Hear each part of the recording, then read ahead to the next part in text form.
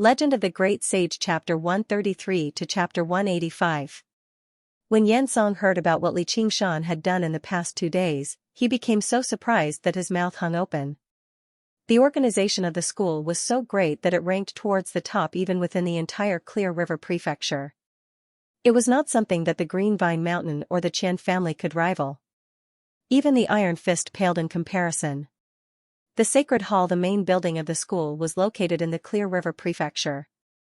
That was a place where noble people came and went, so they had a very wide network of friends. Even Vice Commander Hua of the Hawkwolf Guard often visited there. It was said that the sect master of the same school was the most familiar with him. Li Qingshan had actually destroyed the school as soon as he arrived in Jiaping City.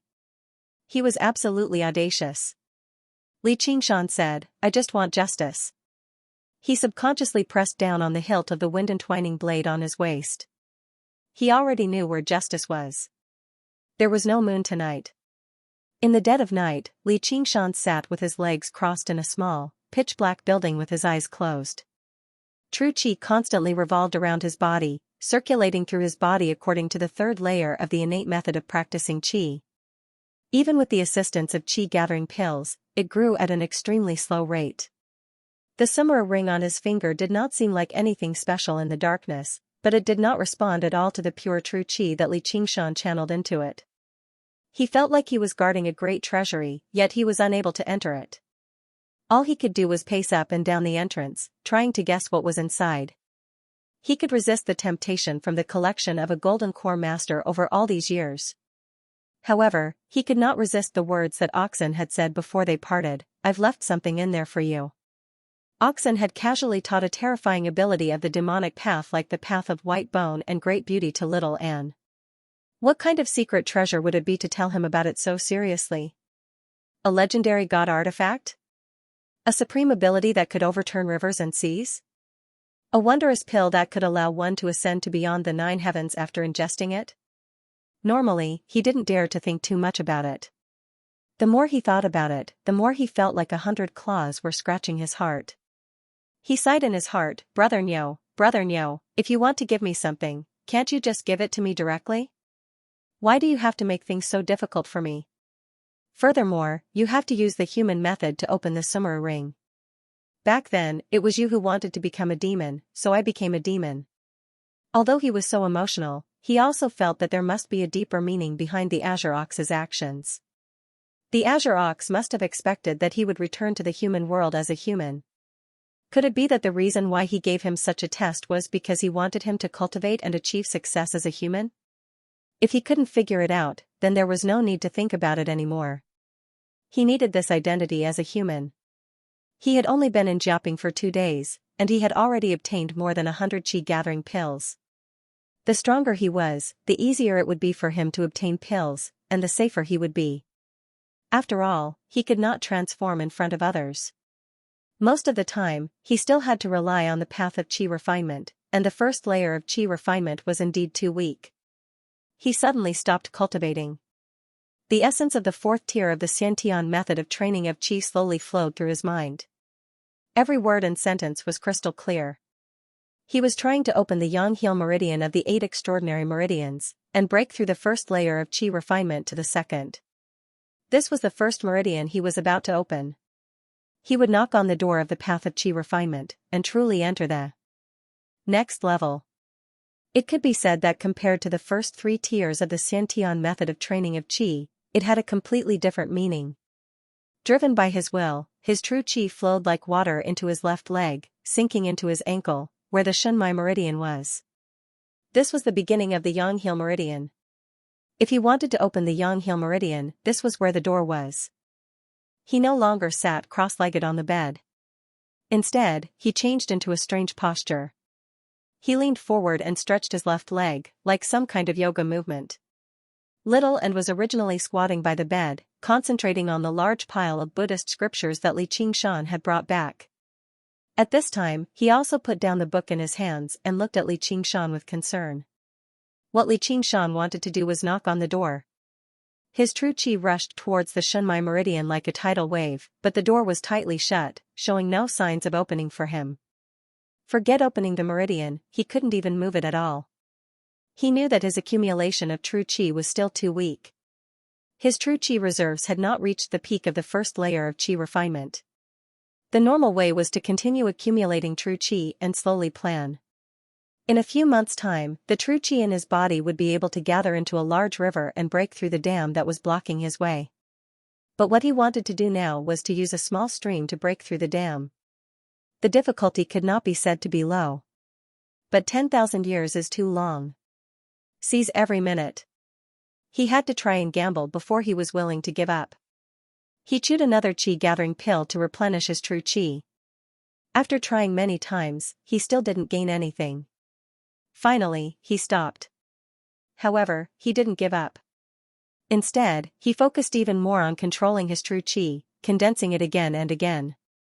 He turned the stream into ice, and then into a spear. It was 100 times smaller, but also 100 times stronger. Then, when it could not be condensed any further, the ice spear suddenly pierced towards the dam with an unstoppable force. The bottom of his foot suddenly hurt, but Li Qingshan did not care. Instead, he revealed a look of surprise. This time, the true qi was not blocked.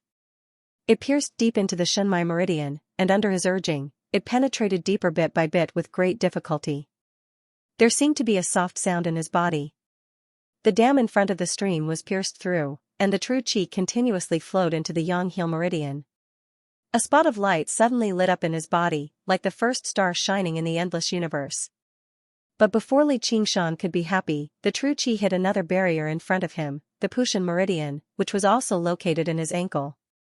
The true qi was smashed into pieces. It could not be condensed and was forced out by the invisible pressure in the Yinhe meridian. The meridian had failed to open. Even the Shenmai meridian that had been opened closed again. Li Qingshan took a deep breath. Tonight, he had been praised by Yan Song as a cultivation genius many times, but now he could not even open the first meridian. It was already so difficult to cultivate to the second level of Qi disciple. Only then did he know that the path of Qi disciple was not simple. Comparatively speaking, Yao cultivators were much more brainless. As long as they blindly breathed in and out the spiritual energy of heaven and earth, or ate spiritual herbs and elixirs, they would constantly strengthen their Yao Qi. Once it reached a certain level, they would naturally be able to condense a Yao core. The following cultivation was also the same as before, constantly gathering the Yao Qi into the Yao core. Once it reached a certain level, the heavenly lightning would strike. If they could pass it, they would transform into a Yao general. If they could not, they would turn into charcoal. It was simple and clear. Most of the monsters started as wild beasts, and some even started as plants. They all relied on their instincts to cultivate. If they needed a bit of intelligence and thinking, then there would be no monsters in the world. But even though it was simple, it still took time. Not to mention plants, a normal wild beast in the wild would need at least 100 years to become a Yao general. They would also need to eat spiritual herbs at the level of spiritual ginseng in the wild to have a slight chance. There were many monsters that took 300 to 500 years to transform. As for the meridian, it was a gift from the heavens to humans, and also a shortcut discovered by humans. But no matter how good the shortcut was, it had to be walked step by step. Take Li Qingshan for example. He had only practiced qi for a few days, and he already wanted to open his meridian. He had failed and still lamented that it was not easy to practice qi. In the eyes of other practitioners, he was simply unreasonable. But Li Qingshan was not discouraged. He first grabbed a handful of qi-gathering pills and stuffed them into his mouth.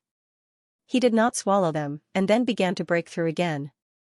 With his first experience, it was much easier for him to break through the Shenmai acupoint. And after breaking through the Shenmai acupoint, he did not dare to be distracted. He clenched his teeth and crushed a qi-gathering pill. As he replenished his qi, he focused on breaking through the next checkpoint. 4 hours passed. He had eaten 25 qi-gathering pills and broken through 13 times. His highest record was breaking through 3 acupoints on his foot, the Shenmai, Pushan, and Biang acupoints. His qi flowed along his left leg, but when it reached the Juheng acupoint on his crotch, it was blocked. And once it was blocked, it was like rowing a boat against the current. If he did not advance, he would be pushed back. his chi would be directly pushed out, and even the acupoints that he had unblocked would close again. There were 12 acupoints on the Xianxia acupoint. If he was a normal practitioner, he would probably have to give up. But Li Qingshan was different. In any case, the medicinal power that he could not digest in time went to the Yao core. The Yao core did not have to worry about wastage, and there was no need to worry about the accumulation of medicinal power. This allowed Li Qingshan to experiment more and more recklessly. It was good if he succeeded, but there was no harm if he failed. And he felt that as long as the acupoints that he had unblocked were closed again, it would be slightly easier to open them again the next time. And in this process, Li Qingshan had also accumulated a lot of experience. He had a deeper understanding of the fourth tier of the innate formula of training of qi. After some consideration, Li Qingshan took out a medicinal pill. It was like the clear dew on a flower petal at dawn. It was not a qi-gathering pill, but a pearl dew pill that he had exchanged with Diao Fei. This was the spiritual medicine that Diao Fei had saved for breaking through to the fourth tier. It was a bit of a waste to use it to break through to the second tier, but for Li Qingshan, who had not accumulated much, it was just right. But if he did not succeed after eating it, it would be a waste of a good medicinal pill. Without much hesitation, Li Qingshan decided to take a gamble. When the pearl dew pill slid down his throat into his stomach, Li Qingshan could still clearly feel its coolness and smoothness. But as soon as it entered his stomach, it turned into a raging torrent. The torrent merged with his true qi, immediately turning the flowing stream into a raging river. He broke through the 3 acupoints, Shunmai, Pushan, and Biang without any obstruction. Then, he broke through the Jiuzhu acupoint and reached the Jianshu acupoint on the back of his shoulder. Only then did he meet with a slight obstruction. But Li Qingshan had already focused all his attention, so how could he be obstructed here? He broke through the Jianshu, and Jugu acupoints on his shoulder one by one. At this time, his true qi began to show signs of exhaustion, but he was already prepared. He chewed and swallowed qi-gathering pills one by one, continuously stimulating his true qi and pushing it towards the Daikang, Jiuzhu, Qingqi, and Jingming acupoints on his face. His true qi was already extremely close to his brain, so he needed to be extremely careful. Many qi practitioners would lose control and their true qi would rush to their brain, turning them into idiots. Of course, Li Qingshan did not want to end up like that. Along the way, he broke through these 4 acupoints, and in his body, 11 spots of light lit up. They were like stars in the dark universe, connected by a faint path of light, like a star chart. He finally saw the last point of the star chart, the Fengqi acupoint on the back of his head. As long as this acupoint was broken through, the Yonghil meridian would be opened, and a path for true qi to flow through his body would be opened. This was what people called the second level of qi cultivation. But there was not much true qi left, and the medicinal power provided by the qi-gathering pills could not be replenished from so far away. It was like an army without food supplies, about to collapse. He felt exhausted, as if he had just experienced an extremely difficult journey. He could clearly see the end, but he could not take another step forward. As long as his true qi collided with the Fengqi acupoint, all his previous efforts would be in vain. However, he could not stop his true qi from advancing. A scroll of the Diamond Sutra was thrown onto the ground. Little and leaped behind Li Qingshan and pointed at the Fengqi acupoint on the back of his head with his bone finger. 7 Vaguely, he seemed to hear the sound of a bell ringing in his ears. True qi rushed towards its final target, the impassable dam. Then, it easily penetrated through, as if it was no longer an impenetrable barrier, but a soft sponge. The last bit of light lit up and spread in all directions, like a river returning to the ocean. True qi continuously passed through the Yonghil meridian, no longer obstructed. Li Qingshan finally opened the first meridian and reached the second level of qi training. The Yonghil meridian was like a broad road that flowed through his body from head to toe, connecting his entire body. From then on, his acupoints would no longer close, and every time an acupoint lit up, his entire body would undergo a change. Li Qingshan opened his eyes. The scenery in the room became clearer and fresher, as if a layer of dust had been wiped away. The cries of summer insects outside the window were loud and layered. He even felt like he could count how many summer insects were singing. Occasionally, a leaf would be blown by the wind and fall on the roof tiles. The sound was as clear as thunder. His sense of smell improved the least, but he could still smell the blooming of a wildflower outside the window and the smell of grass steamed by the hot summer night. His sense of taste improved a lot without even testing it. This was the increase in his 5 senses from the opening of the Ditsong, Jugu, Qingqi, and Jingming acupoints. When he got off the bed and stepped on the ground, it was as if there was an additional layer of air beneath his feet. His body became extremely light, and he felt like he could fly with just a little bit of force. This was the change brought about by the Shenmai, Pu Shen, and Biyang acupoints on the soles of his feet. He casually raised his hand, and the 3 acupoints on the Jianyu, Jugu, and Jugu lit up. True Qi naturally flowed along the True Qi to his palm, breaking through his palm and hitting the wall, leaving behind a palm print. Every single movement was so natural and smooth. He felt as though his entire body had been connected by this meridian from top to bottom, and his Zhenqi circulation was many times faster than before. Holy Church, it was just like when Emperor Yang of Sui opened up the Grand Canal to connect the north and the south, allowing people and goods to travel freely, driving the economy and transportation of the whole country. And those acupoints were important communication hubs. However, none of the hubs seemed to be as important as the Fengqi acupoint, because it was connected to more than just the aura within the body. The Fengqi was the place where evil wind gathered. In the Gukong Luan, it was said that wind was the root of all diseases. When the pathogenic wind entered the brain, all kinds of diseases would occur. It was an extremely important acupuncture point in the human body. The moment he opened the Fengqi acupoint, a stream of air seemed to gush out. It was as if a new acupoint had been chiseled out of his mouth and nose. He could breathe, but what he breathed was not air, but the air of heaven and earth. Of course, this could not be considered as communicating with the spiritual energy of heaven and earth. However, this was the first time he felt the existence of the spiritual energy of heaven and earth. It was like the wind, an aura that flowed endlessly. When he circulated the 4th stage of the Xiantian art of training of qi, he would occasionally feel a gust of wind blowing into his body from the back of his head to the bottom of his feet. He couldn't help but shiver before his entire body felt comfortable. There was a transverse bone at the back of the beast's head. Only by refining the transverse bone could one gain intelligence. Humans, on the other hand, had a wind pond at the back of their heads. Only by opening up the phoenix pond could they communicate with the heavens and earth. Li Qingshan heaved a sigh of relief. This qi refinement technique created by humans was indeed very impressive. Furthermore, he could sense that qi refinement was also helpful to demon cultivation. It was just like how his demon body had naturally become stronger after it grew taller. The two complemented each other and benefited each other. Could it be that the reason why Brother Ox left me the item in the Summer ring and encouraged me to cultivate qi was so that I could fuse these two completely different cultivation methods and find my own path? This was what Li Qingshan guessed, but no matter which path he took, he was still a small fry who had just started. He was far from being able to do this. As the saying goes, stones from other mountains can be used to attack jade. Now that he was sitting on 2 jade mountains, what kind of sparks would be produced when they collided? Li Qingshan suppressed the anticipation and joy in his heart and said to Little An, "Did you help me just now?" It was definitely not a coincidence that he could so easily open the Fengqi acupoint. Fengqi acupoint, the blood flames in Little An's eye sockets were rather dim.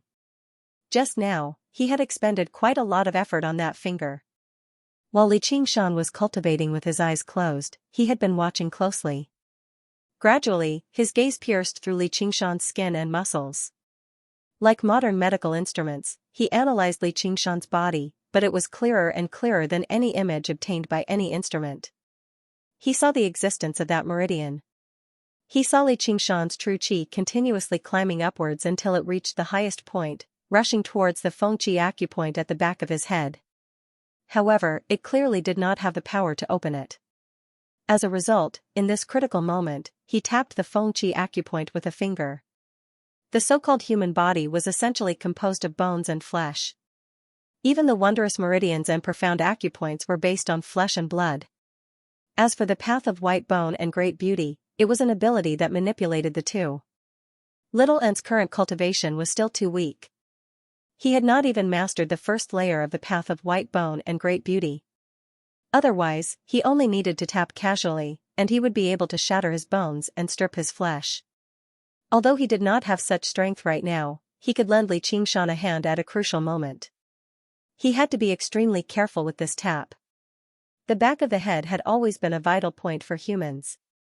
If he missed, it was very likely that he would die on the spot. If it were not for the fact that Li Qingshan's body was extremely tough, little and would not have dared to attempt it. It had also exhausted all of his mental strength. It was even more tiring than battling a terrifying demonic beast.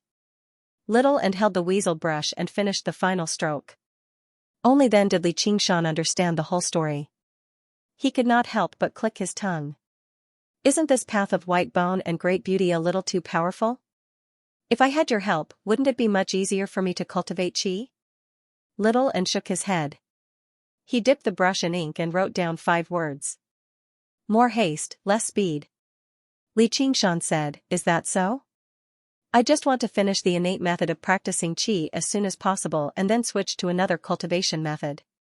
On the paper, Little and asked Li Qingshan a few questions regarding the innate method of practicing qi. Li Qingshan was actually unable to answer. Only then did he realize that he had not completely comprehended the innate method of practicing qi. He then asked in surprise, you've practiced the innate method of practicing qi as well? Little and shook his head, then nodded. Afterwards, he began to write furiously. As it turned out, when Yan Song taught the innate method of practicing qi to Li Qingshan, Little and had been listening quietly. He felt that it was rather familiar. Tonight, when he watched Li Qingshan break through to the second layer of qi, this sense of familiarity became even stronger. He naturally understood the many important points of cultivating the innate method of practicing qi and understood its general outline. Afterwards, he felt that Li Qingshan's cultivation method seemed to be slightly off track, so he could not help but ask him a few questions. Originally, Li Qingshan did not feel that the innate method of practicing qi was anything profound or complicated. However, after hearing Little An's opinions, he felt as if he had been enlightened. In terms of the path of practicing qi, he was like a primary school student who had just entered school. He was busy adding things up when a multiplication table suddenly fell from the sky. He rubbed Little An's head and smiled bitterly. So my comprehension is really that bad. In fact, it was not that Li Qingshan's comprehension was too bad, but rather that he had never received guidance from anyone on the path of practicing qi. The path of cultivation was particular about wealth, companionship, method, and location. Companionship was secondary, and it mostly referred to the relationship between master and disciple. Anyone would need guidance from a senior. Standing on the shoulders of a giant was far more effortless than fumbling around by oneself. Little and did not rely on his own comprehension, but the knowledge hidden in the depths of his memory. For a moment, Little and did not know how to comfort him. Li Qingshan smiled. I'll need your guidance in the future as well. However, it's too inconvenient to not be able to speak. It'll be fine once you refine your flesh and blood. Don't worry, you won't have to wait too long. Li Qingshan then continued to meditate. Following Little An's guidance, he once again cultivated the innate method of practicing qi from the first to the 4th tier, slowly stabilizing his current level. After swallowing a few more qi gathering pills, he realized that he had less than 30 qi gathering pills left. In an instant, he had fallen from being well off to having enough to eat. This was the price of walking 2 paths at the same time.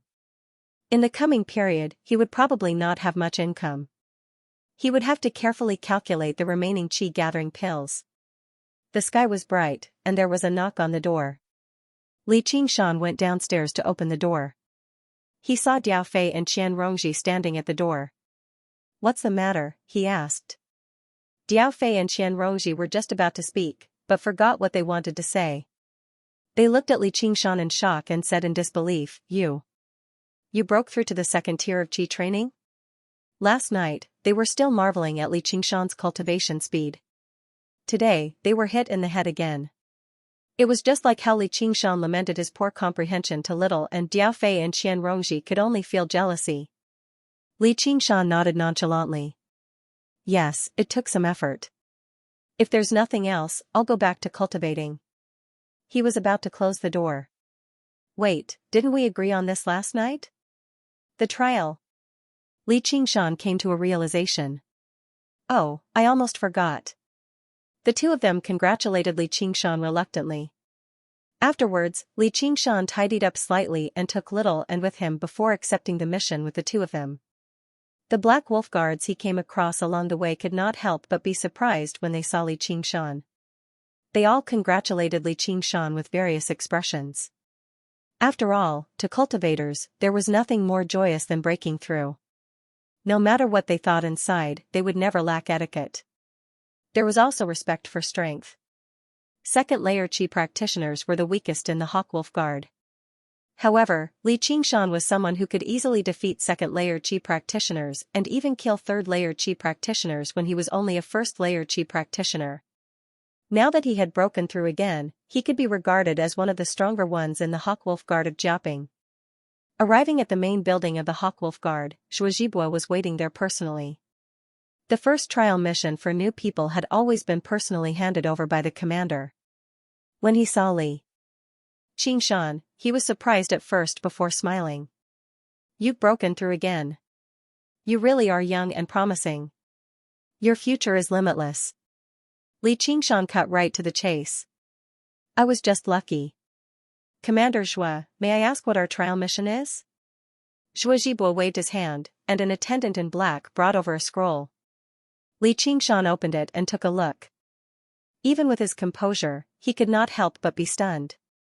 If Zhuozhibua had the intention to kill him and sent Li Qingshan to any place of danger, he would not have been so surprised. The sacred church, however, the front of the document was clearly written in vermilion, Ancient Wind City, Qian family. Diao Fei and Li Qingshan looked at Qian Rongji at the same time. Qian Rongji was not surprised at all. She continued to smile. Zhuozhibua said, you don't need to look at it. Rongji has placed justice before family, reporting the Qian family for their many violations of the laws of Great Xia. It's all written here. Diao Fei also looked at the file in his hand. It listed the various crimes of the Qian family. A few tenant farmers had caused trouble because the rent was too high, and the Qian family had massacred them in a single night. Qian Yannian had taken a fancy to a woman on the streets. He knew she was already married, but he could not get her from the family, so he ordered his subordinates to kill the husband and take the wife away, forcefully taking her in as a concubine. There was even a district magistrate who was murdered because he refused to be a puppet. There were several dozen crimes listed in detail, and every single one of them was a crime punishable by death. He came from a sect, which was sparsely populated. Although there were some dark corners, it was nowhere as dirty as this. He could not help but ask, is this true? Li Qingshan did not doubt the veracity of these crimes. The Qian family was the sole power in ancient Wind City. They did not even have any organizations to keep them in check. Absolute power meant absolute corruption, so it would not be strange for them to do whatever they wanted. He only wondered why Qian Rongji would do something like this. He thought to himself, placed justice before family? Was Qian Rongji trying to lure him to the territory of the Qian family and then kill him? This was the most logical deduction, but just what was Qian Rongji trying to do by bringing trouble to her own family in order to harm him? Would the Qian family ever end up on the list of the Hawkwolf Guard? Li Qingshan continued reading. Below were the cultivation levels of the various members of the Qian clan. The first one was the head of the Qian clan, Qian Yannian. He was in the 5th layer of the ore refining realm. There were no 4th-layer cultivators, 2 3rd-layer cultivators, 5 2nd-layer cultivators, and 13 1st-layer cultivators. Li Qingshan raised his head. Commander Zhua, isn't our first trial mission a little too difficult? At least on the surface, the three of them definitely did not have the ability to shake the Qian family. Takitra really? Zhuozhibua stared at Li Qingshan as if he was trying to find clues about Zhao Liangqing's death from his face, but he was disappointed. I can't be biased either, so the mission this time is not to kill, but to investigate. If Rongji is right, then report back. I'll clean it up myself. It'll be Qian Yanyan's birthday in a few days' time. You can go under the guise of wishing him well, and you have Rongji as a spy, so it can't be any easier. Li Qingshan said, I'm just afraid it won't be that simple. Shuazibwa continued to chuckle. All missions of the Hawkwolf Guard carry risk, but the greater the risk, the greater the rewards. You can flip to the second page and take a look. Li Qingshan flipped to the second page of the dossier.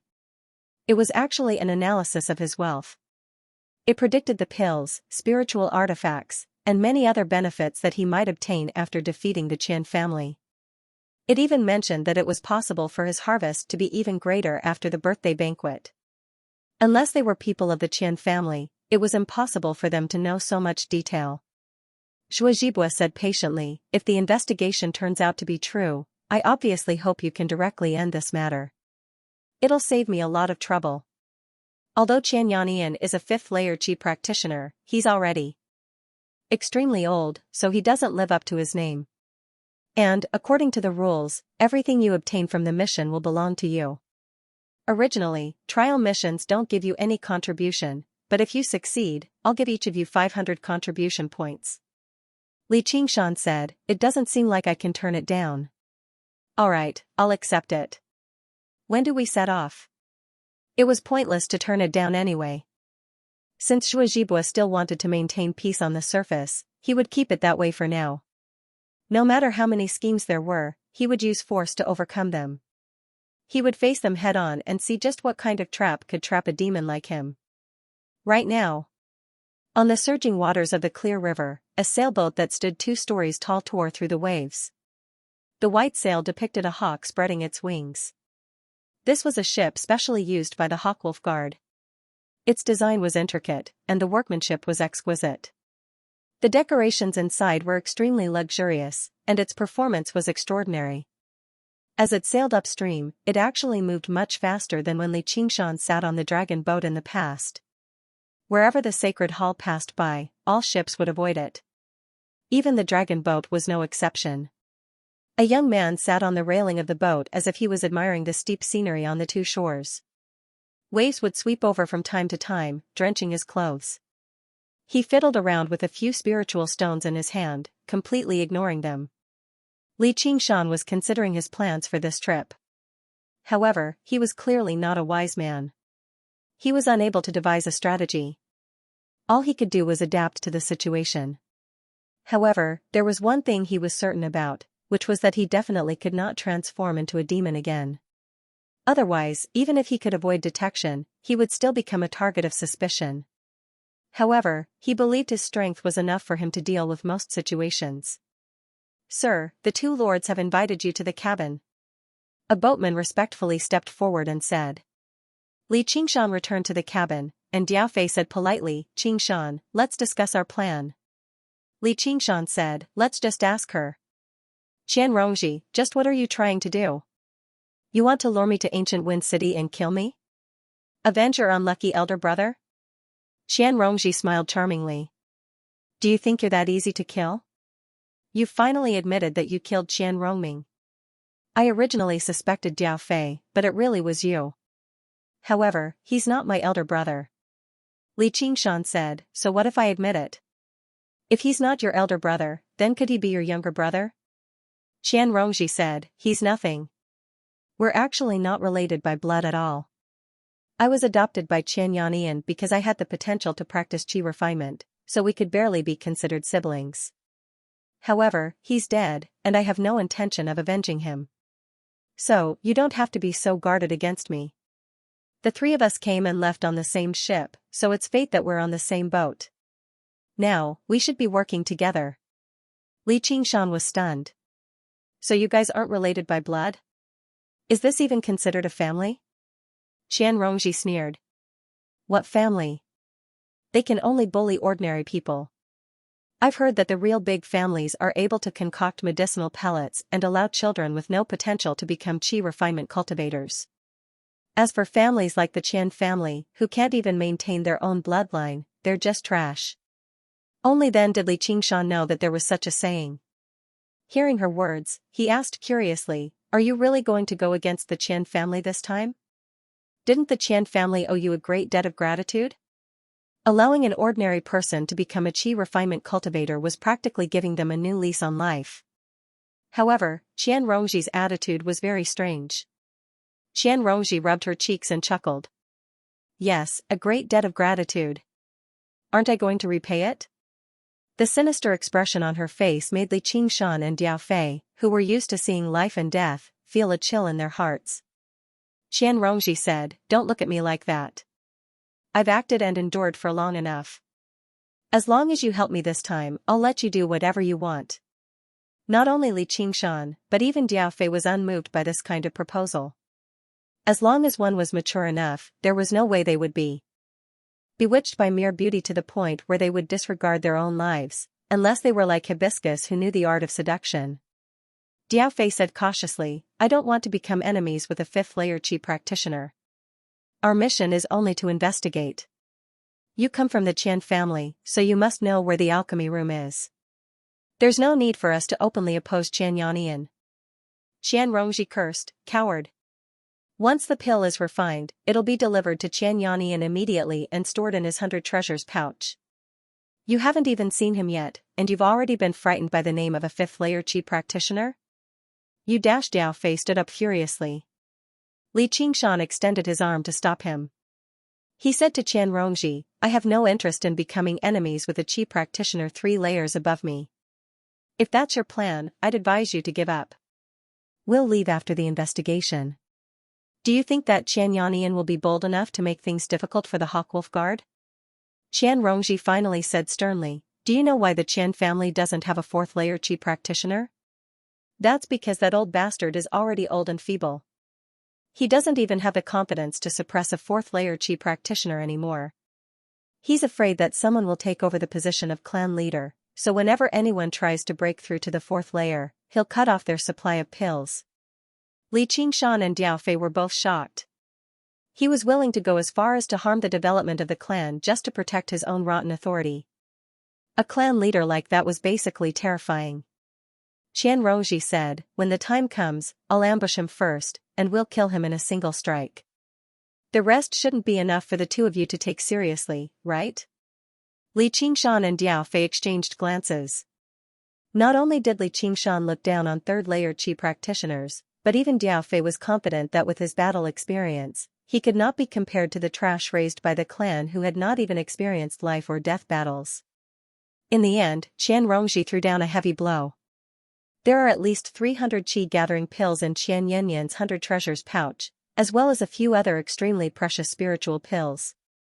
They're no worse than the Pearl Dew pill. Although the spiritual artifacts can't compare to the Hawkwolf Guard, there are still quite a few of them. They're worth several hundred Qi gathering pills. Coupled with the items in the hands of the other Qi practitioners, it's very likely that the total value will reach 1,000 Qi gathering pills." Li Qingshan and Diao Fei were both shocked by this number. The Qian family really was like its name. It was a living treasure trove. Although it was a clan that did not make the cut, it was still a clan after all. It had existed for over a century, so what it had accumulated was nothing to scoff at. As the saying went, wealth moves people's hearts. The greed of Qi practitioners towards pills and spiritual artifacts was no less than the greed of regular people, or even greater. Qian Rongji extended her hand. After a moment of hesitation, Diao Fei placed his hand on it. Afterwards, Li Qingshan extended his hand as well. The 3 of them stacked on top of each other. As a result, for the sake of a common goal, the 3 of them who suspected one another or even viewed one another with hostility temporarily formed an alliance and set off towards ancient Wind City. They took a boat first before switching to horses. They traveled by day and rested by night. 5 days later, the 3 of them arrived outside ancient Wind City. Immediately, someone saw Qian Rongji and called out, "The young miss has returned. Go report to the Patriarch." Ancient Wind City was a mountain city, situated on the outskirts of the boundless mountains. The entire city was built against the mountain, so the roads in the city all sloped down. The holy church passing through the gloomy city gates, a wide, open road appeared before them. It slanted upwards, and at the end was a manor that seemed like a city of palaces. It occupied the entire ancient Wind City. It was even more impressive than the Hawkwolf Guard in Jiaoping City. On the 2 sides of the road, the households were all decorated with lanterns and streamers, as if they were preparing for a grand celebration. However, the people on the road showed no joy at all. The news of Qian Rongji's return as a hawkwolf guard quickly reached the majestic manor. Afterwards, as if they had triggered some sort of mechanism, over 100 men in tight uniforms surged out noisily, herding all the people on the road into the alleyways on the two sides. There was a person every 10 steps, standing on the two sides of the road and looking straight ahead. As the three of them rode past, the men mustered up their breaths and called out, "Welcome back, young miss." Even though the sound of the hooves reached the entrance of the manor, Qian Rongji held her head high and rode at the very front. Li Qingshan and Diao Fei followed behind her by half a horse's length, following beside her like they were her attendants and guards. This was what they had discussed during the past few days. They had to respect Qian Rongji so that the people of the Qian family would not be wary of her. For the sake of 1,000 qi gathering pills, they obviously had no issues with something as trivial as this. However, Li Qingshan could sense that Qian Rongji's current state did not seem to be an act. Instead, she really did possess some satisfaction and pride from returning triumphantly.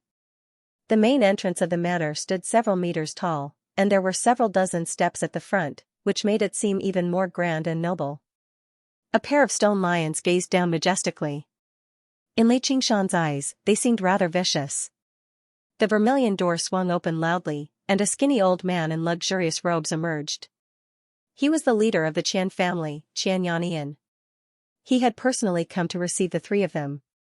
"Patriarch, I fulfilled your orders and joined the Hawkwolf Guard." Qian Rongji dismounted and bowed gracefully. Before he could kneel, a pair of skinny hands grabbed his arm. "Didn't I say it before? Just call me Grandpa. You are now an official, how can you bow to an old man like me?" Li Qingshan and Diao Fei glanced at each other. Xianxia's movements were shockingly fast. He didn't have the slowness of the old man at all. Although his words were polite, his body had a threatening aura. This was the natural pressure that strong qi practitioners exerted on weak qi practitioners. Xianxia said, "These two are Zhiyer's colleagues." Diao Fei clasped his hands. "That's right. Under Serge's orders, we've come to accompany Rongji to visit our relatives and congratulate the great-grandfather Qian on his 132nd birthday." Li Qingshan clasped his hands as well and smiled silently. He only studied the greatest target of this trip. Xianxia's white hair was sparse, and his face was covered in faint age spots. His nose was so soft that it drooped down like it was about to melt. His skinny body pushed against the luxurious clothes, making him seem like an old monkey wearing human clothes. It was slightly comical, yet also slightly disgusting. If it were not for his shining eyes and his swift movements just now, Li Qingshan basically would have doubted whether this old man who was about to die was their greatest enemy on this trip. First-rate masters who practiced internal arts could only live for around 100 years without any hidden injuries. A fifth-layer qi practitioner could only live for a few more decades. At Xianxia's age, his cultivation had already begun to decline. Qian Rongji's information was indeed true. He glanced at the 100 treasures pouch on Xianxia's waist and wondered whether there were several hundred qi condensation pills in there. However, his gaze had already passed over his shoulder and landed on the group of people behind the main entrance. More accurately, it was a group of qi practitioners. There were men and women, young and old, scholars and monks, but they were not from the Qian family. Moreover, they were people who had come to congratulate him. Their gazes towards him were no longer as enthusiastic. Some of them even carried contempt and coldness. Li Qingshan remembered what Zhou Wenbin had said. They, the hawks and dogs of the empire, were very shunned by the entire cultivation world, especially those from sects and clans. Everyone liked their freedom, free from supervision and control. However, the Hawkwolf Guard just happened to be the representatives of legalism that watched over the world and upheld the law. Xianxia waved his hand. "Please." In a secret room, Xianxia's face no longer possessed the same valiance he displayed in front of everyone. Instead, he stared at Qian Rongji with bloodshot eyes. "Where's Qian Rongming?" Qian Rongji said sorrowfully, Rongming, he's been killed by someone." "What?" Xianxia grabbed Qian Rongji's shoulder firmly. "Who was it? Who did it? Why are you fine?" Qian Rongming was not an adopted surname.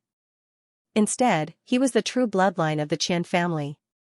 He had taken in a lot of wives and concubines, finding a suitable descendant among over 100 descendants. Qian Rongji said, "It's Li Qingshan. He's the kid who came with me today. He's the one who killed Rongming."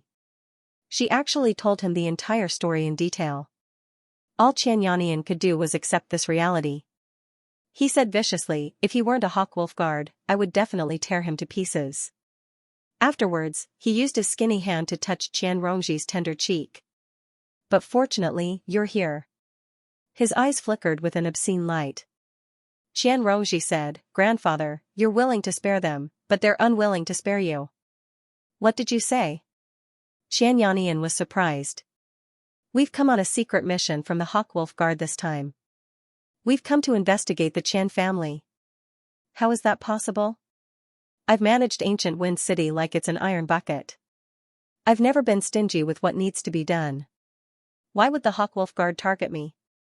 The silver light in Qian Yannian's eyes vanished, replaced with some panic. Small clans like them feared the Hawkwolf Guard the most.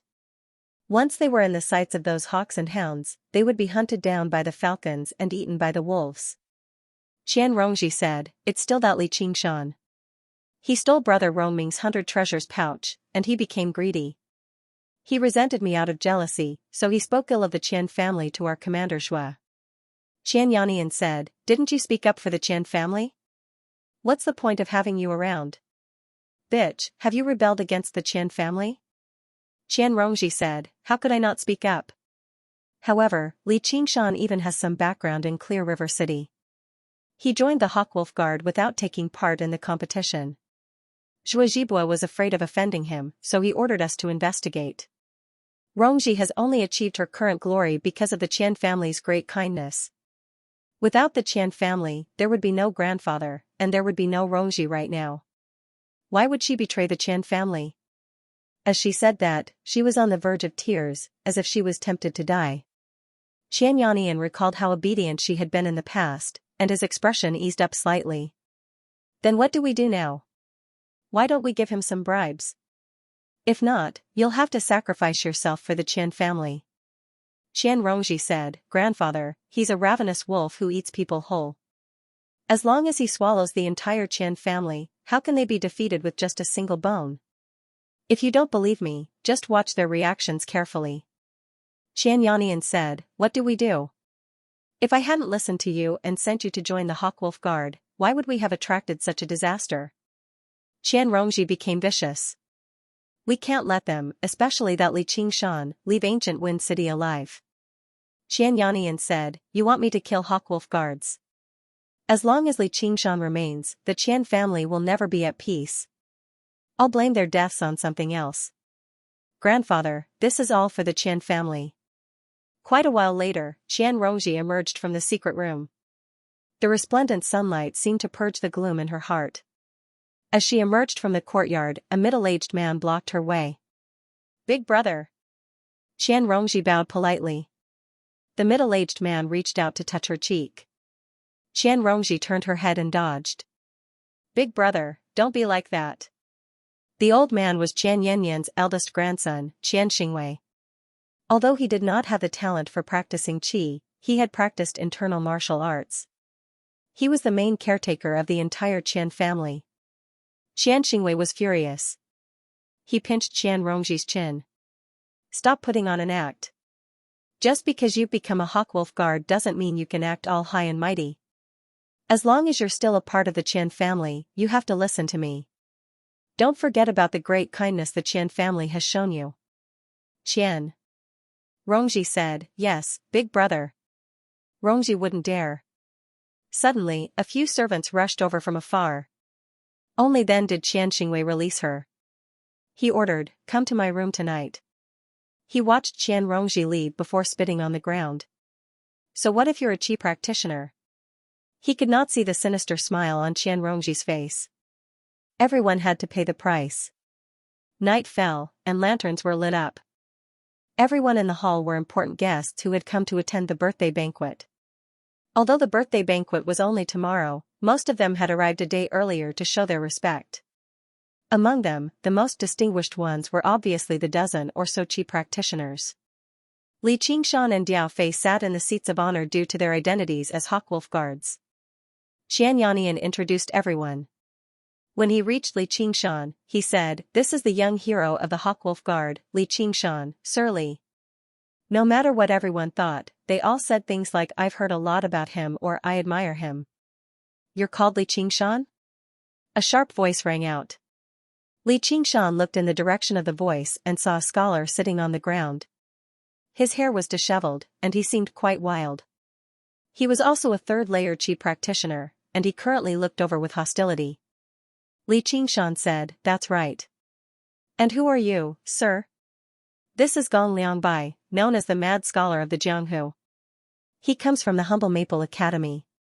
Xianxia introduced the two of them first. Afterwards, Gong Liangbai said, "What, do you recognize Sir Li?" In this world where even the district magistrates were powerful Qi practitioners, places like academies were not just for studying. Just like in Buddhist and Taoist temples, practicing martial arts and practicing Qi were part of the curriculum. Gong Liangbai did not even look at Xianxia. He only stared at Li Qingshan. "Do you recognize Wei Dongdong?" Li Qingshan said, "I don't." Gong Liangbai said, "But he does recognize you. If I've guessed correctly, you come from Qingyang City, right? That junior brother of mine paid a visit there a few months ago. His body has always been frail since he was young. Originally, he wanted to find a way to treat it, but he never returned." Suddenly, Li Qingshan recalled the sickly scholar who had come for the spiritual ginseng back in Qingyang City. He was the first-rate master to die to his hands in front of the Wind Mountain Divine Temple. The other first-rate masters were all middle-aged men. Only he was in his 20s, so he had a rather deep impression of him. "I think I've met him a few times." Gong Liangbai straightened his back subconsciously. "And then?" Gong Liangbai suddenly stood up. He widened his eyes and pointed at Li Qingshan. He was momentarily speechless, as if he had never expected him to admit it so straightforwardly. 7 ***. Li Qingshan drank his wine calmly and said indifferently, "You're still in academy, and you've studied the books of sages, yet you've raised bandits who kill and steal, and you even need me to clean up your mess for you. Go back and properly reflect on yourself." He had never thought he would run into an enemy here. Thinking about it, this place was not too far from Qingyang City, which was why he ran into Qianrongji as soon as he emerged from the mountains. The news of the spiritual ginseng had drawn over all the masters nearby. There were not a lot of Qi practitioners in a radius of several hundred kilometers. Even if they were pulled out, they would only form a small circle. It was nothing strange for them to appear in ancient Wind City. "Though, if I kill that thieving scholar, then I kill him. What about you?" The guests discussed among themselves. "So there's a grievance like that. This Hawkwolf guard is just too arrogant. He killed someone, yet he says he's cleaning up his mess for someone else. Yeah, he dares to speak to a third-layer Qi practitioner like that as a second-layer Qi practitioner. Keep your voice down. Don't cause trouble." Although they had no idea what had happened, most of them stood on the side of the Humble Maple Academy instinctively. Logically speaking, the school of Confucianism and the school of legalism belonged to the 100 schools of thought. They were a part of the Great Xia Empire, but to most Qi practitioners, scholars were much more pleasing to the eye than police officers. As for Qianrongji and Diao Fei, they had grown rather accustomed to Li Qingshan's attitude. As long as he was in the right, he would ignore everyone. He was like that even when he faced Zhao Liangqing and Shui Zhibua, let alone a scholar. Invisible true Qi burst out of his body, causing Gong Liangbai's robes to ruffle. The heavy table before him toppled over, producing a series of clattering sounds. That junior brother of mine was only a step away from breaking through to the innate realm. Originally, he could have reached the second layer very quickly, and it's all because of you. Li Qingshan remained seated. "It's a good thing that I made my move early. He's only a first-rate expert, yet he dares to bully others like this. If he were to advance to the innate realm, it would be terrible." With a flash of white light, Gong Liangbai drew his sword from his waist and pointed it at Li Qingshan from afar. "Others might fear the harsh laws of your Hawkwolf guard, but I, a disciple of Confucianism, do not. It's not a question of whether I'm afraid or not, but a question of whether I'm right or not." If I'm wrong, it's fine even if I have to kneel. But you're also a scholar. You don't follow justice and only care about personal feelings. Have all the books you've read gone to waste? You're pissing me off. Gong Liangbai couldn't argue back, so he took a step forward and slashed his sword down at Li Qingshan's head. Holy Church! Diao Fei's expression changed. He pressed down on the wind-entwining saber, and his body went from kneeling to half-kneeling. Li Qingshan's expression did not change. He did not move at all. He lowered his head and tasted his alcohol. He said indifferently, "If you touch even a hair on me, I'd like to see if there's still a place for you in the world. Can the humble Maple Academy protect you?" The sword stopped above Li Qingshan's head, trembling slightly, but it was unable to fall down. Gong Liangbai's expression changed as he gazed at the swordsman Li Qingshan. This young man had not given off any aura at all the entire time, but when he did things, he possessed a boldness that no one dared to look down on. As the boss, Xianxia had allowed the matter to develop without interfering. It was exactly because he had heard what Qian Rongji had said that he wanted Li Qingshan to suffer at the hands of someone else. However, he never thought the matter would end up like this. He could not help but re-evaluate Li Qingshan. This young man who could kill Qian Rongming really was not easy to deal with. It would be inappropriate if he still did not make an appearance at this time. He said, "Both of you are my guests. What are you doing? Do you have any irreconcilable grudges? Just treat it as giving me some face." Li Qingshan put down his wine cup and raised his head. He said, "Have you thought it through? If you have, then scram. Don't embarrass yourself here." With a swish of his sword, a corner of the table was cut off. Gong Liangbai looked around and felt that everyone was looking at him, as if mocking him for not daring to touch even a hair on Li Qingshan's head. He then ran out of the hall with large strides. Xianxia hurriedly ordered his men to chase after him. His eyes turned and he already had a plan in mind. He glanced at Li Qingshan and thought, "Brat, you won't be able to be arrogant for long." The banquet resumed. This time, the main character of the banquet was actually Qian Rongji, the young mistress who had brought glory to the Qian clan. With her laughter, the atmosphere gradually became lively again, as if nothing had happened. Many young Qi practitioners stared at her as their hearts skipped a beat. Qian Rongji used the time she spent toasting to shoot a glance at Li Qingshan and Diao Fei, expressing that the plan was going smoothly. Afterwards, when she looked back at Xianxia, the look in her eyes seemed to have changed again. Li Qingshan only smiled and tipped his head back, drinking all the wine in his cup. The moon hung high in the sky. Li Qingshan and Diao Fei returned to their residence, reeking of alcohol. Diao Fei said, "I thought I was arrogant enough, but you're 10 times more arrogant than me." Li Qingshan said, "That's not arrogance. I'm telling the truth." "What's wrong with telling the truth?" Diao Fei said, Yeah. The Hawkwolf Guard won't let them do whatever they want."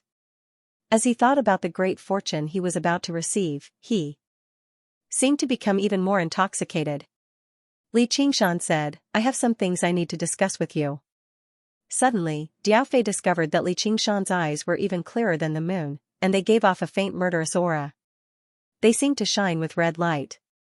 Although he said it was a discussion, Li Qingshan turned around and returned to his room to rest as soon as he finished speaking, leaving Diao Fei standing there blankly. This was not going according to the plan. Some people were ruining the plan, while others were coming up with a new plan. "I've already convinced Gong Liangbai to stay a few more days and introduce you to him. There are too many people right now, so we'll take action after the birthday banquet. We'll make it seem like they've died together. As long as we succeed, you'll have done a great service to the Qian family," Xianxia said to Qian Rongji. Qian Rongji said, "Rongji is willing to do anything for the Qian family." In the dead of night, Little and fiddled with a few qi gathering pills in Li Qingshan's hand. She raised her head as if she was saying, "That's all there is left?" Li Qingshan rubbed Little N's head. "Yeah, and I'm using them sparingly. But don't worry, there'll be a lot of them very soon. 1,000. He casually tossed another qi-gathering pill into his mouth and began to cultivate. He needed some time to consolidate his current cultivation. The bright moon disappeared before rising once more, illuminating the mountain city. Lanterns were hung everywhere in the Qian estate. They were bright red, as if there was a mountain fire. Guests gathered, and all sorts of people came to congratulate the Qian family. The banquet spread from the inside to the outside of the hall, from the top of the mountain to the bottom of the mountain. The noise of people filled the air, as if a noisy river of fire was flowing. The entire ancient Wind City was alarmed. However, there were only a dozen or so tables in the main hall of the Qian estate. They were specially used to receive esteemed guests. The eldest grandson, Xianxia, personally received the guests at the entrance with a list of gifts. He announced loudly, "The profound sage of the Sky River sect presents a pair of blood crystals. Gong Liangbai of the Humble Maple Academy presents 10 jade fragrance fruits." Most of them were rare treasures that Li Qingshan had never even heard of before. When he and Diao Fei stood before Xianxia, he thought about it and took out the last qi-gathering pill, placing it in his hand. Xianxia was stunned. "Only a single qi-gathering pill?" Li Qingshan said, "Go ahead." Sir Li Qingshan and Diao Fei of the Hawkwolf Guard presents a congratulatory gift of a qi-gathering pill. The guests looked over in surprise, wanting to see just who was so stingy. However, all they saw was Li Qingshan looking around calmly, while Diao Fei lowered his head deeply. The bystanders only thought he was embarrassed, but they failed to notice the mixed emotions on his face. Sweat dripped down his forehead as he muttered in an almost undetectable voice. "Sending a goose feather from a great distance away is a great gift." A gray-robed old man with grizzled hair walked over with a smile to smooth things over. The aura he gave off was that of a third-layer qi practitioner. Li Qingshan said, "Sir, you must be one of the 2 elders of the Qian family, that something or other? It's an honor to meet you." The only 2 third-layer qi practitioners of the Qian family were known as the 2 elders of the Qian family. They were both Qian Yanyan's foster sons, and they had come to receive the esteemed guests in Qian Yanyan's place. The corner of the old man's eye twitched, and he suppressed his anger. "That's right. This way please, sir." Last night, Qian Yanyan had urgently summoned the core members of the Qian family to discuss a plan against Li Qingshan. He had already learned about Qian Yanyan's plan. After tonight, Li Qingshan would be a dead man, so there was obviously no need for him to argue with a dead man. Li Qingshan said, "May I ask where that elder is?" Afterwards, he followed the old man's gaze and saw another old man. He said to Diao Fei indifferently, "Brother Diao, why don't you go over and get closer to him?" The old man found this rather strange. Li Qingshan could actually order around a third-layer qi practitioner Hawkwolf Guard, and why did he want to get closer to him? However, he did not have the time to think too much about it. Li Qingshan pulled him by the hand and made his way over. He asked, "Is it over there?" He left Diao Fei behind as he stood in the flow of people. He looked around rather blankly with his slanted eyes, basically like a child at a loss for what to do. Then he glanced at Li Qingshan before finally moving his feet, making his way over to the other old man. He muttered a little louder, and a female attendant walked past him. In confusion, she heard this sir from the Hawkwolf Guard say, "That's far too fucking arrogant." Qian Rongji stood beside Qian Yanyan. She felt that something was amiss. Suddenly, she seemed to realize something, and her expression changed abruptly. The old man brought Li Qingshan to his seat and discovered that Li Qingshan had suddenly stopped talking. Li Qingshan gazed at him with his deep, pitch-black eyes and said, "You're trying to harm me, aren't you? You sure know how to joke." The old man smiled, but he was unable to smile anymore very soon. He felt like Li Qingshan's grip on his wrist had become like a pair of iron pincers, gradually tightening. His expression suddenly changed. Boom! Boom! Boom! 3 explosions rang through the hall, echoing through the entire Qian estate. Air surged into the surroundings, and the crowd parted in fright. All they saw was a pitch-black person pointing at Diao Fei with difficulty. He wanted to say something, but he was unable to say anything. He gave off a burnt smell. Qian Yanyan said in surprise and fury, "What did you do?" Diao Fei had only used this opportunity to stick 3 scarlet fire talismans on the other elder of the Qian family. Afterwards, he did not look at anyone. He did not even look at the furious Qian Yanyan. Instead, he passed through the crowd and looked at Li Qingshan nearby. In the past, Diao Fei had once thought that even he would be in danger if he was within 10 steps of Li Qingshan. And, just how far away was the old man from Li Qingshan? Half a step? Back then, Li Qingshan had only been a first-layer Qi practitioner, but now, he was a second-layer Qi practitioner. Within the cries, Li Qingshan grabbed the old man's neck with a single hand and raised him high into the air. An arrogant smile filled with murderousness appeared on his face. With a crack, Li Qingshan snapped the old man's neck and tossed him towards Xianxia. I'll also give you 2 corpses. The gift is small, but the sentiment is great. Please accept it. The 2 elders of the Qian clan were at the 3rd layer of Qi refinement. They were not small fries. Diao Fei could not have easily killed either of them in a direct confrontation. Sacred Hall, however, they did not expect that someone would attack them during the birthday banquet in front of so many people. They were killed on the spot without being able to put up any resistance. From then on, the Qian clan no longer had a 3rd-layer Qi practitioner.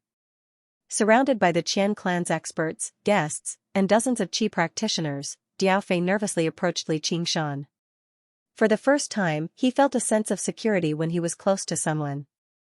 Last night, Li Qingshan only said 3 sentences to him: "Don't tell Qian Rongji. Do it tomorrow night at the birthday banquet.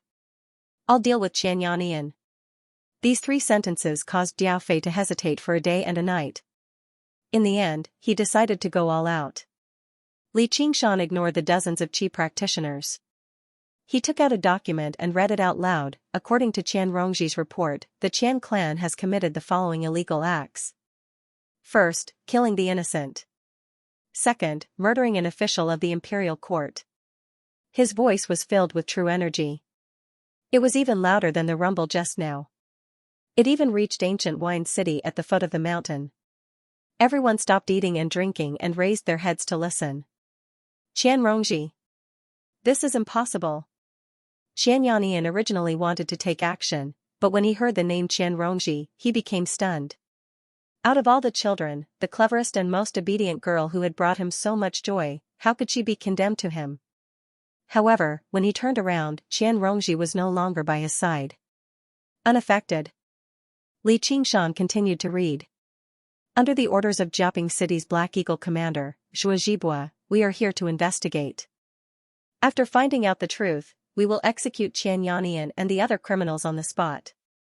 Xianxia searched for Qian Rongji in the crowd, only to discover that she had somehow made her way through the crowd to stand beside Li Qingshan and Diao Fei, staring at Li Qingshan with a dark expression. Li Qingshan had completely ruined her plans. The words "execute him on the spot" continued to reverberate in the air. All schemes and plots were nothing in Li Qingshan's eyes.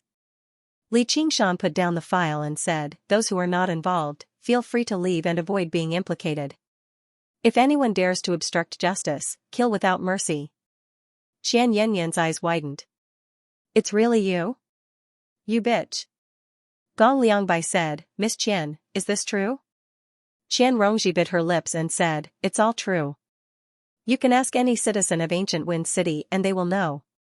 Our commander Zhua is on his way. Everyone, hurry up and leave." Although she hated Li Qingshan to the core, she had no choice but to stand on his side. Otherwise, she would definitely be destroyed by the furious Xianxia.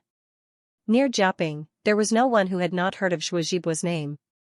Who would actually be willing to openly oppose the Hawkwolf Guard for the sake of the evil Qian family?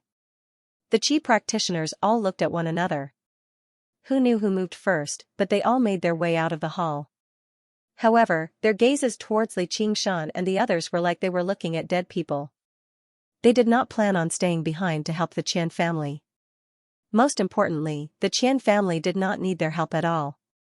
A 3rd-layer Qi practitioner and 2 second-layer Qi practitioners would be destroyed by Xianxia's wrath in the blink of an eye. Thinking of that, they instead moved even faster. If Zhuozhibua really did come and saw the corpses of the 3 Hawkwolf guards, they would be treated as accomplices of the Qian family. That would be an undeserved disaster. They moved very quickly, and the servants and maidservants all used this opportunity to leave as well. In the blink of an eye, the hall was empty. Only the people of the Qian family and the 2 corpses remained. Countless guests made their way down the mountain. Only the people of the Qian family went against the flow and made their way to the hall. Li Qingshan said, "Xianxia, you've committed a heinous crime. Compared to sneaky assassinations, he still preferred a situation like this, where he was straightforward. Looking back at Diao Fei and Xianrongji, he used a special method to unite the two of them who were on different sides with each other to face the enemy before them together. Qian Yannian walked over furiously, and the tiles on the floor shattered loudly. He stared straight at Xianrongji. "You ungrateful bitch." With Li Qingshan's loud declaration, there was no longer any room for negotiation. All schemes were useless. Even if they killed Li Qingshan and the others, the Qian family would appear on the blacklist of the Hawkwolf Guard, becoming targets that the Hawkwolf Guard had to kill. The Qian family was already on the brink of destruction. All of this was caused by Xianrongji, whom he had raised after so much difficulty. He called out hoarsely, "I've given you everything." Xianrongji smiled instead. Her smile was very sweet. "Grandfather, haven't I come to return the favor?" Afterwards, she said to the remaining second-layer Qi practitioners in the hall, "We'll only kill those of the Qian family's bloodline. You've been oppressed by Qian Yannian for all these years, so do you want to die with the Qian family now?" Among the 5 second-layer Qi practitioners, only one of them was a direct descendant of Qian Yannian's. Originally, they all stared at Xianrongji furiously, but when they heard that, they looked at one another.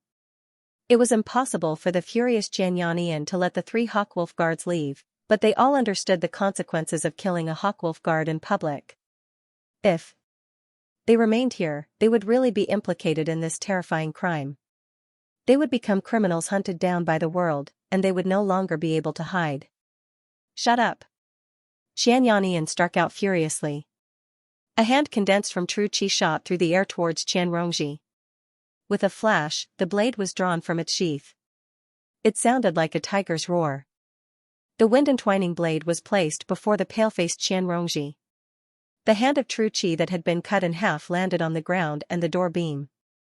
A grey pit was left behind on the ground, and the entire door beam had collapsed. Between it was the pale-faced Xianrongji.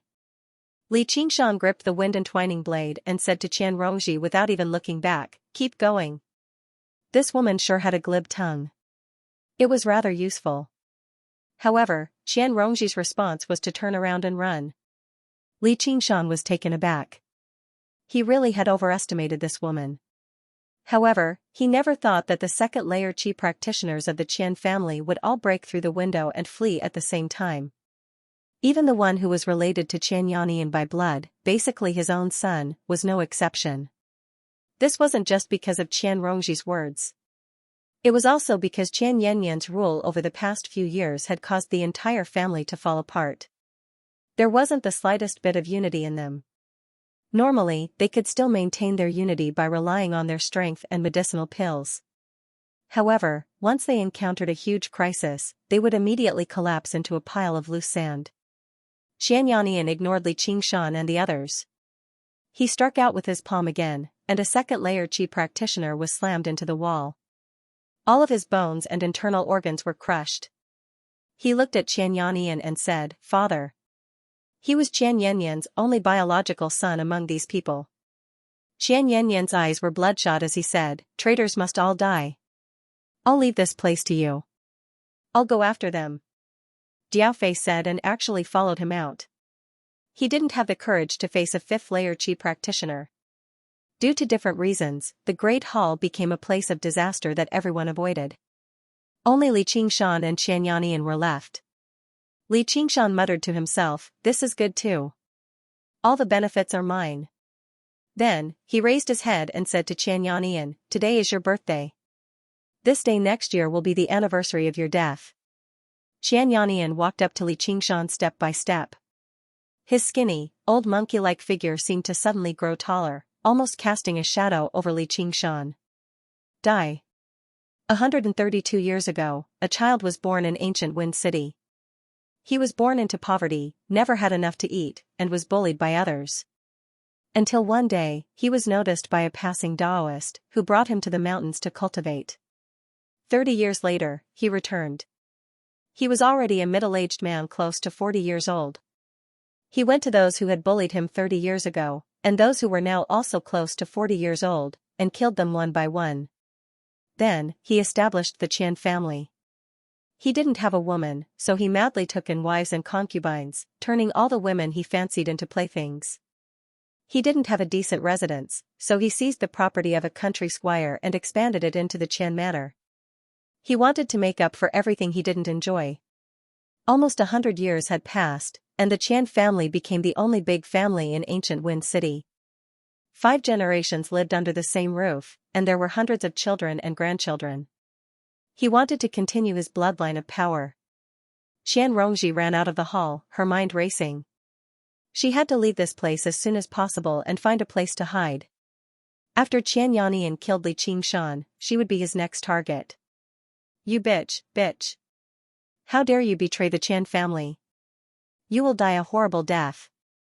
Grandpa will kill you. Qian Rongji hadn't gone far when she heard someone shouting at her from behind. She turned around and saw that it was the eldest grandson of the Qian family, Qian Xingwei. He didn't dare to participate in the battle between qi practitioners, so he took advantage of the crowd just now to reach the outside of the hall. However, he was unwilling to leave, so he hid in a corner and waited for his grandfather, Qian Yannian, to settle everything. Qian Rongji stopped. She turned around and gazed down the mountain. The people surnamed Qian were currently killing their way up. Among them, countless familiar faces appeared in her mind too. Lewd faces, contemptuous gazes, threatening fists. Countless faces merged into a single, blurry face. She held her forehead and felt a stabbing pain in her mind. 2 thoughts began to struggle. One was life, and the other was death.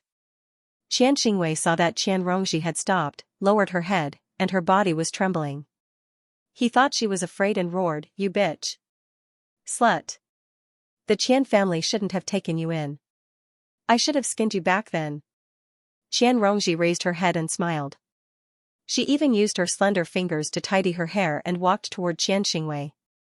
Life was the desire to live, and death was the evil fire of revenge. At this moment, life was no longer important. Death occupied her heart. You. What are you trying to do? Qian Xingwei finally felt a trace of fear. In the past, with Qian Yannian around, she wouldn't resist no matter what he did to her. He was also used to her meekness, which was why he dared to jump out and scold her. At this moment, he seemed to suddenly remember that Qian Rongji was a powerful qi practitioner. "Grandpa, save me!" Qian Xingwei used his qinggong and leaped out while shouting loudly. Qian Rongji reached out with her right hand and grabbed Qian Xingwei's shoulder. She pulled him in front of her and pointed her index finger at Qian Xingwei's forehead. "Why are you running?" Her long fingernail pierced through, and a trickle of blood flowed down. "Stop. Stop. I'm your older brother." Qian Rongji smiled and said softly, "Skinned me? Is this how you skinned me?" Her fingernail slid down like a sharp paper knife, and a scream resounded in front of the hall. "Xingwei!" Qian Yannian couldn't help but take a step forward when he heard the scream outside the hall. How could Templar Li Qingshan let go of such an opening? His wind-entwining blade slashed horizontally at Qian Yannian's waist. Qian Yannian's expression changed. He never thought that a second-layer qi practitioner would be able to unleash such a ferocious strike. To Qian Yannian, the fact that Li Qingshan was able to kill one of the Qian family's 2 elders, the gray-clothed elder, was a shameful sneak attack. Therefore, he did not take Li Qingshan seriously at all and only treated him as a bug that could be killed at any time. The reason why he did not strike down immediately was because he was still hesitating over the consequences of killing a Hawkwolf guard. He wondered if there was any way he could turn the situation around. However, Li Qingshan's slash clearly told Qian Yannian that it was not a question of whether or not he wanted to kill him, but rather, he wanted to kill him. "Kid, you're courting death," Qian Yannian bellowed. His chicken claw-like left hand stretched out and grabbed the blade, stopping the swift and violent strike. If one looked carefully, there was only a hair's breadth between the saber and the palm. Qian Yannian's true qi and Li Qingshan's true qi clashed intensely within this small distance. It was as if 2 armies were fighting on a long battle line. One side was made up of elite soldiers, but they were no match for an enemy that was 100 times their size. The blood vessels in Li Qingshan's body expanded, and he exerted all his strength on the saber, but he couldn't make the saber move an inch. Qian Yannian was also surprised. With his strength, he actually couldn't snatch the saber from Li Qingshan's hands. This brat's strength was simply astonishing. The indestructible wind-entwining saber let out a teeth-aching groan. Hundreds of thoughts flashed through their minds, but in reality, it only took an instant. Both of them reacted almost at the same time. Qian Yanyan threw a punch at Li Qingshan's chest, while Li Qingshan grabbed at Qian Yanyan's head, completely ignoring that palm. When they exchanged blows just now, it was as if they were going to perish together. Li Qingshan was not confident in anything else, but he was extremely confident in his own defense. I have a lot of HP and high defense. Enduring 8 or 10 moves from you is nothing, but if you take a single move from me, you will die.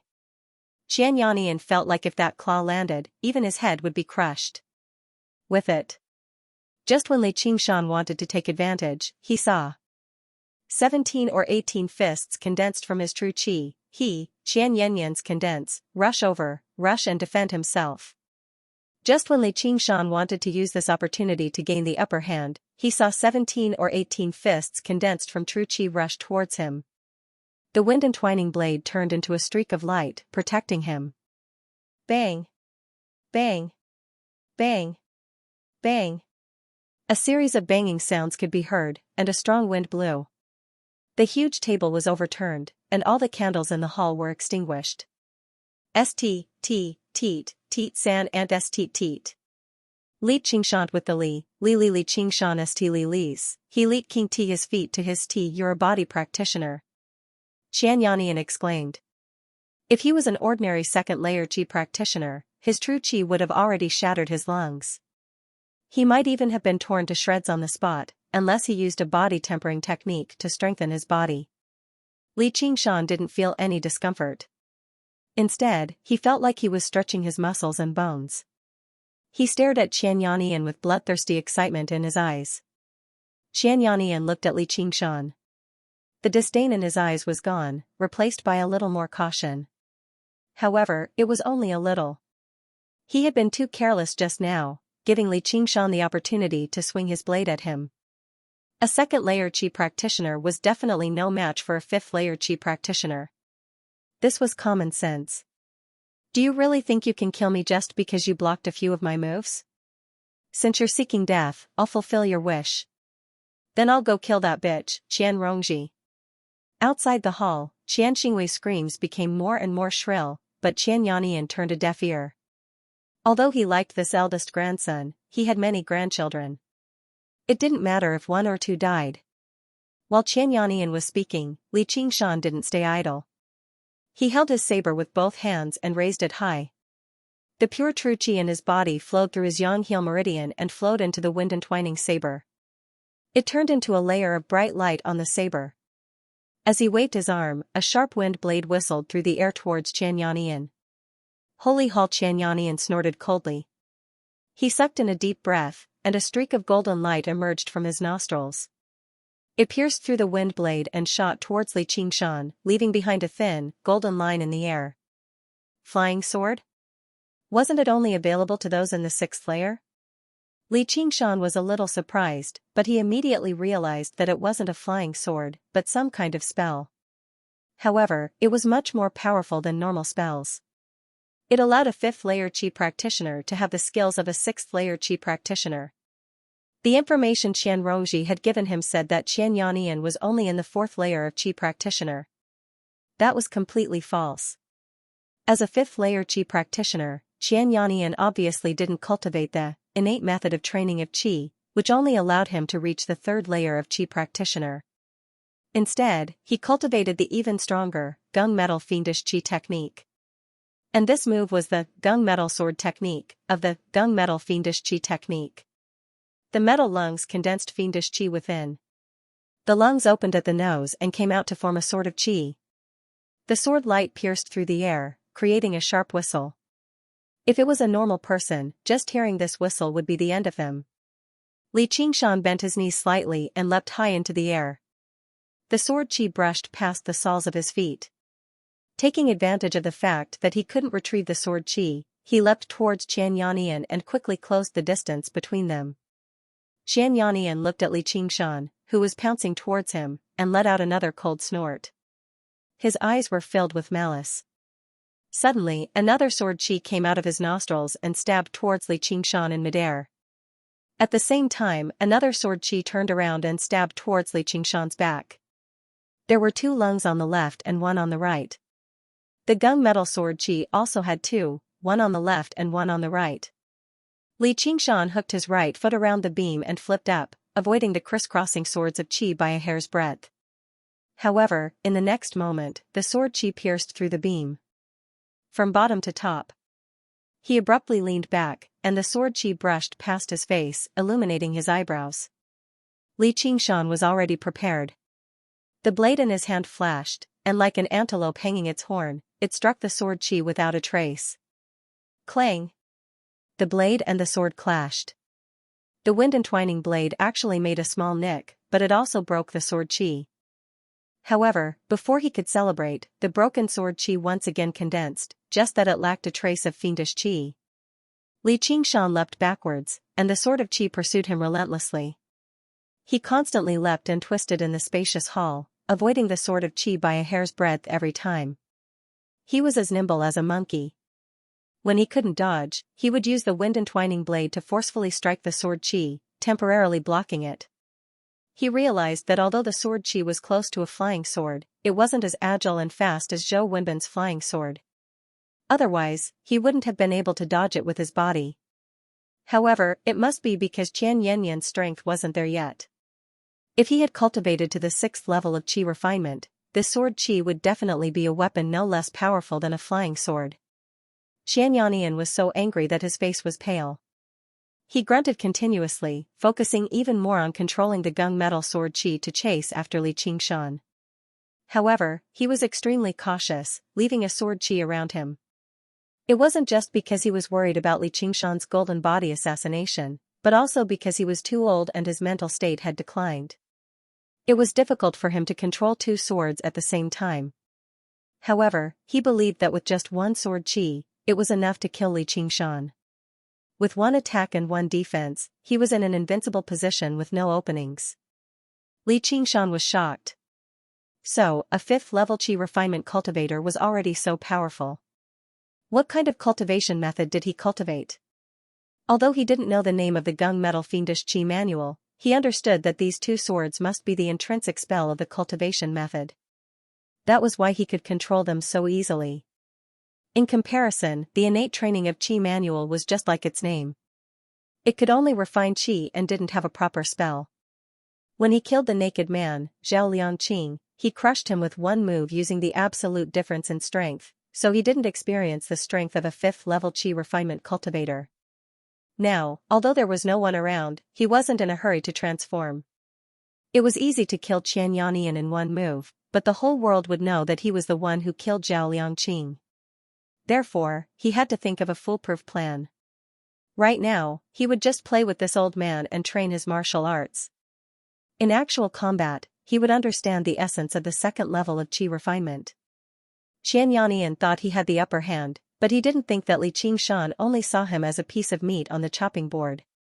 Li Qingshan was thinking about how to cut him, and before he cut him, he had to have some fun. Seeing that he couldn't easily kill Li Qingshan and that Qian Rongji might escape, he was also worried that what Qian Rongji said was true and that Shuo Zhibua was really on the way. He had to get away as soon as possible, so he took out an exquisite 100 treasures pouch. Li Qingshan's eyes lit up. He finally saw the biggest goal of this trip. Then, he saw Qian Yanyan take out a talisman and was about to use it. Li Qingshan bellowed, "Stop, you old bastard!" Qian Yanyan mocked, "Are you finally afraid?" Li Qingshan said coldly, "The things in your 100 treasures pouch, no matter if it's spirit pills, spirit stones, or talismans, they are all my property. You better not use them carelessly, or else you'll die very quickly. Your things are mine. Don't use them carelessly." These words were simply outrageous and arrogant to the extreme. Qian Yanyan was also angered to the extreme. Without hesitation, the talisman in his hand exploded into a ball of light. A few 100 feet away from the hall, there was a large platform. There were 5 flights of stairs that led to all parts of the Qian residence, and there was only 1 path up the mountain that led to the main hall. Tonight, because of the birthday banquet, everyone in the Qian residence had come out in full force. All of their power was mobilized. They were alarmed by the unforeseen event on the mountain and gathered from all directions. Even many of the Qian residents who didn't know martial arts or qi refinement wanted to know what was going on. In the distance, a figure could be seen standing in front of the platform. Someone with sharp eyes shouted, "That's Qian Rongji. Kill her." Everyone in the Qian residence heard Li Qingshan's words just now. Many people hated this great traitor of the Qian residence to the point of gnashing their teeth, but when they got closer to take a look, they were all stunned. Qian Rongji was covered in blood, but there was a psychedelic smile on her face. Under her feet, there was a person who looked like a bloody gourd lying on the ground, moaning miserably. And in her hand, there was something that floated along with the night wind. Ah! Many of the more timid ones screamed and almost fell down the stairs. In the main hall behind the holy hall, the rumbling sounds were endless. The magnificent hall was shaking in the darkness as if it would collapse at any moment. Qian Rongji looked back. It seemed that Li Qingshan could still hold on for a while, giving her enough time to do what she wanted to do. She was really grateful to Li Qingshan. Of course, it would be a big mistake to think that her personality had changed. In her mind, the best outcome of this battle would be for Li Qingshan and Qian Yannian to perish together. "Master, master, is that you?" A middle-aged woman recognized the identity of the person on the ground from the hoarse scream.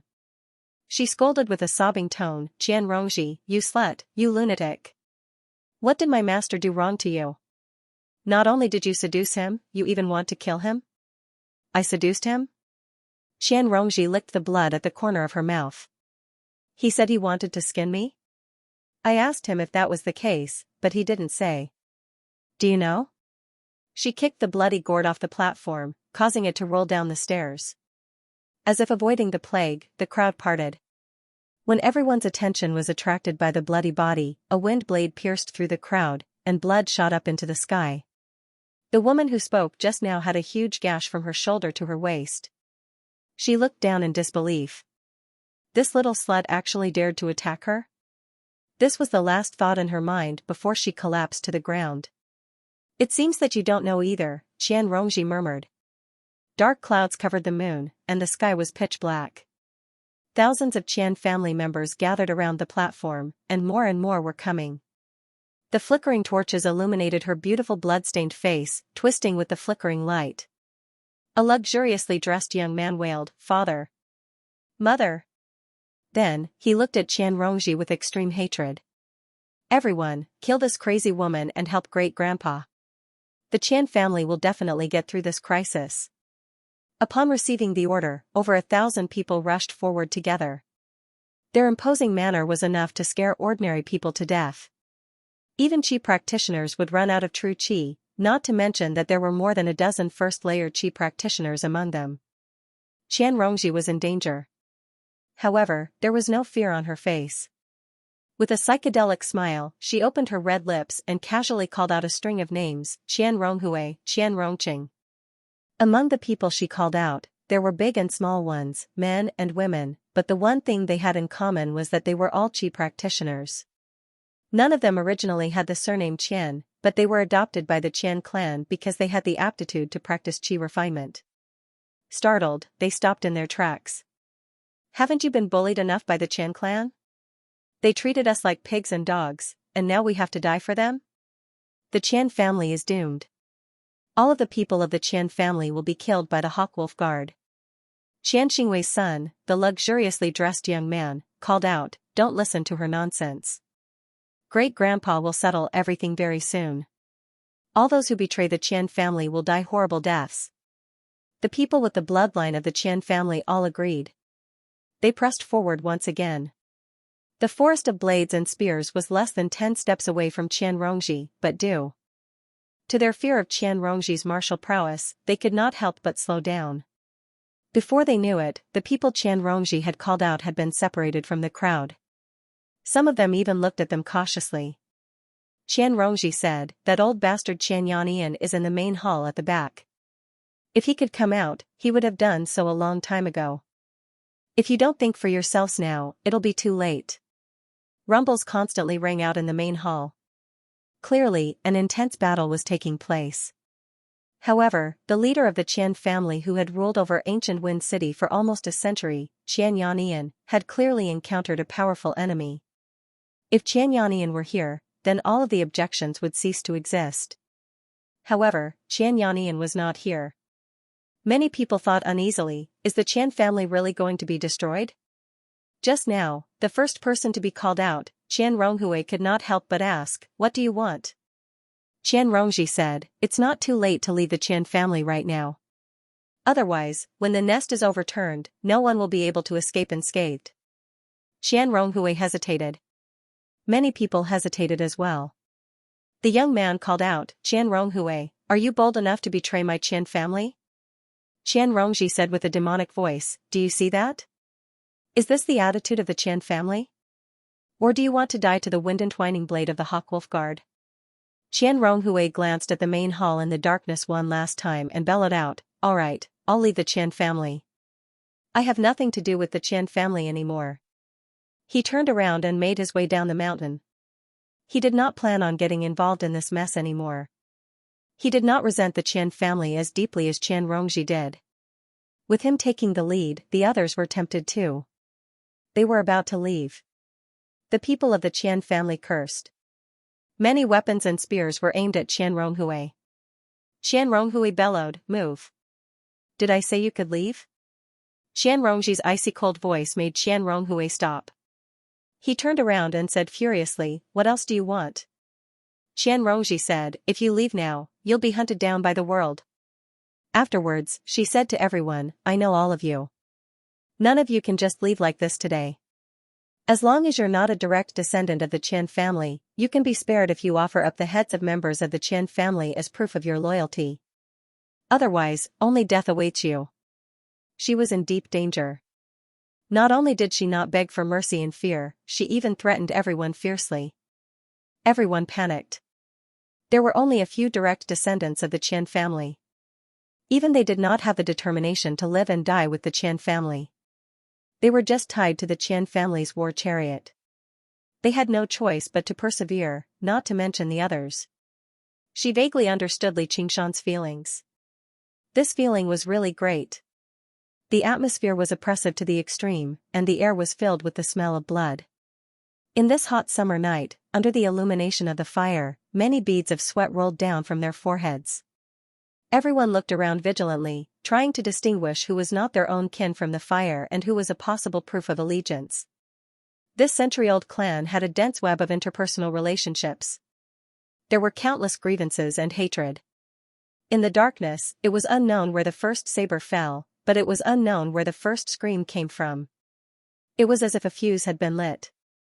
The first flash of blood was like a spark falling on a wasteland. It quickly spread into a prairie fire. Someone shouted, "Kill these traitors! Surround the Qian family!" There were also people shouting, "Take revenge!" But there were more screams and wails. Pairs of eyes were dyed red with blood. They did not have the time to distinguish whether the people around them were enemies or relatives. They waved their sabers at anyone who approached them. Talismans turned into lightning and flames, exploding in the crowd. The sound of spears piercing into bodies and sabers cutting through bones interweaved into a soul-calming song. The Qian family mansion turned into a azure purgatory. And in the center of the purgatory, Qian Rongji laughed crazily. Great joy surged into her heart. All of her memories were burning. She forgot about the potential threat of Xianxia. She even forgot about the difference between life and death. She felt that this place was heaven. She was happy now. Even if she died immediately, it did not matter. There were also people who wanted to assassinate this traitor of the Qian family out of anger, and there were even people who became blinded by bloodlust. They tried to kill her. However, in this place, who could possibly kill a second-layer Qi warrior? They were all killed by the wind-entwining saber and turned into corpses that formed a circle around her. Gradually, no one dared to approach her, and this circle of corpses became the only safe haven in this purgatory. None of the people of ancient Wind City could forget this night. They raised their heads and watched from within the city. They watched as the clan that had ruled over ancient Wind City for a century collapsed in the flames of tribulation. Their faces were filled with mixed emotions of fear, surprise, and joy. Most of the Qi practitioners who had come down from the mountain did not leave. They also watched from the darkness. They were extremely surprised and astounded by the horrifying sight in the firelight. No one had expected things to develop like this. Originally, they thought Li Qingshan's declaration was a joke that had overestimated himself, that he was looking to die. However, Xianxia would kill 3 Hawkwolf guards with lightning speed before fleeing with the core members of the clan. However, the development of the matter had taken them by surprise. The Qian family was being destroyed. However, Xianxia remained in the main hall. He did not stop all of this. It was as if someone had stopped him. That was impossible.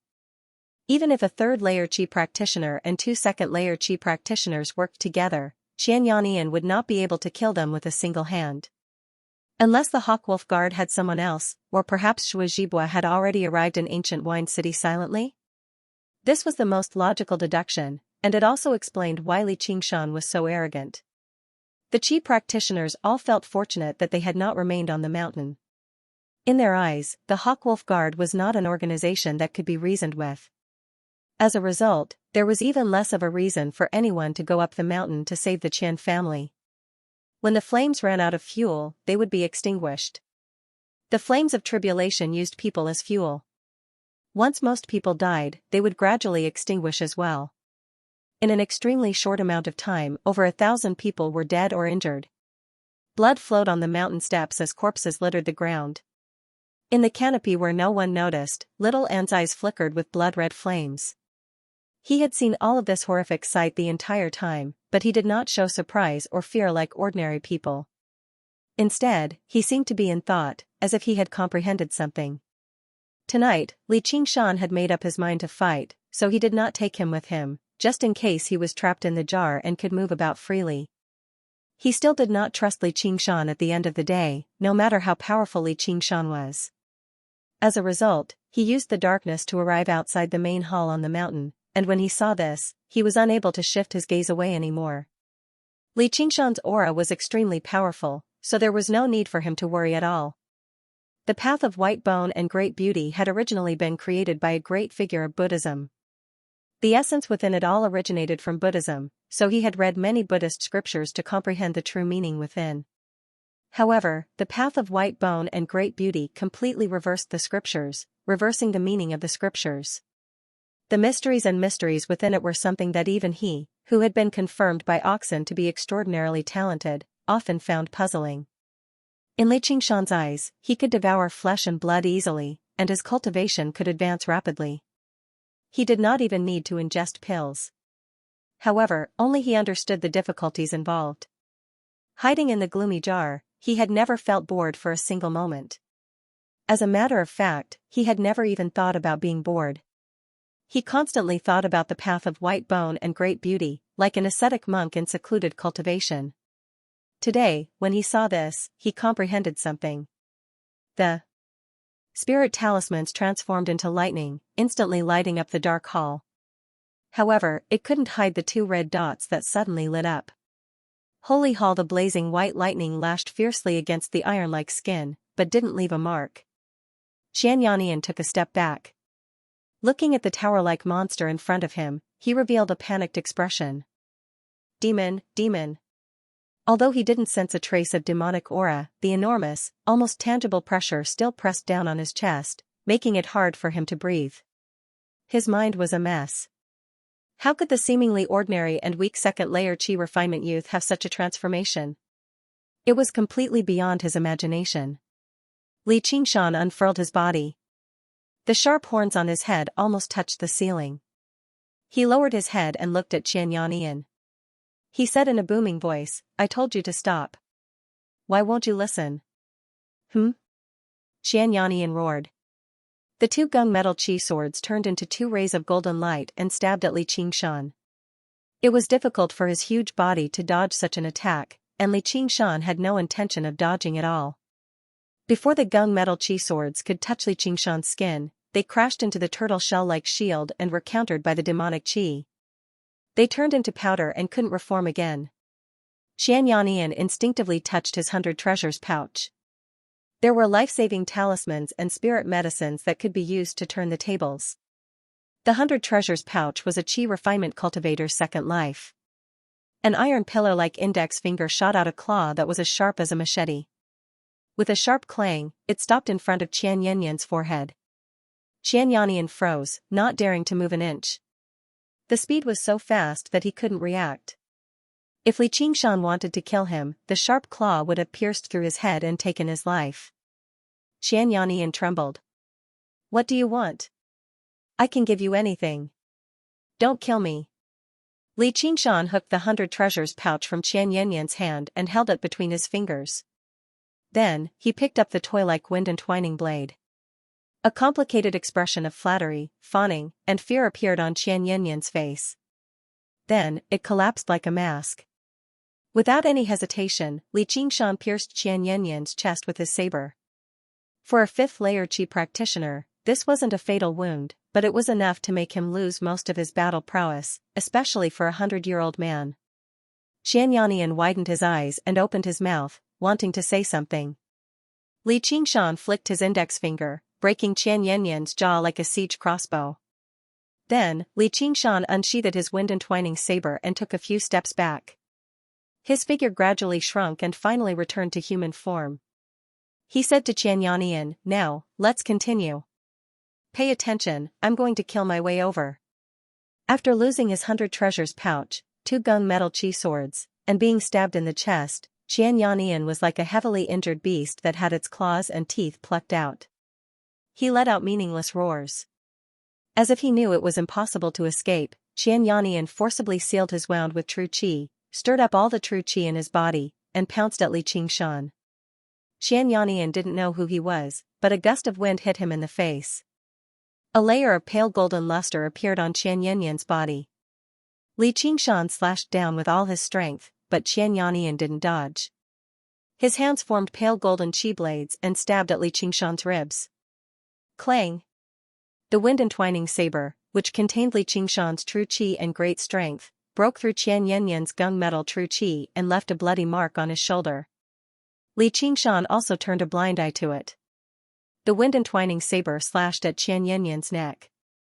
There was another sound of metal clashing, and 2 stabs of pain came from below his ribs.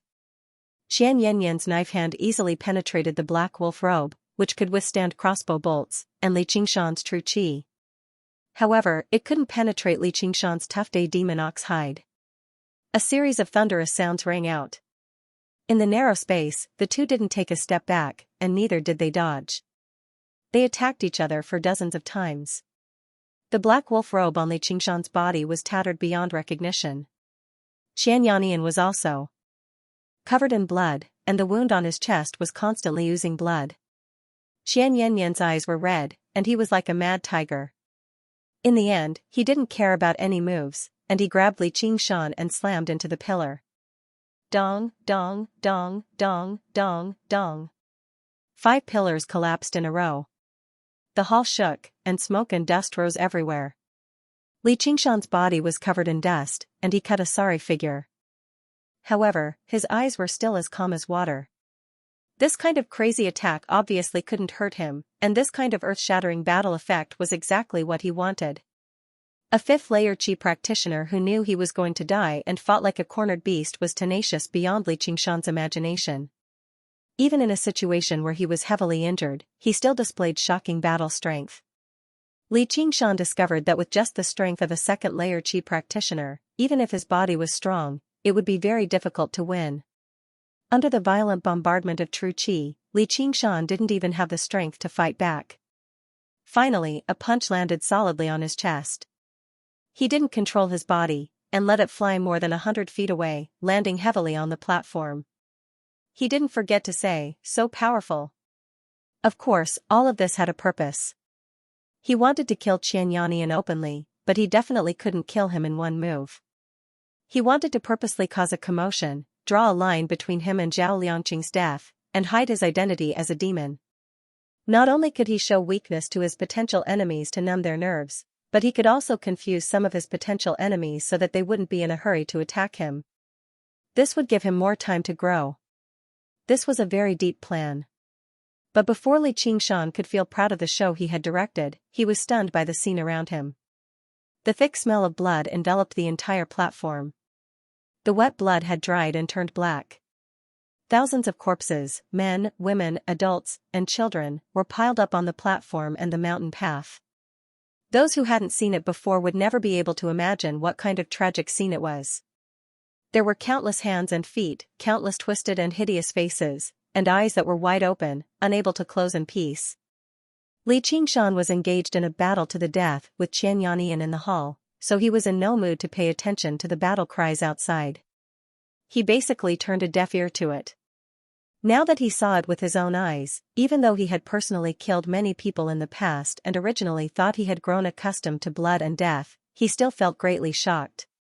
Just who was it? What had they done? The moon emerged from the dark clouds. The moonlight coated everything with a layer of silver frost. The surroundings were deathly silent. There was not a single sound, as if the creatures of the natural world were all stunned, afraid to disturb them. However, the person who had caused all of this, Xianxia, currently wielded a water-splitting barb, sending the lucky survivors who were still moaning and breathing from the pile of corpses into hell one by one. Xianxia retreated with a struggle. No. Rongji, there's no grievance between us. He was the first person to be sucked into the frenzy of blood. However, with his strength at the peak of the first layer of Qi practitioner, he still managed to survive. However, his true Qi had already been completely depleted, and he was covered in wounds. He basically had no strength left at all. However, Xianxia said, "For years ago, on the 15th day of the 8th month, you called me a whore." The water-splitting barb stabbed into Xianxua's head mercilessly. Xianxia chased her out of the hall. When he saw this, he immediately froze up. His mind recovered a sliver of clarity. Was the Qian family finished just like this? Xianxia turned around and looked at Xianxia. There was no fear on her face. Instead, she said with great delight, "Haha, grandfather, do you see this? Your children and grandchildren are all dead." With a wild howl, Xianxia sank into an even deeper madness. He ignored Li Qingshan and lunged towards Xianxia. Li Qingshan gripped the chipped wind-entwining blade firmly, but he did not swing it. This woman was vicious and capricious. She had done him harm time and time again, so how could he save her? Watching Xianxia lunge over, Rongji fished out 3 fire talismans, which turned into fireballs and shot towards Xianxia. Boom! Boom! Boom! There were 3 explosions. Flames surged into the air, and the shockwaves swept up the remains of the corpses. However, before Xianxia could even celebrate, she saw Xianxia forcefully charge through the flames. His sparse hair had all been singed, and his body was covered in charred marks. However, he still charged towards her without any regard for the consequences. A sliver of fear finally appeared on Xianxua's face, but she did not flee. She gripped the water-splitting barb firmly and stabbed it towards Xianxia with an azure streak of light. Suddenly, a verdant vine sprouted from the ground, wrapping around Xianxia like a snake. Gunmetal true Qi erupted from his body and tore through the vine, but he was stopped for a moment. The azure streak of light pierced his chest. Blood gushed out from the wound from Li Qingshan's attack, unable to stop it anymore. Xianxia took a few more steps forward, and even more vines sprouted from beneath his feet, wrapping around him. He was like a moth trapped in a spider's web, struggling more and more powerless. Before anyone knew it, Diaofei had returned. He held a seal in his right hand before his chest as he stared at Xianxia with all his attention. The vines were a technique he had used. Only now did Li Qingshan realize that Diaofei did not practice the innate method of condensing qi. This was probably the cultivation method of the Green Vine Mountain. Xianxia did not seem to expect her attack to be effective either. She rejoiced madly, but she did not rush up to finish him off. Instead, she took a dozen or so steps back cautiously. "Grandfather, your wives, concubines, and children are all here. Do you see them? They're right next to your feet. Oops, you've kicked your beloved concubine's head. But it's fine. I've also helped you kill those traitors who betrayed the Qian family. What do you think? I've repaid the kindness of the Qian family, Xianxia roared, but he had already reached the end of his rope in his battle against Li Qingshan. That lunge had already been the last of his strength. He relied on a deep breath of true qi to keep himself alive. He stared straight at Qian Rongji as if he wanted to gouge out a piece of her flesh. However, Qian Rongji only said with a smile, "I remember you promised me in the past that you'd let me be the leader of the Qian family. Of course, I know you were lying to me. How could you let an outsider, and a woman at that, become the leader? But now, there's no one else who can inherit the position of leader, so I'll be the only one left." Then she became vexed. "But there's no one left in the Qian family now. There's no point in being the leader, so I'll just return it to you, the first and last leader of the Qian family." Every single word from Qian Rongji was like a sword, piercing Qian Yannian and making him tremble all over. However, with his shattered jaw, he was unable to say anything else. He raised his head and coughed up a mouthful of blood before the vines completely swallowed him. In this world of blood and darkness, the lush green vines were exceptionally bright. They were full of vitality as they grew and formed a large cocoon. Sacred Hall. For a long time, only the rustling of the green vines could be heard.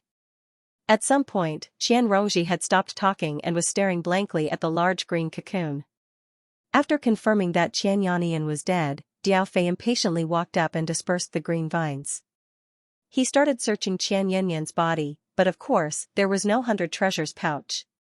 He couldn't help but turn around to look at the stubborn 16-year-old youth. He was currently standing in a sea of bloody corpses, looking up at the night sky with great concentration. The moonlight enveloped his body, as if all of this blood had nothing to do with him. The stars in the summer night were bright and dazzling. Even the moonlight couldn't diminish their beauty. Li Qingshan discovered that compared to the corpses on the ground, the starry sky was still much more beautiful. He wasn't pretending to think about life. He just suddenly felt a sense of regret. As for what exactly this feeling was, he didn't know. He couldn't help but think of that dream again, the stars sinking into the sea of blood. After thinking about life, Li Qingshan lowered his head. "How many did you catch?" 3. 2 escaped. "Not bad. You praise me too much." After a few words, Diao Fei obviously wouldn't ask where Qian Yannian's 100 treasures pouch was or ask Li Qingshan to give him a share. He also had his own plans, which were to chase down a few second-layer qi practitioners who posed no threat and then sneak back to see how things developed. If Li Qingshan was defeated, he would quietly leave and report to Zhuozhibua to ensure that he wasn't in any danger. But he never would have thought that Li Qingshan would really be able to drag Qian Yannian to this point. Diao Fei knew very well that his entanglement of green vines couldn't possibly catch a fifth-layer qi practitioner. Qian Yannian was clearly at the end of his rope, and this was all thanks to Li Qingshan. Sacred Hall. Although he seemed to be in an extremely difficult and horrible shape, Li Qingshan had truly worn down a fifth-layer qi practitioner. It was better to maintain some respect for the strong. As for the qi practitioners at the foot of the mountain, even though they were quite far away, they had many ways to see the top of the mountain. At this moment, their faces were filled with disbelief. From the beginning until the end, they had not seen any hidden masters of the Hawkwolf Guard. It was actually just this young man alone. As a second-layer qi practitioner, he had been able to fight against Qian Yannian for so long. In the end, he actually won out of the blue. Could it be that Qian Yannian's body had deteriorated to such an extent that he was taken advantage of? That was probably the only explanation. Gong Liangbai murmured, "How is this possible?" This was also what the other qi practitioners were thinking. The water-splitting thorn fell to the ground with a clang, and the faint sound of sobbing could be heard. The moment Qian Rongji saw Qian Yannian's body, her entire body trembled. The smile on her face had completely disappeared. She was stunned for a moment, and a warm liquid slid down her face. It wasn't blood, but tears. She had no idea why she was crying. All she did was suddenly bawl. Li Qingshan and Diao Fei glanced at one another. They said nothing.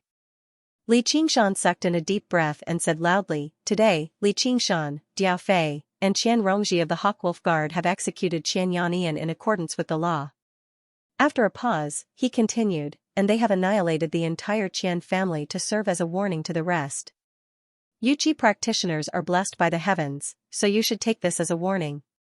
If you care about right and wrong and commit atrocities, going against the laws of nature, you will suffer from this. His loud voice drowned out Qian Rongji's sobs, clearly reaching the foot of the mountain and echoing through the entire city. The first cheer rang out from a dark corner of the alleyway. It was just a scholar in dire straits. He could not help but sigh in admiration carefully. 2 years ago, the Qian family forcefully demolished his ancestral home to build a garden. He was forced to live on the streets with his wife and child, and he fell ill from anger, almost losing his life. He finally recovered after much difficulty and rented a shabby room, relying on writing and selling paintings to barely make a living. However, he was unable to settle the knot in his chest. Originally, he thought it would weigh on his heart for the rest of his life, but he never thought there would finally be a day where he would get his revenge. 7 *, however, the cry was like a rock tossed into a still lake, kicking up ripples before turning into a surging sound wave. The sound wave shot up and reached the platform on the top of the mountain, as if it was responding to Li Qingshan's words. Li Qingshan saw that the ancient Wind City was lit up one after another. Countless citizens walked out of their houses and cheered excitedly. Many of them hugged each other and cried. It was as if they were celebrating a grand festival. The lanterns and firecrackers that the Qian family had forced them to prepare were finally put to use. They were celebrating the destruction of the Qian family. Li Qingshan smiled faintly. Perhaps there were many innocent people among the corpses on the ground. However, he was not an American hero who was obsessed with moral purity. As a man of steel, how could he not bear the responsibility of a few lives? He had destroyed the entire Qian family, so he had destroyed the entire Qian family. There was nothing he would not dare to admit. Why not cry for one family instead of another? Only the Qi practitioners hiding in the dark had their expressions changed drastically. Li Qingshan's threatening words were clearly directed at them. However, they felt angry and humiliated. At the same time, there was an indescribable pressure and even a hint of fear. They subconsciously checked themselves, wondering if they were like the Qian family. Li Qingshan's killing of Qian Yannian and the destruction of the Qian family was cheered by the crowd. He was like a god of law, standing on the altar and pointing his eyes at all demons and monsters. Who would dare to face him head-on? They could only cower in fear. Li Qingshan did not give these people any face. They came to celebrate Qian Yannian's birthday, but it did not mean that Qian Yannian had committed all sorts of evil deeds. They would probably defend themselves and say that they did not understand the Qian family's actions. However, who would not have heard such a loud voice that soared into the clouds? Even if they heard it, they would turn a deaf ear to it. They understood the principle of self-preservation and were unwilling to offend a Qi practitioner family for the sake of ordinary people. The Qi practitioners hid in the dark and left the ancient Wind City. They all remembered a name. Li Qingshan said, "Are you done crying?" Qian Rongji raised her head in a daze. Li Qingshan said, "If you're done crying, then let's go. Our mission is over." Moreover, he had already obtained what he wanted. After saying this, he ignored Diao Fei and Qian Rongji. He only glanced at the treetops in the distance before striding down the mountain. Qian Rongji said, "Wait." Li Qingshan turned around in confusion, only to see Qian Rongji smiling and wiping away her tears. She said, "I haven't taken anything yet." Then, she started rummaging through the pile of corpses, muttering, "You guys left a weak girl like me here. I'll be scared." Li Qingshan was dumbfounded. He had thought that she would be able to relieve the pressure in her heart after getting her revenge. Not only would she lay down the butcher's knife and become a Buddha, but she would also be able to gain some understanding of life and become less narrow-minded and vicious. However, the truth was exactly the opposite. Getting her revenge had indeed released some things from her heart. However, what was released was not the beautiful feelings that the world expected, or the suppressed innocence and kindness. She finally didn't have to pretend to be the Qian clan's first miss anymore. Laughing amidst the pile of corpses, she seemed to have fused that aura of insanity into her bones, becoming more and more twisted. Only now did he realize that everything about being enlightened and forsaking evil for good was all made up in stories. The true state of the world was that it was easy to change mountains and rivers, but it was hard to change one's nature. There were Buddhas and demons in the world, or perhaps, this was also the state of the world? Qian Rongji slightly curled her dress. Thank you for your help today. Only then could I get my revenge. If you don't mind, I'm willing to repay you with my body. Her face was full of smiles, and she seemed to be in a good mood. Li Qingshan's footsteps did not stop. Diaofei walked even faster, as if avoiding snakes and scorpions, leaving Qian Rongji's silly laughter behind him. Qian Rongji paced around the pile of corpses like a pitch-black ghost. She was no longer searching for something. Instead, she was like an artist admiring her favorite work. A tourist strolled through a beautiful garden. She stopped from time to time, holding a familiar face and saying a few words to it. Even if she didn't get a reply, she would still chuckle for a long time. Compared to this purgatory of corpses, she seemed to be even more strange and terrifying. Little N got the hint from Li Qingshan, but he did not leave immediately. Instead, he hid at the side and entered a state of intense thinking. The eminent monk was blessed with both fortune and wisdom. He saw that the world was like a fire, and the house was like a sea of bitterness, and the people were drowning in it. Greed, anger, stupidity, and could not extricate themselves. Even if he cultivated Mahayana Buddhism, he still couldn't save all living beings. He mourned for their misfortune, and was angry for their inaction. Mourning gave birth to boundless compassion, and anger gave birth to boundless killing intent.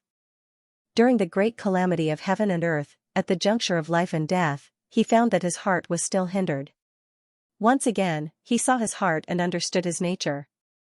Thus, he followed his heart and made the 4 great vows, so that his thoughts would not be hindered, and he would be able to survive the calamity. Such as the heavenly demon, his nature was extremely evil. Once he understood his nature, he slaughtered and became free, equal to Buddha. Oh, I understand. That eminent monk was a super genius. He saw that all living beings were stupid and stupid. No matter what he said, they wouldn't listen, and no matter what he said, they wouldn't understand. His heart was traumatized, and he was suppressed by the 4 words "My Buddha is merciful." He could only keep it in his heart and couldn't release it, so the pressure was as great as a mountain. It is easier to kill him with a single blow than to bring him, oh, no, a horrid mass of idiots to the other side. It is like having a swarm of flies around him all day, and he grabs the fly, squeezes its belly open, pulls out its intestines, and puts the intestines around its neck and gives it a good yank. His whole tongue was sticking out. He raised his hand and slashed down. Whoosh, the whole world was peaceful. In a small inn at the foot of the mountain, Little N wrote down his understanding on a piece of paper and told it to Li Qingshan. After thinking about it, Li Qingshan said so. Little N was dumbfounded. He felt that after Li Qingshan said this, the eminent monk's realm had dropped by more than 1 level. Originally, even if he fell into the path of evil, he was still a white-boned bodhisattva with great wisdom and power. Now, he felt that the pain and troubles this bodhisattva had experienced were no different from those of a commoner. Li Qingshan said, "Hey, Little N, let me tell you, the most important thing to be a person is to be happy. It's the same as being a skeleton. You can't go to extremes. Those who go to extremes are all mentally ill. When you meet someone who can be reasoned with, you talk to him. When you meet someone who can't be reasoned with, you stab him." Li Qingshan continued, "Alright, if you want to be a good person, you have to stretch your right cheek after being slapped on the left. If you can't take it anymore, you become a bad person, killing everyone on sight and disregarding your own family. If the Holy Church can't save the common people, you go and destroy them. If that's not a mental illness, what is it? You should comprehend and cultivate this ability when you should, but don't take it too seriously." As a result, a certain great figure above the 9 heavens was demoted to the level of a mental illness. If Oxen were here, he would definitely clap his hands in praise. It was not that Li Qingshan's words were impressive or that he displayed a great source of wisdom. On the contrary, his words were rather brainless, but contemplating the philosophy of life and the great Tao of the world had never been his forte. He was not a wise person. He did not have great wisdom or wisdom. He was not a benevolent person. He did not have great compassion or compassion. He was a brave person. He had a domineering and fearless spirit. If he could not understand, then he would not think about it. He would do whatever he wanted to do. These words sounded simple, but even great cultivators thousands of times more powerful than Li Qingshan could only carefully comprehend the essence of the ability created by immortals and Buddhas above the 9 heavens. It was impossible for them to be like Li Qingshan and say, "Don't take it too seriously." Humans could not be without respect, but the brave were fearless. "No matter what you said, the ability and cultivation method were just tools in my hands. They existed for the sake of satisfying my thoughts. I must not allow any ideology to take over my thoughts." Little and naturally regarded Li Qingshan's earnest teachings as the best. He valued them much more than the essence of the path of white bone and great beauty. Although he felt that there was something off with Li Qingshan's words, it was definitely not Li Qingshan's fault. Perhaps he had not thought it through, or perhaps there was something wrong with that great monk. However, it freed him from his chaotic and profound thoughts, preventing him from being too deeply affected by the ability. Probably no one could have imagined that a half-baked teacher would have such a miraculous effect on an idiotic student. Li Qingshan felt rather proud of himself. No matter how talented and clever he was, little and was still a child. He still needed his guidance like a beacon. The Holy Church. As he said that, Li Qingshan's stomach growled again. He always got hungry easily after a great battle. He went out to eat before closing the door. Li Qingshan held back his excitement and took out Qian Yanyan's 100 treasures pouch. "Let's see how we benefited from this trip now." As soon as he channeled true qi into it, Qian Yanyan's 100 treasures pouch, he could not help but gasp in amazement. The pouch was the size. Qian Xian, he could not. As for Zhao Liangqing's 100 treasures pouch, Li Qingshan was afraid of the imprint of the gate, so he did not dare to carry it on him. However, this was fine. He could replace the one from the Hawkwolf Guard. Tia Ian 1000, Li Q. The first thing Li Qingshan wanted to collect were pills. Qian Rongji had not lied about one thing. He took out small bottles and placed them on the table. Before long, they filled the table. The Qian family's alchemy skills did not seem particularly impressive. Every single qi-gathering pill was the size of a longan at the very least, and each bottle could only hold 3. But even with that being the case, there were over 400 of them. The book was Qian Yanyan's greatest weapon for controlling the Qian family, yet it had all fallen into Li Qingshan's hands now. These pills were enough for him to reach the next level on the path of demons and demons. The Ox Demon's fist of great strength should be enough for him to reach the second layer. Afterwards, he could begin practicing the Tiger Demon's fist of bone forging. As for the Spirit Turtle's method of Qi suppression, Li Qingshan practiced it every single day. It was basically no exception even when he practiced Qi. Most of the effects of the Qi-gathering pills had been devoured by him. Although there was still a very long way to go before he could undergo the first heavenly tribulation and become a demon general, he still sped along this path. Over 100 bottles of qi-gathering pills were stacked together. Li Qingshan felt refreshed as he looked at them. He beamed like a pauper who had suddenly struck gold. He casually fished out a pill and tossed it into the air. However, he did not swallow it directly. Instead, he held it in his mouth like he was eating candy. The qi-gathering pill refined from several dozen herbs was extremely bitter. It stimulated his mouth viciously. However, Li Qingshan tasted it like he was tasting tea. He tasted a sweet taste. Little and saw Li Qingshan furrow his brows and curl his lips as he counted the qi-gathering pills on the table again. For some reason, he thought of how Qian Rongji spoke to a corpse. There were not just qi-gathering pills. There were a few bottles of pills similar to the Pearl Dew pills. They were more precious pills known as 100 grasses pills. They were the enhanced version of the qi-gathering pills. Because they required more precious herbs and required more skill in refining pills, there were very few of them. There were only a dozen or so in total. Li Qingshan planned to save them for a critical moment, when he was about to break through. Other than that, there were also pills like the blood invigoration pill, used to strengthen qi and blood. Clearly, that old geezer Qian Yanyan knew he did not have long to live and wanted to live a few more years. 27 talismans. This was more than all the talismans Li Qingshan had obtained in his entire life of cultivation. Looking at the winding handwriting, Li Qingshan could only recognize a small portion of them. Among them, there were 5 mid-grade lightning talismans. These talismans were extremely powerful. If they were used outdoors in a thunderstorm, they could even attract lightning from the sky. The killing power was astonishing.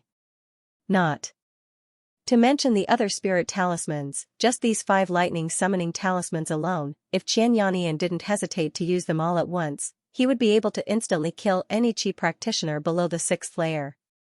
Even a 6th layer Qi practitioner wouldn't dare to be careless. If it were not for the toughness of his demon avatar, Li Qingshan would basically be dead for sure if he came to make trouble for Xianxia.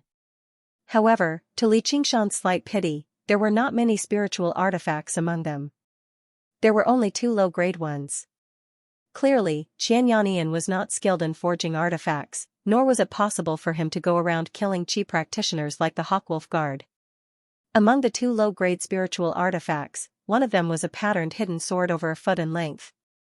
However, after channeling true Qi into it, it shone with a light 5 feet long, turning into an extremely long sword. Li Qingshan immediately gave it to little Anne. The other spiritual artifact was rather special. It was a round, wooden shield the size of a washbasin. When he tried channeling true Qi into it, the round shield suddenly became the size of a millstone and much heavier. Li Qingshan had already known that some spiritual artifacts could change shape, such as the metal ruler in Wang Pushi's hands. However, this was the first time he had obtained a spiritual artifact like that, and it was a defensive one at that.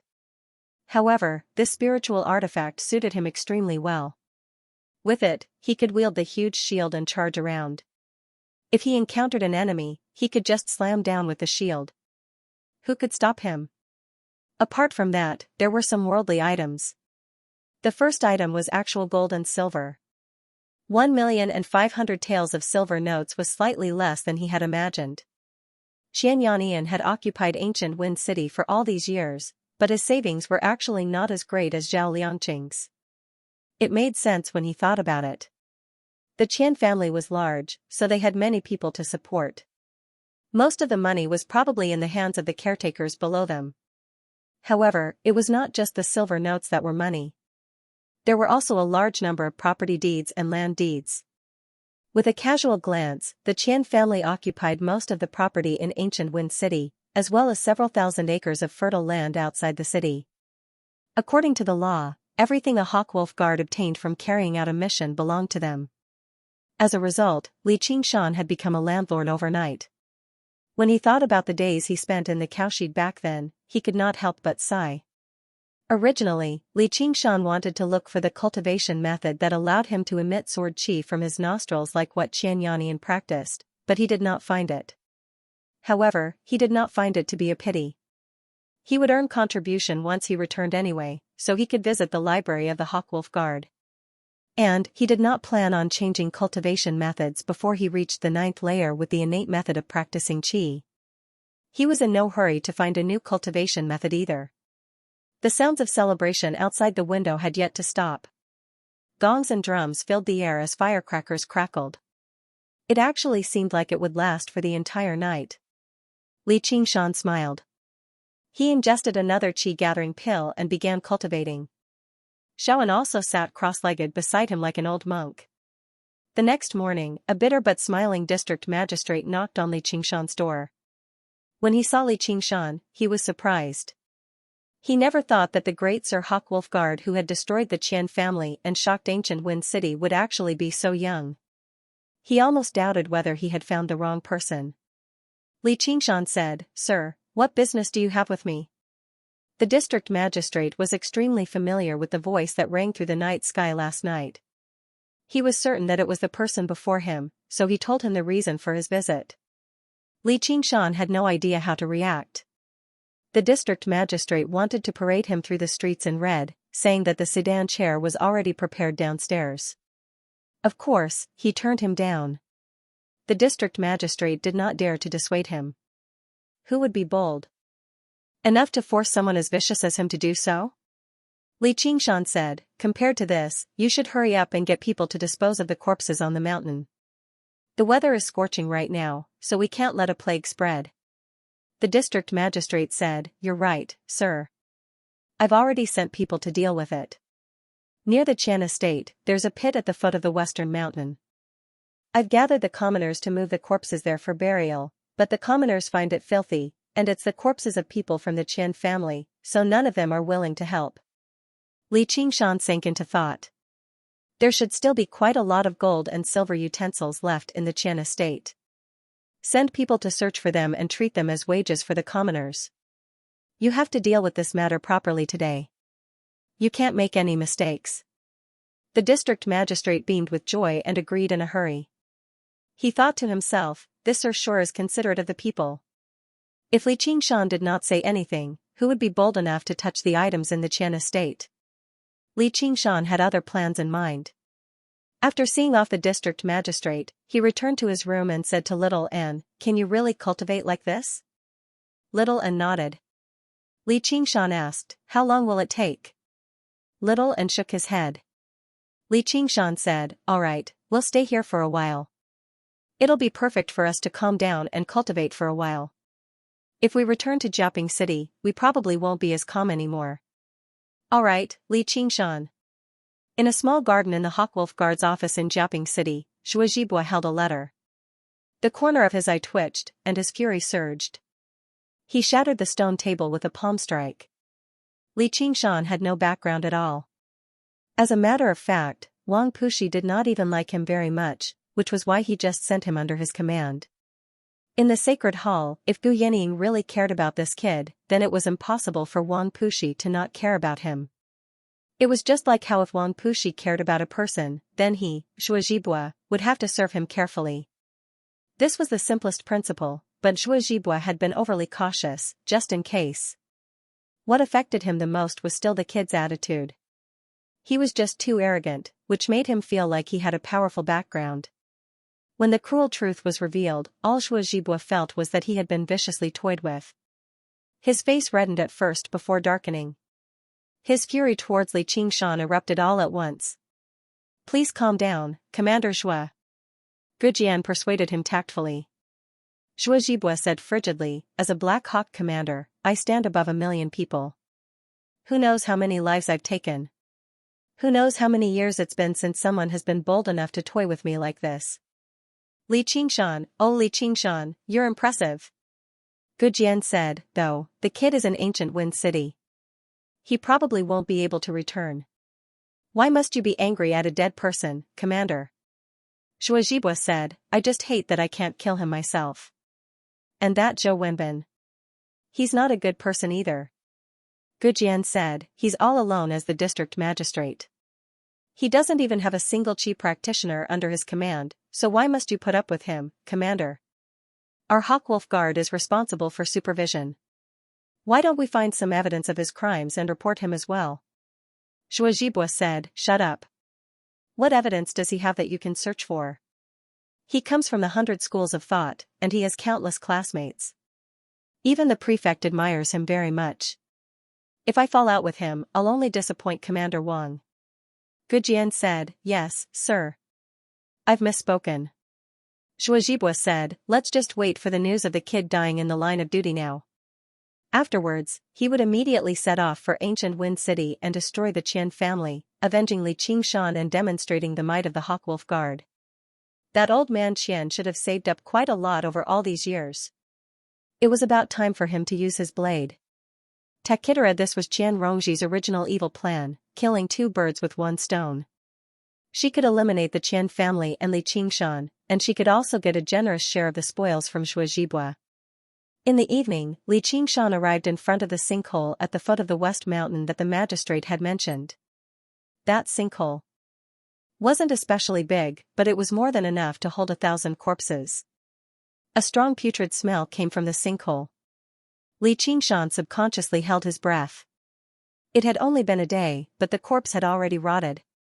It was even more unbearable than the thick smell of blood from last night. The gathered workers were moving the corpses over, taking off their clothes and throwing them into the fire. Then, they threw the white corpses into the pit. Everyone frowned and used a wet cloth to wipe their mouths and noses. If the district magistrate had not spent a lot of money and threatened them with a plague, no one would have been willing to come. Not only was the stench unbearable, but it was also very inauspicious. A wisp of black smoke rose from the fire and went straight into the sky. There was not even a trace of wind in the surroundings. The dusky yellow sun that was about to set was still emitting a scorching heat, causing the dirty air to distort slightly. Hundreds of crows cawed and circled in the sky. From time to time, they would fly down and peck the eyeballs of the corpses. All of this was even more inauspicious than last night. And in the world, there was probably nothing more filthy than this. The district magistrate had been hiding far away. When he heard that Li Qingshan had also come, he hurriedly came over and said, "My lord, do you think I've done a good job?" Li Qingshan nodded. Before he could reply, the district magistrate looked at the sinkhole, covered his mouth and vomited. Finally, he left in a sorry state. When all the corpses were thrown into the sinkhole, the workers dug up the soil and filled the pit. This work was almost completed when the sun set and night fell. Li Qingshan hesitated for a moment and threw the porcelain jar in his hand into the center of the sinkhole. He let the commoners bury him together with the corpses. Li Qingshan stood at the edge of the sinkhole for a long time. The stench did not dissipate even after a long time. Do you know? Where there are corpses buried, flowers and trees will grow especially well. When I was a child, I poisoned a dog and buried it in the greenhouse. Since then, every year, the flowers will bloom especially brightly. Li Qingshan turned around and saw Diao Fei and Qian Rongji standing not far away. Qian Rongji walked forward and looked at the sinkhole. In less than a year, this place will be the most luxuriant. Li Qingshan was not in the mood to reply to her ravings. Diao Fei said, "The task is completed. Is it time for us to go back?" Li Qingshan said, "I still need to stay for a while to deal with the property and the fields." "You can go back first." Qian Rongji sneered. "Don't tell me you're trying to run away? You don't know Guyanning at all, do you? How could a country bumpkin like you know a woman like that? Zhuozhibua has probably already investigated everything now. You'll die the moment you return. But how are you supposed to run away? Just the crime of betraying the Hawkwolf Guard is enough for you to find nowhere to hide in the world." Li Qingshan grabbed Qian Rongji by the neck and said calmly, "Do you believe that I'll kill you right now? I'll bury you with these people." "Stop, Qingshan." Diao Fei wanted to go up and stop him, but Li Qingshan raised his left hand towards him, and he stopped. Qian Rongji said with difficulty, "If you want to kill me, you'll have to silence Diao Fei. Will you do that?" Diao Fei's expression changed drastically. He could not help but take a few steps back and raise his guard. After last night, he no longer believed that he was Li Qingshan's opponent anymore. Li Qingshan was expressionless as his hand gradually tightened. Qian Rongji's face was bright red, and fear filled her eyes. Just when she felt like her neck was about to snap, it suddenly loosened. She dropped to her knees and gasped for air. Li Qingshan said, "Don't provoke me." He met Qian Rongji's resentful gaze. "Go back and tell Zhuozhibua that I'll be returning to Jiaping very soon.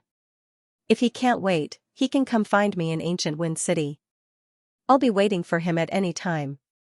Afterwards, he crouched down and said to Qian Rongji, "If you want to harm me, then you better be fully prepared. You only have one chance. If you fail, I'll stop at nothing to kill you. Of course, you better give up. Otherwise, if I'm in a bad mood one day, I might just kill you to make myself happy." The resentment was gradually replaced by fear. Under those calm words, Qian Rongji felt an indescribable pressure.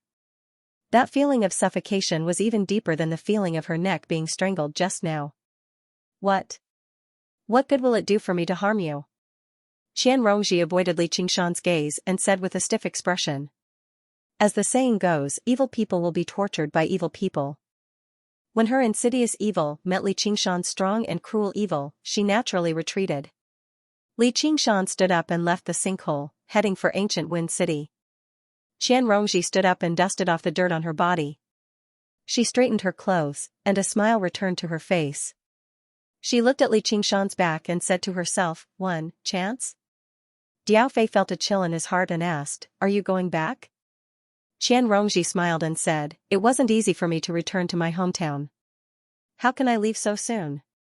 Hearing her answer, Diao Fei actually let out a sigh of relief in his heart. Among the three of them, he was in the third layer of the Qi refinement realm. He was also the oldest and had the most experience in the Jianghu. Even his reputation was much greater. His name, Diao Fei, Master Diao, was also very famous in the Jianghu. It was not something the likes of Black Tiger could compare to. He was famous for being crafty, sinister, and difficult to deal with. However, being between the two of them, he felt like he was between a poisonous snake and a ferocious tiger. At every moment, he felt like he could die a violent death. This was not an illusion. Whether it was Qian Rongji's evil plan or Li Qingshan's unyielding methods, Diao Fei's personal safety was not guaranteed at all. The risk was extremely high. If Qian Rongji asked Qian Yannian to harm Li Qingshan, Diao Fei would be killed as well. When Li Qingshan faced Qian Yannian, if Qian Yannian directly used his killing move and summoned the gunmetal sword Qi or even the lightning summoning talisman, it was also very likely that he would be killed. Although Li Qingshan would not sit idly by, he would definitely not expose his identity as a demon for him. It had to be said that Diao Fei's experience in the Jianghu had not been in vain. His senses were very sharp. And just now, when that ferocious black tiger pressed down the colorful poisonous snake and let out a threatening growl, the innocent Diao Fei naturally became the poisonous snake's bargaining chip.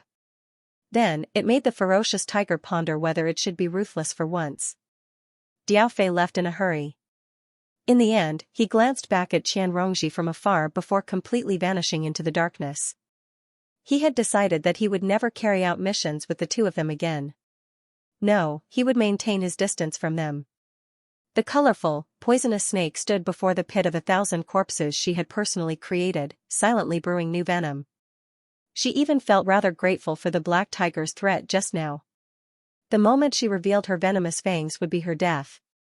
Even if she succeeded, she would be torn to pieces by the furious tiger. However, she was not overly worried. Patience had always been the best quality of a poisonous snake. She had been able to put up with the Qian family for over a decade, to the point where everyone believed she had already been completely tamed. She did not resent the Qian family at all. She even made Qian Yannian allow her to join the Hawkwolf Guard in Jiaping City. That was because she had reached the second layer 3 years ago, which gave her the ability to lead the Qian family. Back then, Qian Yannian had basically already trusted her. He did not restrict her freedom at all. If she wanted to, she could just flee and leave the Qian family's sphere of influence. Qian Yannian would not be able to find her. If she were a regular person, they would not have been able to put up with it a long time ago. They would have used this opportunity to flee far away. However, she did not. She was willing to endure 3 more years of humiliation, appearing even more submissive than before. Only then did she earn even more trust. All for this opportunity, to stab the venom into the enemy's throat. She would continue to wait silently, waiting for an opportunity that might never appear. However, she felt like there was probably no need for her to do anything. The shadow of a vulture in the sky had already engulfed the tiger. The tiger was startlingly vicious, but it was still too young after all. However, Qian Yannian felt that there were many strange things about this whole thing. Holy Church, she had already figured out what kind of person Li Qingshan was. He might be brave and unyielding, but he definitely wasn't lacking in brains. Everyone knew that fighting against a 6th-layer Qi practitioner with a 2nd layer was like a mantis trying to stop a chariot, but he was fearless. Her purposeful probing just now proved once again that he indeed didn't have a background to rely on. Then what did he rely on? That night on the boat, Qian Rongming went to cause trouble for Li Qingshan. He didn't die at Diao Fei's hands, but died at Li Qingshan's hands because he used a special method to hide his true strength. Could it be that his true strength wasn't just at the 2nd layer? Qian Rongji's heart skipped a beat. Zhao Liangqing and Furong's inexplicable disappearance might have been a coincidence. However, she knew Qian Yannian's strength very well. Even if he dodged those 2 gunmetal Qi swords, he had many powerful talismans in his 100 treasures pouch. How could they be useless? She closed her eyes and began to recall. After washing away the blood and madness, the scene of that night reappeared in front of her eyes. Qian Yannian glared at her, but he didn't say a word. Why? His jaw was broken. There were many wounds on his body, but the fatal one was on his chest. That was why her water-splitting thorn could easily pierce through it. When Qian Yannian came out, he was on the verge of death. Li Qingshan seemed to be in a sorry state after being sent flying, but he didn't have any decent injuries at all. He defeated Xianxia head-on. Li Qingshan must have a very powerful trump card to be so arrogant. Considering the wounds on Xianxia's body, Li Qingshan's body tempering technique was very likely much stronger than what he showed. So strong that he could instantly take away Xianxia's 100 treasures pouch, break his jaw, pierce through his chest, and then pretend to be sent flying. If that was the case, everything made sense. All of Li Qingshan's words and actions became reasonable.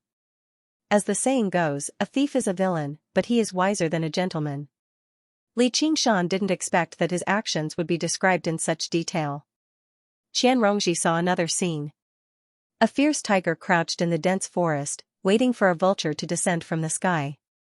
7. Who is the hunter and who is the prey? It's still unknown.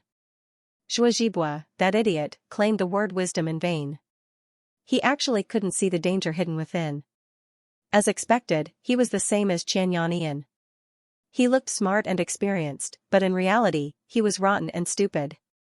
However, they couldn't be blamed.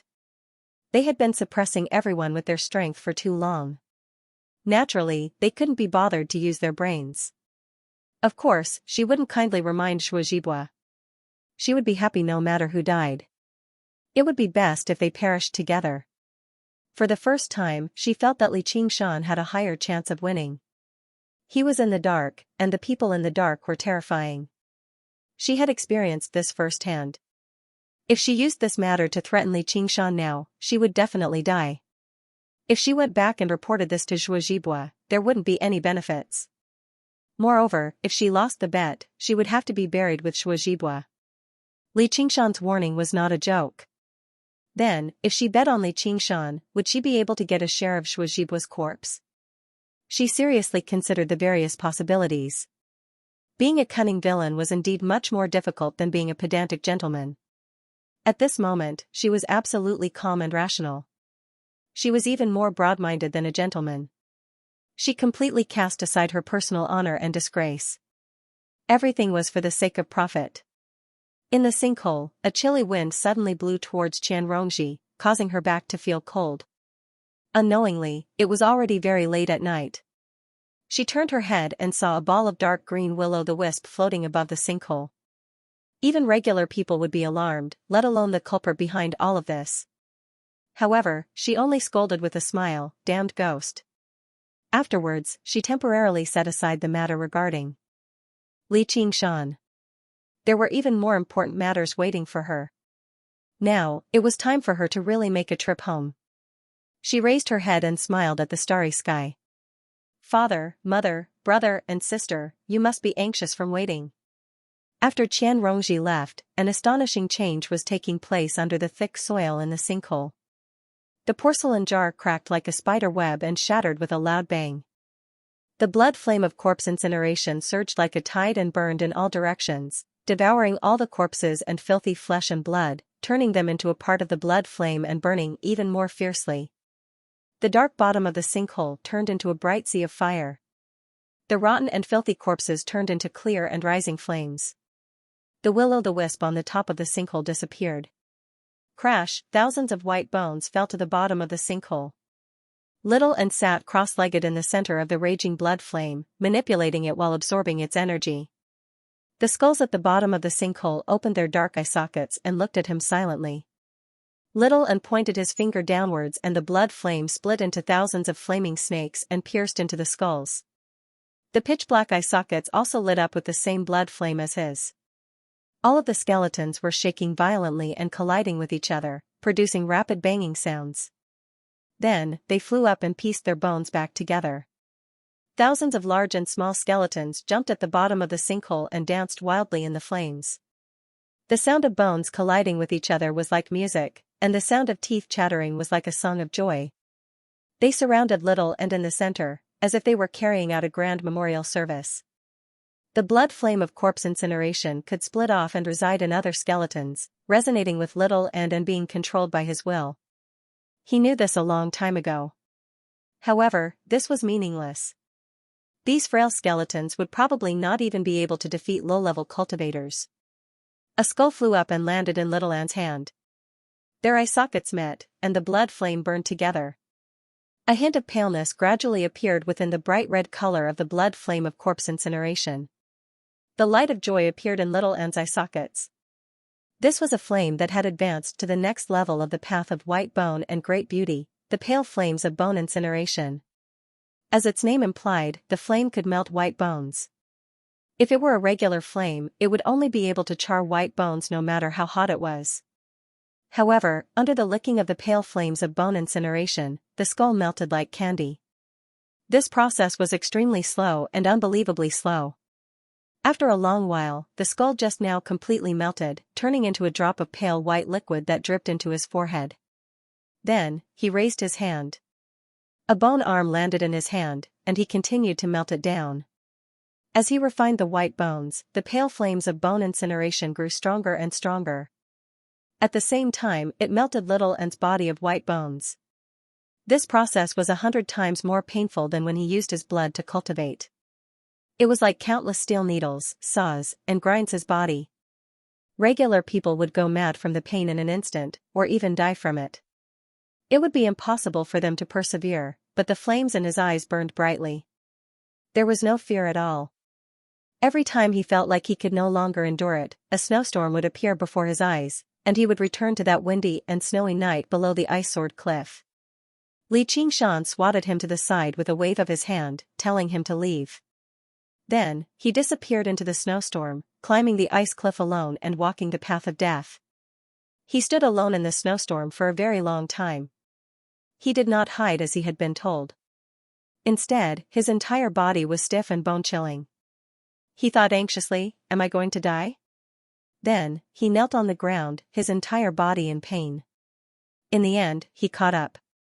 At the crucial moment, he helped Li Qingshan, because he did not know where else he could go. When everything was over, he looked at Li Qingshan and roared at the sky. He could not speak, but he gritted his teeth and clenched his fists. The impact that night had on his soul was no less than Li Qingshan's. Compared to the pain at that time. What was this moment compared to the pain at that time? The raging pale flames of bone incineration enveloped his entire body, melting away the traces of impurities. At the same time, it merged with even more bone fluid, and the cycle continued. Before he could reconstruct his physical body, he wanted to reconstruct his bone body, become stronger, and keep up with his footsteps. Li Qingshan came to the county office, and handed a pile of land deeds to the county magistrate for him to auction. The county magistrate was overwhelmed by the favor. "My lord, I'm afraid this cannot be sold in a short period of time." Li Qingshan said, "I know that time is of the essence. Even if the price is discounted, it does not matter. Consider it a benefit for the citizens of ancient Wind City." With a few hundred qi gathering pills in hand, he did not care too much about the silver.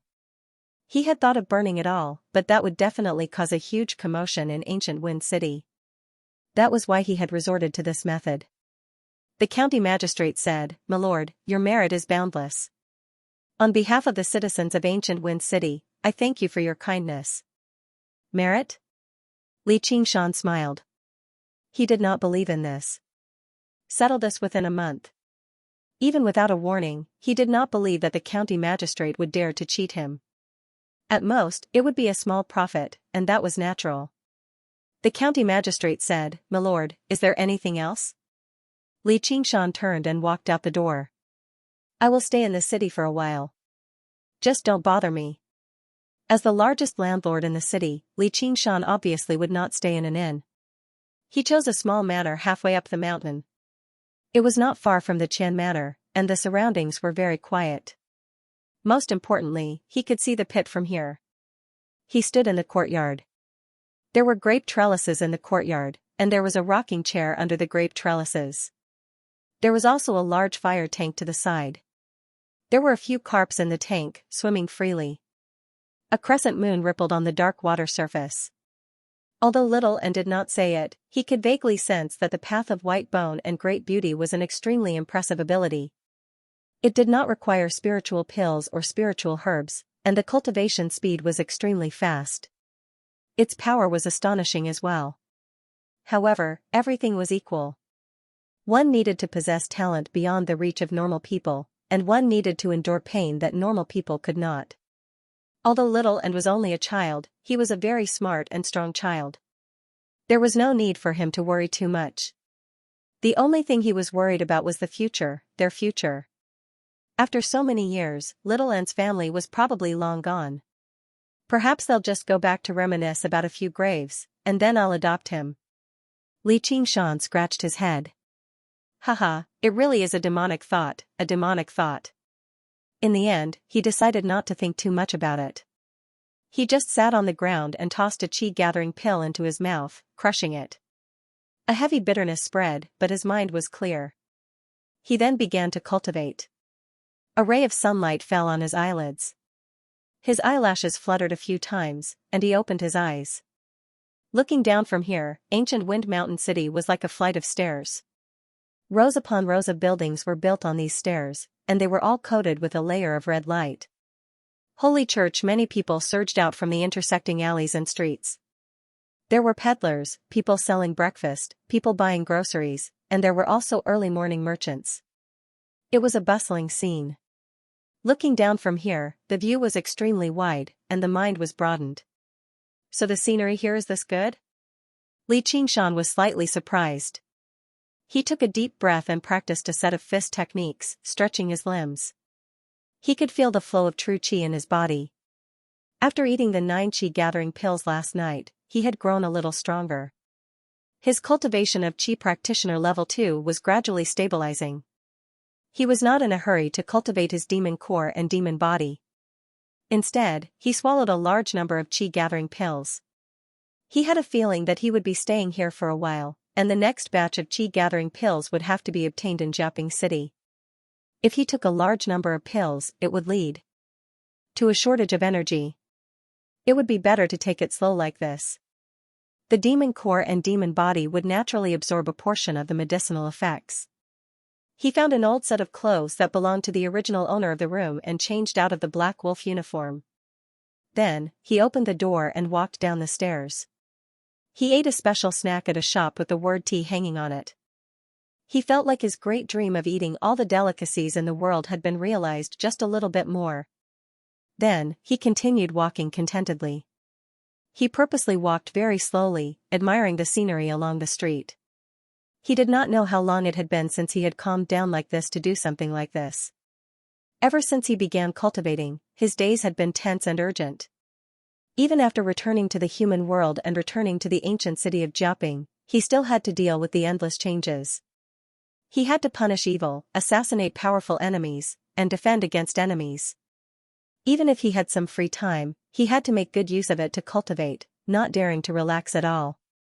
He had almost forgotten the taste of leisure. He thought back to the days when he was herding cows on Crouching Ox Hill.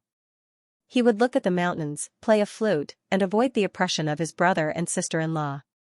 Before he knew it, an afternoon had passed. Holy Church, it was as if they were two completely opposite lives, but each had their own interesting parts. But he still preferred his current life. He would not reminisce about the past. Now, looking at the noisy crowd on the street, unknowingly, there was already a sense of estrangement. Although they were still cultivators of the lowest and weakest level, qi condensation, they had already formed an irreversible divergence from mortals. Mortals were like walking on flat ground, getting married and having children, from birth to death. Cultivators, on the other hand, were climbing a peak that they could never reach. Every time he advanced, he would be able to see new sceneries, extend his lifespan, and not be trapped by life and death. In front of the county government, a notice had been pasted, and a literate low-ranking official was specially assigned to read it aloud, announcing that all the fields and properties of the Qian family would be auctioned in 7 days. Hundreds of people surrounded the front of the county government office, pointing fingers and discussing animatedly. Li Qingshan stood in the crowd and looked up for a while. This county magistrate's reaction was quite fast. Then, he made his way through the crowd and entered a small bookstore. He spent 2 taels of silver to buy a dozen or so books, including poetry, history, and miscellaneous topics. Afterwards, he found a music store and spent 35 taels of silver to buy 2 music scores and a jade flute. When he returned home, he laid down on the rattan chair under the grape trellis and casually flipped open a book, reading it carefully. The sun had already risen high into the sky, turning from red to white. Through the dense grape leaves, the scattered sunlight landed on the yellowed pages of the book, as well as his face. Only now did he seem like a teenager, rather than a fearless cultivator or a decisive black wolf guard.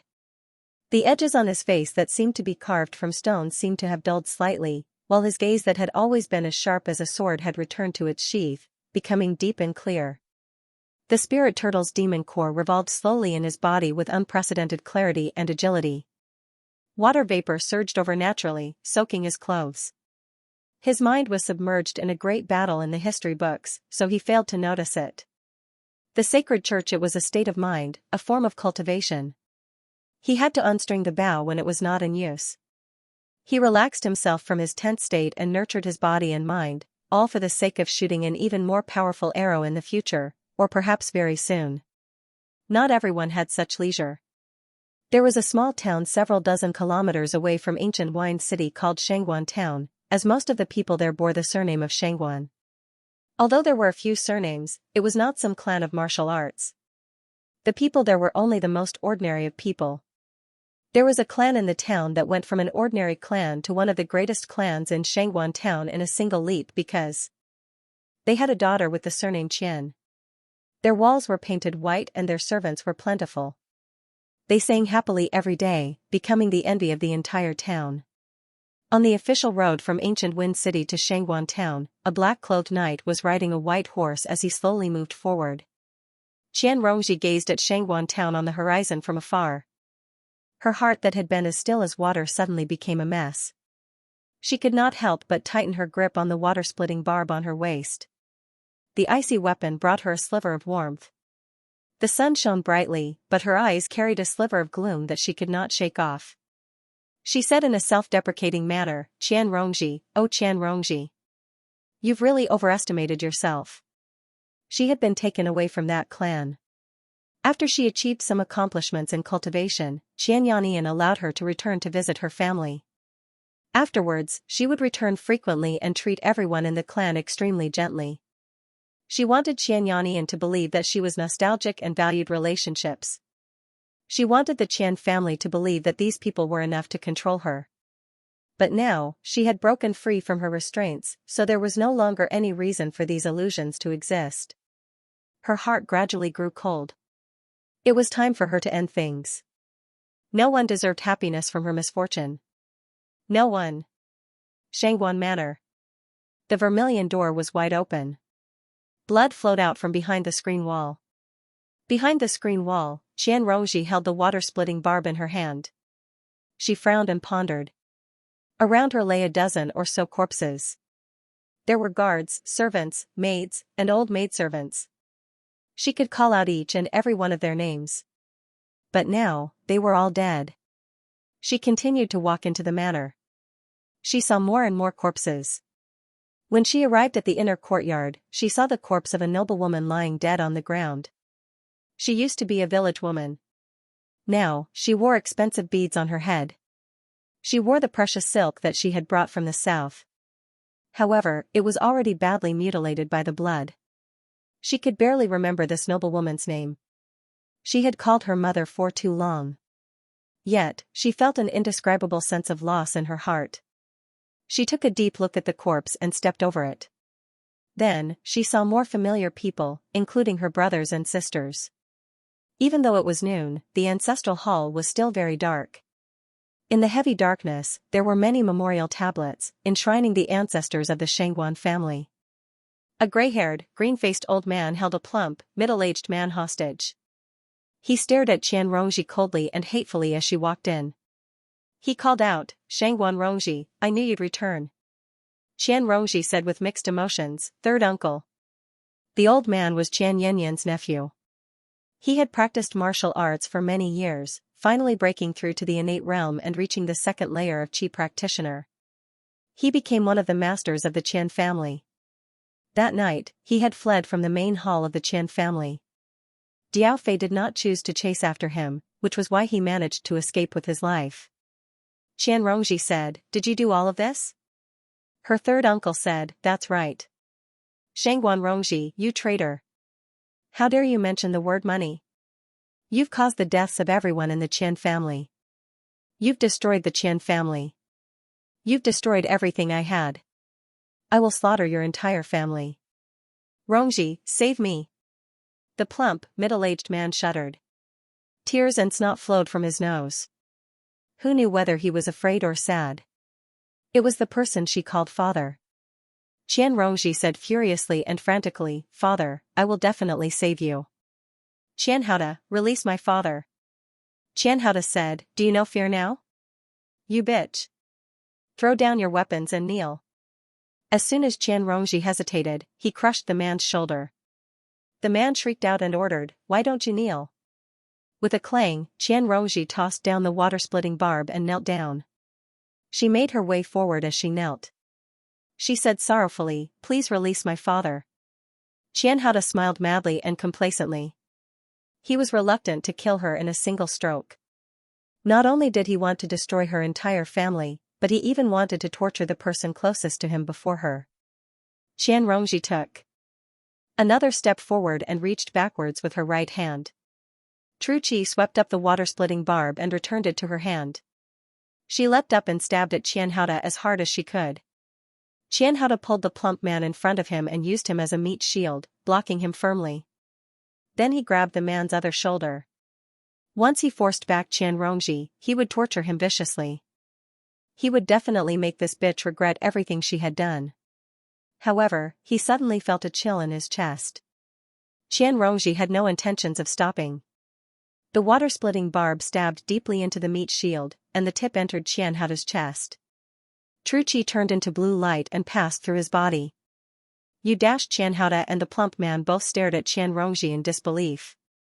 All they saw was that the sorrow on her face had already vanished completely. She had become cold and complacent. Qian Rongji smiled. Originally, it would have been rather difficult to kill you. Qianhao said, Shangguan Rongji, why you vicious woman? You won't even spare your own family. Qian Rongji corrected herself. I'm not Shangguan Rongji. I'm Qian Rongji. Basically all my family is dead. You're the only one left. From today onwards, I have no family at all. Suddenly, she drew the water-splitting barb. Qianhao and the plump man collapsed on the ground at the same time. Qian Rongji did not even glance at the plump man.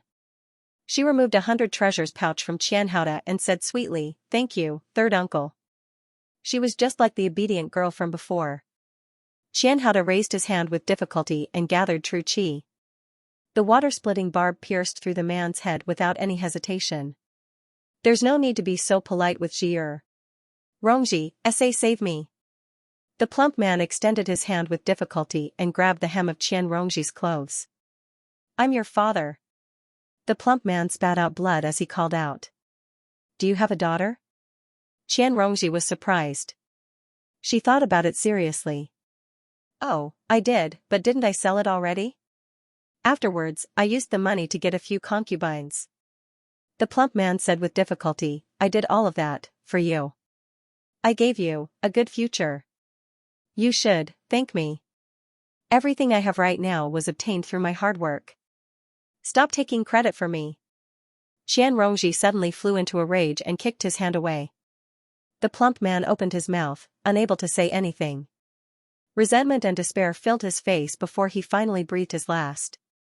You were fortunate because of my misfortune, and now you're unfortunate because of my fortune. It's very fair, isn't it? Qian Rongji said to herself. She walked out of the estate and cast everything behind her. All of her memories had been erased. Qian Rongji held a grand funeral in Shangguan town. She followed the most expensive and complicated ceremony, scattering paper money into the air. She knelt before the memorial tablets, leaning against the coffin as she cried until she almost fainted. However, she forced herself up and thanked every single person who had come to mourn her sorrowfully. Rongji was just carrying out an errand for the empire. I never thought she'd actually cause such a great disaster. Sigh, such a good daughter like Rongji has actually encountered something like this. The people of the Qian family are truly heartless. Deep into the night, everyone dispersed. The main door was firmly shut, and a pair of white lanterns swayed in the wind at the entrance. After turning down the neighbors who wanted to keep watch for her, Qian Rongji leaned against the coffin of her entire family in white mourning clothes. She took out a jar of alcohol from her third uncle Qian Haoda's 100 treasures pouch and a cup from the offering table. She poured away the alcohol that had been offered to the deceased and filled it up again. She raised the cup towards the memorial tablets before drinking it all. The next day, the coffin was buried. She was already a great filial daughter who was grief-stricken. She stayed by the coffin for 7 days.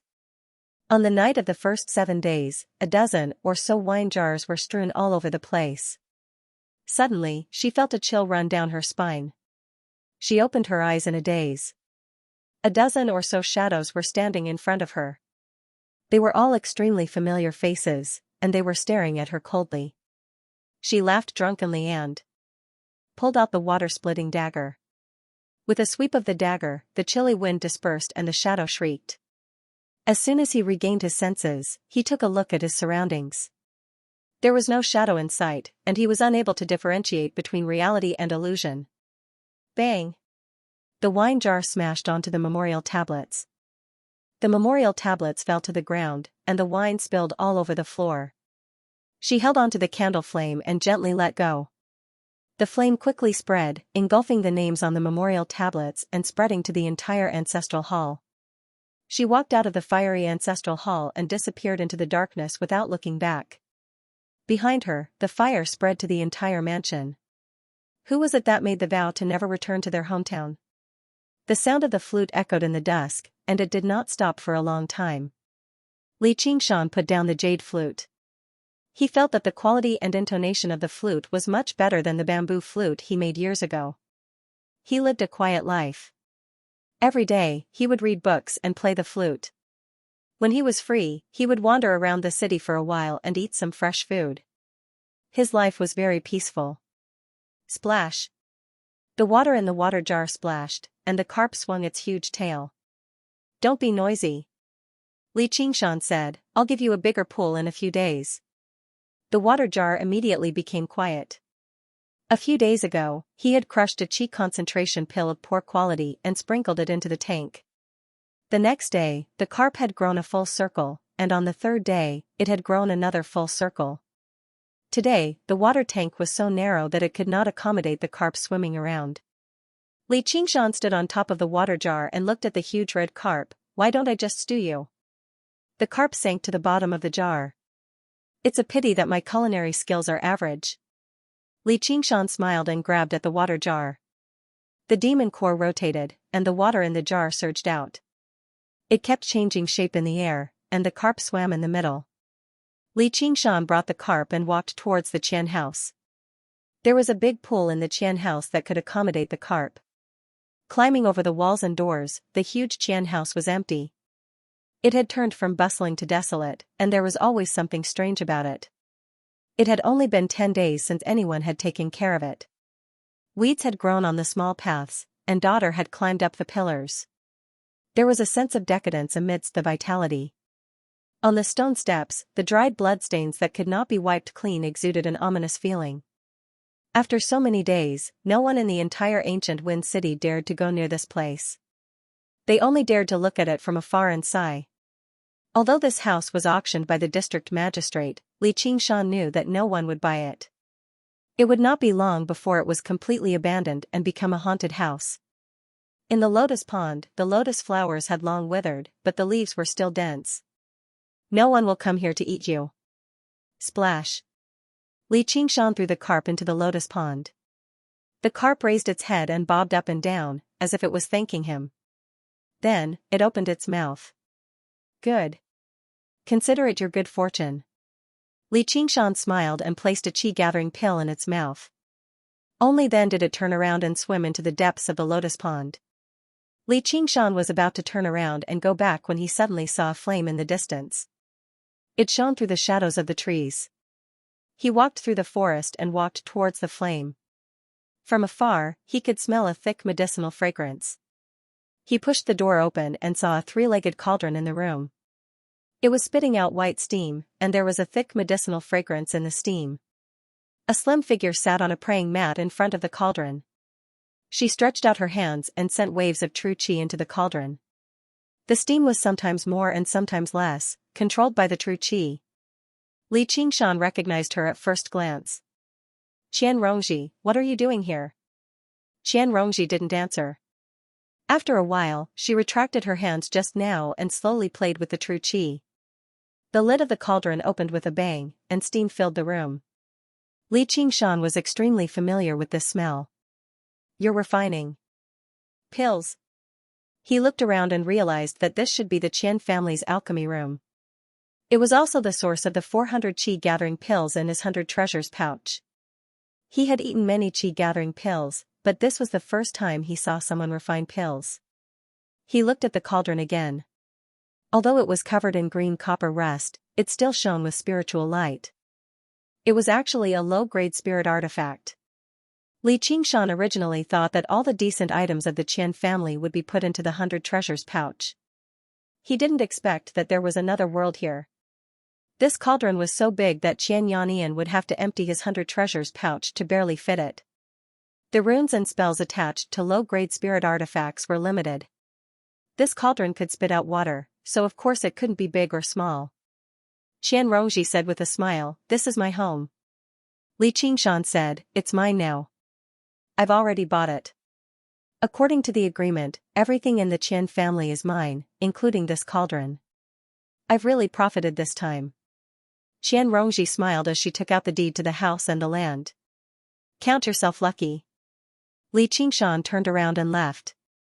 He didn't feel that it was a pity. If it wasn't for Qian Rongji, he wouldn't have bothered to search this Qian family mansion. Qian Rongji said, "Do you want to learn alchemy?" Li Qingshan stood still and turned around, saying, "What do you want?" Li Qingshan already understood that on the path of cultivation, other than the most basic qi refinement cultivation, there were also a few side occupations, such as talisman crafting, alchemy, artifact crafting, formations, and so on. Cultivators would usually master one or two of them, which was greatly beneficial to the path of cultivation. From the things in Xianxia's 100 treasures pouch, Xianxia didn't have much knowledge in artifact crafting and formations. However, he had some knowledge in talisman crafting and alchemy. This was also what he was interested in. "I want you." Qian Rongji hesitated for a moment. Biting her lips, she looked at Li Qingshan with extreme seriousness and shyness, saying, "You must think that I'm a lewd woman, but I've never done anything to a man." She felt that she had more or less figured out Li Qingshan's personality, so she secretly came up with a plan. Although it was a bit unexpected to bump into him today, it was a good chance to try it out. Li Qingshan would most likely reject her. Then, she would make a sad expression and tell him about her tragic childhood. At the crucial moment, she would shed a few tears. She didn't believe that his heart wouldn't soften. They would become a naked couple and make a solemn vow of undying love. With his forthrightness and generosity, she would definitely be able to swindle something out of him. However, just as she was seriously setting up her plot and writing the script, Li Qingshan once again acted freely without holding back. He smiled and interrupted her, saying, "All right, teach me alchemy, and I'll reluctantly sell you out." Although he didn't care about such a person, there was no reason for him to refuse such a good thing. He was a man, so why would he be afraid of her taking advantage of him? Qian Rongji's expression stiffened. Although she had thought of many possibilities, she never thought that Li Qingshan would be so shameless. It was completely different from what she had imagined, so she couldn't continue with the act. She suddenly remembered that the first time she met him, he was drinking wine in a restaurant. It was a huge mistake. The vine wanted to wrap around the tree to absorb the tree's sap and obtain more sunlight. It would be best if it could also wrap around the tree to death, but who would have thought that it would wrap around a metal pillar? As a transmigrator, Li Qingshan's horizons were very broad. Things like what Qian Rongji did in his previous life were practically the norm in society. Entertainment news wouldn't even be bothered to report it. At most, they wouldn't be as ruthless and calculative as her. Qian Rongji laughed dryly, saying, "You really know how to joke." Li Qingshan said, "Since you're done joking, let's talk about serious matters. What do you want in order to be willing to teach me alchemy? By the way, I can personally give it to you for free. I promise I won't despise you at all." Qian Rongji understood that seduction was useless against Li Qingshan. Even if she succeeded, it would be like throwing a meat bun at a dog. Not only would she not earn anything, but she would also have to pay something. Thus, she returned to her original self and went straight to the main topic. I want the 7th Metal Fiendish Qi Manual. Li Qingshan said, the one that Xianxia cultivates? I've looked through it. It's not there. Let's try something else. That old bastard must have destroyed it, Qian Rongji cursed. Li Qingshan said, the cultivation method is in the Hawkwolf Guard's library as well. You can read it once you get back. Qian Rongji said, I've already looked through it. There's plenty of trash that can reach the 5th, 6th, or 7th layer. There's not a single one that can reach the 10th layer. Li Qingshan said, where did you get the merit from? Qian Rongji only smiled. Li Qingshan said, forget about me asking. Where else can I find a Qi practitioner that can reach the 10th layer? Qian Rongji said, don't you think that's very shameful? That's your freedom. What has it got to do with me? Qian Rongji found Li Qingshan to be far too strange. He did not seem like a young man at all. And, the more she understood him, the more she found his way of thinking to be different from ordinary people. After a moment of thought, she explained with a smile, speaking of methods of practicing Qi that can reach the 10th layer, there are 5 most famous ones. Which 5? Li Qingshan gathered his attention when he heard something so important. Although Qian Rongji came from a small clan, according to the documents, she had once joined a large sect to cultivate, so she was knowledgeable. Qian Rongji said, do you know that every single person possesses the 5 elements? The 5 organs of the heart, liver, spleen, lung, and kidneys? Qian Rongji said, it's not as simple as the 5 organs. The study of the 5 elements is extremely profound. I can't explain it all in a moment, but every single person can choose one to practice. By focusing on one, their speed of practicing Qi will increase drastically. There are many cultivation methods for practicing true Qi of the 5 elements. The 5 most famous are the Gung Metal method of sharpening Qi, the Yiwood method of living Qi, the Gui water method of condensing Qi, the Bing fire method of burning Qi, and the 5th earth method of unyielding Qi. Apart from a few special sects, such as the sect of clouds and rain, there were also the truly large sections. Many sects would allow their disciples to choose one of the 5 cultivation methods and practice them. Originally, Li Qingshan had been considering which cultivation method he would choose to practice after completing the innate method of practicing Qi, but now, he had a vague idea of what to do. He did not believe in those secret methods. Although it was not absolute, he believed that survival of the fittest existed in this world. When a cultivation method became famous, it proved that it had been tested and tested by countless people. Who knew how many generations of people had modified it, making it universally applicable? And, when he practiced it, he could use the experiences of many predecessors as reference. As the saying went, only when everyone was good would it truly be good.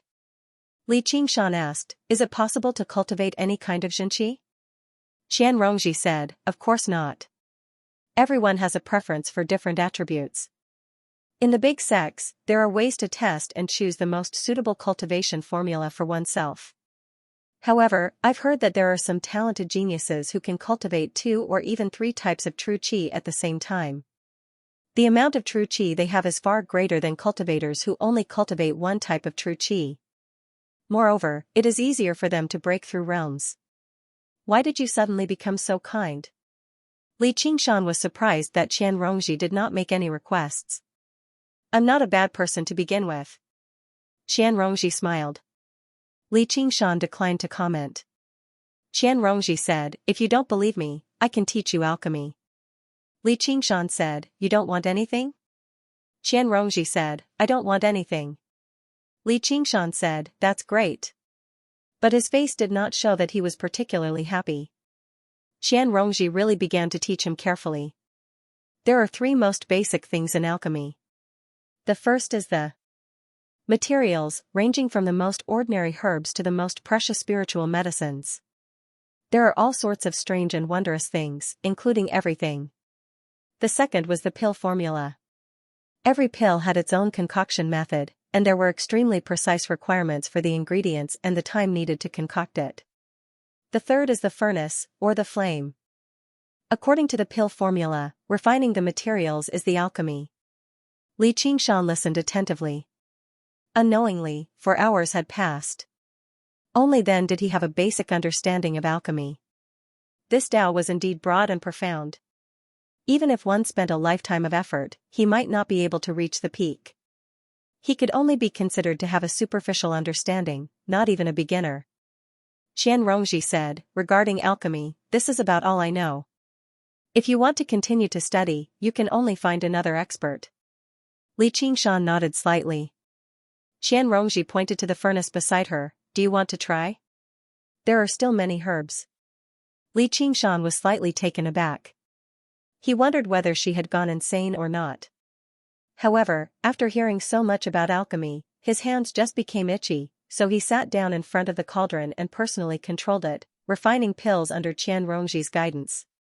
However, because the fire was slightly too intense, he ruined a cauldron of qi-gathering pills. Qian Rongji did not show the slightest sign of pity or blame him.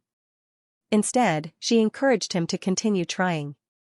Li Qingshan did not say anything and continued to try. His qi was extremely pure.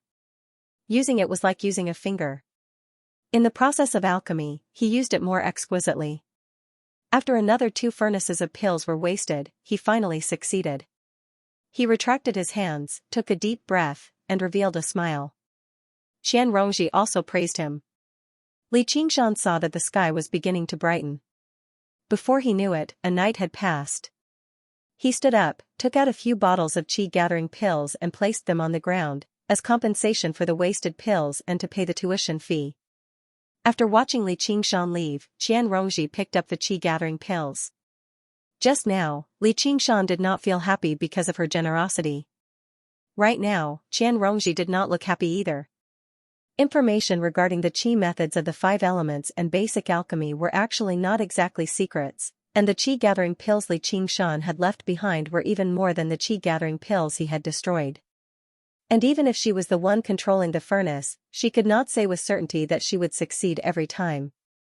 So it could be said that she had earned quite a bit. If it was an ordinary person, they would probably feel happy, but she felt something cold from it. It was an extremely cold alienation, a lack of gratitude, and a lack of human feelings. At any time, if she dared to plot against him, he would not hesitate to put her on his kill list. He would not tolerate it. Another failed attempt. This was not a man who could be manipulated by favors. Could it be that he really had no weaknesses that could be exploited? Li Qingshan did not think too much about it. He was just happy that he had learned a new skill. The path of cultivation was vast and profound, and there were endless mysteries waiting for him to explore.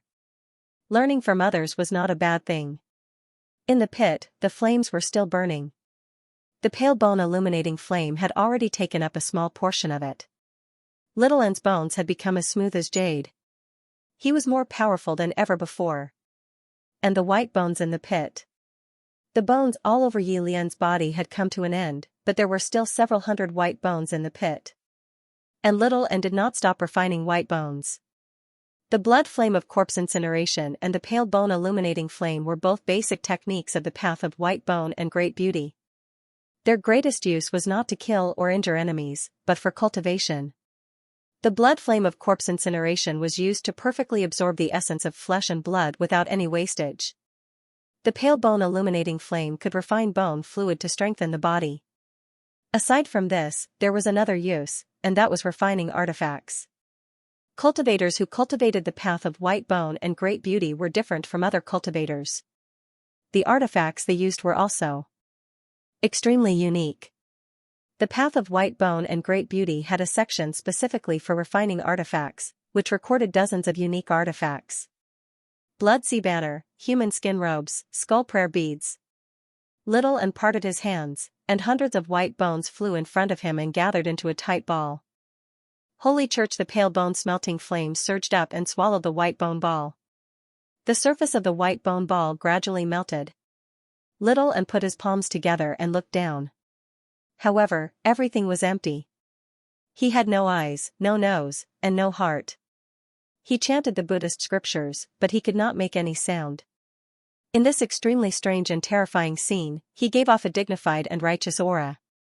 There was no evil or ghostly aura at all. The process of melting the bone ball was extremely slow, but under Little Ant's control, the pale bone-smelting flames grew stronger and stronger. Before he knew it, another half a month passed. Ever since he learned the art of alchemy that night, Xianxia came to visit him a few more times. However, in the end, she could not get anything out of Xianxia, so she hurried back to Jiaping City. She only left behind a sentence, saying that she would wait for him in Jiaping City. As for Xianxia's peaceful life, it was finally disrupted slightly. Even after the Qian family's rule over ancient Wind City crumbled, it could not turn the city into a happy paradise. This world was not a fairy tale world where everyone lived together happily. When there was no tiger in the mountain, the monkey became king. The martial artists, who had been suppressed by the qi practitioners, started to show themselves. They formed their own cliques and fought for territory. Every day, they had to fight on the streets for the ownership of every brothel. There were also countless martial arts competitions and assassinations in the dark. On this day, Xianxia went to a restaurant he frequented and ordered a table full of good food and wine. He had just started eating when a large group of people surged in and chased away all the customers. It seemed that the leaders of the two gangs in the western part of the city had chosen this place to negotiate. A man came to Xianxia's table and said impatiently, "Are you done eating? If you are, then scram." Xianxia looked at the man, then at the food on the table. He shook his head firmly. "I'm not done." The burly man said, "Brat, don't be tactful and pretend to be tough. These days, I've crushed a lot of bones under my hands." In the face of such a meaningless and unthreatening threat, Xianxia couldn't even bring himself to feel angry. He sighed that he had been too lazy recently. The burly man was enraged and attacked without hesitation. He was as simple-minded as he looked. No, his limbs weren't developed either. The brawny man flew out of the shop and crashed into a mud wall. However, when one burly man fell, dozens of burly men stood up and glared at him like tigers watching their prey. They shouted a few equally meaningless words and swarmed over.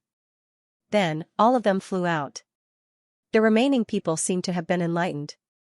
They stood there while trembling and watched as Xianxia finished his meal.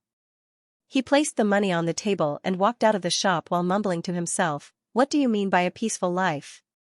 If I don't have power, I won't even be able to eat to my heart's content." At this moment, the leaders of the two gangs walked over from the two ends of the street under the escort of their respective people.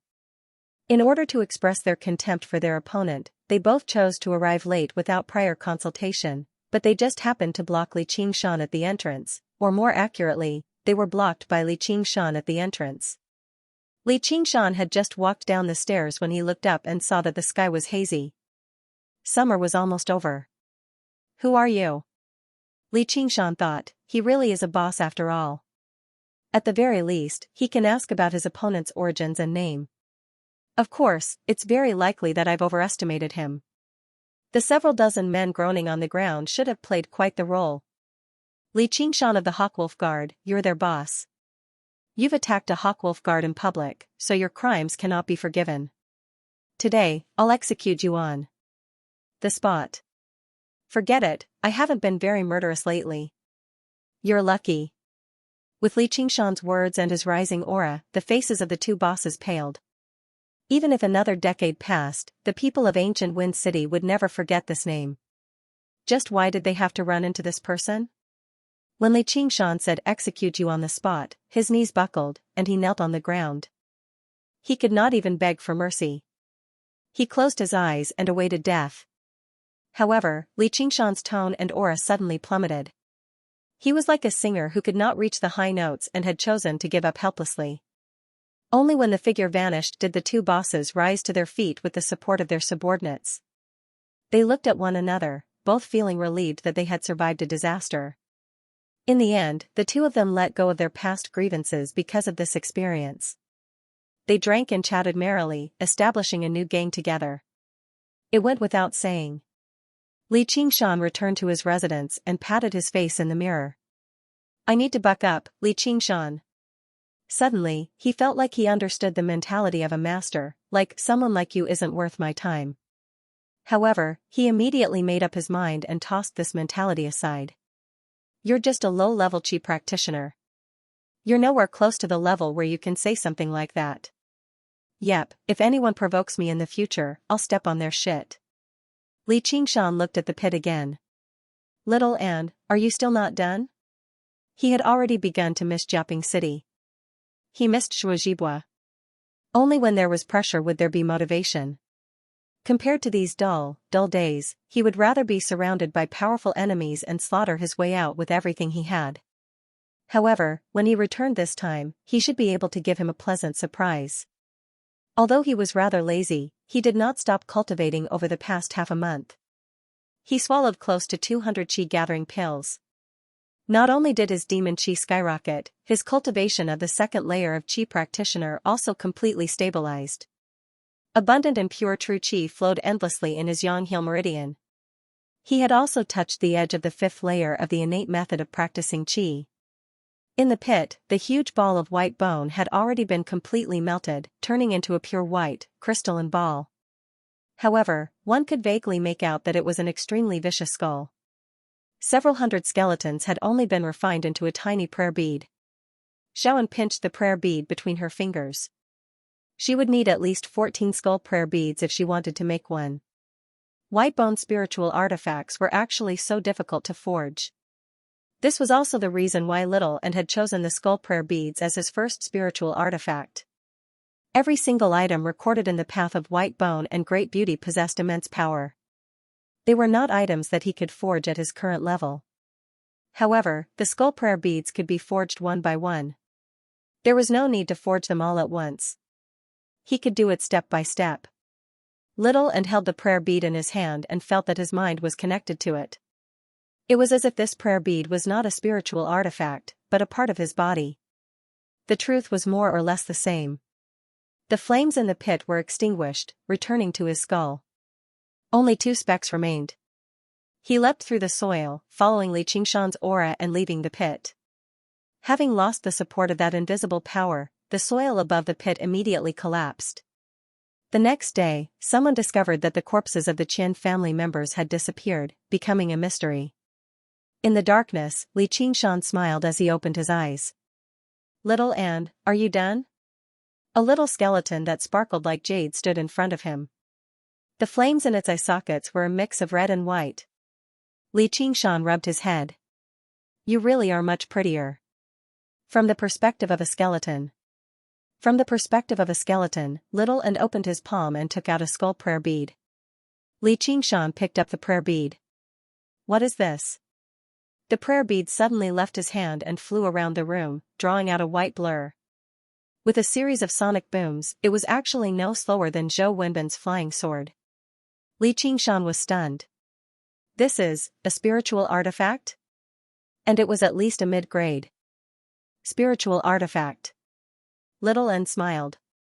He clenched his bony fingers, and the prayer bead in the air suddenly swelled in the wind, turning into a skull that was as large as a bucket.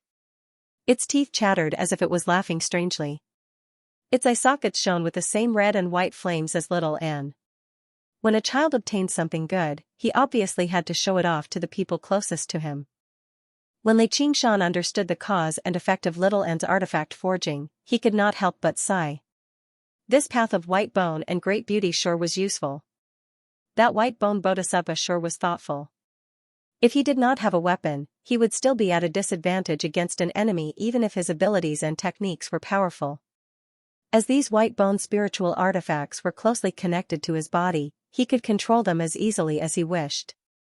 Their power surpassed that of regular spiritual artifacts. Calling them white bone spiritual artifacts was actually not too accurate. Even a single prayer bead was not at the level of a spiritual artifact. However, as Little Ant's cultivation was still too low and he did not have enough materials, he could only forge them to this level for now. Although the skull prayer beads were the easiest to forge, they were not the weakest. A string of skull prayer beads had at least 14 beads, and there were still 18 beads, 21 beads, all the way up to 1,080 beads. There were 10 different levels, and they could bind immortals and immortals. They had endless uses. Li Qingshan expressed his admiration once again, before asking about the matter he was most concerned about. Do you have any idea how many more sacrifices are needed to restore your body? little and lowered his head and calculated with his fingers. Afterwards, he raised his head and extended a finger. The flesh and blood of 1,000 more people were needed. Li Qingshan said, "The task is very difficult, but at least we have something to look forward to. Then let's go on a killing spree." When he extended a finger, it was destined that there would be 1,000 less evil people in the world. That night, Li Qingshan went to the county office and asked the county magistrate for the money he needed to sell his house and land. Although it was an emergency sale, it was still more than 1,000,000 taels of silver. It could be exchanged for 10 qi concentration pills from Zhou Wenbin. Before the next day, Li Qingshan took little and left the city that night. He did not look back at ancient Wind City again, nor did he have any plans to return. Meanwhile, in the lotus pond halfway up the mountain, a red carp swam freely, shaking the green lotus flowers. Fate had formed today, and he did not know if they would meet again. Under the curtain of night, Li Qingshan strode through the air in a straight line. By daybreak, he had arrived at the ferry crossing of the clear river. He boarded the boat and traveled down the river again, heading straight for Jiaping. In Jiaping City, Shuozhibua said, "So you're saying that he really defeated Qianxia?" Qian Rongji said, "Yes, I also find it inconceivable. Qianxia, that old thing, is old and frail. He's really too useless." He probably didn't expect that Li Qingshan was a body cultivator, so he was careless and fell for it. "It looks like you'll have to do it yourself." When Qian Rongji left ancient Wind City, in order to take the spirit artifact furnace with her, she had hired a large carriage to travel slowly.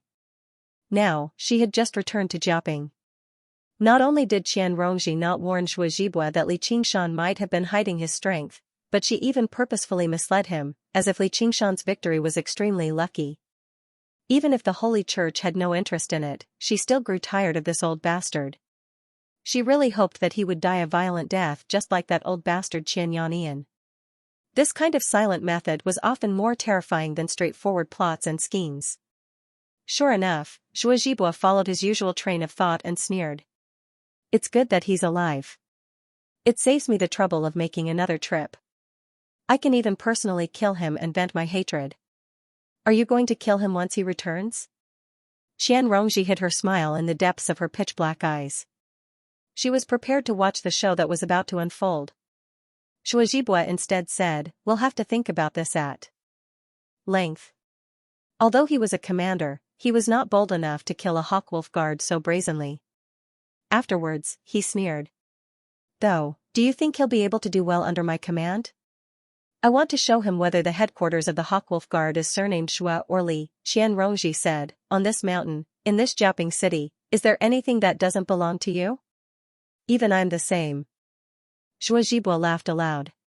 He would continue to watch over Jiaping City, watching over everything like a hawk forged from steel, until the day he died. When he saw the clear river turn around the mountain again, Li Qingshan directly leapt off the boat. Under the cries of the passengers, he climbed up the cliff face. He returned to his residence first and settled little and down before going to see Shuozhibua.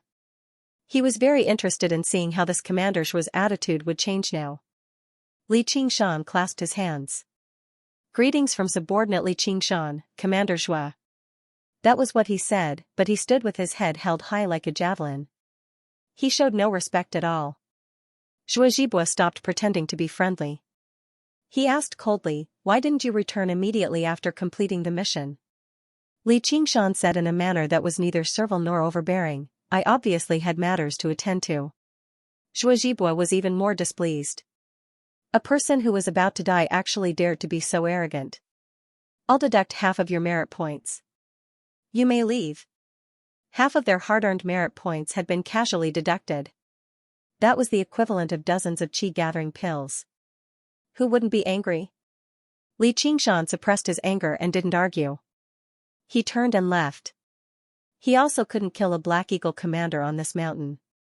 Right now, the tiger harms the man harms the tiger's heart, but because of the same reason, they could not easily make a move, but they were already sharpening their knives. As soon as Li Qingshan stepped out of the door, he bumped into Gujian. Gujian, on the other hand, had been waiting for a long time. With a face full of ridicule, he said, "Li Qingshan, do you really think you're a big shot just because you killed an old man who's about to be buried? You actually dared to speak to the commander like that, now you're suffering. Li Qingshan said, it is indeed a good dog raised by Zhuozhibua. His words were full of energy. Of course, he was not afraid that Zhuozhibua, who was in the building, could not hear him. His expression became more and more gloomy. What did you say? Gu Jian, who had been scolded in front of his face, was even more furious. This was not the first time Li Qingshan had humiliated him like this. Back then, it was because he was worried that Li Qingshan had a powerful background that he had tolerated him. Li Qingshan sneered, you only dare to bark at me here. Gu Jian choked and couldn't speak. He had originally wanted to provoke Li Qingshan. As long as Li Qingshan made the first move, Zhuozhibua would have a reason to interfere. But it was true that without Zhuozhibua, how would he dare to provoke Li Qingshan? That was a monster who had killed a fifth-layer Qi practitioner. Li Qingshan waved his hand, come with me to the front and explain things clearly. I'll let your plot succeed this time, and see if Zhuozhibua can save you. How would Gu Jian dare to follow? At that time, even if Zhuozhibua's plan succeeded, he would still be a dead man. He put on a brave front and said, don't be so arrogant. I'll see what happens to you. Li Qingshan did not look at him anymore. He turned around and was about to walk up when the old man guarding the treasure house stopped him. Who said you could go up there? Li Qingshan said, I have merit points, of course I can go up there. Go. The treasure house is under maintenance right now. Unauthorized people are not allowed to enter. Li Qingshan's pupils shrank and his brows furrowed. The old man felt an invisible force pressing down on his chest, making it hard for him to breathe. He forced himself to say, what, you still dare to barge in? Li Qingshan slowly raised his right hand, and the old man's throat skipped a beat. His muscles tensed up. His remaining true qi, which had been eroded by time, began to circulate wildly. He could sense that as long as Li Qingshan struck, it would be a terrifying attack that could collapse the mountains. Under the tremendous pressure, he did not even have the confidence to receive the next strike. However, Li Qingshan only patted the old man's shoulder. You're on your own. Afterwards, he turned around and left the treasure house. The old man immediately became covered in cold sweat. He clutched his knees and gasped for air. He was a veteran of the Jianghu for many years, yet he had actually been frightened by a half-grown junior. He felt utterly humiliated. He roared at Li Qingshan's back, you're the one who should be on your own. What happened afterwards was basically the same. There were no spiritual artifacts, no pills. The extremely rare merit points had been reduced to meaningless numbers.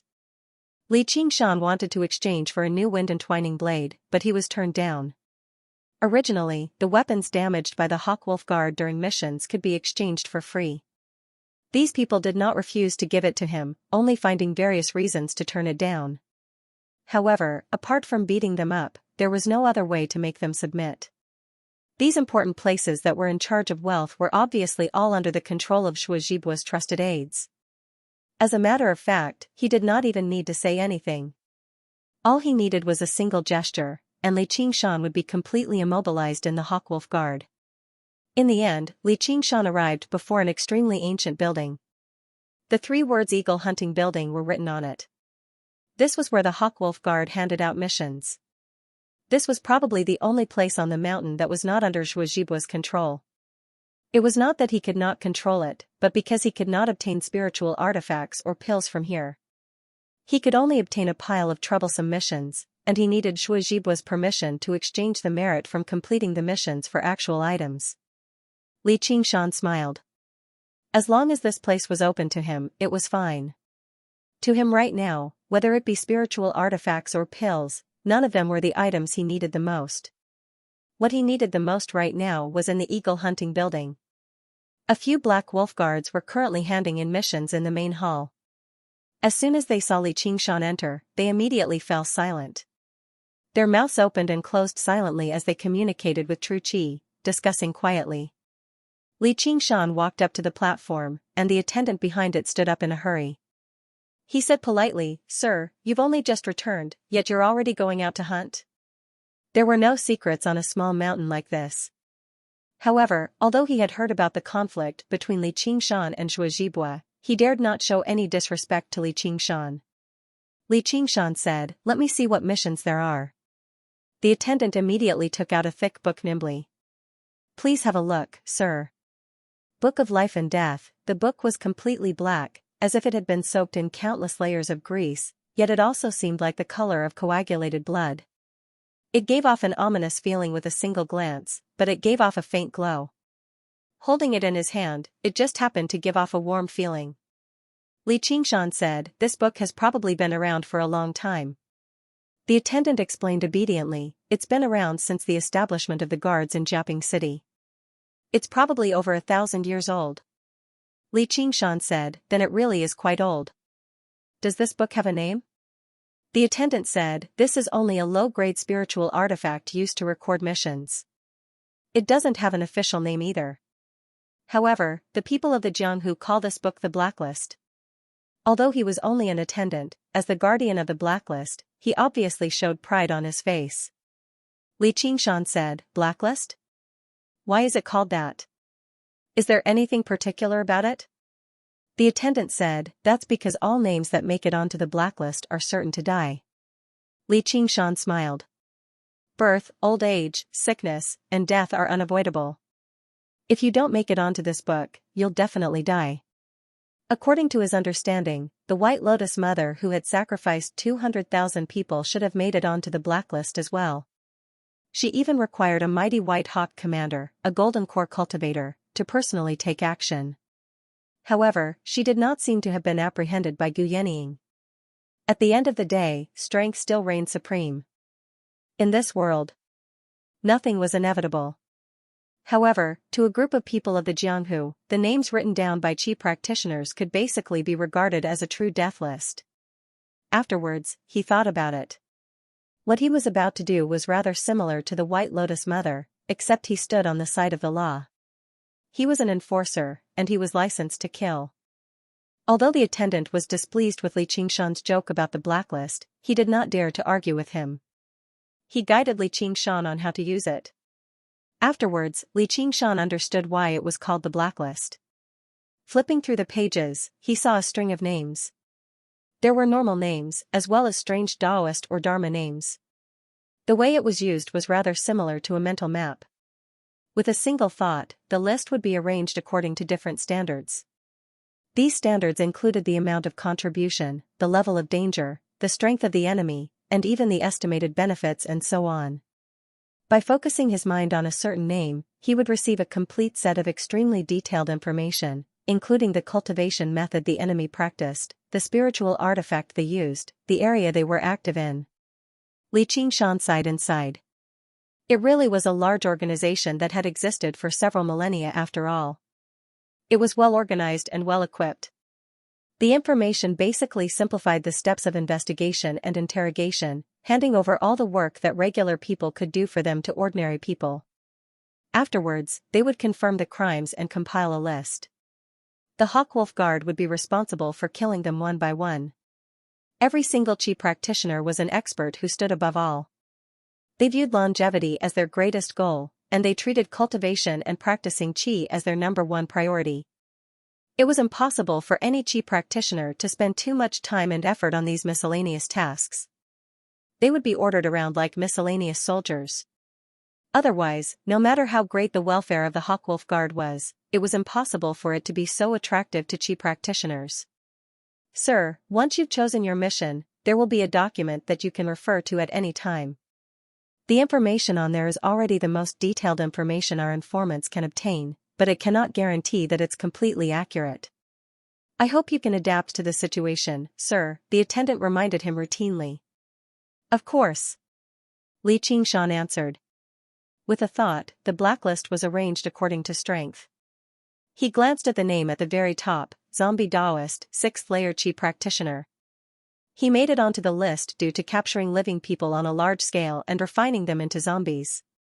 He's assessed as extremely dangerous. The contribution from completing the mission was actually as great as 5,000. However, it was very clear that apart from Shuo Zhibua and the Black Wolf commander who had never shown himself, no one else could complete this. Of course, Li Qingshan possessed the strength to do so as well. However, he only paused for a moment before directly flipping to the back, arriving at the last few pages. Most of the last few pages of the blacklist no longer recorded the names of people, but the names of gangs and sections. In places like the Black Wind Stronghold, a single name was no longer enough for the Hawkwolf Guard to target them. Afterwards, Li Qingshan chose his mission. The attendant said in surprise, "Sir, do you really want to accept these missions?" Li Qingshan nodded without any hesitation. "Go retrieve the documents. I'll set off right now." The attendant passed down the order in a hurry. Before long, other attendants returned with a pile of documents. Many of them seemed extremely old and gave off a dusty smell. Clearly, they had just been cleaned. Li Qingshan stowed all of the documents into his 100 treasures pouch before turning around and leaving. As soon as he made his way out, the Black Wolf Guards gathered over in a hurry. What mission did he accept? Afterwards, they looked at one another. They were dumbfounded. What does the kid want to do? Uphold justice? Stop joking. No matter how many missions he completes, he won't be able to get any benefits without Commander Shua's approval. In the main building, Shuazhibua sipped his tea leisurely. How's the kid? Gujian smiled. The kid ran around aimlessly and was given the cold shoulder. It had finally alleviated his hatred slightly. Shuazhibua placed down his teacup. Before I take his life, it's not bad to mess around like this. I'd like to see just how long he can endure it. Gujian said, I think he'll have to endure it no matter what. At this moment, a Black Wolf Guard rushed in. Commander, that kid Li Qingshan has accepted a mission and left the mountain. Shuazhibua said, Oh, is he trying to avoid me? Which mission did he accept? The Black Wolf Guard said, more than one. How many? The Black Wolf Guard revealed a strange expression.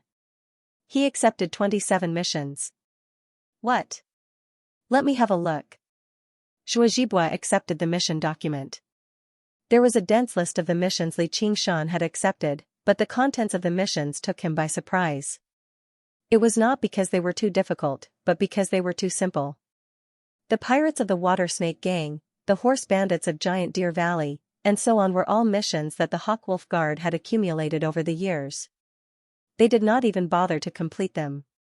That was because the targets of these missions were all regular people of the Jianghu. They would only be able to get some silver from them at most. Pills and spiritual artifacts were out of the question, and because they were too simple, the contribution they gave was extremely low. Only Black Wolf Guards who had just joined the Hawkwolf Guard would use them for practice before refusing to waste any more time. They would rather practice Qi and cultivate on the mountain. As the lowest level of organization in the Hawkwolf Guard, the first grade of Black Iron, they were all composed of Qi practitioners. Their primary targets were Qi practitioners like themselves. As for the people of the Jianghu who practiced internal and external martial arts, they mainly served as a deterrent. As a result, a small vacuum was created. This vacuum was known as the Jianghu. Gujian said, with that, he'll have another excuse to leave Jiaping City. Shuazhibua snorted. If he's willing to do the hard work, then let him.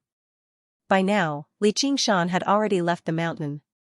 He silently estimated that there would be around 1,000 people after completing these missions. This was his greatest objective, to help Little and recover his body. For the sake of this objective, he could temporarily postpone everything else. Now, he felt more and more like joining the Hawkwolf Guard was an extremely correct choice. Otherwise, would he still be able to go around asking around for bad people? And, if a Qi practitioner massacred regular people on a large scale, even if they were all bad people, it would still raise a great deal of attention. They might even end up on the blacklist, standing against the state. It was much simpler now.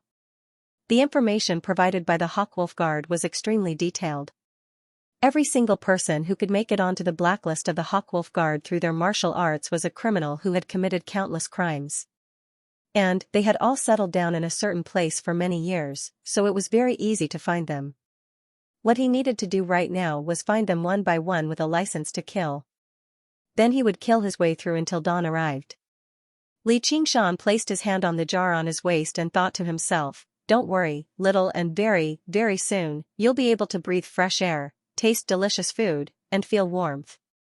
You'll be able to smile like other children. Li Qingshan did not leave the city directly. Instead, he paid a visit to the government office first. He wanted to exchange the several million taels of silver on him for some qi-gathering pills. He had a feeling that this journey would take quite some time.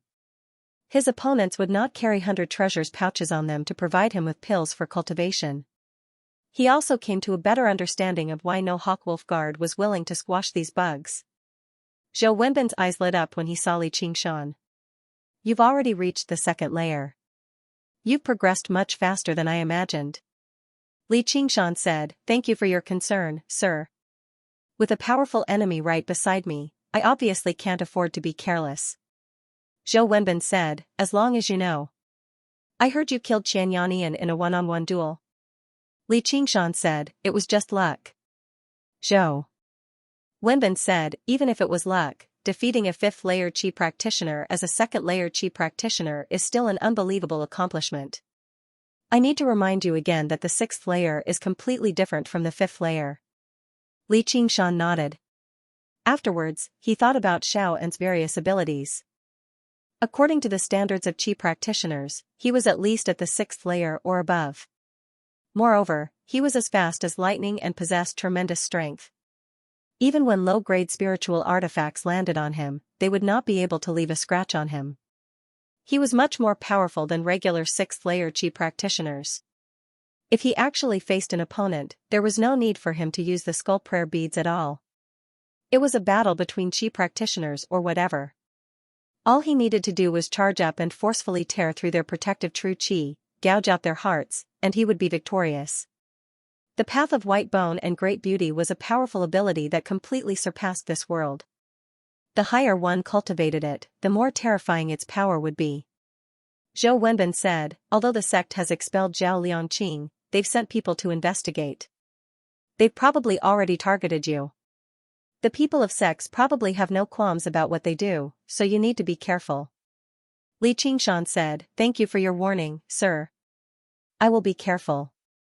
The sect had lost their property in Jiaping City, and they had also lost an expert who was about to break through to the 6th layer of Qi practitioner, so this kind of reaction was expected. Zhou Wenbin said, fighting for a moment of loyalty is useless.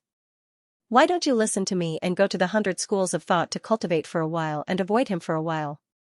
When you're fully fledged, why would you need to fear a mere Zhuozhibua? Li Qingshan said, are the 100 schools of thought really that great? For you to constantly think about it, sir? Zhou Wenbin said, that's where the foundation of Great Xiao lies. It gathers all the young geniuses in the 1500 kilometers of the Clear River Prefecture, so it's obviously a great place. What do you think about my talent and cultivation? Li Qingshan praised, sir, you've reached the 6th layer at such a young age and you're the ruler of a district, standing above millions. You're obviously a dragon among men. The Sacred Hall could not help but sigh inside. The 1500 kilometers of land was the size of all the countries in Western Europe. Just how imposing would it be to gather all the geniuses in this vast land and cultivate together? Zhou Wenbin shook his head with a bitter smile, I'm not a dragon among men. I'm just barely average. As for the ruler of a district, why would the truly talented geniuses need to rely on external resources and waste their time on governing a district? As long as they cultivate quietly, their cultivation will far surpass mine. A 6th-layer Qi practitioner who was average? Li Qingshan was slightly surprised and sighed, there are many geniuses in the world. There's no need to belittle yourself, sir. He was not surprised that there were people who surpassed him in terms of practicing Qi, as he knew very well that his talent for practicing Qi was nothing special, and he had only started practicing Qi recently. He did not have anyone to guide him, and the pills he had always used were common ones like Qi-gathering pills. Those who truly came from large clans of Qi practitioners might have started cultivating at a very young age.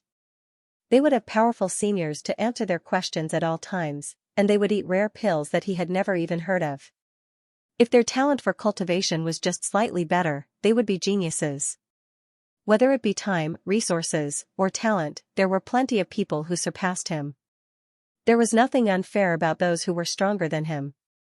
This was what it meant to win at the starting line. No matter what world, no matter what era, this would not change. Rather than complaining, it was better to work hard. Kings, nobles, generals, and ministers would rather have the guts. Zhou Wenbin said, "Your Huaseng Zanhua might come from a renowned clan, but he's always been studying in the 100 schools of thought. Even now, he still hasn't completely left. Even I have to call him senior brother when I see him. There's a saying that the geniuses of the world all come from the 100 schools. You better think about it. Then I'll definitely go and take a look in the future. When the time comes, I hope you can lend me a hand, sir." Sanctuary. Li Qingshan once heard from Gu Yenying that Huaseng Zan's cultivation level was at the 10th layer of the aura training stage. Because of this, Gu Yenying even lectured him a little, telling him to drink less wine with women. At that time, he didn't have much of an idea of the 10th layer of the qi refining realm. Only now did he understand what kind of realm it was. He had opened all the meridians and acupoints in his body and was only one step away from the heavenly tribulation. Even if he transformed into a demon, he might not have the confidence to win. Zhou Wenbin said, "This is also my duty, it can't be considered helping. While I'm in Jiaping City, I'm not bound by any restrictions, and I don't have to do any work either. However, there is only one thing that must be done.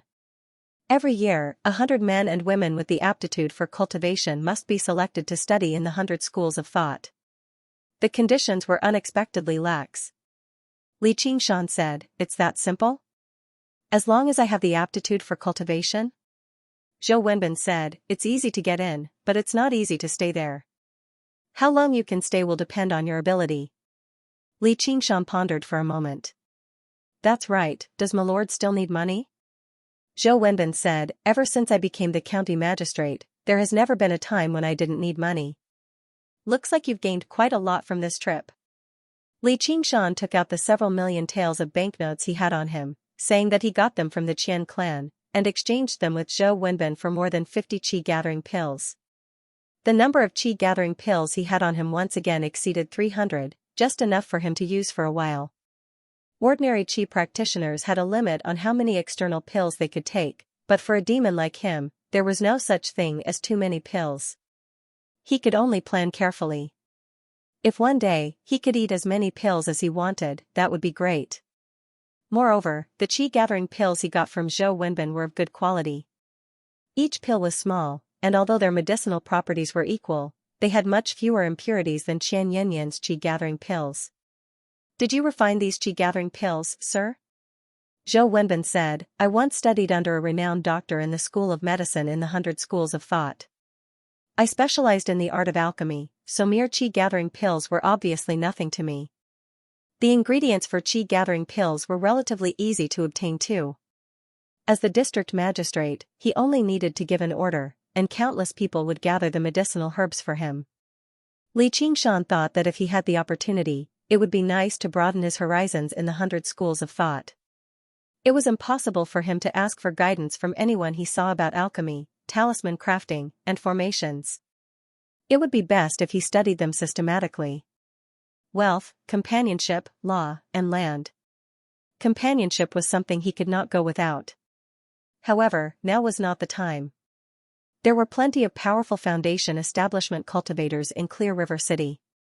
If Little and continued to hide in the jar, it would be very easy for him to be discovered. He needed to help him recover his body first. Li Qingshan stood up and bid farewell. He left the government office, but he did not make his way in the direction of Clear River.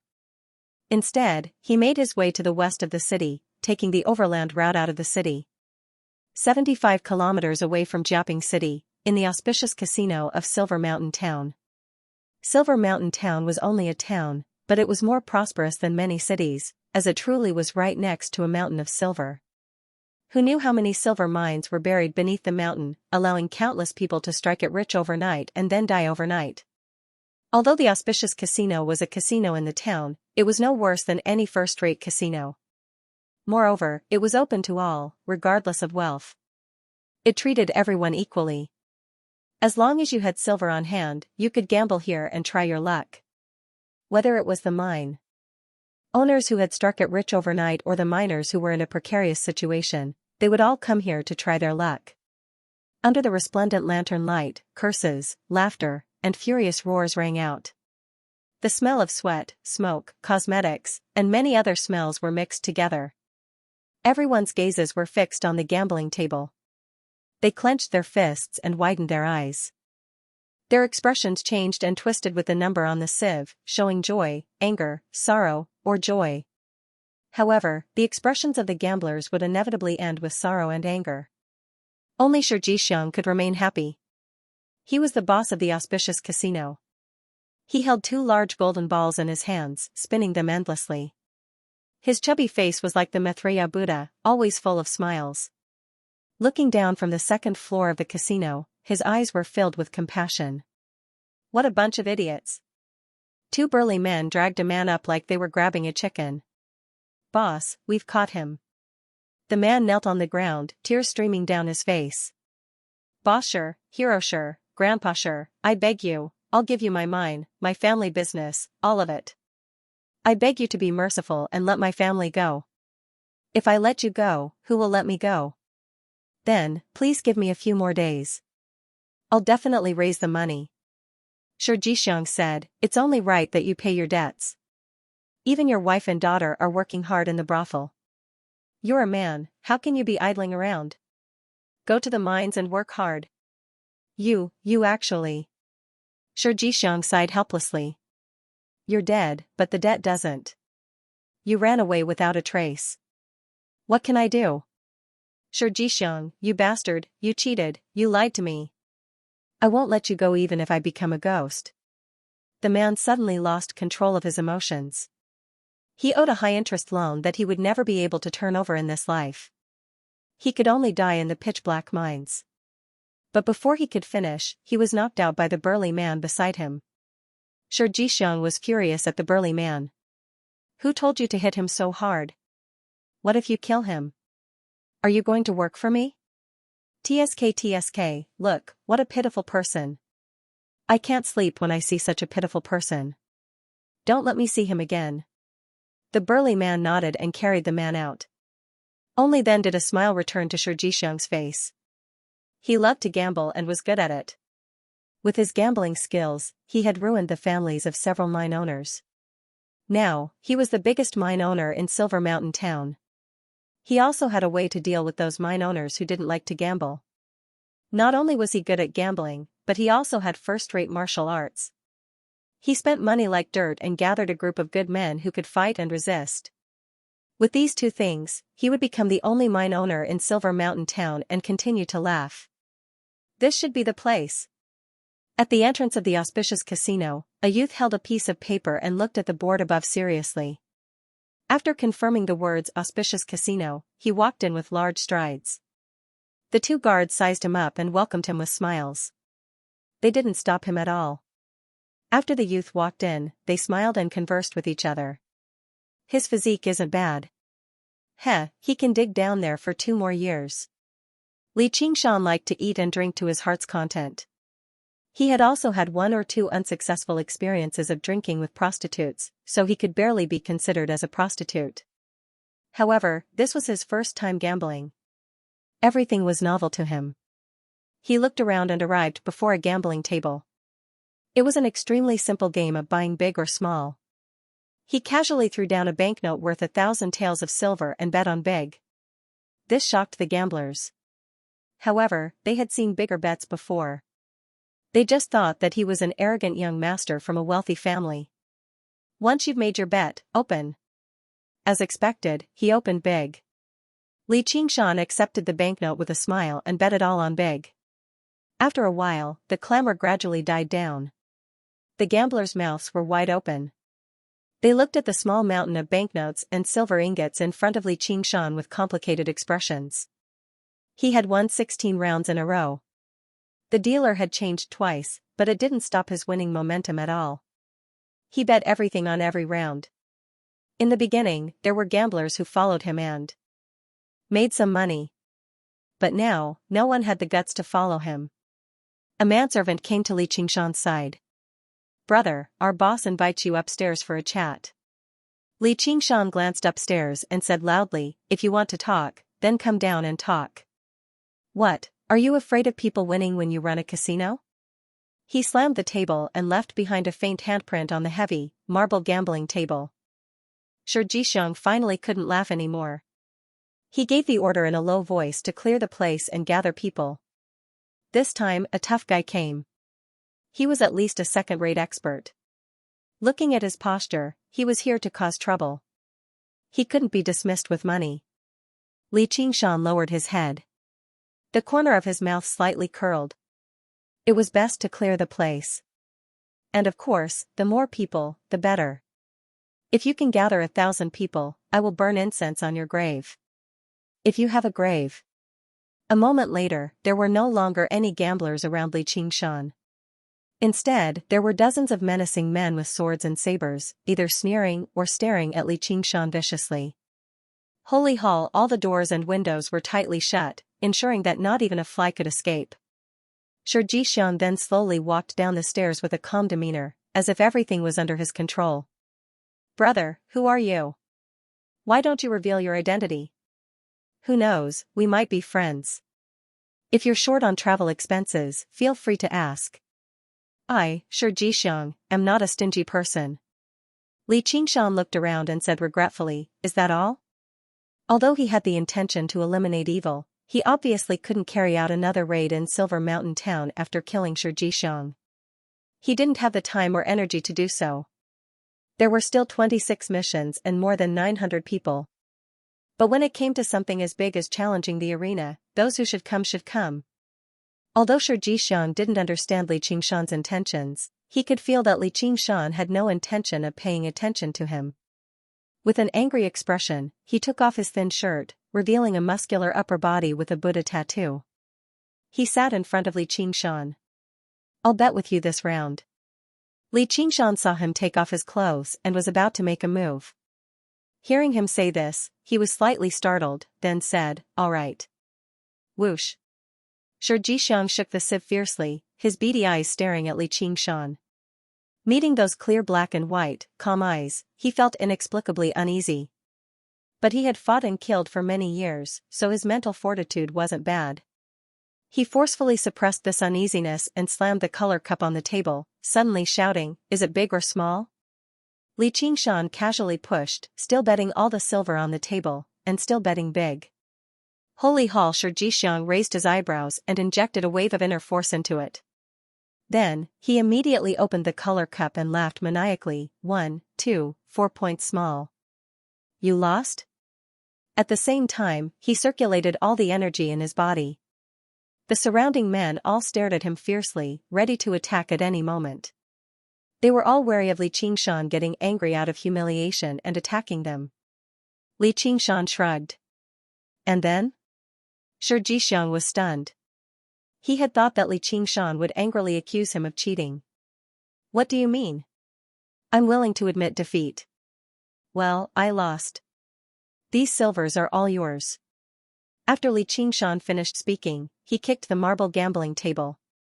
None of the people present had expected that the heavy and sturdy marble table would actually instantly possess such a terrifying speed and momentum as it whizzed through the air. Xianxia's pupils shrank. He was shocked. Even an external martial arts master could not possibly have such strength. At the same time, he reacted and leaped upwards with all his might. His lightness skill that he was proud of, the 8 steps chasing cicada, seemed so slow at this moment. He could only watch as the dice and the color cup spun and flew into the air. The marble table crashed into him. Boom! Smoke and dust flew everywhere. The marble gambling table crashed Xianxia into the wall, embedding the lower half of Xianxia's body into the wall. The bones in the lower half of his body were instantly crushed. The surrounding men who were watching from the side did not seem to be able to react to what had happened. Didn't they win? How? Was it that in the blink of an eye, their high and mighty boss sure had turned into such a miserable state? Xianxia ignored them and made his way over to the marble table. Xianxia really was a first-rate master after all. His life force was tough. Even though his lower half had been crushed, he still retained a clear mind. Who are you? Xianxia said, I work for the Hawkwolf Guard. I find it annoying when people like you smile. Only an expression like this suits you. He casually caught the falling dice beside him. Also, size doesn't depend on this. He tossed it backwards without even looking at it. The dice pierced a man who was about to launch a sneak attack from behind. Why are you betting against me? Everyone immediately understood the difference in strength, as well as the arrival of death. They charged towards the entrance without any regard, wanting to open the entrance that they had just sealed up tightly. A man looked back in fright. From Xianxia's waist, flame swept over like a dragon. Wherever it passed by, everyone was reduced to nothingness. Only a set of clothes remained, drifting gently to the ground. This was basically even more terrifying than any bloody scene. He leaned against the entrance firmly before losing all consciousness. The fire snake opened its mouth, about to swallow Xianxia, but then it stopped and looked at Xianxia. Xianxia waved his hand, expressing that there was nothing else he wanted to say. Xianxia opened his mouth. He did have something else he wanted to say, but his face was illuminated by the flames. The fire snake immediately swallowed Xianxia. The gamblers did not disperse. Instead, they lingered outside. The night had only just begun. They had yet to enjoy themselves to their heart's content. They believed that the foreign kid who didn't know the immensity of heaven and earth would soon suffer, and then the casino would reopen. However, there were also people who believed that the kid would not be that easy to deal with. Afterwards, they split into two groups and gambled. However, they waited for a very long time, but the entrance did not open. However, no one was bold enough to barge in. Only when the next morning did people from the government open the entrance. The large casino was empty. In a small inn in the middle of nowhere, there was only a single lantern. Xianxia unfolded the mental map of Qingzhou and planned his destination for the next day. He used an invisible line to connect the 27 points. 27 points, 1,000 people. Little and sat at the side. He looked at Xianxia thoughtfully. Xianxia asked, "Do you remember the number?" "How much?" Little and dipped his finger in tea and wrote on the table, 57. 26 points, 953 people. Xianxia revised the numbers in his mind. He did not deal with the assets left behind by Xianxia. Ever since Little and gave him this clear goal, it had become his number one goal that he could not wait to complete. The faster he was, the sooner Little and could recover his physical body. However, it was not completely without gains. Xianxia had been engulfed by the flames, but he had left behind a few talismans. They were supposed to be his trump cards, but faced with the absolute difference in strength, they were not used at all. Xianxia raised his head and smiled, "It will be done soon. Tomorrow, we will go to Jilu Valley and look for those bandits. What do you think? The route I planned is not bad, right?" Little and wrote on the table again, "But if we continue like this, we will soon alarm these people and they will hide." "That's true. Then we can only move faster and travel day and night. If they all hide, it will be troublesome." Xianxia was slightly stunned. He rubbed his chin in thought and found that Little An's words made sense. These people were not monsters in games, waiting to be cut down.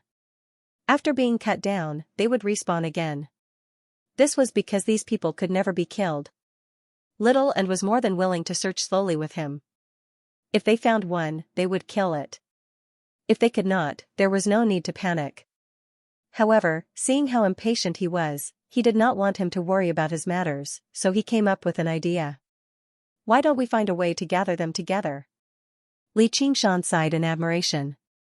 Compared to finding them one by one and seeing if he could invite them to a certain place and then kill them all in one fell swoop, if he wanted to farm monsters, he obviously had to lure them over. Why hadn't he thought of such a simple principle? Momo Little An's head, "I couldn't tell, but your little head is so full of schemes." Little An could not take the compliment and lowered her head in embarrassment. With that, Xianxia's thoughts immediately sprang to life. Afterwards, he flipped through the mission information and finally found a name. Xianxia lived on an island in a large lake in the south. He called himself the island master of Xihua. He was a romantic and had a penchant for sex. According to investigations, he was a pervert who had committed over a dozen crimes in the past. His cultivation was also the highest out of the 27 missions that Xianxia had completed. He was a first-layer Qi practitioner and was extremely reputable in the underworld. He was rated as someone with a wide network of friends. To the Hawkwolf Guard, he was perfectly stuck in a situation where he could defeat all martial arts practitioners. He could be described as a master of survival. Li Qingshan muttered to himself, Xianxia only had a birthday and he managed to invite so many people to celebrate. You might be a little weak, but you can't be too bad. Right now, all I care about is quantity, not quality. Of course, he probably would not be able to celebrate his birthday so coincidentally, but there had to be a reason for him to marry and have children. If he did not have a reason, then he would create one for him. Afterwards, he would invite many masters of the blacklist to attend the gathering. The corner of Li Qingshan's lips gradually curled up into a smile. Perhaps there would be even more unexpected benefits. Silver Mountain Town, the third day after Li Qingshan had left. Night, 1 watch. Within the thick mist. A luxurious carriage drove over slowly. The wheels rolled over the stone path, but it made no sound at all, as if it was separated by a layer of sponge. It stopped in front of the auspicious casino silently. A handsome young man dressed in red came down from the carriage and walked into the casino with his head held high. Although Shi Jixiang was gone, only 2 of the 5 leaders under him died that night. The remaining 3 were helping him take care of the mines and other properties, so they managed to escape the disaster. At this time, they were discussing with their subordinates how to distribute the remaining fat of Shi Jixiang to Shi Jixiang's concubines. The 3 of them laughed together, and the atmosphere was quite harmonious. But when it came to the ownership of the gambling house, which was making huge profits every day, they immediately changed their attitude. The dispute was so intense that they almost took out their blades to fight each other. At this time, the red-clothed youth walked into the gambling house. His body seemed very thin, and there were no signs of him practicing martial arts or qi. However, he was very arrogant, so he naturally did not receive any kind treatment. Where did you come from, Uncle Rabbit? This is not a place you should be at. Hurry up and get out. Before the person finished speaking, his shoulder fell off his head. His face was still filled with shock. He did not know how this world had suddenly turned upside down. At this time, a cold snort came from the carriage outside the gambling house, and a skinny finger stretched out of the curtain. The red-clothed youth turned back and smiled. Thank you, lady. A Xianxia expert. The 3 leaders were shocked at the same time. Moreover, it was a Xianxia expert who was unimaginably powerful. And the real trick was probably only qi practitioners like Shui Jibua, who had opened up their qi could see. To be able to directly release qi over 30 meters away to kill someone, even a 6th-layer qi practitioner would need the help of a spirit tool to do so. This was a different concept from using spells. Li Qingshan could also use a suitable spell to attack from this far away, but using qi, 3 meters was the limit. Moreover, it could only be used to slap people, not behead them. And for ordinary 2nd-layer qi practitioners, 1 meter was already considered not bad. After all, if the power was similar to using qi directly, then why would qi practitioners spend so much effort to create spells, and then painstakingly condense their qi into spells? An old, shrill voice came from inside the carriage. You'll answer whatever he asks? If you don't know, then go investigate. If you don't get an answer, you'll all die. Everyone in the gambling house trembled. The red-clothed youth took out a portrait. That night, the person who came to the gambling house, was it him? The face on the portrait was extremely lifelike. It was Li Qingshan. After a while, the red-clothed youth came back to report. Lady, it's confirmed that the person was Li Qingshan. He left Silver Mountain Town. Where did he go? He probably went to Jilu Valley. It seemed like he had completely grasped Li Qingshan's whereabouts. Then let's hurry. How impatient. This time, it was an old hand that stretched out of the curtain. Its long nails were painted bright red, making it look a little strange. A series of screams rang out in the gambling house. An ordinary long blade suddenly danced in the air, crisscrossing and drawing streaks of white light, killing everyone in the gambling house one by one. Compared to using qi to kill people directly, it was easier to use a tool. Of course, it would be even easier if the tool was a spirit tool. Everyone in the gambling house knew martial arts, and the three leaders were second-rate experts. But in the face of the all-pervasive long blade, there was no way they could resist. In a few breaths, the gambling house was littered with corpses, and the long blade finally fell to the ground with a clang. The red-clothed youth was slightly taken aback. He heard the old voice in the carriage say, "You humiliated my Jia, and you still want to live?" The red-clothed youth immediately revealed a look of incomparable happiness. He entered the carriage and threw himself into the arms of an old woman. The old woman was dressed in red, and her hair was white. Her face was haggard, and she hugged the handsome youth like a lover. They weren't just the two of them in the carriage.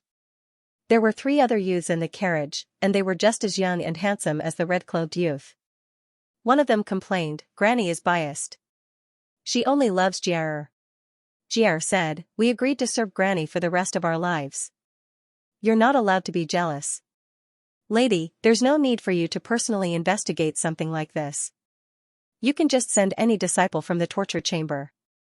The incident at the Jiaoping Gate Tower is likely related to this person. To be able to kill Zhao Liangqing without anyone noticing, he must be at least in the 6th layer of qi refining. If we send a normal disciple, he'll just be sending himself to his death. There's no point in staying in Clear River City all the time."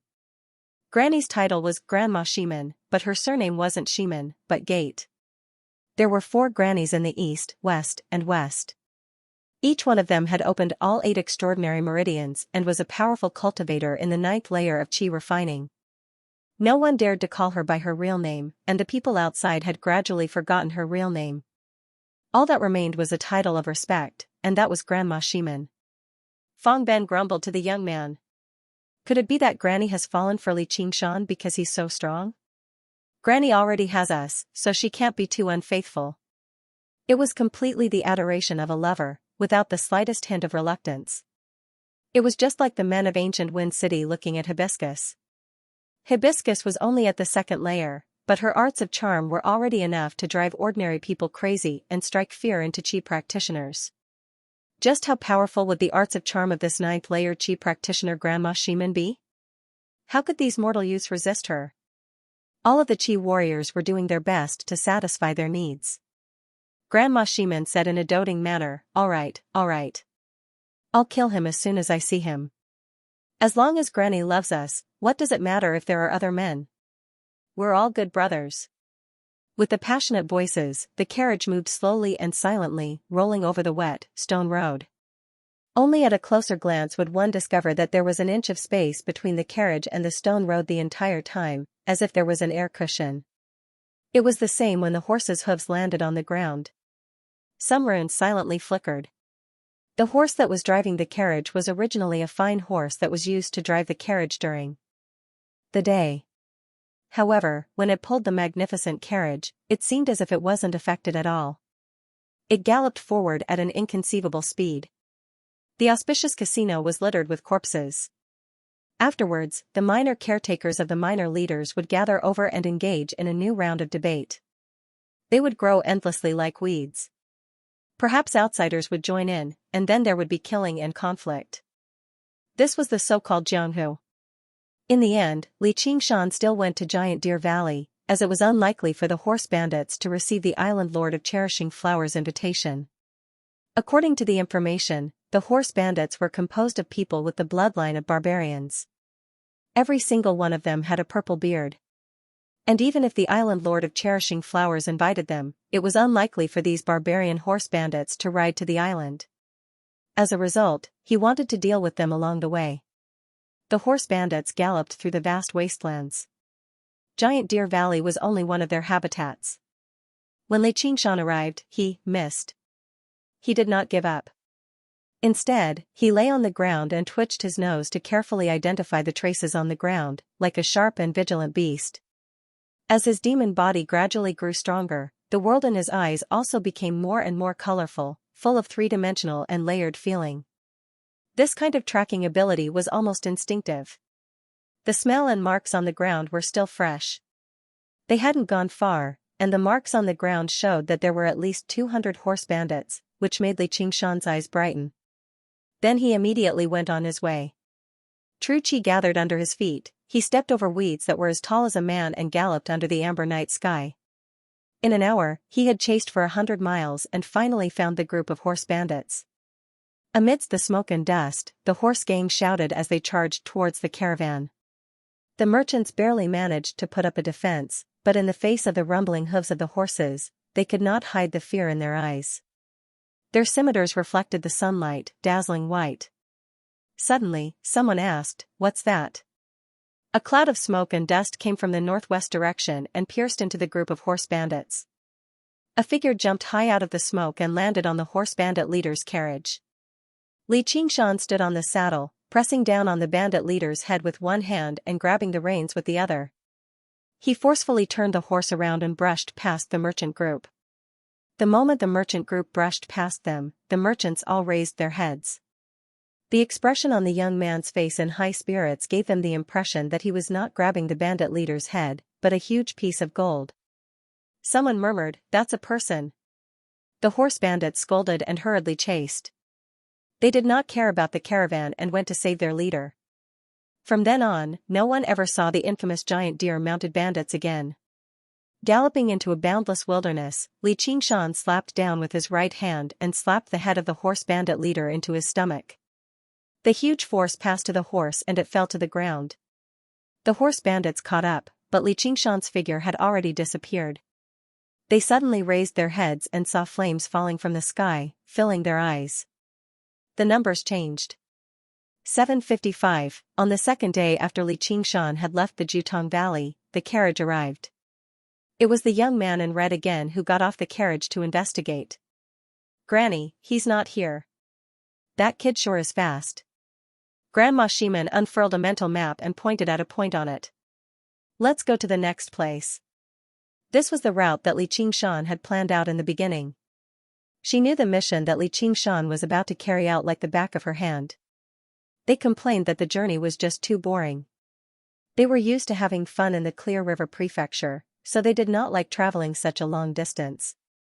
Grandma Ximen said dotingly, "All right. Once we reach the next city, we'll rest up." It was a tiny puddle on the map, but when they saw it in person, it was a vast, misty lake. "This is it. This bastard sure knows how to enjoy himself." Xianxia stowed the mental map away and gazed into the distance. Through the depths of the mist, he could vaguely make out an island. The island was shaded by green willows, with red walls and green tiles vaguely visible. The lake was adjacent to the city.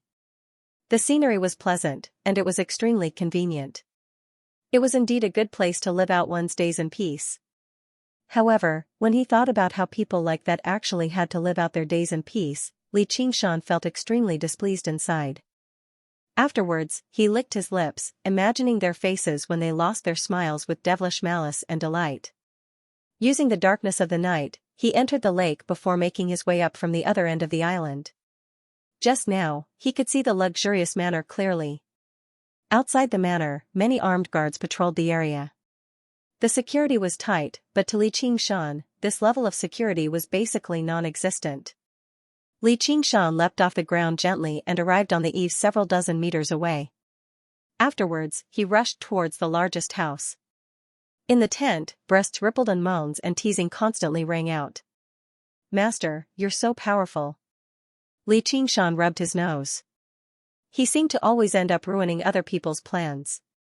It was so late at night, and all the bad guys were rolling in the sheets, while the good guys could only watch erotica. Yep, live erotica. Amidst the chaos, a light cough interrupted all the sounds. A figure leaped up from the bed and lifted the curtains. "Who is it?" Their eyes met. Both of them were rather surprised. Xianxia had never thought Xianxia would actually be an old man. Most of his hair had already turned white. Only then did he suddenly remember that it was written on the document that he had committed a crime in the past and had been shelved by the Hawkwolf Guard for many years. Even though he was a young man, he had become an old man. However, Xianxia saw a young man in simple clothes sitting boldly on an armchair, staring at him covetously. Although he did not give off any special aura, just the fact that he could appear in his bedroom silently was enough to shock him. "Put on your clothes. I have some things I want to talk to you about." Li Qingshan placed something on the table and stood up. Xianxia rushed over to the table. When he saw the item, he shuddered and paled. He picked it up carefully and felt a bone-chilling coldness. He shuddered again and his face became even paler. It was a black wolf that was baring its fangs and brandishing its claws. In a small pavilion hidden by verdant willows, Li Qingshan leaned against the railing and gazed at the lake in the distance. Xianxia changed his clothes and hurried over, offering up the black wolf tablet with both hands courteously. "May I ask for Sir's name and why you've come to my humble abode?" Li Qingshan accepted the tablet and said, "Don't you know what you've done? You've committed a crime, Xianxia." He had watched quite a few detective shows in his past life, so what he learned was how to be dignified without being angry. Xianxia dropped to his knees with a plop. "Sir, it was all because of a moment of foolishness when I was young. Please be magnanimous and spare me. If you have any requests, I'll do it for you." He was a formidable figure of the underworld, a first-layer master of the Jianghu. Before he had even seen Li Qingshan fight, just the sight of the black wolf tablet scared him to the point of pissing his pants, begging for mercy on his knees. Xianxia was extremely helpless. Who would want to bow and scrape to someone several decades younger than them? When he saw the black wolf tablet, he wanted to flee, but he was reluctant to part with his family's business. And, if the Hawkwolf Guard really wanted to find him, how could they not find him? Fighting was even more impossible. Let alone what would happen if he lost. Even if he won out of luck, his entire family would be buried with him, whether it was angering or killing a Hawkwolf Guard. When Li Qingshan stood before him, he was no longer alone.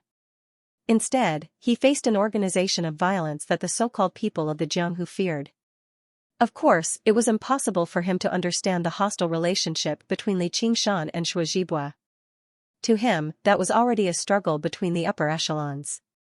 However, Xianxia was still hopeful. Since Li Qingshan did not directly attack him, it meant he still had a chance. As a result, he mustered his courage and came over to listen to what Li Qingshan had to say. Sure enough, Li Qingshan said, "I have something for you to do." He sat on a stone bench in the pavilion and looked down at Xianxia, refusing to let him get up. Li Qingshan could treat regular people with courtesy, but he would be out of his mind if he paid any attention to courtesy when it came to someone like Xianxia. Compared to killing and robbing, he found actions like this even more shameless. If it were not for the fact that he had a plan in mind, he wanted to kill Xianxia right now. Xianxia riled up. "Feel free to tell me what you need, Yamato." Li Qingshan took out 24 documents and tossed them before Xianxia. "I want you to invite all the people up here, including their subordinates and their disciples. Anyway, the more people, the better." Xianxia's expression changed drastically. He immediately realized what Li Qingshan was trying to do. This young Hawkwolf Guard actually had such terrifying thoughts, as if he wanted to capture all the masters of the underworld within a range of several hundred kilometers in one fell swoop. Li Qingshan said, "For a birthday, for having a child, or for some other reason, for obtaining a supreme cultivation method or a divine weapon for everyone to appraise. As for the specifics, I'll leave it up to you." Xianxia said, "Sir, you're trying to make me feel unjust." Li Qingshan sneered. "Do you think a rapist like you is worthy of mentioning the word unjust?" Xianxia's face reddened. He argued, "It's all in the past. I left behind quite a lot of wealth for those women. They might not necessarily be unhappy." Li Qingshan stepped on Xianxia's head and sucked in a deep breath. He growled, "Of the women you mentioned, 3 have committed suicide. I don't know about the others, but I'm warning you, don't provoke me." Yes. Xianxia stammered. He was willing to face a second-layer chi practitioner with his strength at the first layer. Even if he could not win, he would be able to escape. However, only now did he discover he was wrong. The stomp was so fast that he could not react at all. The heavy killing intent was even more suffocating than the pressure on his head. Li Qingshan slowly removed his foot. "Think about it." Xianxia lowered his head for a long time before raising it again. "Will you let me go like this?" Li Qingshan said, "I'm not here to negotiate with you. Do you accept or not? You can try your luck." Under Li Qingshan's disdainful gaze, Xianxia said, I accept. Li Qingshan smiled and personally helped him up. You should have said that from the start. However, he had never planned on letting Xianxia go in the first place. Since he planned on using him, he could not display a will of I will definitely kill you. That would not be chivalrous, but foolish. Xianxia's expression eased slightly. Li Qingshan saw that his facial features were regular and his appearance was dignified. He must have been a handsome man when he was young. You can be considered to be from a noble clan, so why would you do something like this? Xianxia said, I was young and ignorant, young and ignorant. Sir, when would you like to summon those people? Li Qingshan said, the sooner the better. Xianxia said, I don't have much of a relationship with a few of them, and a few of them have long-cherished wishes. Even if I invite them, they might not come. Li Qingshan said, that'll depend on your abilities, Island Lord of Cherishing Flowers. Also, it doesn't have to be them. If you have any evil or heartless friends, feel free to invite them all. The more, the better. If there are too few people and the gathering is too quiet, I will inevitably be a little unhappy. Xianxia's heart trembled. Although the person in front of him was young, he was definitely not a soft-hearted person. Otherwise, he would not have thought of such a terrifying thing. Right now, he could only brace himself and continue. He invited Li Qingshan to stay in the lakeside house for the time being and instructed the servants to serve him carefully and not to disturb him at will. The next day, an invitation was delivered to Li Qingshan. After Li Qingshan nodded, it was divided into dozens of copies and distributed to the experts on the black list. News of the Jianghu, the ambitious and ruthless figure of the underworld, the Island Lord of Cherishing Flowers, has obtained a bottle of pills that can allow acquired cultivators to reach the innate realm. He wishes to sell it to a group of masters. Please come to the Island of Cherishing Flowers on the 8th day of the 8th month, the beginning of autumn, and bid for it together. It's called the Pill Seizing Assembly. Li Qingshan sighed inside. This was basically the same as what had happened when he had obtained the spiritual ginseng in the past. Xianxia was already an innate master, so he obviously had no use for the pills. However, to the other first-rate masters, this was basically an irresistible temptation. Even if they were doubtful, they still had to try it. After throwing out the bait, all they had to do was wait for the fish to take the bait. From that day onwards, Xianxia greeted him every day. He was extremely considerate. Li Qingshan meditated and cultivated every day, never leaving his room. The people on the island only knew that he was an esteemed guest of the island lord, so they dared not disturb him. Coupled with the fact that he would mutter to himself from time to time, it seemed extremely eerie, which made people even more afraid to approach him. As a result, Li Qingshan decided to meditate and refine his qi day and night. He swallowed the qi-gathering pills like water, converting them into demon qi and true qi. In less than 10 days, he had swallowed 200 pills. The effects were also extremely obvious. On the 2nd of the 8th month, his innate training of qi formula finally broke through the 4th tier and reached the 5th tier. His true qi became increasingly powerful, and it flowed endlessly in his yang heel meridian. The feng qi meridian at the back of his head also became more sensitive to the qi of heaven and earth. It was like a blurry picture that gradually became clearer, and he could slowly discern the meaning of the picture. Although he did not reveal his demon form, he must have grown by quite a bit. Li Qingshan walked out of the little hut. The sky was overcast, and it had been drizzling since 3 days ago. The summer heat gradually receded, and the cool air gradually rose. It was almost autumn. The 8th of the 8th month was an auspicious number, and the Autumn Lord's murderous aura made it a good time to kill. Li Qingshan could not wait any longer. With a punch, his true qi broke through the air, and the surface of the lake exploded high into the air. He turned his head and saw Little and leaning on the railing. He could not help but smile. Looking at his skeletal body, he had an idea.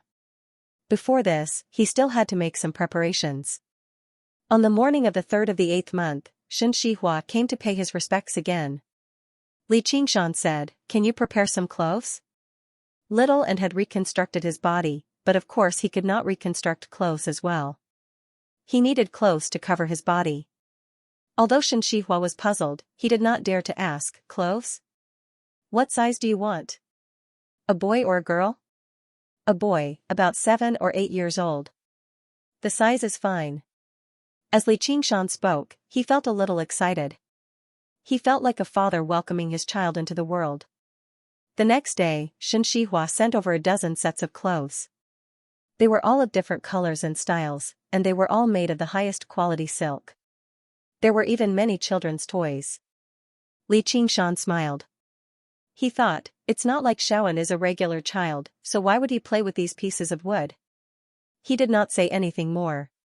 He ordered Xianxia to continue preparing for the pill-seizing assembly. He had already made up his mind to turn it into a life-seizing assembly. However, when he thought about it, such a great conspiracy that could topple the world seemed to be the prerogative of villains.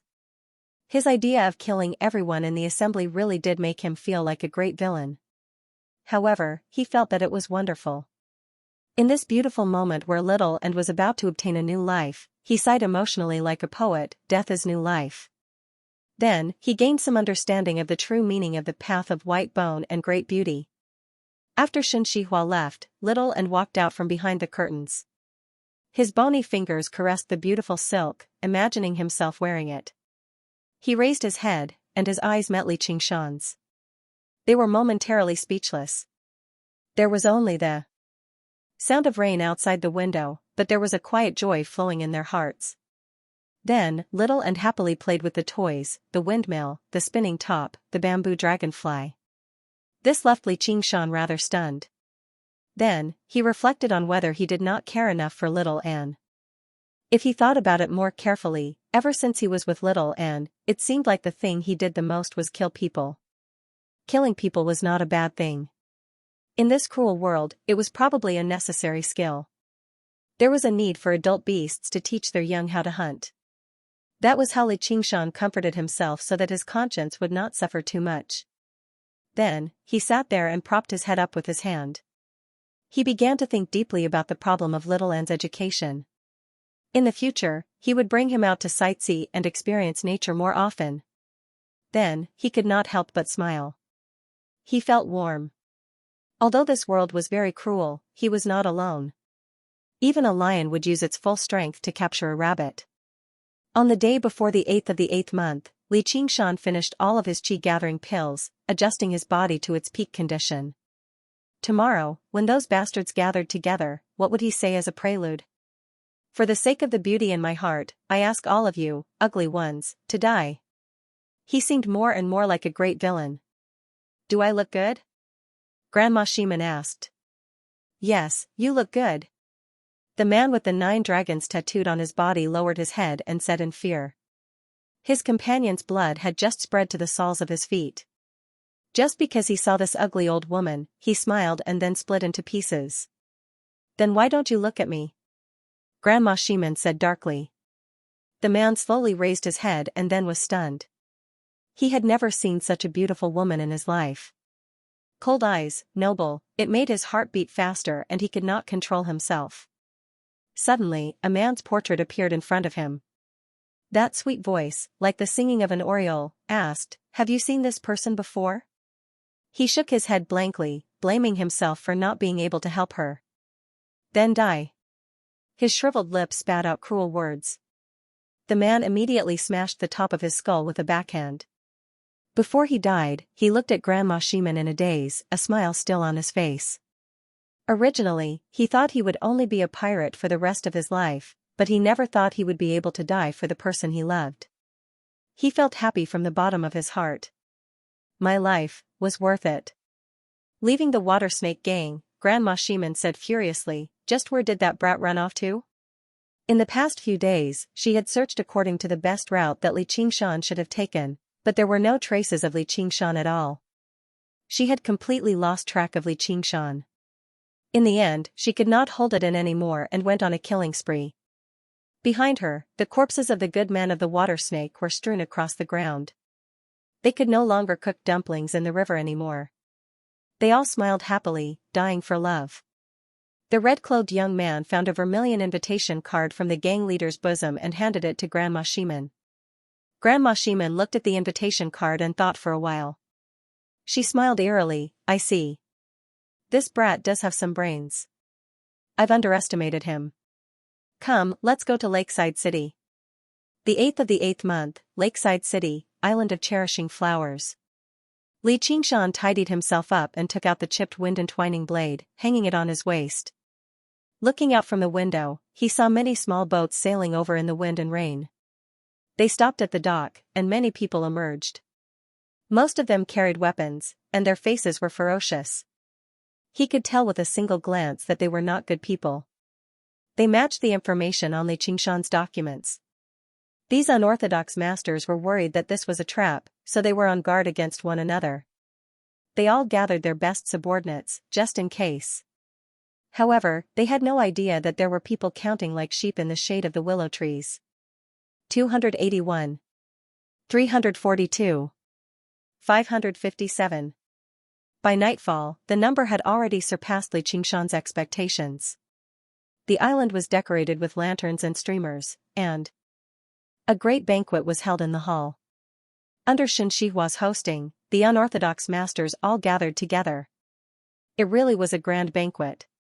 Xianxia spoke cheerfully, showing no flaws at all. Xianxia smiled. Everyone, please don't be impatient. Please drink a few cups of wine.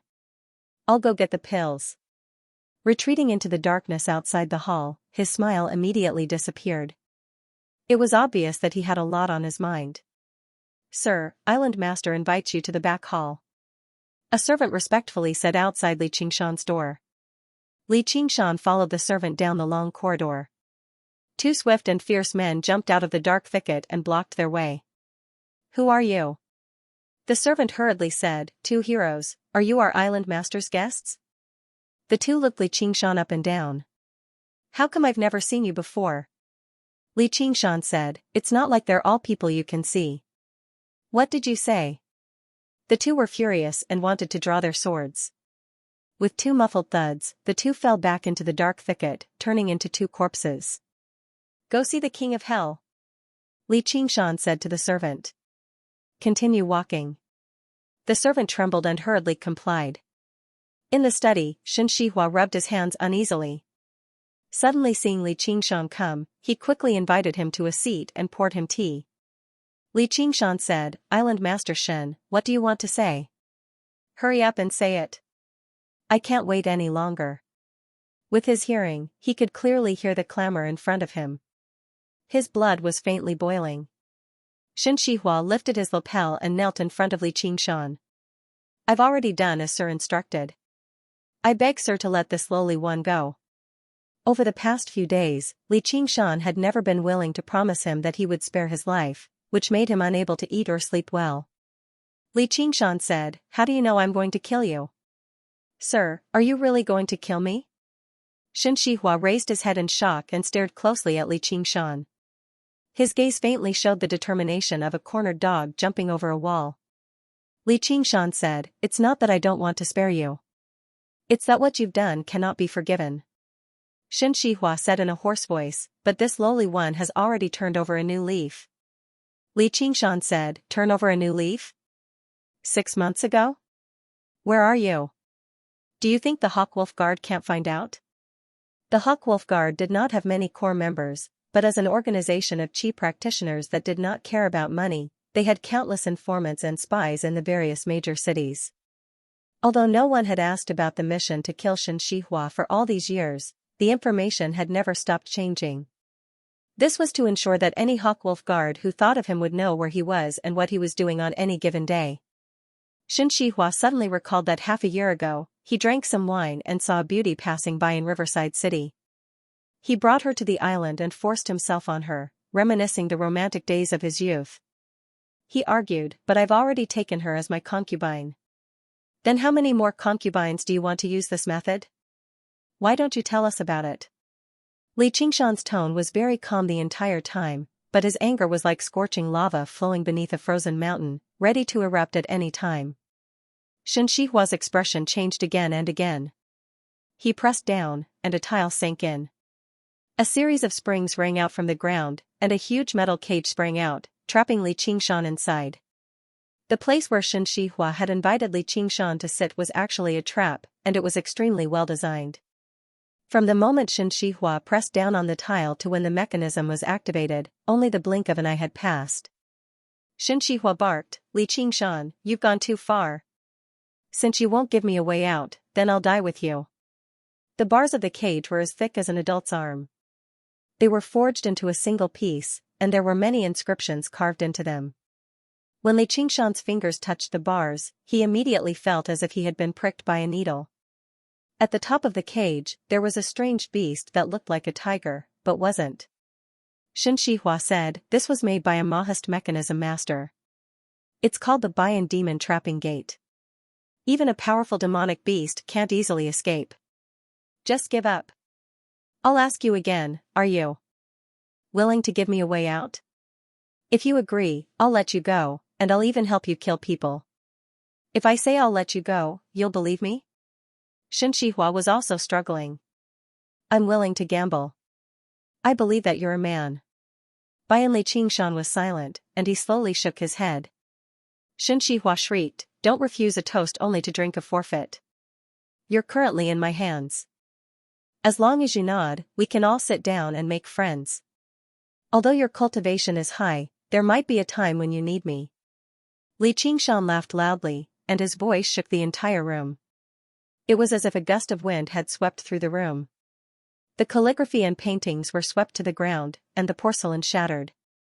Xianxia covered his ears and circulated all the internal energy in his body to resist. He was shocked. Was he really only at the second layer of qi refining?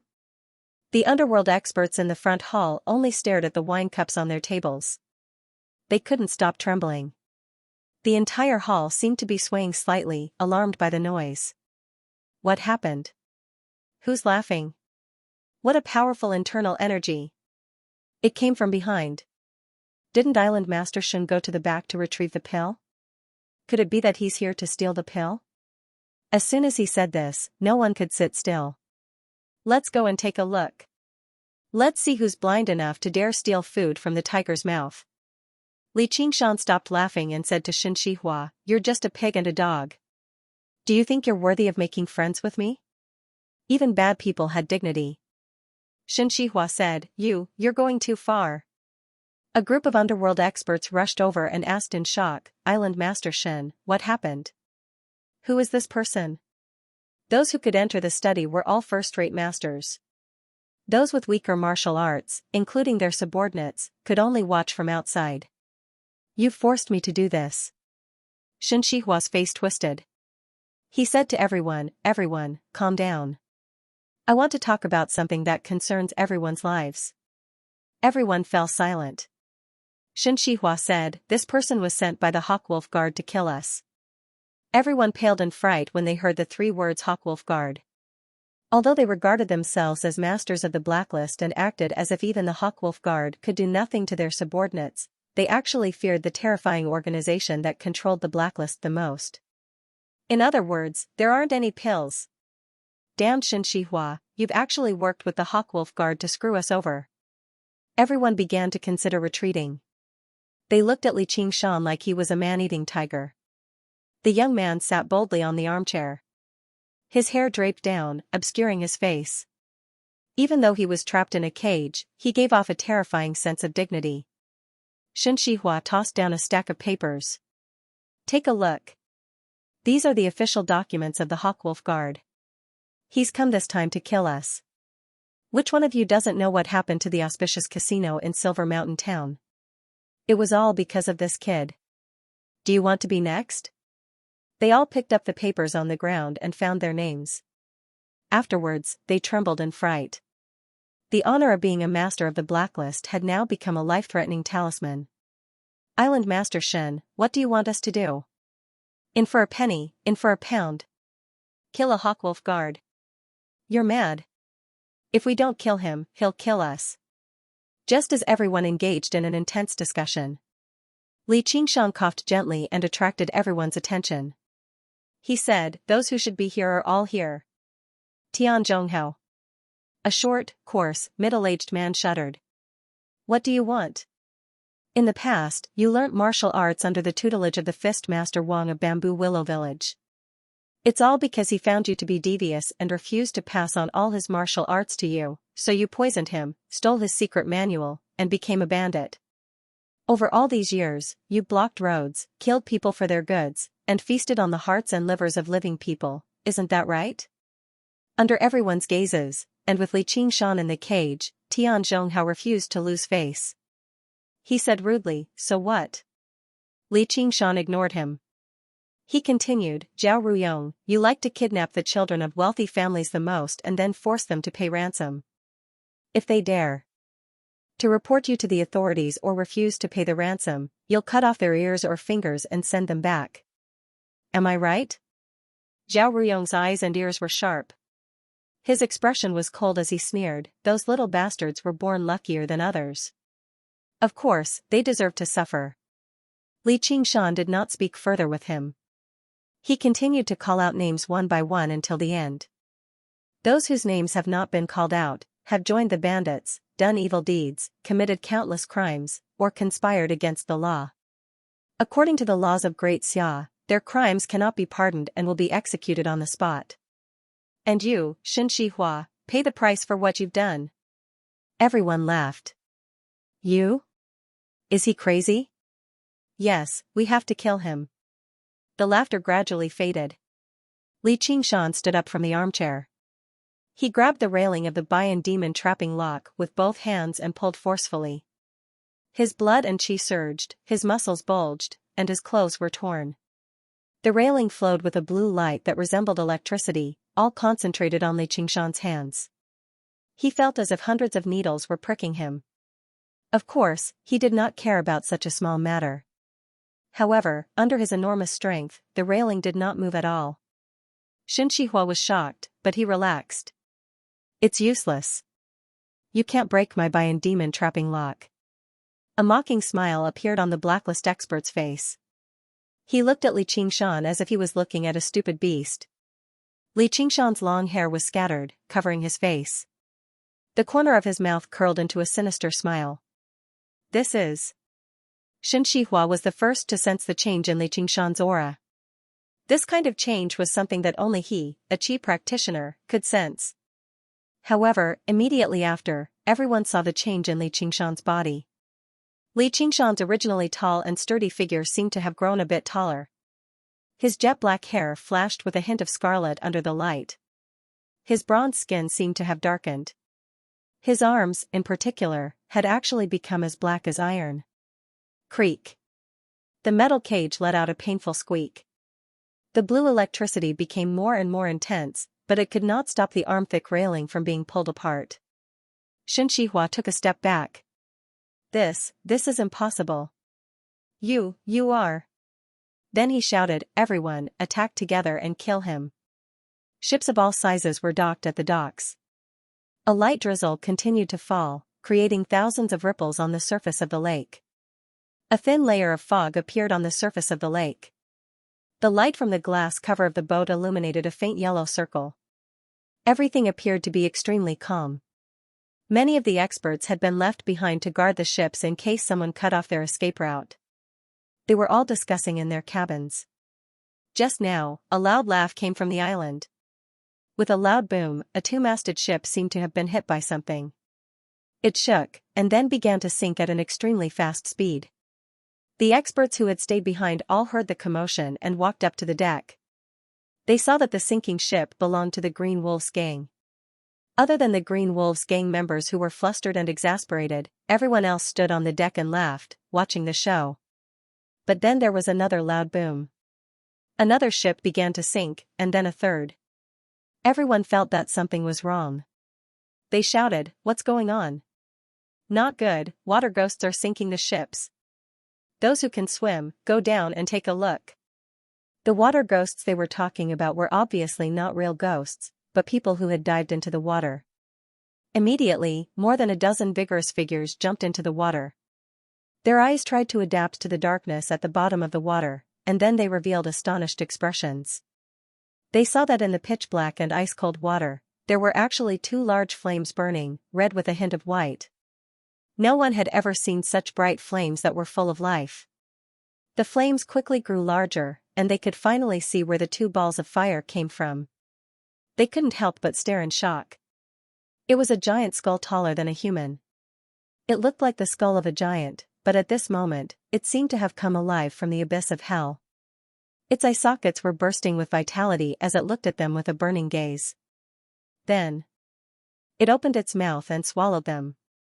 The mouth was also burning with flames, as if the gates of hell had been opened. Little and stood in the pitch-black water, his hands clasped together, manipulating the skull prayer beads to swallow these people one by one. Then, it rammed into the remaining ships. The giant skull rammed into the bottom of the ship, immediately creating a large hole. With a series of dull thuds, the ships sank one by one. On the pier, everyone's faces were filled with unconcealable fear. The boat had been destroyed, and the people who had gone into the water never came back up. They didn't know what was in the water, but they were trapped here. Bang! Bang! Bang! Bang! With a series of soft sounds, the people standing on the shore fell to the ground like puppets with their strings cut. Everyone cried out in alarm, "Enemy attack!" Where? Come out, come out! No one saw the white shadow that cut through the rainy night. The skull prayer beads had already returned to their round and smooth shape. It was shuttling through the rain as if a sixth-layer chi practitioner was using a weapon. It was not something that these Jianghu people could detect. More people fell to the ground. The more cowardly waved their weapons and looked around, but all they saw was the dark night. Some of the calmer ones tried to check the cause of death, but soon found that there was a finger-sized hole from the chest to the back, but there was no blood flowing out. Just as Xianxia was deep in thought, someone exclaimed, "It seems like there's fire." The others also noticed that there seemed to be a little flame in the small hole. The wound continued to expand, and the small hole became a big hole. However, not a single drop of blood flowed out. The flame silently devoured the flesh and blood of the dead. Every single person who had the right to be invited to the island of cherishing flowers was a ruthless desperado. However, people constantly died beside them. They could not see the enemy, only the strange sight. They were all frightened out of their wits as they retreated step by step. The flames devoured all the flesh and blood, and in the blink of an eye, only a skeleton was left. The color of the skeleton became brighter and brighter, and it was full of vitality. Then, as if unsatisfied, it exploded with a bang, emitting thousands of sparks that scattered on the bodies of these underworld experts. The flames passed through his clothes and did not leave a single burn mark. However, as soon as it came into contact with a bit of fresh blood and flesh, it was like fire meeting oil. It quickly spread and burned into a raging inferno. Cries of anguish rang out on the pier as dozens of people were set ablaze. In the blink of an eye, there was no more sound, only dozens of skeletons were left. Little and emerged from the lake water and calculated silently. 697. The remaining skeletons were covered in a layer of pale flames. The skeletons melted like snow very quickly, turning into several dozen droplets of bone fluid that merged with his body. Little and was just about to make his way to the manor and assist Li Qingshan when he suddenly sensed something and turned around. His eyes that burned with flames pierced through the thin mist and crossed an extremely great distance. He saw a huge, black ship sailing over slowly. After a moment of consideration, Little and still chose to make his way to the manor. "Ha!" Li Qingshan sucked in a breath and bellowed. Pure true chi mixed with demon chi turned into the tiger demon's fierce roar with a violent gust of wind. It landed on the experts of the blacklist, and they immediately flew backwards as they vomited blood. Their faces and chests were reduced to a bloody mess. It seemed like they were done for. Although this was only the tiger demon's fierce roar that had been weakened countless times over, it was still not something that mere masters of the Jianghu could withstand. In a single clash, several first-rate masters had been slain by a single bellow from Li Qingshan. These first-rate masters who were used to using their powerful martial arts to rampage around and do whatever they wanted witnessed the difference in strength between them and true Hawkwolf guards. With the sound of twisting metal, Li Qingshan ripped open a huge hole in the iron bars. The inscriptions on the demon trapping cage dimmed, and all of its spiritual chi vanished. Li Qingshan walked out from within. He was like a vicious tiger that had emerged from a cage, giving off a threatening aura. The masters of the underworld all took a step back as they stared at Li Qingshan in shock and fear. Li Qingshan's body and hair returned to normal. Under the circumstances where he could not ensure that everyone was present, he would not reveal his demon form before so many people. The first person he needed to eliminate right now was obviously Xianxia, who could sense demon qi. Oh no, the ships have all been destroyed. A lackey suddenly rushed in from outside and called out. What? Who did it? Tian Zhonghao grabbed the lackey by the shoulder and called out. I don't know. The masters of the blacklist all looked at Li Qingshan. Although they had heard what Xianxia had said, only now did they clearly realize that this young Hawkwolf guard actually wanted to make them all stay here and kill them all. Li Qingshan smiled, and began moving as well. Afterwards, his eyes narrowed, and he looked past everyone, landing on Xianxia, who had hidden himself in the crowd in an attempt to flee. He called out, "Where do you think you're going?" Xianxia shuddered inside and turned around in shock. Li Qingshan's figure had already arrived with his voice, rushing towards him with a fierce gust of wind. A few unorthodox masters were unable to react in time. They stood in front of Li Qingshan, but like a stampeding herd of elephants had collided with them, they were directly knocked several meters away. All of their bones shattered, and they died without a single sound. With a flash, the talisman was burnt to ash. A golden figure rose up from Xianxia's body. His reactions were not slow either. In the face of imminent danger, he used a strength talisman of the Guardian Kings before forcefully turning around and swinging his two golden fists at Li Qingshan's chest from above. Li Qingshan did not seem to hear him at all. His right hand extended like a tiger's claw, reaching towards Xianxia viciously. Die. The tiger demon digs out the heart. His 5 fingers were like 5 steel rods, wrapped in true qi, forcefully stabbing into the golden light. True qi and the light collided violently. An ear-piercing sound rang out. Xianxia was utterly shocked. He had never thought a strength talisman of the Guardian Kings would be torn apart by a person's bare hands. However, he knew that his life was in danger, so he furiously gathered all of his true qi into his 2 fists and threw them at Li Qingshan's chest. Li Qingshan took the 2 fists head-on, but his figure only swayed slightly. His right hand shattered the golden light and seized the opportunity to grab Xianxia's chest. He pulled out a bloody heart. The scene suddenly quieted down. Xianxia, who had the highest level of martial arts, had not even been able to exchange a single blow with Li Qingshan. This was undoubtedly a huge blow to the many experts of the underworld. They could no longer care about anything else. They all took out their life-saving talismans and bit the tip of their tongues to spit out fresh blood. The talismans were activated and shattered one by one, giving off a bright light. However, all of them ran away at the same time. They did not even care about their subordinates. No one came up to fight Li Qingshan. When a fierce tiger descended the mountain, all the birds and beasts scattered. Talismans, I have one too. Li Qingshan casually took out a cool breeze talisman from his 100 treasures pouch and activated it with true qi. A whirlwind wrapped around his legs. His body seemed to become much lighter. He took a step forward, as if he was stepping on a cushion of air. He soared into the air. In the air, he pulled out the chipped wind-entwining blade and swung it horizontally. The expert with the best qigong had already jumped over the wall. He was cut in half by the wind blade. Blood and internal organs splattered all over the ground. After Li Qingshan used the cool breeze talisman, his already swift figure became even more ghostly.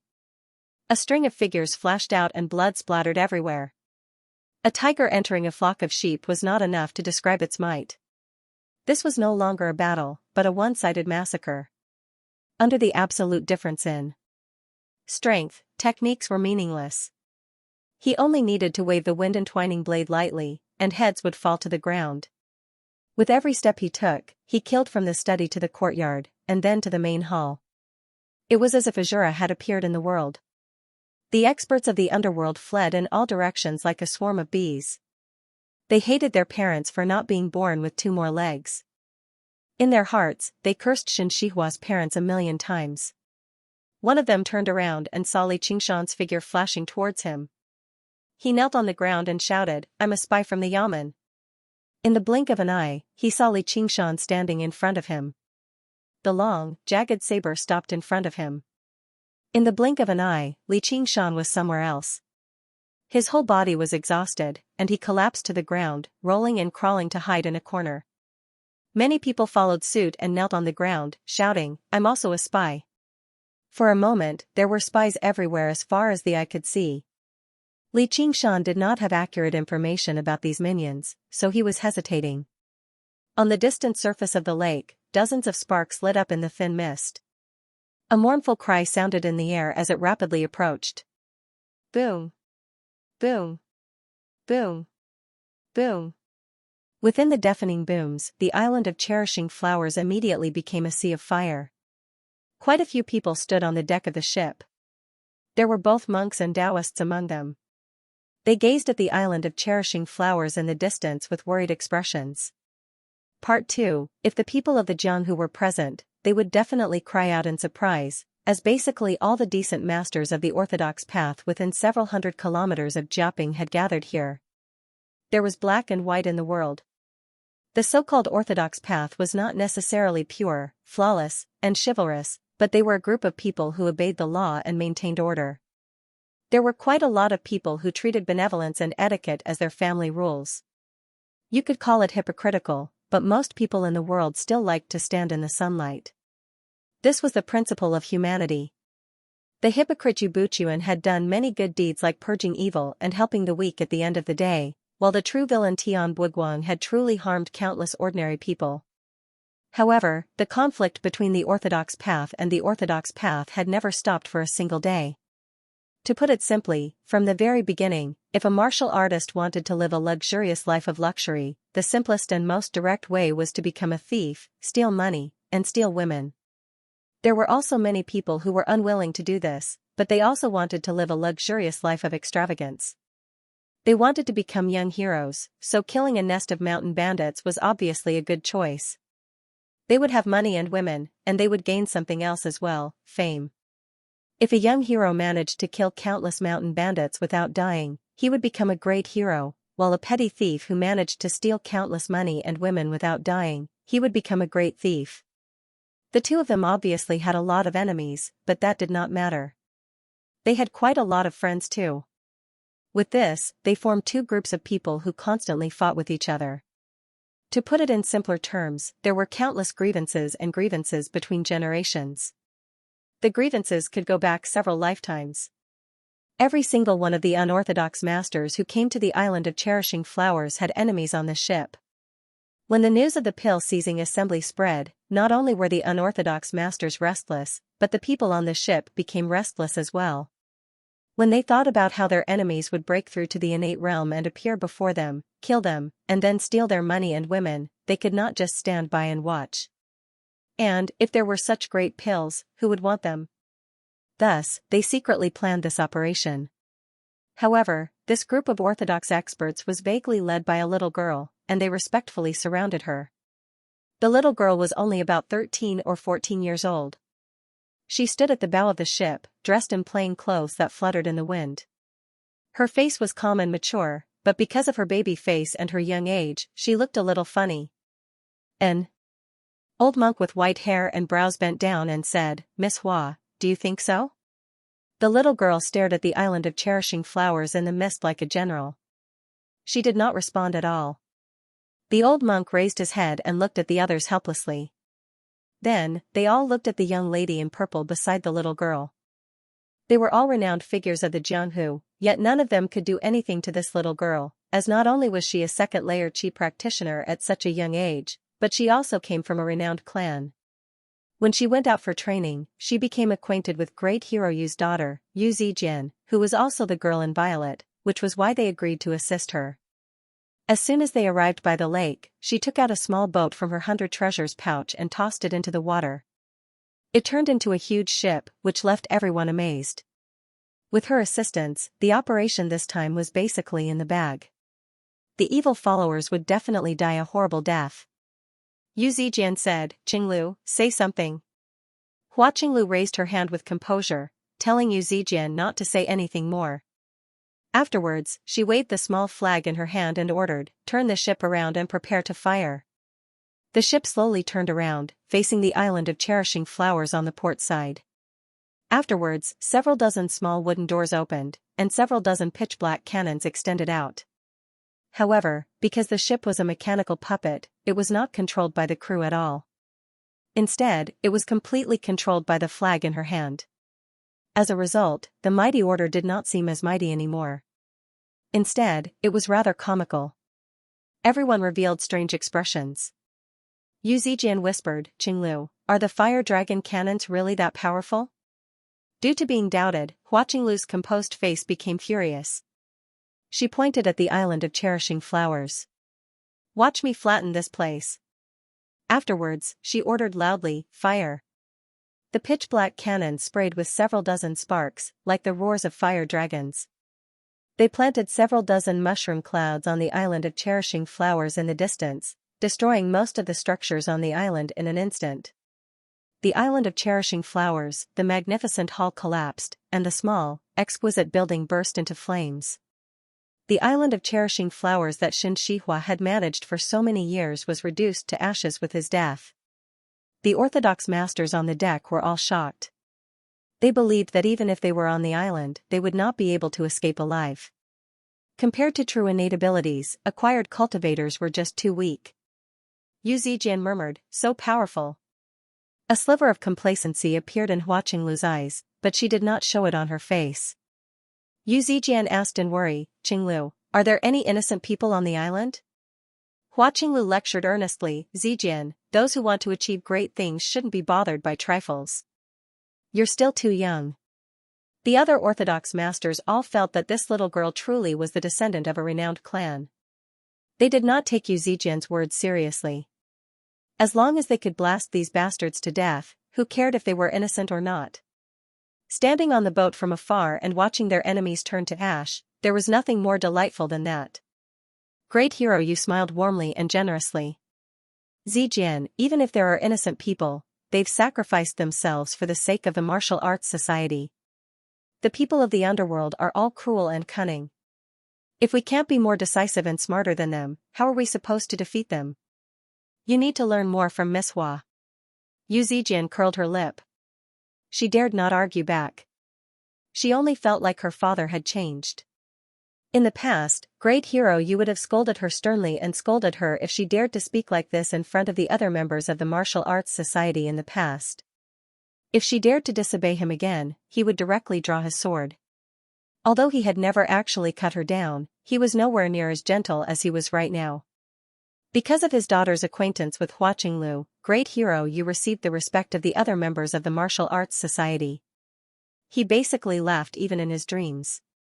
Not only was Yu Zijian's future bright, but even he, her father, could benefit from it. Obviously, he was kind to his daughter. In particular, before Hua Qinglu, he was basically the epitome of a benevolent father. Under the flattery of the orthodox masters, Hua Qinglu smiled like she did not care. She waved the flag in her hand and launched another volley of cannons. The entire island of cherishing flowers was enveloped in flames and smoke. The shockwave struck a huge shield and dispersed as a whirlwind. Li Qingshan lowered the spiritual artifact shield and looked at the surface of the lake in surprise. What was going on? He was not surprised that there were firearms in this world. He was just curious as to who would, but like they wanted to flatten the island of cherishing flowers. However, there was no point in thinking too much about it. It had instead helped him out. Cannon fire at this level posed no threat to him at all. With the table-sized shield, he walked through the cannon fire like it was flat ground. He was unscathed. However, to the unorthodox masters, it was basically the end of the world. Not a single supermaster who shouted, "You have cannons, I have divine arts," appeared. They were all blasted to pieces as they wailed for their parents, saving Li Qingshan the trouble of finding them one by one. Little and passed through the cannon fire easily and arrived before Li Qingshan. Within the endless booms, Li Qingshan nodded. His voice was swallowed up by the booms. His lips moved as if he was saying, "Let's begin." Both of their eyes seemed to be shining brightly. Little and brought his palms together and held the skull prayer beads in his palms. Afterwards, he lowered his head and chanted. The flames flowed like water, silently spreading through the heavy smoke. They crept from the collapsed walls to the burning buildings, devouring the corpses one by one. 427, 311, 225, 131. He silently calculated in his heart. Suddenly, Little and raised his head. His eyes shone with joy. All the flames began to flow back to his side. They coiled around him like snakes and turned into a large cocoon, wrapping him in layers. Gradually, Little and could no longer be seen. All that was left was a large crimson cocoon made of flames floating in the air. Li Qingshan stared at the flame cocoon. He did not look away for a moment. He clenched his fists tightly and suddenly became nervous. The bombardment continued. At this moment, a cannonball pierced through the thick smoke and landed on Li Qingshan. Li Qingshan's left hand shot out like lightning and grabbed the cannonball. Boom! The cannonball exploded in his palm, charring his hand. He continued to stare at the cocoon as if he did not feel it. He did not even turn his head. Time passed by slowly. Before he knew it, the cannonball had already stopped firing. Li Qingshan just sat down in the rubble and leaned on his hand. At that moment, apart from Little Anne, there was nothing in the world, no one, that was worth his attention. Even Xianxia and Gu Yening were no exceptions. His ambition of venturing beyond the 9 heavens was temporarily set aside as well. On the deck of the ship, Hua Qinglu smiled. It's done. She waved her flag and ordered, let's go and take a look. What's that? Someone suddenly called out, pointing behind the ship. Everyone turned their heads and became extremely stunned. A carriage tore through the mist, rapidly crossing the water and arriving before the ship in the blink of an eye. It stopped slowly. Grandma Shimin lifted the curtain and frowned. This was the Hua family's wave cutter. She had seen it in the Clear River Prefecture before, so she could not be wrong. The mechanical ship had been forged by a few great masters of Moism. The fire dragon cannons on it were powerful, and it carried several hundred mechanical puppets. Every single one of them possessed the strength of a low-level chi practitioner, so it was extremely expensive to build. Her sect was powerful, but she could not ignore the Hua family's influence in the Clear River Prefecture. As a result, she called out, "May I ask which fellow from the Hua family is here?" Hua Qinglu leapt onto the railing and said, "Hua Qinglu is here." Grandma Shimin said, "So it's you, brat. You stole the family ship and ran off to play? You better be careful of getting spanked for mixing around with these riffraff." The Orthodox masters all had no objections when they were called riffraff. Regardless of gender, they all stared at Grandma Shimin in a daze and sighed in admiration. There's actually such a beauty in the world. Even her wrinkles seemed to contain an extremely enchanting radiance. Scarlet Hua Qinglu did not fall for that. She refused to back down. "So it's you, you old ghost. This ship was mine in the first place. You're the one who stole the carriage and ran off to play." Grandma Shimin said in displeasure, "You're so young, yet you're already so sharp-tongued. I'll definitely have a good talk with your father when I see him. I have matters to attend to right now, so I don't have time for a little girl like you." Hua Qinglu immediately retorted, "Then when I see Big Brother Qingzhan, I'll have a good talk with him too." "You old woman, you're bullying me just because I'm young." Grandma Shimin snorted coldly. The carriage sped up towards the island of Cherishing Flowers, leaving behind 2 tracks on the surface of the lake. In the carriage, the young man in red said unhappily, "Grandma, why don't you teach this girl a lesson?" Grandma Shimin said, "Neither her father nor brother are kind people. They're difficult to deal with, or I would have taken her life a long time ago. Humph, there'll be a time for her to cry in the future. If you hadn't insisted on eating the sugar-roasted chestnuts, delaying us, we would have arrived a long time ago and dealt with Li Qingshan. We wouldn't have to endure this girl's anger either." If regular second-layer chi practitioners were bold enough to be so rude to Grandma Shimin, she would have killed them on the spot a long time ago. However, since they were from the Hua family, she could not help but show some respect. Moreover, Hua Sengzhan's identity as the Scarlet Wolf Commander possessed quite the deterrence in the Clear River Prefecture. The young man in red curled his lip. "It's not like I'm the only one who wants to eat it. Not to mention, it's not too late right now. Li Qingshan must still be on the island. On the deck, watching Lu gazed at the departing carriage and snorted coldly. However, her soft, nasal voice was nowhere near as forceful as Grandma Shimon's snort. It was more like a pout. With a wave of the flag, the wave breaker cut through the waves and pursued the carriage, heading towards the island of Cherishing Flowers. In the mist, the outline of the island of Cherishing Flowers gradually became clear.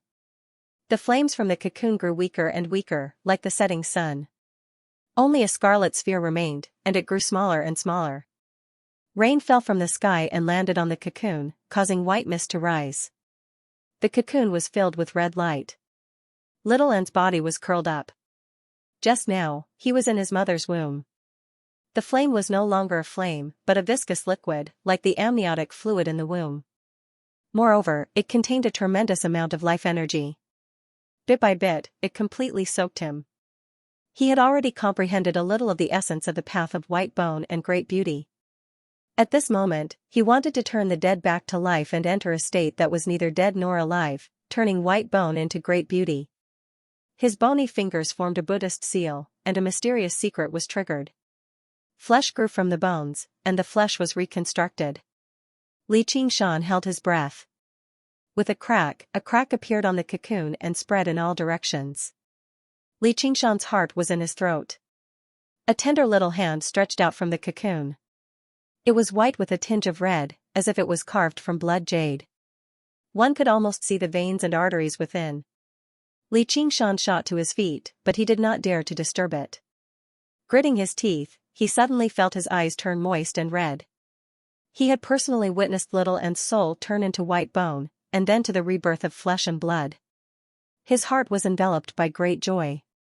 He believed that no matter how cruel and bloody this path was, what he possessed was not just slaughter and hatred. With a series of cracking sounds, the cocoon shattered. Flames rose from within, and a petite figure stood in the flames, reborn from the ashes. A strange fragrance of sandalwood wafted into the air, immediately driving away the pungent smell of smoke and soothing one's heart. Li Qingshan took a step forward. Little and, you finally. The flames dispersed, revealing a little girl, naked. With her hands forming a Buddhist seal, standing in the lotus petal-like flames. Her skin was like carved jade, and there was a red mole on her forehead. Her eyes were like two black pearls. From top to bottom, there was not a trace of impurities or dirt, as pure as a red lotus. She looked at her hands in confusion, as if she could not believe that she had really recovered her flesh and blood. She raised her head and looked at Li Qingshan. It seemed that she was not used to using her face. There was no expression on her face, but her black pearl-like eyes suddenly burst out with incomparable joy. She stretched out her arms to him. Li Qingshan was stunned for a moment, then he quickly walked forward and hugged her tightly in his arms, tears overflowing from the corners of his eyes. Just like the father who had been waiting outside the delivery room for a long time. Although he only found out that the child was not a boy, but a girl, to him, this little accident was not a big deal. It was not worth paying too much attention to. The joy in his heart would not change in the slightest. Li Qingshan could not stop saying, "This is great." After a long time, Li Qingshan suddenly felt that his tongue was clumsy and did not know what to say. He wiped away the tears at the corners of his eyes and said, "Put on your clothes first." Little and nodded obediently in his arms. Li Qingshan let go of her and rummaged through his 100 treasures pouch. He said in distress, "But there are only male clothes." "Sigh, why didn't you say so earlier?" Little Anne shook her head, as if saying that she had also forgotten. After so many years, whether it was a soul or a white bone, gender was not important. Li Qingshan was helpless. When the witch abducted her, she must have disguised herself as a boy to deceive others. It had always been his first impression. Li Qingshan examined Little and again, once again confirming that there was no mistake. However, he found that there were red marks on her body. Her skin was as delicate as a newborn's, like fine silk.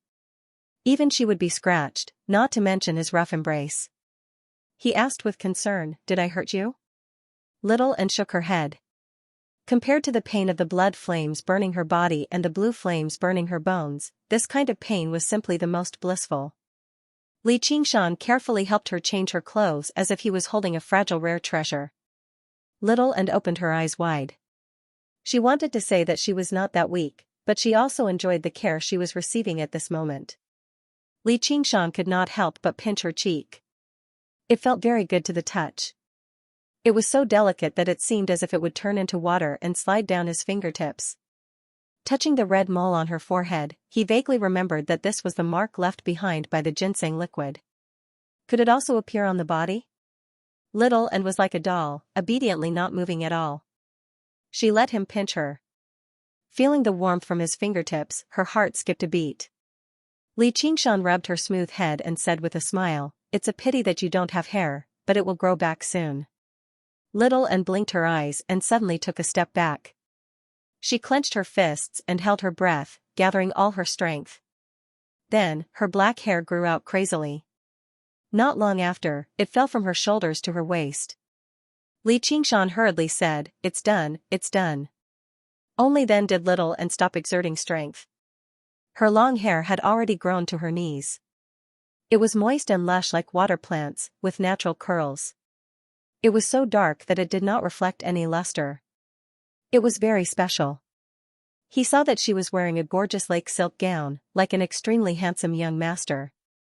Li Qingshan looked at her with indescribable joy. He was very happy and could not help but laugh. He felt that the road ahead was bright and there was nothing he could not do. At this moment, the neighing of a horse came from the lake. Li Qingshan turned his head and saw a horse carriage passing through the thick fog, quickly approaching, followed by a large ship.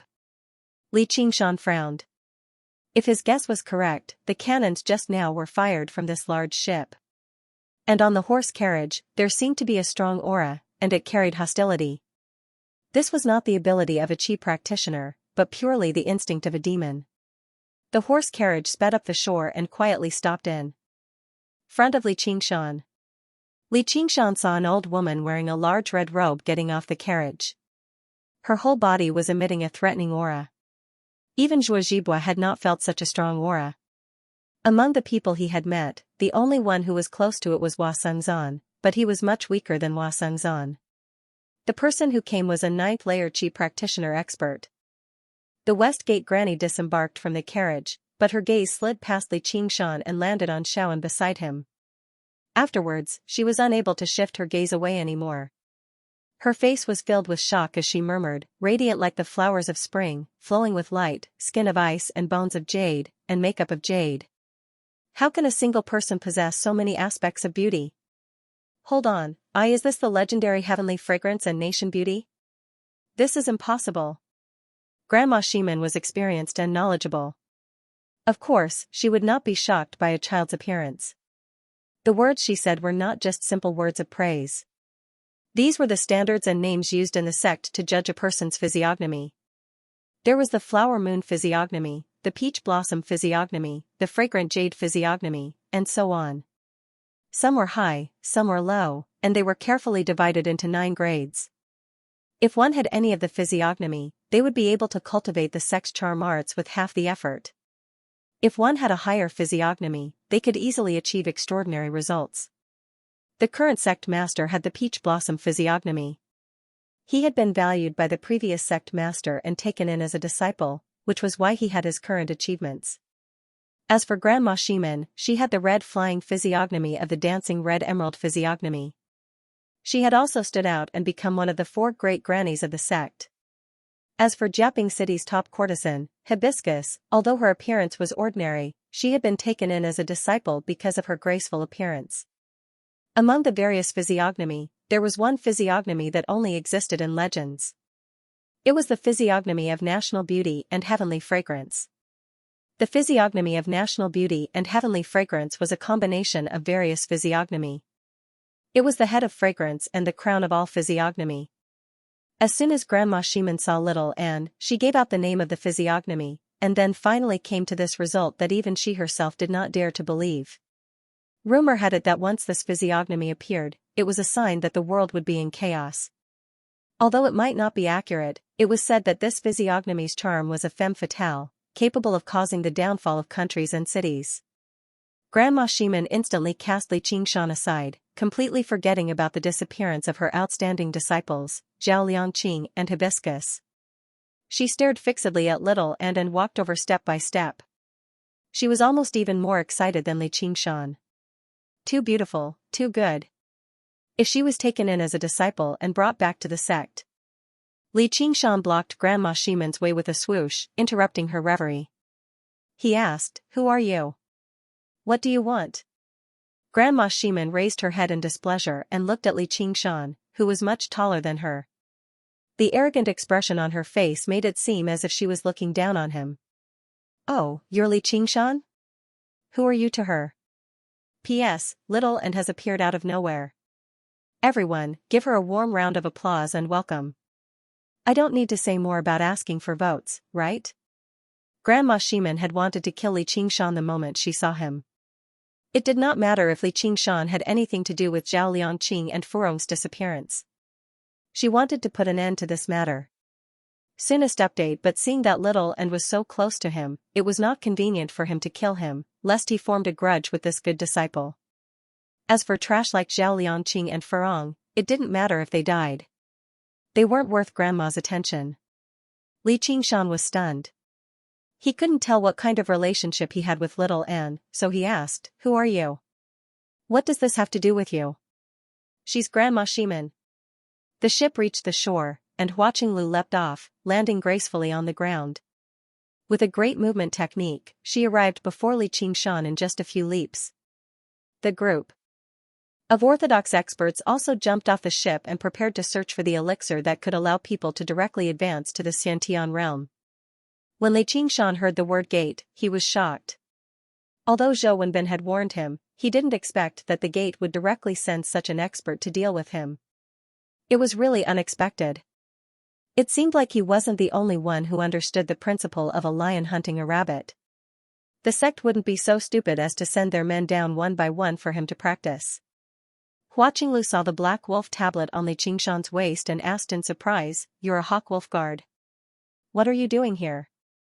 Then he saw Little and behind Li Qingshan and praised, "What a beautiful child." Li Qingshan said, "I'm here, of course, to carry out a mission." "You look a little familiar." Hua Qinglu was young, but her apple-shaped face had shapely eyebrows and vermilion lips. She was extremely pretty, as if she had seen her somewhere before. Hua Qinglu said, "Since you're a Hawkwolf guard, you've obviously seen my big brother Qingzan before. Are you carrying out a mission? Could it be that they also heard that they are going to have a gathering here?" Li Qingshan finally understood. Hua Sengzan was also a rare handsome man. Naturally, he left a deep impression on Li Qingshan. "I was the one who gathered these people. Many of them were servants and spies from the Yamen. You attacked them indiscriminately. Forget it. Thank you for your help. You saved me a lot of trouble. If it weren't for the fact that there were still innocent people on the island, he wouldn't have needed to go through so much trouble to kill them one by one. He only needed to transform into a demon and use the tiger demon's mad roar to kill everyone." Hua Qinglu widened her eyes. "What? Did you gather these people?" The group of Orthodox masters behind him shivered inside. The pill-seizing gathering was actually a scheme of the Hawkwolf Guard. This young man sure was vicious. He actually wanted to gather all the unorthodox masters together and capture them all in one fell swoop. The pills were definitely out of the question. Grandma Shimin ignored the others and just stared at Little Anne. The more she looked, the happier she was. Little Anne felt uneasy. She hid behind Li Qingshan. Suddenly, Li Qingshan arrived behind Li Qingshan and grabbed Little Anne's hand. She said to Li Qingshan, "This girl has all the fortune in the world. I've taken a liking to her. I want to take her as my disciple and take her back to Clear River City. Are you willing?"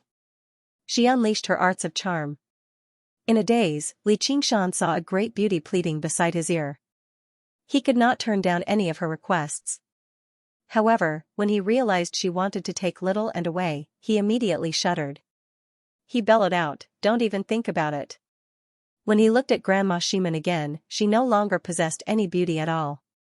She was clearly an old monster with orange peels all over her face and vermilion lips. She was just disgusting. Li Qingshan thought of that Horferong.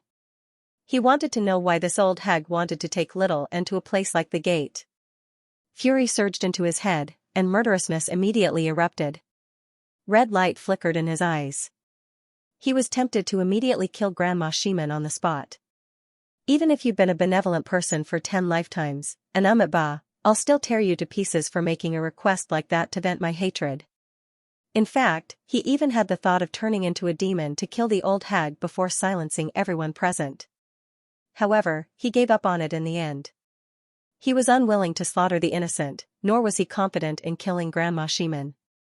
All he could do was suppress his fury and glare at Grandma Shimin. I must kill this old hag. Hua Qinglu shivered. She felt like this ordinary young man had turned into a terrifying, vicious beast in a single moment, ready to devour anyone. As for the group of orthodox experts, a few of them with weaker martial arts directly fell to the ground. Grandma Shimin was slightly surprised. She never thought a second-layer qi practitioner like him could actually break free from her arts of charm. However, she did not care about Li Qingshan's killing intent at all. The strong would never care about the rage of the weak. Grandma Shimin said sinisterly, that's not up to you. You still have to ask the child's opinion. She smiled at Little and, good child, do you want to go back with Granny? Granny has everything. Her bearing suddenly became extremely benevolent. She thought, Li Qingshan is a qi practitioner, so his murderousness is heavy, which is why he can resist my arts of charm. Dealing with a little child who has never practiced qi will be a piece of cake. Never did she think that Little and would shake his head emotionlessly, completely unaffected by her. He was even more determined than Li Qingshan. The essence of the path of white bone and great beauty was to change all appearances and see through all appearances. It was the natural nemesis of arts of charm and illusions. Even if the sect master came in person, she would not be able to waver at all. Hua Qinglu sneered, old geezer Shimin, do you see that? She doesn't want to talk to you, so stop sticking your face to her. Grandma Shimin was annoyed. Shut up, little girl. However, she was perplexed. Did the aspect of heavenly fragrance possess the ability to resist charms? Instead, she became even more passionate. She had to bring this girl back no matter what.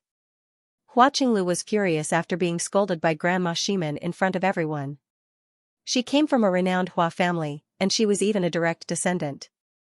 Her father was the leader of the family. She had been doted on ever since she was young. She was the little princess of the Hua family. Even her parents had never scolded her like this. Grandma Shimin no longer paid any attention to her. She changed the topic and said to Li Qingshan, I've come from afar this time to ask you where Zhao Liangqing and Furong are.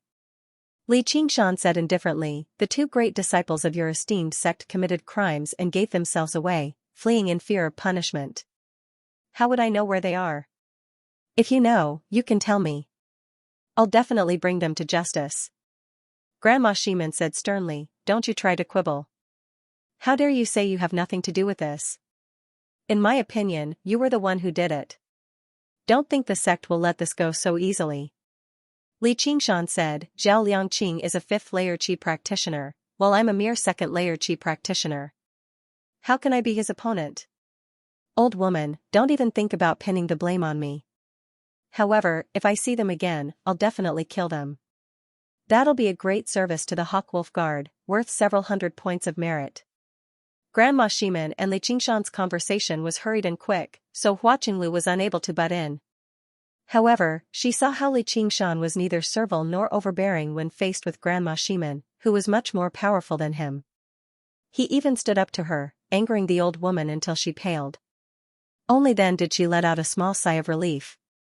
She purposefully praised loudly, this kid sure has some backbone despite his young age. Old woman, that's unreasonable. The kid is only a 2nd-layer qi practitioner. If he sees a 5th-layer qi practitioner, he'll be running for his life. How can you say he was the one who did it? Oh right, I almost forgot. The disciples of the sect all rely on their appearances to make a living. They're all so weak, so there's nothing special about them being killed. Li Qingshan glanced at her. Despite her young age, she spoke like an elder, constantly referring to him as a kid. However, seeing how she stood on his side, he did not mind these small details. Grandma Shimin was first scolded by Li Qingshan, and then mocked by Hua Qinglu. She flew into a rage. "You're looking to die." Her aura was like a raging tide, kicking up wind and rain as it crushed towards Li Qingshan. The orthodox masters nearby only suffered some residual force. They felt like they were heavily injured, and their chests tightened. Only after taking several dozen steps back did they feel a little better. They stared at Grandma Shimin in great shock. They had already heard from Hua Qinglu that she was a 9th-layer Qi practitioner on this ship, but none of them had thought a 9th-layer Qi practitioner would actually be so powerful. Just the residual force from her aura alone had left them with internal injuries. Just what kind of pressure did the young man who bore the brunt of it endure? "Then why don't you try and kill me?" Li Qingshan protected little and behind him. He crossed his arms and held his head high, staring at Grandma Shimin from above. He was like a reef in the ocean, standing still no matter how the wind and rain battered him. Hua Qinglu was the closest to him. She felt her chest tighten. She had truly experienced the difference between a 9th-layer Qi practitioner and a 2nd-layer Qi practitioner. She could not help but back away, but she refused to embarrass the Hua family. She forcefully endured it. Under the pressure of the powerful aura, even her vision gradually blurred. All that remained was the will to endure. Suddenly, she felt her wrist tighten. Someone had pulled her, and the pressure lessened drastically. Her mind cleared up, and she saw Li Qingshan's large back when she raised her head. As it turned out, Li Qingshan had seen how pale she was, so he pulled her behind him to protect her. Her elder brother, Hua Sengzan, had been nice to him, and she had always been on his side. Grandma Shimin was afraid to lay her hands on him precisely because of her. He obviously had to protect this protective talisman. Hua Qinglu gasped for air gently. She had just recovered from her fright. She thought, so when brother and father fight with me normally, they're just playing with me. This old woman is actually so powerful. This kid is also a 2nd-layer Qi practitioner, so how is he so powerful? He's actually not afraid of this old woman's aura at all. Li Qingshan's strength was not just at the 2nd layer. Instead, he was equivalent to a 6th or 7th-layer Qi practitioner demon. And he was not born in a honeypot like Hua Qinglu. Instead, he had emerged from mountains of corpses and seas of blood, slaughtering 1,000 lives. His murderousness and malice were extremely heavy. Regular ghosts would not even dare to approach within 10 steps of him, so he obviously did not fear Grandma Shimin's aura. Hua Qinglu looked at Little and again. He was completely fine, which made her even more gloomy.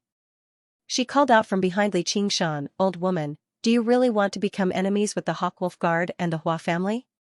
Seeing how threats were useless, Grandma Shimin could only erase her aura. All she could do was grind her teeth in hatred. If it were not for Hua Qinglu's presence, she would have killed Li Qingshan even if she had to silence these orthodox masters. Even a 9th-layer Qi practitioner like her was not bold enough to kill a Hawkwolf Guard so brazenly.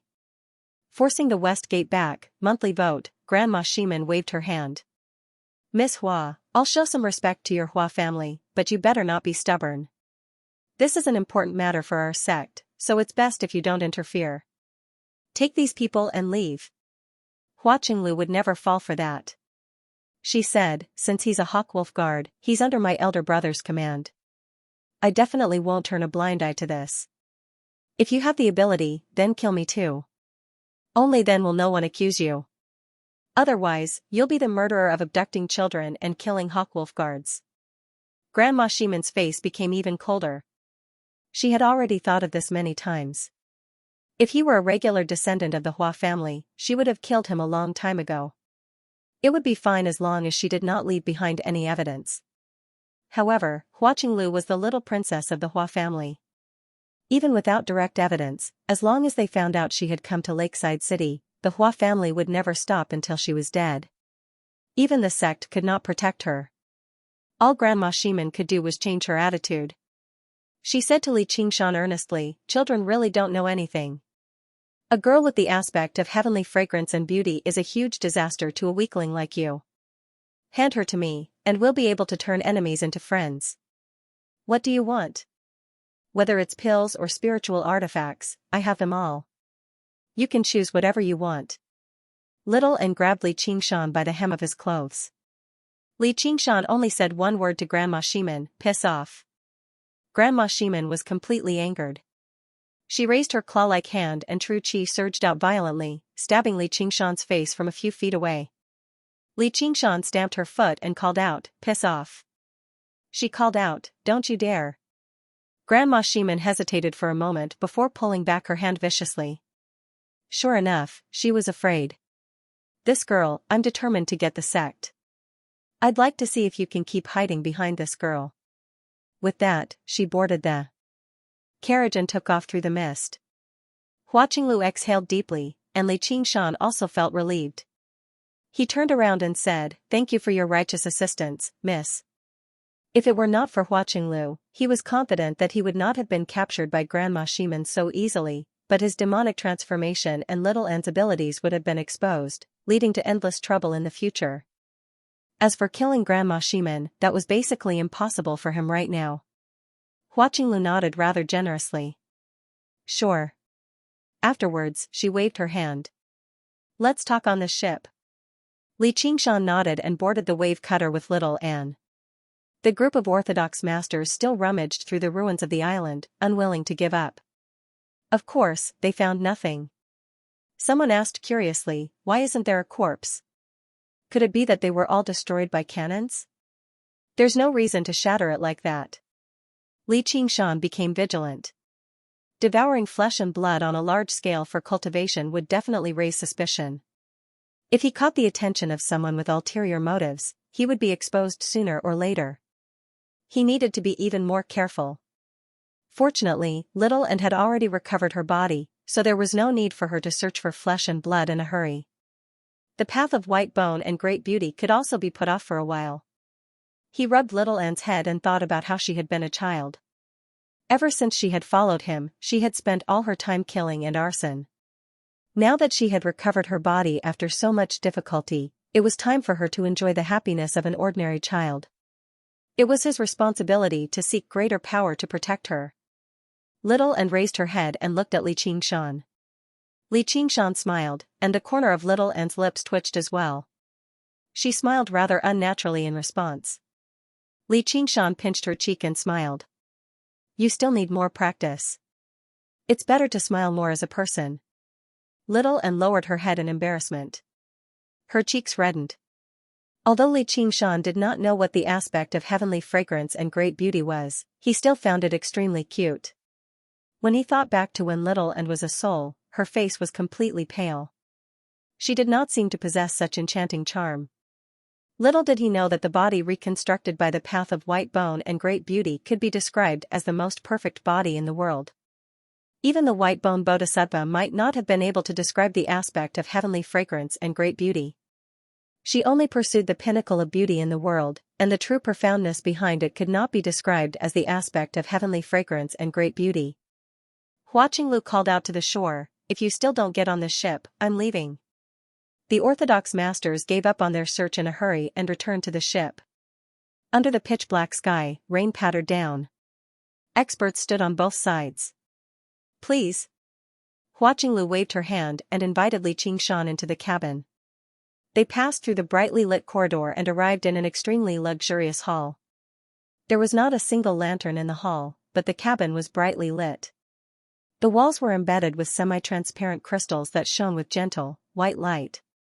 The air was pleasant. It was neither dry nor humid, neither cold nor hot. It demonstrated the luxury of Qi practitioner clans everywhere. Hua Qinglu and Li Qingshan sat in the seat of honor, while the Orthodox masters sat on the two sides. They chatted and laughed happily. They were in an extremely good mood. Although they had not found the pill, knowing that their enemies had been annihilated was still an extremely delightful matter. Great hero, you even roared out, bring some alcohol. We've killed these bastards. We need to celebrate properly. The crowd responded loudly. There were also those who were jealous. They thought, this bastard's fierce-looking face makes him seem even more of a bandit than a bandit. I wonder how he managed to produce such a beautiful daughter. He's connected to the Hua family. His wife must have cheated on him outside. Hua Qinglu shot a glance at him before ordering people to prepare refreshments for the guests in an extremely practiced manner. Great hero, you stopped talking in a hurry and smiled obsequiously. Drinking tea. Drinking tea is the same. If an adult had done all of this, perhaps Li Qingshan would have found it natural, but she was only 13 or 14. Her face was still childish, like a child acting like an adult. It was rather amusing. And there was no need for her to give any orders at all. She just waved a small flag, and a few mechanical puppets would clatter up from the bottom of the cabin, delivering refreshments. It made her actions seem more and more like a child's game. This was the first time Li Qingshan had seen puppets like this, which piqued his curiosity. He sighed in amazement at the wonders of this world once again. The puppets seemed to be made from wood. Their heads were carved with faces, and the joints of their hands and feet were distinct. They were extremely nimble too, without the slightest stiffness. It was possible to imagine that they could move as swiftly as the wind when needed. Little and was completely glued to them. Only when the puppets had left did he look away reluctantly. Li Qingshan thought of something. He remembered it. Hua Qinglu took a sip of tea and said sternly, "How did you offend this old hag?" As a result, Li Qingshan told her about what had happened in the tower on the city walls of Jiaoping, but he hid the fact that Shuo Zhibua had framed him. Hua Sengzan was definitely much more familiar with Shuo Zhibua than he was. People who crossed their ranks to lodge complaints were never welcomed, let alone through this little girl. When Hua Qinglu heard about how the tower forced women into prostitution, her tiny face reddened in anger. All she heard was how Li Qingshan killed the procuress and raided the tower. She praised, "Well done. The Hawkwolf Guard just happens to be in need of a good man who doesn't fear violence like you. Saving you really was the right decision." Li Qingshan grinned and held back his smile. He also said sternly, "This is what I should do." Hua Qinglu asked curiously, "What other missions have you carried out?" "I've only joined the Hawkwolf Guard recently, so I haven't carried out many missions." Li Qingshan then told her about his mission in Ancient Wind City, as well as his plan to come to the island of cherishing flowers this time. Hua Qinglu listened with rapt attention, interrupting from time to time. This little girl lived a life of luxury, so who knew where her murderousness came from? She became extremely excited as soon as she heard the two words, exterminating an entire family. She insisted that Li Qingshan explain in detail. In the end, she said rather regretfully, "It's just a pity that my elder brother won't let me join the Hawkwolf Guard so soon. Otherwise, I'd be able to carry out missions with you, Qingshan." Li Qingshan thought, with the Hua family's strength, they can just eat pills as they please. Why would they need to carry out missions so painstakingly? "If I were you, I'd definitely eat until I became a demon general before leaving the mountain." However, he said, "Commander Hua is taking good care of you. Only when you're strong can you carry out more missions. I believe you'll definitely become an even better Hawkwolf Guard than me in the future." Hua Qinglu said, "Exactly. You're pretty much the same as my elder brother." Li Qingshan thought, "So that's how your elder brother coaxes you too?" If the entire situation was described in the form of a news report, it would be, "The leader of our country, Hua Qinglu, received Li Qingshan warmly and engaged in a deep conversation with him. She confirmed and supported Li Qingshan's work, encouraging him to continue working hard and reach new heights." The orthodox cultivators watched on as bystanders. Their feelings were rather mixed, as apart from Little and the youngest people present were Li Qingshan and Hua Qinglu. Most of them were first-rate masters, only a step away from the first layer of Qi practitioner. However, it was this latent barrier to the innate realm that separated the nobility from the lowly. However, they just could not accept it. No matter how many times they heard about what Li Qingshan had done, they still felt shocked. Then they thought about the unorthodox masters who boasted that they were on the blacklist and cursed them a few more times. Afterwards, they made up their minds to never make it onto the blacklist for the rest of their lives. Otherwise, who knew when they would be wiped out when they attended a gathering? After the battle on the island of cherishing flowers, the orthodox path within several hundred kilometers of Jiaoping City flourished. The atmosphere of the Jianghu became extremely good. Young heroes and great heroes appeared in large numbers. Every single one of them was law-abiding, respecting the old and cherishing the young. Even if they did some thieving, they would do it secretly and extremely carefully. They would never do it openly. Li Qingshan could be said to have done a great job. A while later, the ship arrived on the shore, and everyone disembarked. Hua Qinglu extended her hand, and the huge ship rapidly shrank. In the end, it was sucked into her palm and returned to her 100 treasures pouch. She said rather regretfully, "This lake is too small. We can't travel." Li Qingshan and Little N's eyes lit up again. Before they set off, the Orthodox masters had already prepared a celebratory feast in the lake-viewing restaurant of Lakeside City. Li Qingshan exhaled gently. He still had to keep up the act. The girl had helped him out so much, so he had to make her happy. And, although he could not see, hear, or smell anything, he could clearly sense that Grandma Shimen had not gone far.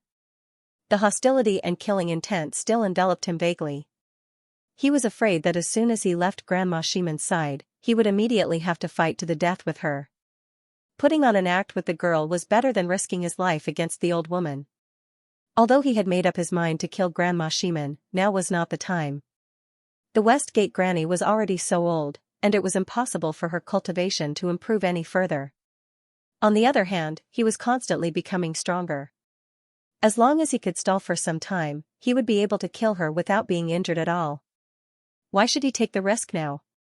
P.S. Strongly calling for a guaranteed monthly ticket. A new month, a new beginning. Let's go. Great hero, you finally got to drink on the lake viewing restaurant. He drank to his heart's content and even mustered up the courage to toast Li Qingshan while he was tipsy. Then, the others all came up to him and toasted him. Words of flattery flowed from their mouths. "Sir Li Qingshan, do you have another nickname, the Black Tiger?" There were even people who recognized Li Qingshan and remembered Li Qingshan's extremely distant nickname. Li Qingshan brushed them off casually. He picked up another piece of fish and gave it to Little and beside him. "Try this. It's not bad." It had been so many years since he had regained the taste he had lost after so much difficulty, so he obviously had to make it up to him. Little and lowered his head and ate it obediently. Although he was expressionless, the redness on his face never faded, as if he had just drunk fine wine. The old monk went up and studied Little and, "Sir Li, the young benefactor beside you seems to be very Buddhist." He could be considered as a monk with some cultivation. He could vaguely sense the influence the path of white bone and great beauty had on Little, and Li Qingshan laughed aloud. "My Little and will become a bodhisattva in the future." The old monk was surprised. He brought his palms together and said, I've sinned. "Sir, you can't speak carelessly." Li Qingshan smiled. "How can a sparrow know the ambitions of a great swan? Isn't that right, Little Anne?" Hua Qinglu was also surrounded by everyone. When she heard that, she glanced at Li Qingshan and shook her head. She had no idea whether this kid was audacious or simple-minded. Did he not know that he had already caught the attention of a 9th-layer Qi practitioner?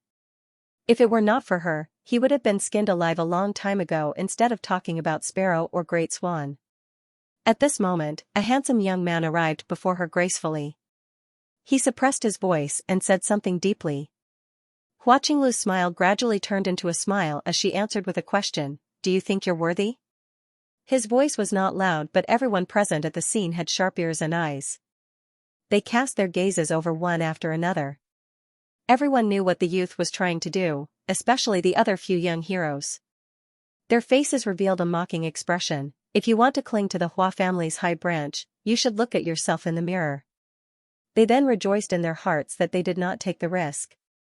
Li Qingshan said in his heart, "You are too much of a beast. You don't even let a 13 or 14-year-old girl go. In my previous life, you would have been shot." However, this last was really realistic. She was not the type of young lady who was moved by true love and eloped with a scholar. The young man's face flushed red as he covered his face in shame and left. Yu Zijian said, "Just turn him down. Why must you treat him so harshly?" Hua Qinglu said, "He was up to no good in the first place, so why should I be polite with him? Moreover, he doesn't even dare to say I'm worthy. He belittles himself, which is especially annoying." Towards the end, she seemed to think of something, and her face became slightly resentful. This small interlude did not affect the atmosphere of the entire celebratory banquet. After the banquet, the masters all bid farewell to each other, saying that they were going back to eliminate the remnants of the underworld. Actually, they were in a hurry to take advantage of the situation and divide up the territory and wealth left behind by the masters of the underworld. A few young chivalrous men looked at Hua Qinglu with reluctance to part with her. During the noisiest moment, Li Qingshan approached Hua Qinglu and whispered into her ear.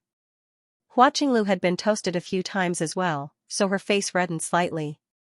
When she saw him approach her, she was rather displeased, but after hearing what he said, she was surprised. She glanced at Little and before nodding with a smile. The young heroes were very envious. This kid sure knew how to take advantage of the situation. If he could become the son-in-law of the Hua family, wouldn't he be able to rise through the ranks in a single bound? Over the past few days, they had made many attempts, but they were all rejected by Hua Qinglu proudly. For once, she even smiled. When Li Qingshan wanted to give something to Hua Qinglu waved her hand and turned him down. Li Qingshan did not insist either. He only glanced at her deeply, which made Hua Qinglu feel embarrassed. She avoided his gaze and placed something into his 100 treasures pouch in the end.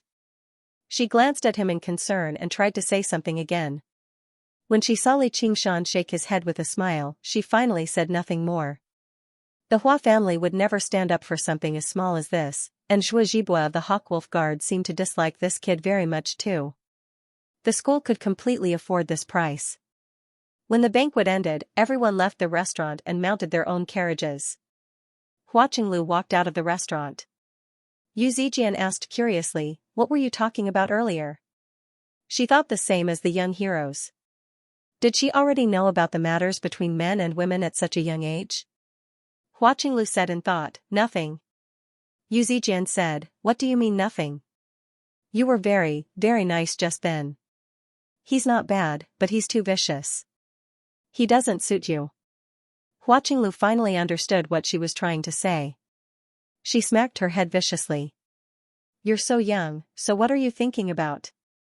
He doesn't suit me, but does he suit you? You're the one who's in love, so don't blame it on me. He wanted to buy a gift for the child before bidding farewell to me. I was afraid that the old woman would catch him, so I tried to persuade him to come with me, but he refused." Yu Zijian rubbed her head and gazed at the restaurant in concern. "He'll be fine, right?" Under the heavy night rain, Grandma Shimon's carriage stopped in a dark alleyway. She locked onto Li Qingshan's presence in the restaurant firmly. She refused to believe that the little princess of the Hua family would actually spend all her time with a man. As long as there was the slightest chance, she would take action. However, taking away a child and taking him on as a disciple was not exactly a great crime. Seeing everyone disperse, Grandma Shimon suddenly discovered that she had completely lost track of Li Qingshan's presence. It was like he had vanished in a single moment. She could not help but rush out of the carriage. Like a red ghost, she tore through the rain without touching the ground. She flew around the restaurant a few times, but she could not sense any of Li Qingshan's presence at all. She landed on the eaves and called out, "That's impossible. How could a mere second-layer Qi practitioner be able to conceal his aura so thoroughly and avoid being locked onto by her? Li Qingshan, get out here." Her voice reverberated through the entire city. Who knew how many people had woken up, but why would Li Qingshan respond to her?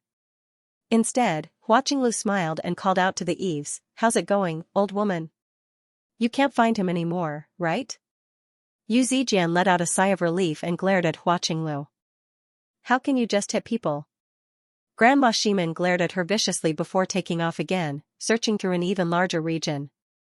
However, in the pitch-black rain, the streets were like a complicated maze. Li Qingshan was like a fish that had returned to the water, vanishing completely. Hua Qinglu rolled her eyes at Yu Zijian. Slow-witted. She took out a small, intricate carriage from her 100 treasures pouch and tossed it onto the ground.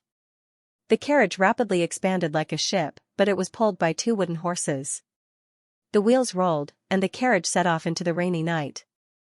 In the carriage, Yu Zijian had stayed up half the night.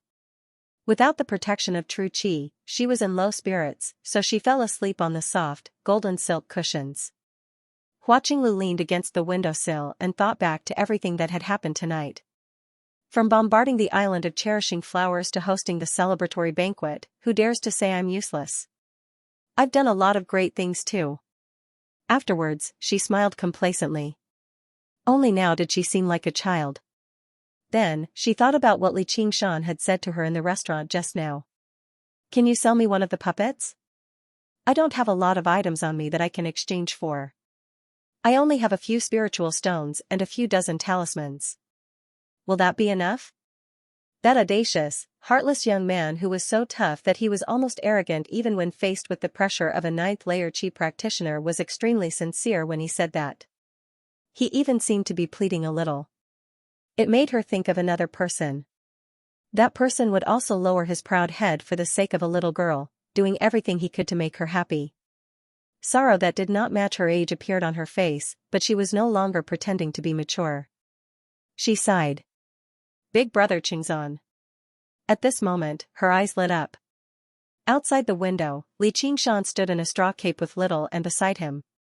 He was also wearing a small straw cape. They stood in a pitch-black alleyway, clasping their hands at her with a smile. She also stood up and clasped her hands to return the gesture. The carriage had already shot past them. All that was left before her was the rain-soaked walls, but the sight remained in her heart. The young man stood in the pitch-black wind and rain, but he seemed to radiate with a strong, optimistic light. He was like a stubborn rock, unaffected by anything. Although he was still very weak, he gave off a feeling that he was no less powerful than her elder brother, even surpassing him in certain aspects. Influenced, she also made up her mind. I'll definitely help you, elder brother. Li Qingshan pushed down his bamboo hat and held Little Anne's hand. Let's go. Do you want me to carry you? Little Anne shook her head. They held each other's hands and vanished into the pitch-black curtain of rain. 5 kilometers away from Lakeside City, there was an abandoned temple. 2 straw capes, one large and one small, hung in front of the temple. In the temple, a bonfire roared, purging the dampness and darkness. It cast 2 figures, one large and one small, onto the earthen walls. Li Qingshan smiled mysteriously. Close your eyes. Little Anne closed her eyes obediently. You can open them now. Clang, clang, clang, clang. Look at what this is. Little Anne opened her eyes and saw Li Qingshan holding a small wooden figure in his hand. It was one of the puppets on the ship. Her eyes lit up with delight. Li Qingshan placed the puppet on the ground, and it immediately grew to the size of a grown man. Under his orders, it clattered around. This is a birthday present. Yep, it's the day of a new birth, the 8th of the 8th month. It's a good day. I asked for this from that Miss Hua. Although she's a little childish, she's not a bad person. I'll definitely return her favor in the future. So, what do you think? Little Anne blinked her eyes, and her long eyelashes fluttered. She opened her mouth, wanting to say something, but after a while, she still couldn't speak. You still can't say it? Li Qingshan felt a little regretful and hated that which even more. Little Anne lowered her head sadly. Li Qingshan patted her head and encouraged her with a smile. Don't force yourself. It'll be fine slowly. Even if you don't say anything, I know what you want to say. Little Anne got up and fiddled with the puppet. She controlled the puppet to stretch its legs and pick up things. After a while, she became happy and forgot all her worries. Although she always forgot to control her face to reveal a smile. Stopping the child's cries at night, Li Qingshan smiled to one side. He was satisfied and at peace inside. Although he had no idea how to describe their relationship, the conclusion he reached was extremely clear. She was his family, a family that brought him warmth. As a lonely transmigrator, his parents had passed away when he was young, and he was oppressed by his only blood relative. After settling his grievances, he seemed to have no more ties. However, her arrival changed everything. To him, she was originally just a pitiful life that needed to be taken care of, yet he would often receive her care and help. She was the one who found the spiritual ginseng, allowing him to pave his path of cultivation. Back then, he even thought about returning the favor several times over in the future, but now, he had forgotten about that thought a long time ago. Right now, even if she took out 100 spiritual ginseng, he would eat them all without holding back, as there was no need to calculate things like that between family. Sometimes, he wondered whether Oxen had already predicted this. If it were not for her, he would probably be 10 times more vicious right now. With the abilities of the spirit turtle's method of Qi suppression, it was not impossible for him to go around killing Qi practitioners and steal pills. He could even satisfy his various desires without restraint, becoming a demon through and through. He had no confidence in his own morals at all. No one was born to be a hero or an absolute good person. He believed that the environment would change people. Absolute strength and loneliness would definitely lead to absolute freedom and indulgence. However, right now, he needed to take care of her safety, so he could not take too many risks. He needed to set an example for her, so he could not do whatever he wanted. It was because of her existence that he could still live as a human. He did not just fight for her. As the leader of the family, he needed to shoulder his responsibilities and seriously consider the present and the future. He did not have many regular Qi gathering pills left, and in order to break through to the 5th layer of the innate method of practicing Qi, he had used up a bottle of 100 grasses pills.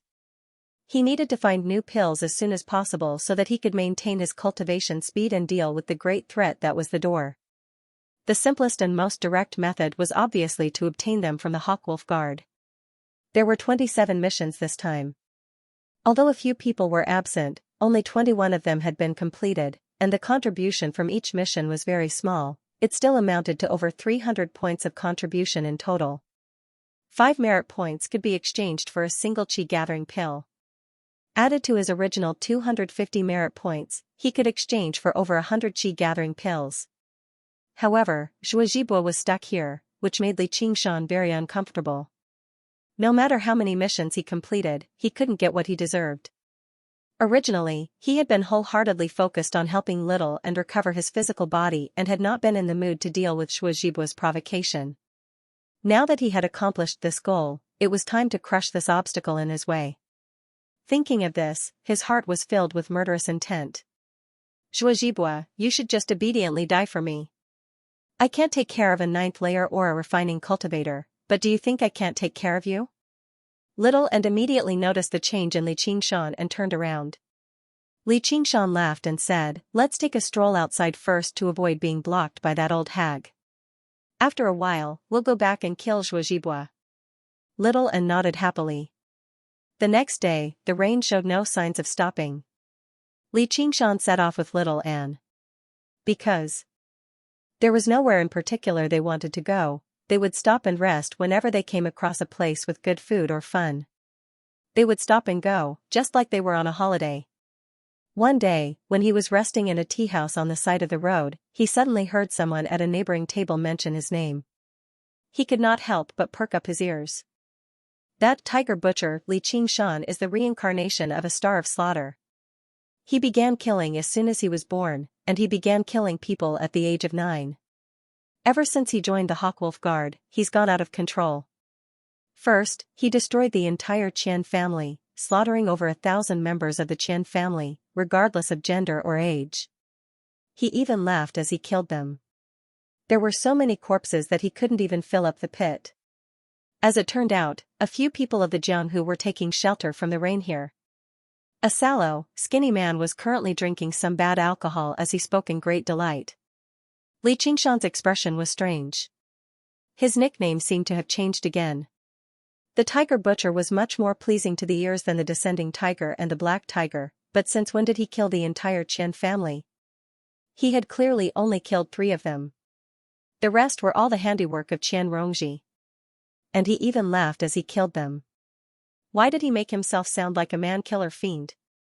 However, becoming the main character of the rumors of the Jianghu was quite an interesting experience, so he perked up his ears and listened on. If you cowards saw so many corpses, you'd piss your pants in fright. However, that Li Qingshan is no ordinary person. He killed over 1,000 people, but he still felt like it was not enough, so he set up a great scheme on the island of Cherishing Flowers.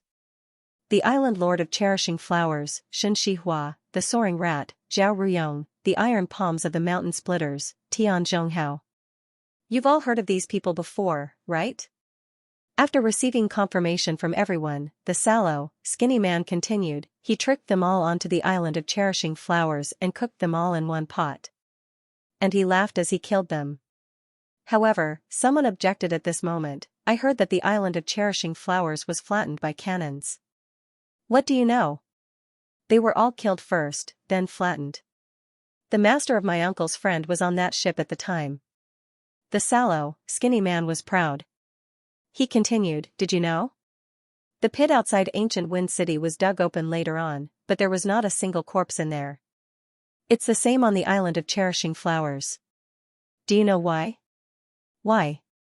The sallow, skinny man suddenly lowered his voice, whetting everyone's appetite before spitting out two words, cannibalism. It led to a series of gasps. Cannibalism. The corner of Li Qingshan's eye twitched, while Little An's lips curled up. Her eyes were filled with mirth. Li Qingshan pinched her cheeks. Even if they're cannibalism, you're the one who ate them. Although there were many ridiculous parts to this rumor, there were certain parts that were shockingly close to the truth. Little An stuck out her tongue. Someone at the next table questioned, there were over 1,000 people there. How could they have eaten all of them? The sallow, skinny man stuttered as well. He was unable to answer. Li Qingshan shrugged. Sure enough, rumors stopped with the wise. Afterwards, very soon, Li Qingshan understood what wishful thinking meant in a restaurant. I heard that the tiger butcher is 6 meters tall, and his waist is also 6 meters wide. He has a green face and sharp fangs. He has a head of bronze and a forehead of steel. He walks like the wind and roars like thunder, and he loves to eat raw human flesh the most. He'll only be full after eating 4 or 5 people in a single meal. You're talking about a demon, right? In a corner of the restaurant, Li Qingshan rubbed his forehead. He felt like if he allowed them to continue spreading the rumor, his true identity would be exposed. Little An could already smile very naturally. In the dead of night, a child cried endlessly in a certain residence. He made a fuss about eating candy, or he would not sleep. The mother said, if you eat candy at night, your teeth will go bad. The child refused to comply. The mother finally lost her temper. If you keep crying, I'll get the tiger butcher to eat you. The child immediately stopped crying and fell silent. Only after quite a while did he say softly, Mother, I don't want to eat candy anymore. I don't want the tiger butcher to eat me. The mother smiled in satisfaction. On the street outside the residence, Li Qingshan finally understood what it meant to be demonized. His name now seemed to have the effect of stopping children from crying at night. He had taken a deep root in the hearts of the common people, helping countless families to discipline their children better. There were many powerful people in the Hawkwolf Guard, but they mainly targeted Qi practitioners. They were relatively distant from the lives of ordinary people, and they would only kill a few people in a single mission at most. However, Li Qingshan had only taken action twice, yet he had led to the deaths of over 1,000 people. Moreover, there were countless eyewitnesses, which could be described as extremely effective propaganda. As a result, his reputation soared and became unstoppable. In Qingyang City, Iron Fist. The first disciple, Wang Lei, asked, is this all true? Lu Hong said, aside from the cannibalism, the other rumors probably aren't baseless. I could tell a long time ago that the kid was up to no good. He wanted to throw the Jianghu into chaos, but I never thought he would be so vicious, directly wiping out half of the Jianghu. Don't be jealous of your junior brother. The Jianghu isn't that easy to survive in. Wise be master. I almost attacked him. Wang Lei said with lingering fear. He had never thought the wild kid from the village would become such a terrifying figure. From now on, he no longer envied Li Long for venturing out. The Jianghu was just too dangerous. He was better off remaining in Qingyang City obediently and waiting to take over his master's position. That's nothing. I even punched him 100 times. Lu Hong was complacent. The matter that originally made him feel rather ashamed had become a great honor. From now onwards, he would mention it to anyone he saw. Many masters passed by Qingyang City and heard that he had punched the tiger butcher Li Qingshan 100 times, yet he was still standing there in one piece without dying. They all admired him very much. Even those whose martial arts were higher than his would have to show some respect to him. Afterwards, before he died, he specially ordered his disciple to carve a line of words on his epitaph: "Once punched the tiger butcher 100 times." For future generations to revere. Before long, a huge statue was erected at the entrance of Crouching Ox Village. It depicted a young man, burly and sturdy. His head rested on a blade, and his eyes were vicious. He possessed a divine form, just like Li Qingshan. Half-village caretaker Liu had spent a great sum of money to invite the most renowned sculptor in the surrounding villages to carve it. On the day the statue was erected, gongs and drums filled the air and firecrackers crackled. Village head Li organized the entire village to pay their respects. Many years later, Qingyang was plagued with bandits again. All the villages were plundered, except for Crouching Ox Village, which the bandits dared not approach because of the statue. The villagers were filled with gratitude, erecting a monument and a temple. Every year before winter, they would pay their respects, which became a great festival known as paying respects to the tiger butcher. That was all in the future. In Jiaoping City, Zhuozhibua frowned heavily in the office of the Hawkwolf Guard. Recently, Li Qingshan had caused him far too much trouble. Originally, he wanted to kill Li Qingshan with a borrowed knife and kill him. When Grandma Shimen came to investigate the matter of Jiaoping, he was certain that it had something to do with Li Qingshan. He even provided her with a portrait and information about the mission, but he never thought he would still fail. He never thought the kid would be so lucky, getting to know the daughter of the Hua family. Even Grandma Shimen was helpless against the kid. Instead, the kid made such a great name for himself. However, he was not particularly worried. Right now, the person sitting before him was Grandma Shimen. Sure enough, as Li Qingshan had expected, Grandma Shimen had searched everywhere for Li Qingshan to no avail, so she was waiting here for him. She was determined to obtain the heavenly fragrance and aspect of beauty. P.S. You've all worked hard. Last month, I've been hovering around the 40s. My original target for this month was to make it into the 30s, but you've given me 23. Thanks, Dream Talker. I'll work even harder at writing. The foreshadowing is about to come to an end. The things I truly want to write will gradually unfold. I want to bring you not only hot-bloodedness and exhilaration, but also warmth, smiles, and emotions. Speaking of which, I paced around the living room several hundred times today, thinking about a plot that I'd write very soon. Afterwards, I couldn't contain my joy. I want to tell you guys, just wait for a good show. Undercurrents surged. There's no need to hurry, Granny. Just wait here. I refuse to believe that kid won't return to Jiaoping for the rest of his life. If he doesn't return, he'll be a fugitive who betrayed the Hawkwolf Guard. We've worked together for so many years, so I have to give your sect an explanation regarding the building. And, I've already asked for the building that Zhou Wenbin destroyed. As long as your sect sends someone over, you should be able to reopen very soon. Zhuozhibua said rather enthusiastically, both for the sake of dealing with Li Qingshan and for the various benefits of the sect. Grandma Shimen said indifferently, "Thank you for your kind intentions, Commander. The sect will send someone over very soon, so please take good care of me, Commander. However, I'll be leaving Jiaoping City very soon." In the world of cultivators, strength was still everything. Although Zhuozhibua was useful, he was extremely arrogant. Zhuozhibua was surprised. "Why?" Grandma Shimen said, "This is the sect master's order. I can't disobey it." "Why did your esteemed sect master?" Was it? A vicious light flashed through Grandma Shimen's eyes. "That's right, it's all because of that girl from the Hua family.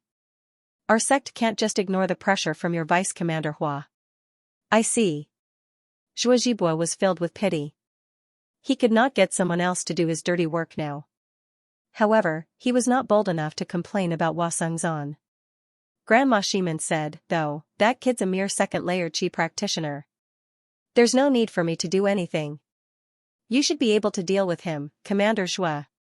Our sect master has already promised that as long as you can hand over the girl with the kid to the sect will give you a bottle of pills of spring breeze and rain in return." Zhuozhibua's heart skipped a beat. The pills of spring breeze and rain of the sect were special pills of the sect.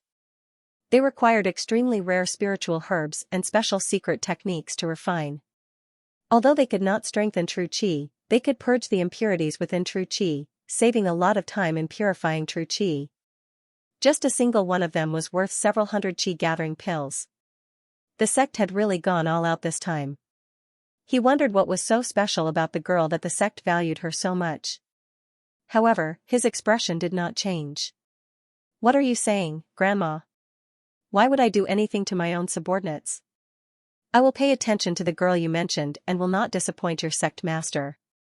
Grandma Ximen said, "There's one more matter, which is to pay a visit to the Clear River Prefecture with my disciple." Disciple?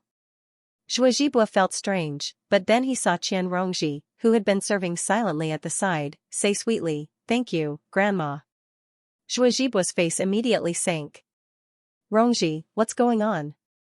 Grandma Ximen has been wandering around Jiaping for several days, and it has always been Qian Rongji who has been entertaining her.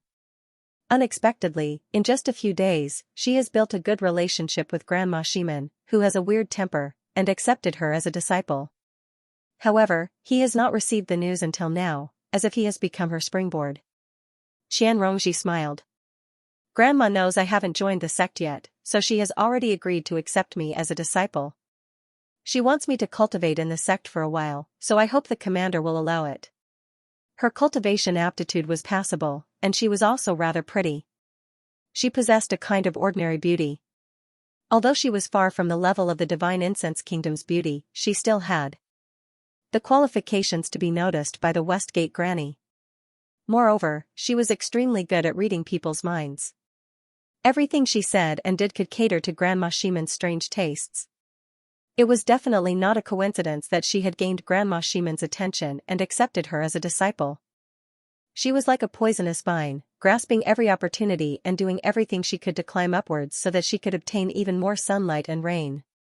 In her eyes, Qian Yannian was nothing. Zhuozhibua was nothing. Even Grandma Ximen was nothing. They were all just tools she could use. However, Grandma Ximen was a 9th-layer Qi practitioner, while Zhuozhibua was only at the 6th layer. There was no need to compare which tool was more useful. With the sect as an umbrella, she no longer needed to fawn over Zhuozhibua. Her expression naturally changed. The Hawkwolf Guard was only an occupation. They could not restrict members from joining sections. For example, Diaofei came from a sect.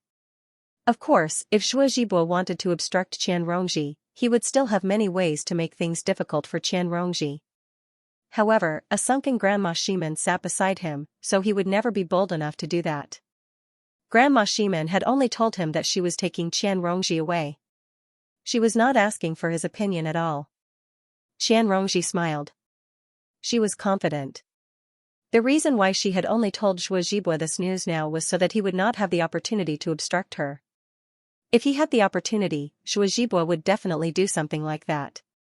No man would be willing to let go of a woman who was docile and willing to be toyed with by him.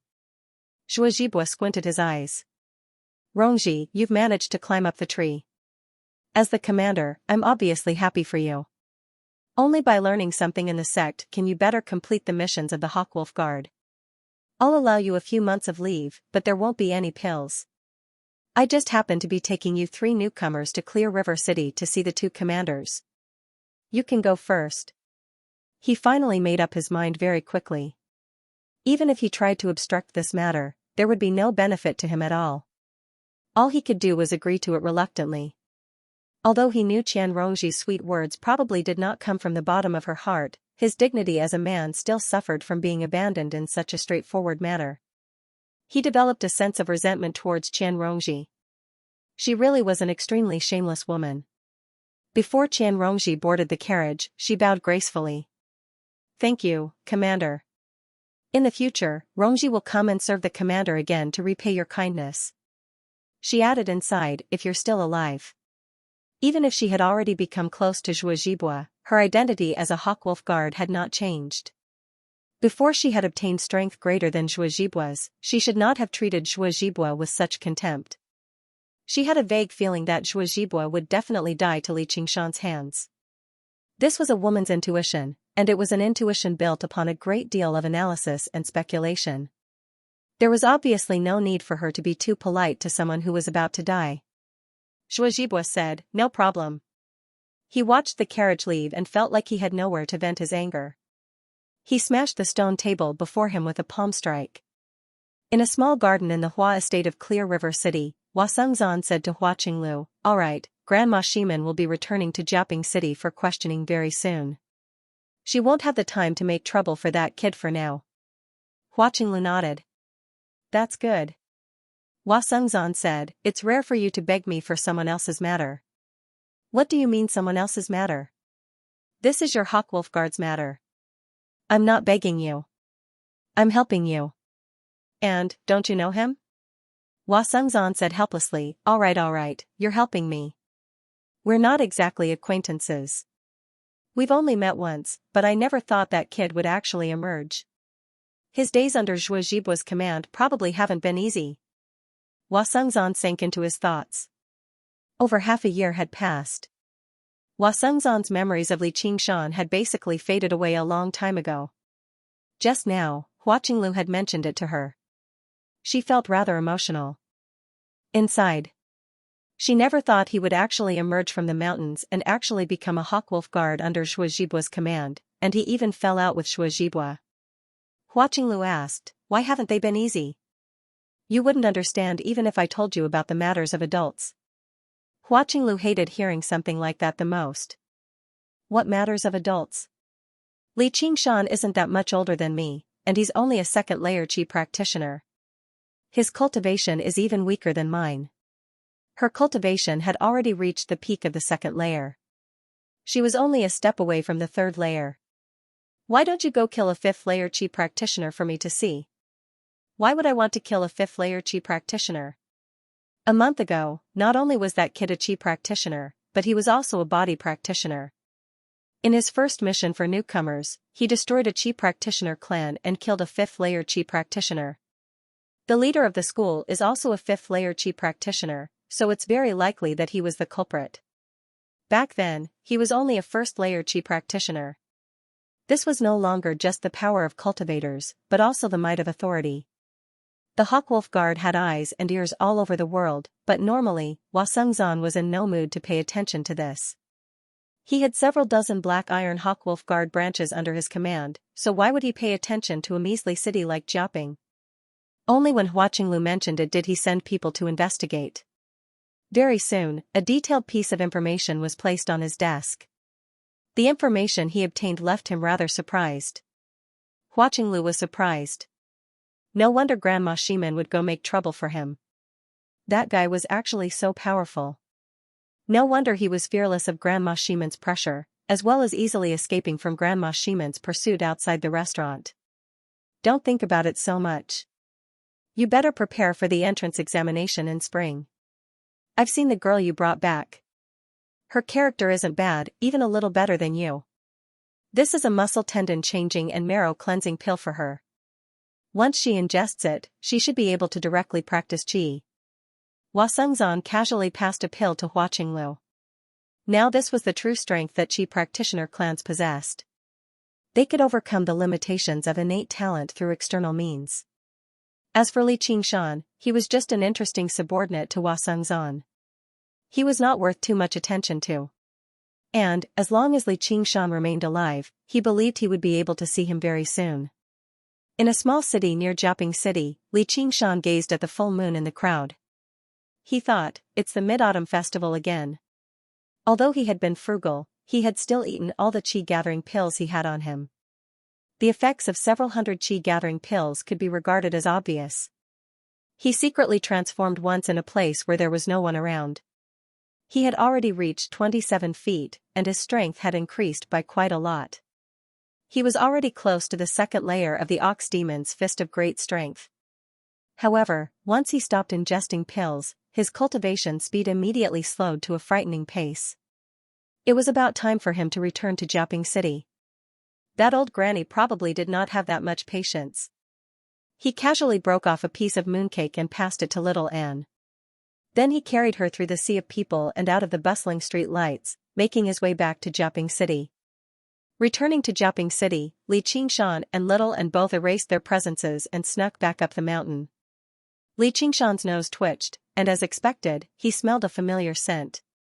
It was Grandma Shimon's unique and heavy fragrance.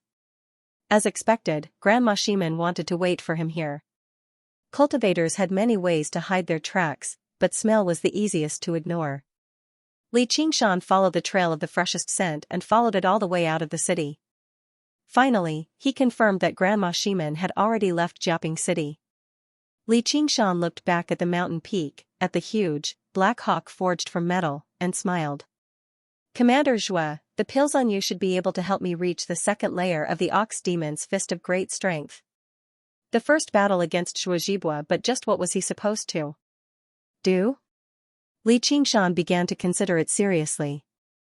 Killing his way up the mountain right now and launching a sneak attack on Zhuozhibua was not a bad choice, but he needed to transform. Only then could he unleash enough power. However, his body that was almost 10 meters tall was even taller than the two-story building. Probably even the foot of the mountain could see him. It was far too easy for him to be exposed. However, if he could not kill Zhuozhibua in a single strike, Zhuozhibua only needed to call out, and everyone would know who he was. He had to find a way to lure Zhuozhibua out of Jiaping City, but how was he supposed to lure him out? Little and, do you have any plans? Little and wrote something in the air, and flames flowed from the tip of his finger. In the end, he left behind a single word, wait. Li Qingshan's heart skipped a beat. Yeah, Zhuozhibua really wants to kill me right now, but he probably won't do it in Jiaping City. He'll probably find a way to drive me out of the city, and that will be the perfect time to strike. Li Qingshan rubbed Little N's head. You really are smart. However, he was unwilling to just wait like this. He had to do something. Though, in order to make this bastard make up his mind sooner, let's go back and properly provoke him. A malicious smile appeared on his face. If I don't teach you a lesson, you'll really think I'm easy to bully. Commander Zhua, I've returned. On the pitch-black mountain, a thunderous roar tore through the silence. All the Hawkwolf guards were alarmed, roused from their cultivation or sleep, rushing out. All they saw was Li Qingshan standing in front of the main building where Zhuozhibua resided. He called out, I've already completed 21 missions, but needless to say, my contribution will still be halved, right? And even after that, I can't exchange it for anything, so I might as well just give it all to you. I don't care. Oh right, when I went out this time, I just happened to run into Vice Commander Hua's younger sister.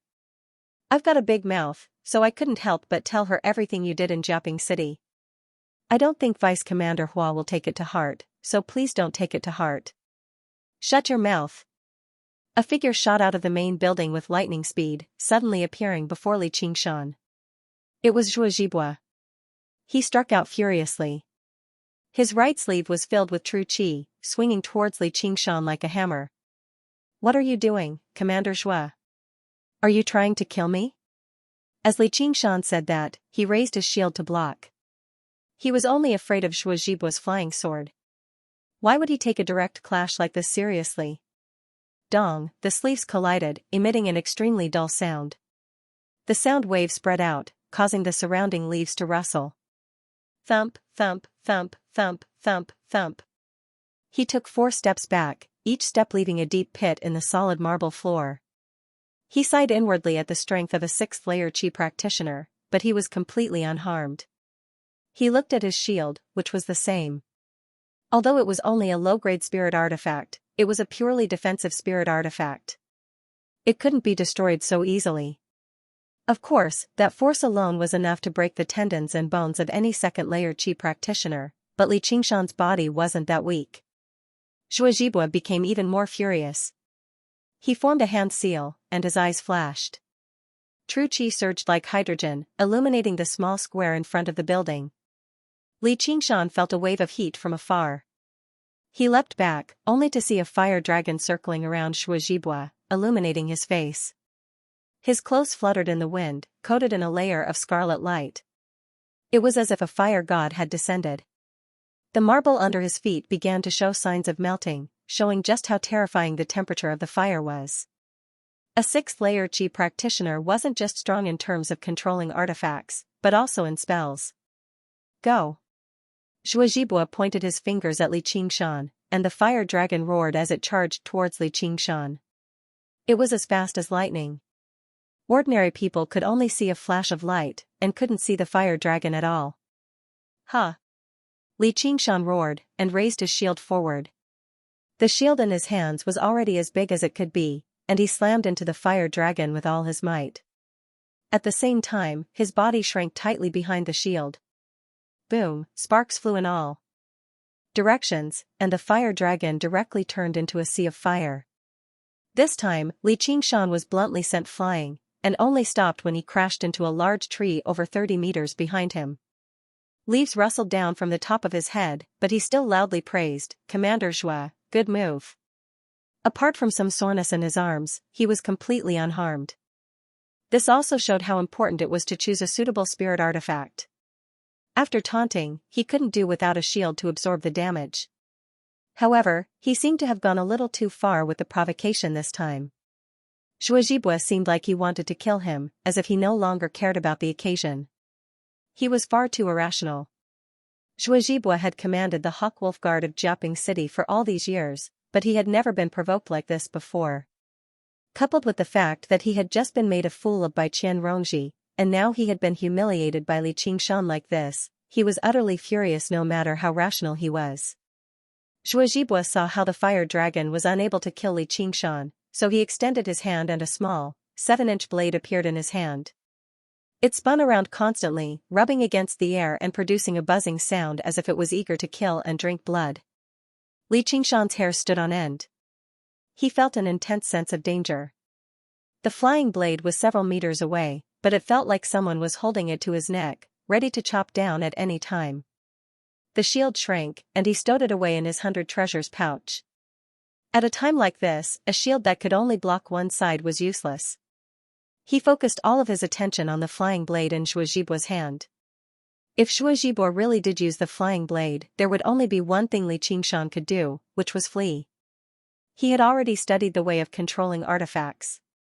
A 6th-layer Qi practitioner could control an artifact from around 30 paces away. This was not particularly far, but it was nowhere close to the legendary, invincible sword immortals who could behead people from over 500 kilometers away. However, combined with the terrifying speed of a 6th-layer Qi practitioner, it would truly be a killing machine. If Li Qingshan possessed a skill like that, he would not have had to go to so much trouble to kill 1,000 people on the island of Cherishing Flowers. However, it was not as if Li Qingshan had not considered this. He had already prepared the Swift Breeze talisman. If he wanted to flee, then so be it. He was very confident in his own speed. By now, he had already retreated 100 paces away, just in case Zhuozhibua flew into a rage out of humiliation and threw caution to the wind. Even if he was hunted down, it did not matter as long as he was not actually killed. If it really did reach that point, he planned on going to Zhou Wenbin to complain to Zhuozhibua and make a big deal out of it.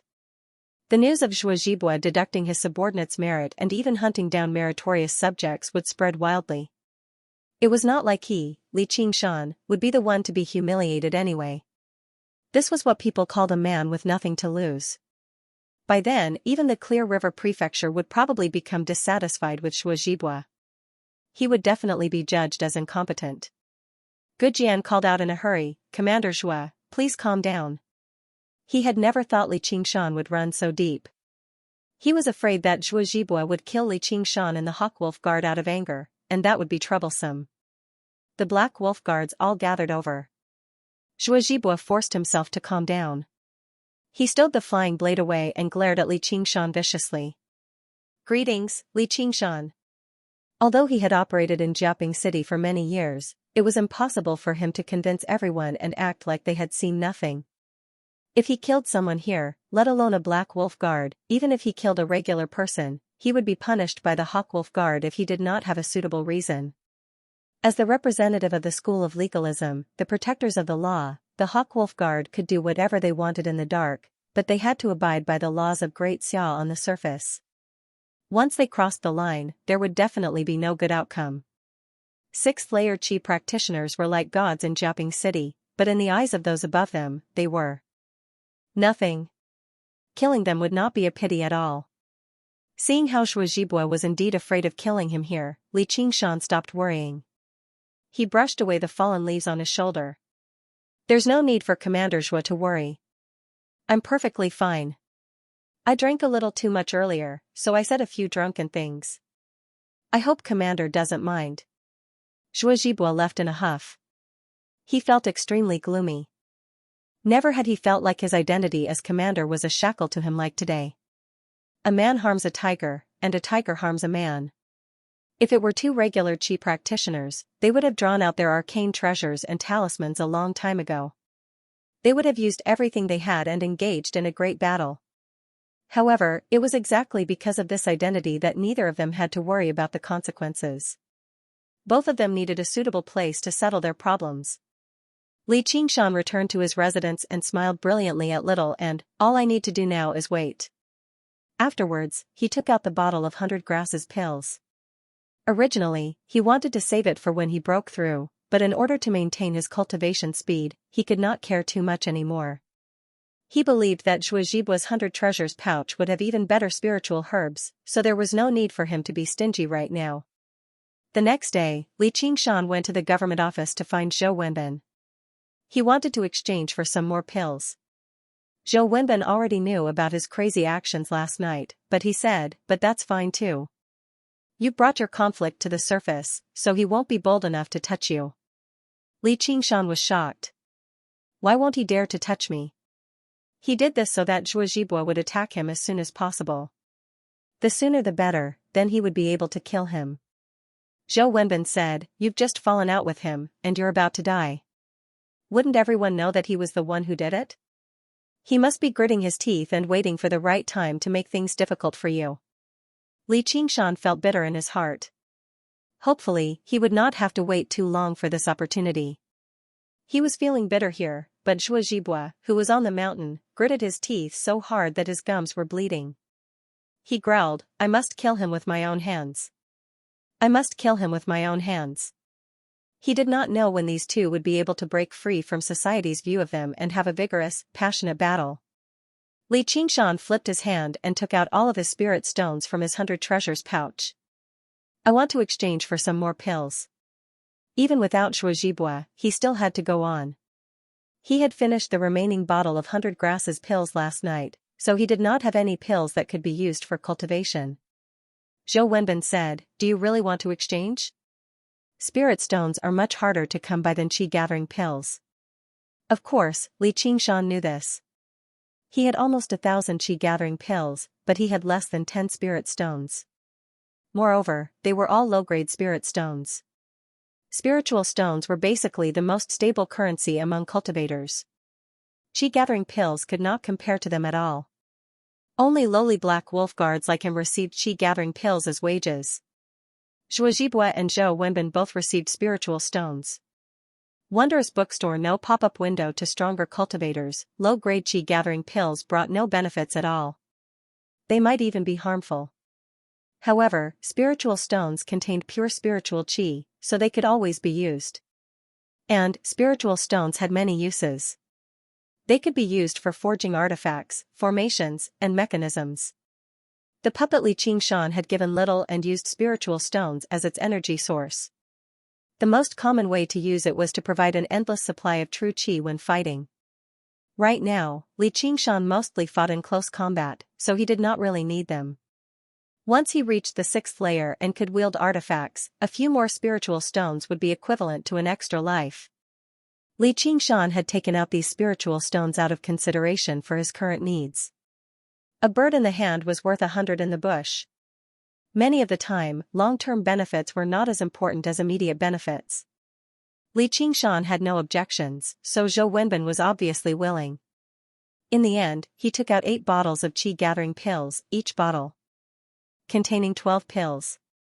That was close to 100 Qi gathering pills. He exchanged them for these spiritual stones from Li Qingshan, basically resolving Li Qingshan's urgent problem. In the following days, apart from cultivating in the building, Li Qingshan would stroll around the city with Little and, buying everything she liked for her. However, his reputation as the Tiger Butcher had reached Jiaoping City as well. He had basically cleared the streets of the city. No matter how busy the streets were, as long as he walked over, he would hear someone call out, "The tiger butcher is here." In the blink of an eye, the streets had all been cleared out. Only a child sat in the middle of the road, crying. When he walked over, even the child stopped crying. He had been frightened out of his wits. However, when he entered a shop to buy something, the shopkeeper would often refuse to take his money no matter what. Zhou Wenbin then sent someone to invite him over, telling him not to go out on the streets so as not to disturb the citizens of Jiaping. After that, all that was left of Li Qingshan's life was cultivation. Every day, he would stay in his room and meditate. Fortunately, he had little and to keep him company, so he was not too lonely. But he ate the qi-gathering pills very quickly. Every day, he would eat 10 or 20 of them, and that was when he was frugal. If he wanted to, he could even finish almost 100 qi-gathering pills in a single day. His body was like a bottomless pit that would never be satisfied. As a result, he became a frequent visitor of the county yamen. Li Qingshan said in a clear voice, "Sir, take a look at this calming pill. It's a high-grade spirit pill concocted with a secret formula. When consumed during cultivation, it can calm your qi and focus your mind, and it's very beneficial. Also, this pill of passion can be used in bed. It will greatly enhance your mood." He raised his eyebrows and revealed an expression that all men understood. After some consideration, Zhou Wenbin gave Li Qingshan 4 bottles of qi-gathering pills in exchange, which made Li Qingshan overjoyed. 3 days later, at noon, Zhou Wenbin was sitting in front of the cauldron, concocting pills. Ever since he became the county magistrate, he had never stopped collecting medicinal herbs for him to concoct pills. He had also accumulated a lot of qi-gathering pills, and was ready to sell them at the cultivators' market when the time was right. But Li Qingshan's arrival saved him some trouble, and he was overjoyed, so he hastened to concoct pills. The maid reported, Sir Li is here again. He's waiting for you in the parlor." Zhou Wenbin was rather confused. Why had Li Qingshan come looking for him again? He made his way to the reception and took a look. All he saw was a long table filled with a dazzling array of items. It seemed like a small stall of miscellaneous goods, and the owner was Li Qingshan behind the table. "Take another look, sir. These are all gifts from the qi practitioners during Qian Yanyan's birthday celebration. Look at these spirit herbs, I can tell with a single glance that they have extraordinary spiritual energy. They must be excellent items for concocting pellets. And look at these jade carvings. Aren't they very vivid? If you like them, you can buy them all. I'll give you a discount." Under Li Qingshan's eloquent explanation, coupled with the fact that they had been trading rather happily all this time, Zhou Wenbin took out a few more bottles of qi-gathering pills and bought everything. A few days later, Zhou Wenbin and Li Qingshan sat across from each other. Zhou Wenbin said, "Today, we'll just drink tea and chat. We won't talk about qi-gathering pills anymore." Li Qingshan was stunned. He hesitated for a moment, then lowered his voice and said, "Sir, do you want talismans?" Zhou Wenbin finally couldn't help but ask, "What do you want so many qi-gathering pills for?" "Qi-gathering pills can't be eaten like rice. You won't be able to finish all the qi-gathering pills you're exchanging with me even after 3 years." Li Qingshan couldn't explain that he really ate qi-gathering pills like rice. He could only say, "I just want to stock up, just in case." Zhou Wenbin said, "On the path of cultivation, you still have to rely on yourself. Medicinal pills are just external items after all. They can only be used as support." Li Qingshan agreed, but in his heart, he was thinking that if it weren't for the miraculous pills Xianxia had given him, he wouldn't have been able to cultivate the Yao core so quickly. And without the help of these external items, it would have taken him at least another 100 years to become a demon general. After Zhou Wenbin finished speaking, Li Qingshan asked again, "You really don't want them?" Zhou Wenbin sighed and shook his head firmly. As a district magistrate, he hadn't fought anyone for many years. He didn't need talismans at all. Outside the yamen, Little and was squatting by the wall, playing with ants with a small wooden stick. Every time Li Qingshan went to trade with Zhou Wenbin, she would wait outside the door. When people came in to talk to her, she ignored them. Under a large poplar tree, a nest of red ants and a nest of black ants were engaged in an intense battle. It was unknown how many ants there were. Although the red ants were slightly smaller in size, they were extremely ferocious and held the upper hand. Little and watched very seriously. The warm autumn sun fell on her cheeks, as though it could penetrate her tender skin. Just as the black ant army was about to be defeated, the small wooden stick in her hand suddenly transformed into a phantom. "Little girl, what are you doing here?" A hooligan with a smile on his face squatted beside Xiaoan and said with malicious intent. Little and didn't even raise her head. The hooligan looked left and right, then suddenly picked up Little Anne, slung her over his shoulder, and left. Little Anne didn't resist at all. Her long hair and hands fell down. She still held the small wooden stick in her hand as she stared at the ant nest not far away. The hooligan quickly boarded a carriage, and the carriage sped away. He was overjoyed. If he succeeded, he would get 300 taels of silver. The task his boss had given him couldn't be simpler. Although he might offend the tiger butcher, who would know that he was the one who did it? But he was completely focused on Little Anne, so he didn't notice that the ant war under the poplar tree had suddenly ended. The result of the war was that all the red ants were dead. In that instant, the small wooden stick stabbed 1,000 times, killing all the red ants, but not a single black ant was hurt, not even a single antenna. The carriage sped through the alley and turned into a house. The hooligan carried Little Anne down. "Boss, it's done." A few men were drinking with their upper bodies bare. They all stood up. "So fast. How can I, little Zhang, not be fast? But it's really strange. This guy didn't cry or scream along the way. He's probably a mute. I think he's an idiot. I don't know where the tiger butcher picked him up, but he's really handsome. Don't tell me that guy has a taste for this." All the laughter stopped abruptly. They didn't even realize that death was coming. Their expressions froze for a moment, then turned into flames. A moment later, Gu Jianxing walked into the small courtyard in his casual clothes. He asked curiously, "Where did everyone go?" At this moment, Xiaoan returned to the yamen.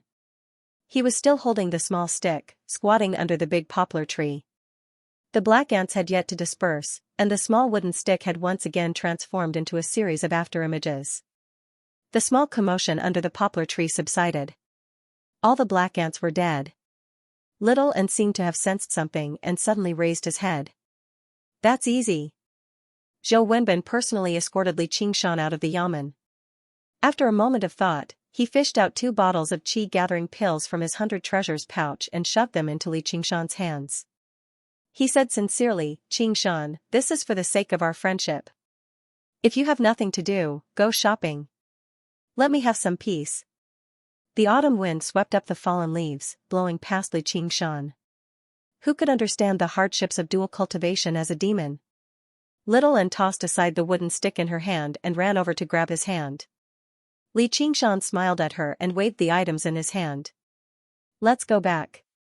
I got my hands on 2 more bottles." In the Hawkwolf Guard, Gu Jian said, "Commander, the kid has been fighting with Zhou Wenbin recently." At noon today, Zhou Wenbin personally escorted the kid out of the yamen. Everyone saw it. I knew it. If it weren't for the fact that he had some sort of connection, why would the kid be so arrogant? And the girl he brought back, I've looked into it too. I don't know her origins. She seems to have appeared out of nowhere. She's called Little Anne, and she's always been with Li Qingshan. I've sent people over, but for some reason, they haven't succeeded. If we don't do anything, we'll probably be looked down on." Zhuo Zhibua said, Zhou Wenbin, do you really think I'm afraid of him? Don't worry, the kid's death has arrived. I'd like to see whether Zhou Wenbin can protect him or not. Go call him over right now." Gu Jian beamed with joy. "Commander, you have an idea?" Various items were strewn across the floor of the small building. Li Qingshan turned his 100 treasures pouch upside down before widening his eyes and searching through it. "What else is there? What else can I trade for?" He was like a gambler who had lost everything, searching for the last bit of value in his house so that he could make a comeback. Little Anne crouched to one side and held her cheek with one hand, gazing at Li Qingshan pitifully. She thought about how she could help him. Suddenly, she came up with an idea and patted Li Qingshan's shoulder before pointing at her own chest. you have an idea? Little N nodded with a smile. As it turned out, apart from forging artifacts, the path of white bone and great beauty could also be used for alchemy. Obviously, the raw materials were still flesh and blood. After serious consideration, Li Qingshan said, I'm a little hesitant when it comes to eating. And, if he went on a killing spree like this, he would definitely be exposed. Seeing that Little and was a little dejected, he pinched her cheek. But I still have to thank you. Suddenly, there was a knock on the door. Opening it, it was Gu Jian who said, Commander Zhuo requests your presence. Although he was expressionless, there was a strong sense of pride radiating from him. Li Qingshan frowned and lowered his head, seemingly unwilling to agree, but his eyes were shining. He's finally here. A trap in the morgue 75 kilometers to the east, there's a village called the Town of Cave. Recently, many men in their prime have died mysteriously. Some people even saw corpses emerging from the morgue on the side of the town. I suspect it's the work of Qi practitioners. Go investigate. Zhuo Zhibue said coldly as he tossed a document before Li Qingshan. Li Qingshan glanced at it and raised his head.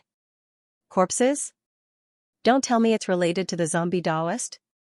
As long as he mentioned corpses, he could not help but think of the most wanted criminal of the Hawkwolf Guard of Jiaping City. His strength was evident for him to be able to run amok despite being hunted down by the Hawkwolf Guard for so long. Zhuo Zhibue said, What, do you have any objections? It's just an investigation. Li Qingshan interrupted him. Of course not. It's just an investigation. It's not like there's any danger. Don't worry at all, Commander Zhuo. I will investigate it properly. Even if I run into the zombie Taoist, I have my ways of escaping. How could he turn down such a rare opportunity? However, he wanted to hint to Zhuo Zhibue, Commander Zhuo, if you don't take action personally, you won't be able to kill me. Zhuo Zhibue finally found it rather strange. It was as if Li Qingshan was not afraid of him scheming against him at all. He was not an idiot. He had just been blinded by anger the entire time. Now, he sensed that something was amiss. Did this guy really possess some powerful trump card? It's inconvenient for the child you brought back to carry out missions with you. She'll stay with the Hawkwolf Guard. He couldn't forget that bottle of spring breeze and rain pill. If it was exchanged for real money, then it would be worth a city, and such a spirit medicine couldn't be bought no matter how much real money was used. She won't be separated from me. If there's nothing else, I'll be setting off right now. Li Qingshan became stern and left. 75 kilometers was not particularly far to Li Qingshan. With Little Anne, he arrived at the Town of Cave around midnight. Li Qingshan followed the empty streets until he reached the outskirts of the town. He arrived before a gloomy building and raised his head. The signboard read Morgue. There were many foreigners who died in a foreign land due to accidents or serious illnesses, and no one took care of their funeral. The morgue was a place for their corpses. One day, when their families found them, they would bring their corpses back to their hometown for burial. This was originally a righteous act, but there were many corpses piled up in the manor, and no one had collected them for many years. Qi gathered, and resentment grew, making it extremely easy for ghosts to form. Therefore, feng shui was very particular, and mages were often invited to expiate souls. However, this morgue was overgrown with weeds and half of its walls had collapsed. Everything was filled with a sense of decadence. It was obvious that it had been abandoned for a long time and probably didn't have such good treatment. If he wanted to investigate, this was the most suitable place to start. In order to get Li Qingshan to agree, Zhuo Zhibue gave him quite a lot of merit points for this trip. In any case, it was useless no matter how many merit points a dead man had. However, what Li Qingshan thought was that once he finished off Zhuo Zhibue, he would obviously be able to exchange the merit for pills. Arriving at the entrance of the morgue, Li Qingshan took out the wind-entwining blade first before taking out the small shield and carrying it in his left hand. Finally, he placed over 20 talismans into a talisman pouch, hanging it on his waist so that he could use it at any time. Although he was confident in his strength, he was no fool. It was very likely for this trip to be related to the 6th-layer Qi practitioner, the zombie Taoist, and it was very likely for the other 6th-layer Qi practitioner, Zhuo Zhibue, to arrive afterwards, eyeing him from the darkness. How could he be careless? Obviously, he had to raise his guard to the maximum, just in case he failed miserably. Only after making all his preparations did he step over the door sill and enter the morgue. There were several dozen coffins in the morgue. Some were extremely old, while others were brand new. The ground was covered in paper money. As the cold wind blew, the tattered curtains swayed like ghosts. It was indescribably strange. If a regular person saw this, they would definitely be frightened out of their wits. However, Li Qingshan was someone who had killed his way through mountains of corpses and seas of blood after all. He radiated with killing intent. On the other hand, he looked at Little and beside him. His eyes were wide open, showing no fear at all. Instead, he seemed rather eager. His feelings towards corpses were probably similar to Li Qingshan's feelings towards qi-gathering pills. Li Qingshan arrived before a pitch-black coffin. He drew the wind-entwining blade and stabbed it into the gap between the lid and the coffin. With a twist of his wrist, the lid was lifted high into the air, falling to the ground. A middle-aged man lay in the coffin. He was bruised all over, having been reduced to a corpse long ago. Li Qingshan wondered how he had died as he walked away. It was not like he was a coroner, so it was obviously impossible for him to perform some sort of midnight autopsy. He had only opened the coffin because he was bored and wanted to take a look. He was waiting here for Zhuo Zhibua to appear.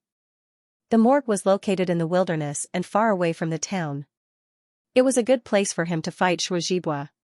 He was still wondering if he should set up some sort of trap. Li Qingshan had just turned around when the man in the coffin behind him suddenly opened his wide eyes. Two fangs protruded from his mouth, and he was just about to attack when he saw a little girl leaning against the side of the coffin. She stared at him with an extremely serious expression, and then placed her index finger on his forehead. Li Qingshan turned his head. "Don't eat random things. I don't even know how many years it's been." Little and stuck out her tongue. Just as she withdrew her finger from flowing fire, the coffin was already empty. Her heart suddenly stirred.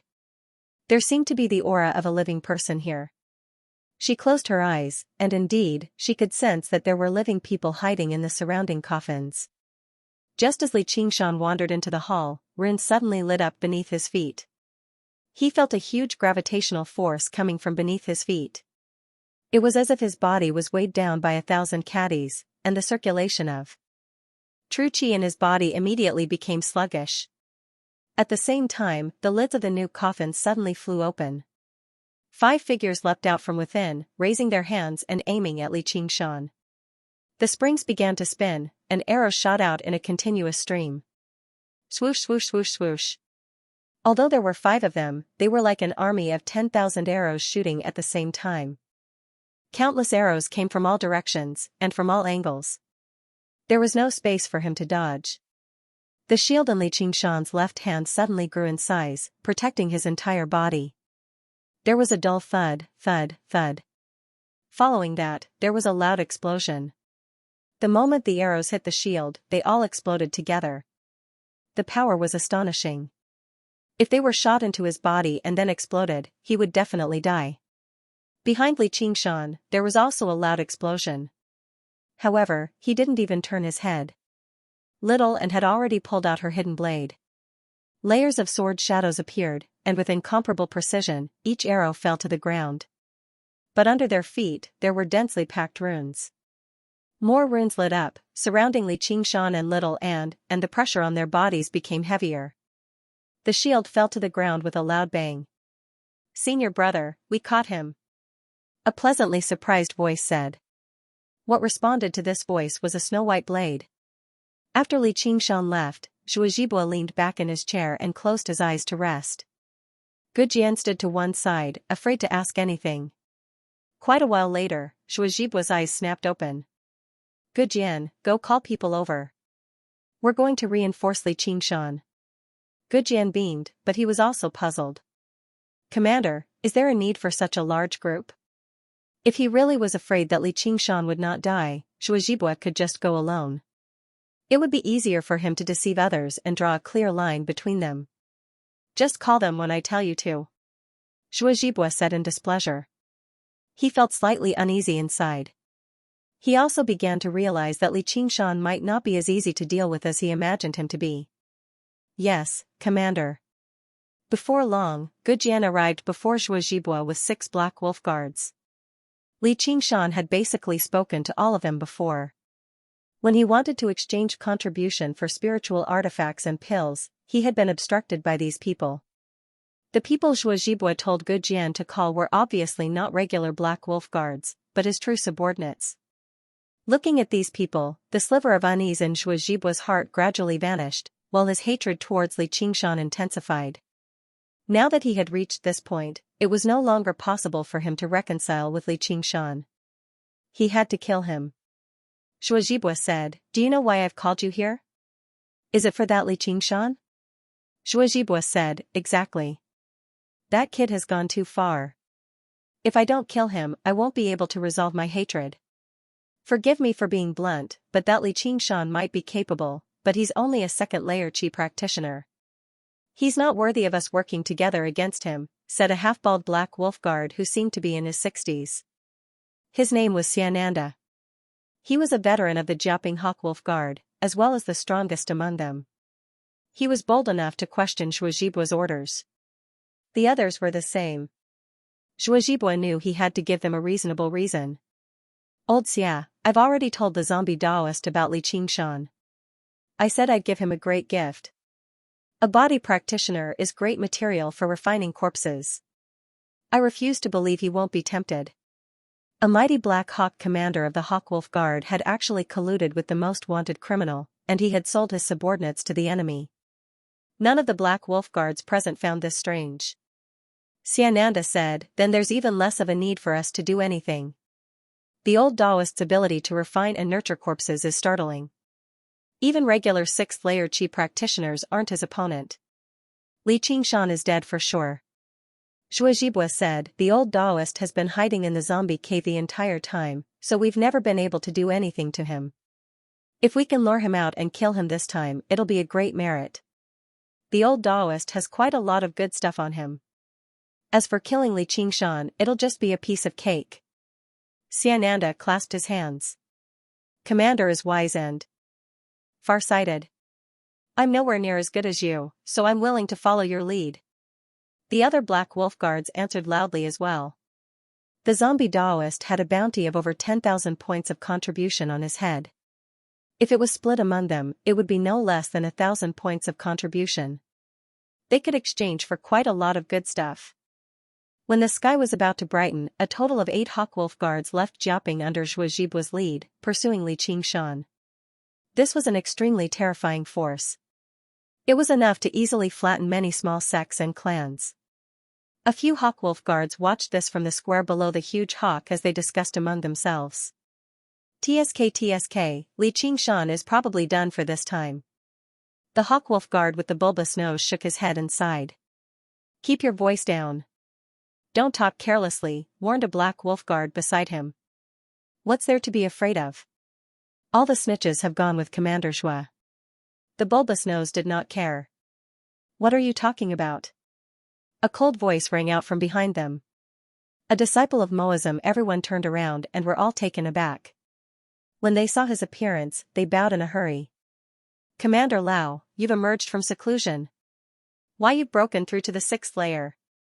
The person who had come was the Black Wolf commander of the Hawkwolf Guard of Jiaping City, Lao Shishan. He seemed to be in his 40s and possessed a square face. When he saw everyone's stunned expressions, he smiled sternly. He had worked so hard on cultivation and spent so many days in seclusion just for today. He asked softly, "Who do you think is doomed?" No one was bold enough to answer him. Actually, Lao Shishan did not need these people to answer him. As a vice-commander, he also had trusted aides in the Hawkwolf Guard, so he knew the entire story a long time ago. "I'll go assist Commander Zhua." He flew off in the direction that Zhuozhibua had left in, gliding down the mountain like a huge, black bird. He vanished into the mist of the morning very soon. The remaining Hawkwolf Guards all looked at one another. Li Qingshan, who had only joined the Hawkwolf Guard for less than 3 months, had actually caused such a great disturbance. Commander Zhua and Commander Lao had never been on good terms. Now that he had actually broken through to the 6th layer as well, Jiaoping City would be in for a lot of trouble. Li Qingshan abandoned his shield and swung his blade. A shining blade of wind directly landed on the nearest ambusher. As if the person had never expected Li Qingshan to still be able to swing his blade in a situation like this, and it was such a sharp strike at that.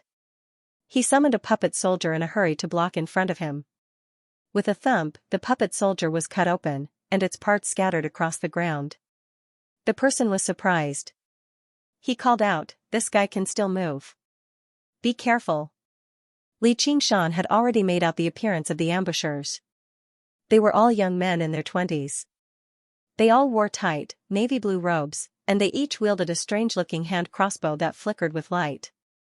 The rainstorm-like arrows were shot from these 5 crossbows. They were many times more powerful than the legendary Zhuge repeating crossbow. Li Qingshan took a step forward. Under the immense gravity, the ground was like a quagmire. His feet sank deep into the ground, up to his knees. As for those shining runes, they were originally drawn on the ground, but once activated, they floated in the air, unaffected by the changes in the ground. "Let me!" With a loud shout, a burly man with a full beard suddenly broke through a wall and appeared in the hall. In his arms was an incomparably thick brass barrel. The body of the cannon was cast with complicated patterns, and spiritual light flowed on it. It was actually a mid-rank spirit tool. The mouth of the cannon, which was cast in the shape of a ferocious dragon head, began to gather specks of spiritual light. Li Qingshan felt an intense sense of danger for the first time. Even when he was bombarded by the cannons of the warships on the island of Cherishing Flowers, he had not felt such a sense of danger. Most importantly, the burly man holding the cannon was emitting the aura of a 6th-layer Qi refinement cultivator. "Who are you people? Why have you ambushed me?" Originally, Li Qingshan thought this was a trap that the zombie Daoist had set down after receiving news from Zhuozhibua.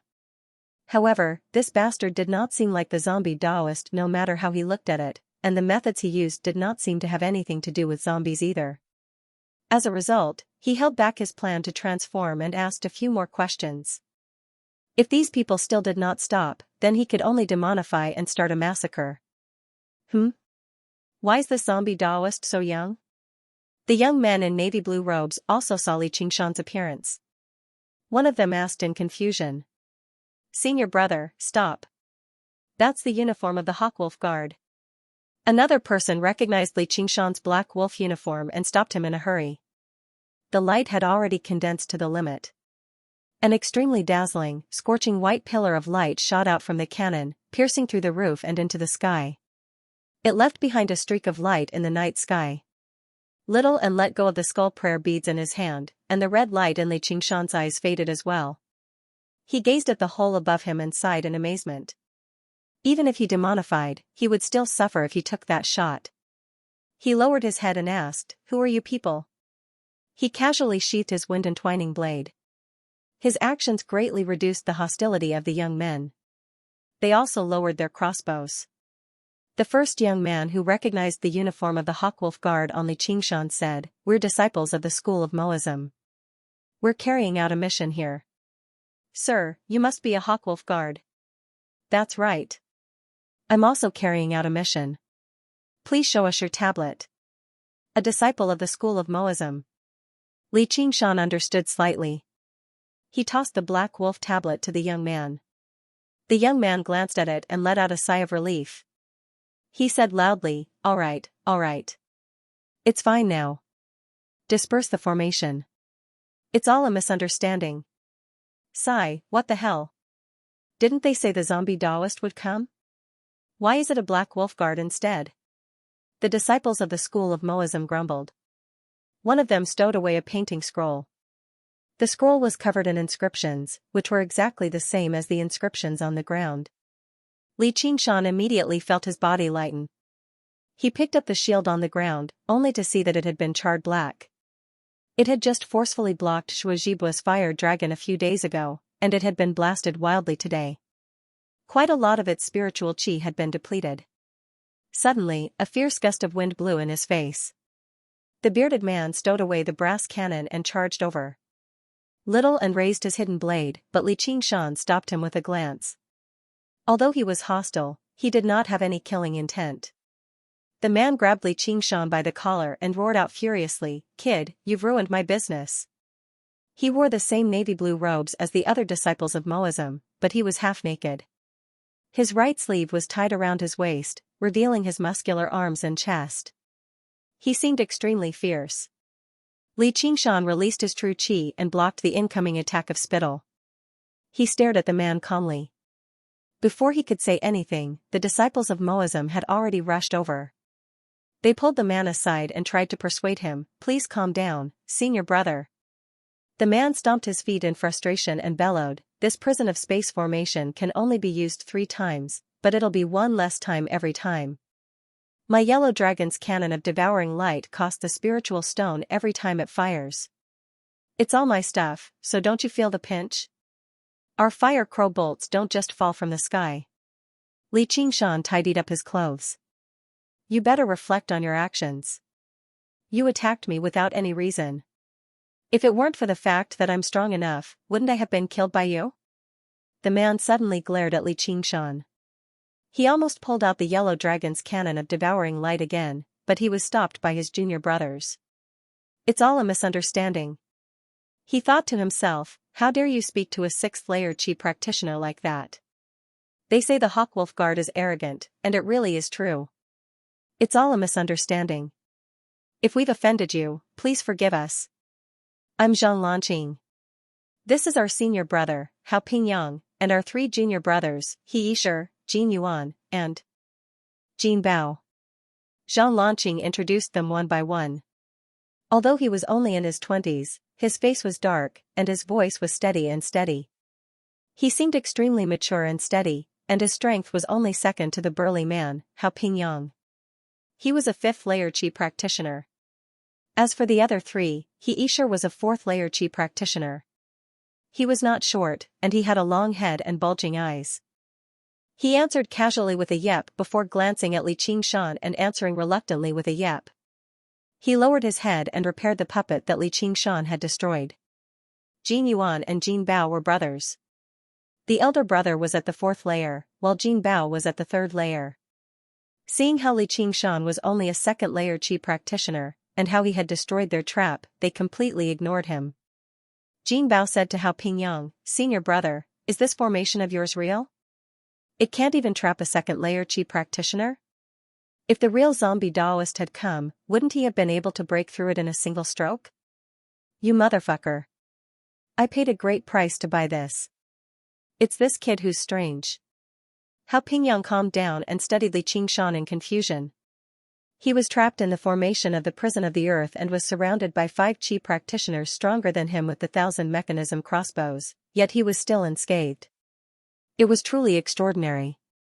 The formation of the prison of the earth had been prepared for a 6th layer qi practitioner like the zombie Daoist. If ordinary people entered it, their organs would immediately rupture and they would die. Qi practitioners would struggle to move even an inch.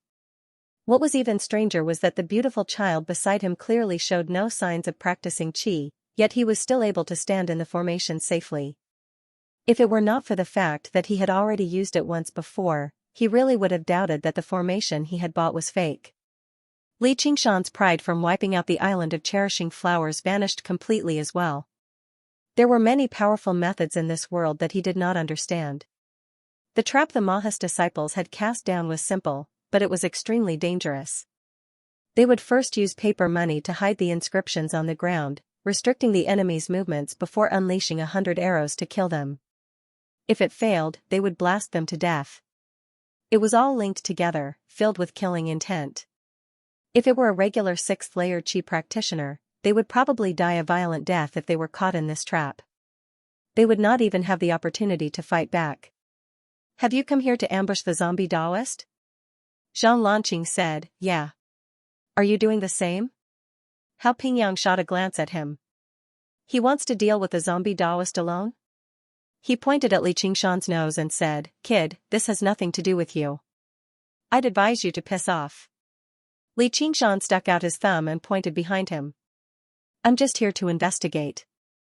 The zombie Daoist has nothing to do with me, but he's right outside." Although he hid his presence extremely well, The faint stench of corpses was unable to fool Li Qingshan's nose. What? The 6 people of Moism all looked outside. Hao Pingyang focused his senses on the energy of the world. Just now, he sensed an extremely well-hidden presence peeking in from outside. He bellowed out, "Get out here!" Crack! Crack! Zhang Lanqing and the others immediately removed the empty boxes and replaced them with new ones. A rectangular box was attached to the 1000 mechanism crossbow. Each box contained 30 extremely short fire crow bolts, which could all be fired in a single moment. If they did not possess a spiritual artifact shield that was specially used for defense like Li Qingshan, it would be very easy for them to be caught off guard and die to the arrows even if they were powerful chi practitioners. GGG. A shrill laughter came from outside the door. A Taoist priest wearing a yellow Taoist robe and a pale mask appeared at the door. He said, "How dare you set up a trap to harm me, you little bastards? How dare you?" He studied Li Qingshan. "You must be Li Qingshan. You really are good material for refining corpses. That old bastard Shuozhibua didn't lie to me this time." The zombie Taoist Li Qingshan understood. Shuozhibua had really sold him out. Of course, this was not anything worth being surprised about. It would be surprising if it was not like this. Right now, he was only worried whether Shuozhibua would trust the zombie Taoist's strength too much and not personally come to kill him. Then the zombie Taoist said to Zhang Lanqing and the others, "Your talent might be a little lacking, but I'll treat you all the same and refine you into zombies." He basically treated them all like fish on a chopping board. Before the zombie Taoist could finish talking, the 5 of them pulled the trigger on their 1000 mechanism crossbows and unleashed a storm of fire crow bolts. Li Qingshan stood to one side. All he saw was that the fire crow bolts were scarlet red and only 3 inches long. They basically shot out end to end, moving startlingly fast and extremely concentrated. It was basically unavoidable. Before the zombie Taoist could even respond, he was struck by several dozen fire crow bolts. The fire crow bolts rapidly heated up in his body before exploding loudly. With a series of explosions, sparks erupted from various parts of the zombie Taoist's body, blasting him to pieces. The 5 of them beamed, but Li Qingshan drew his wind-entwining blade again. Hao Pingyang bellowed out, "Be careful. That's a fake." Li Qingshan glanced at Hao Pingyang. He really was the strongest one after all. He was crude on the outside but meticulous on the inside. If the zombie Taoist could be finished off so easily, he would not have remained at the top of the Hawkwolf Guard's wanted list for so long. Although he had used a secret technique, if he listened carefully, he would discover that the voice did not come from the zombie Taoist at the entrance. The mask was just a disguise. Bang! Bang! Bang! The lids of the several dozen coffins in the morgue flew off at the same time, and several dozen zombies stood up. They opened their eyes and extended their arms, baring their fangs. With a fierce gust of wind, they lunged towards the 7 people in the morgue. In order to avoid raising the zombie Taoist's suspicions, Hao Pingyang did not deal with these zombies, so he immediately fell into an encirclement.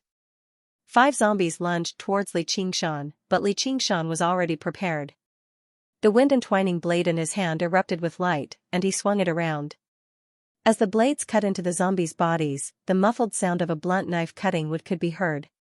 However, the bodies of the 5 zombies only paused for a moment. Their 10 purplish-blue arms continued to grab at Li Qingshan. Their long fingernails were like daggers, and each of them was black and blue. At first glance, one could tell that they were extremely poisonous. Hao Pingyang yelled at Li Qingshan, "Only decapitation is useful." Most of the zombies lunged at him, a total of 8. However, he was unfazed.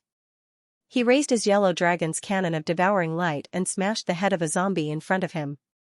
Then, he channeled his Xianxia and swung it horizontally. 7 zombies were sent flying, crashing into the pillars and coffins.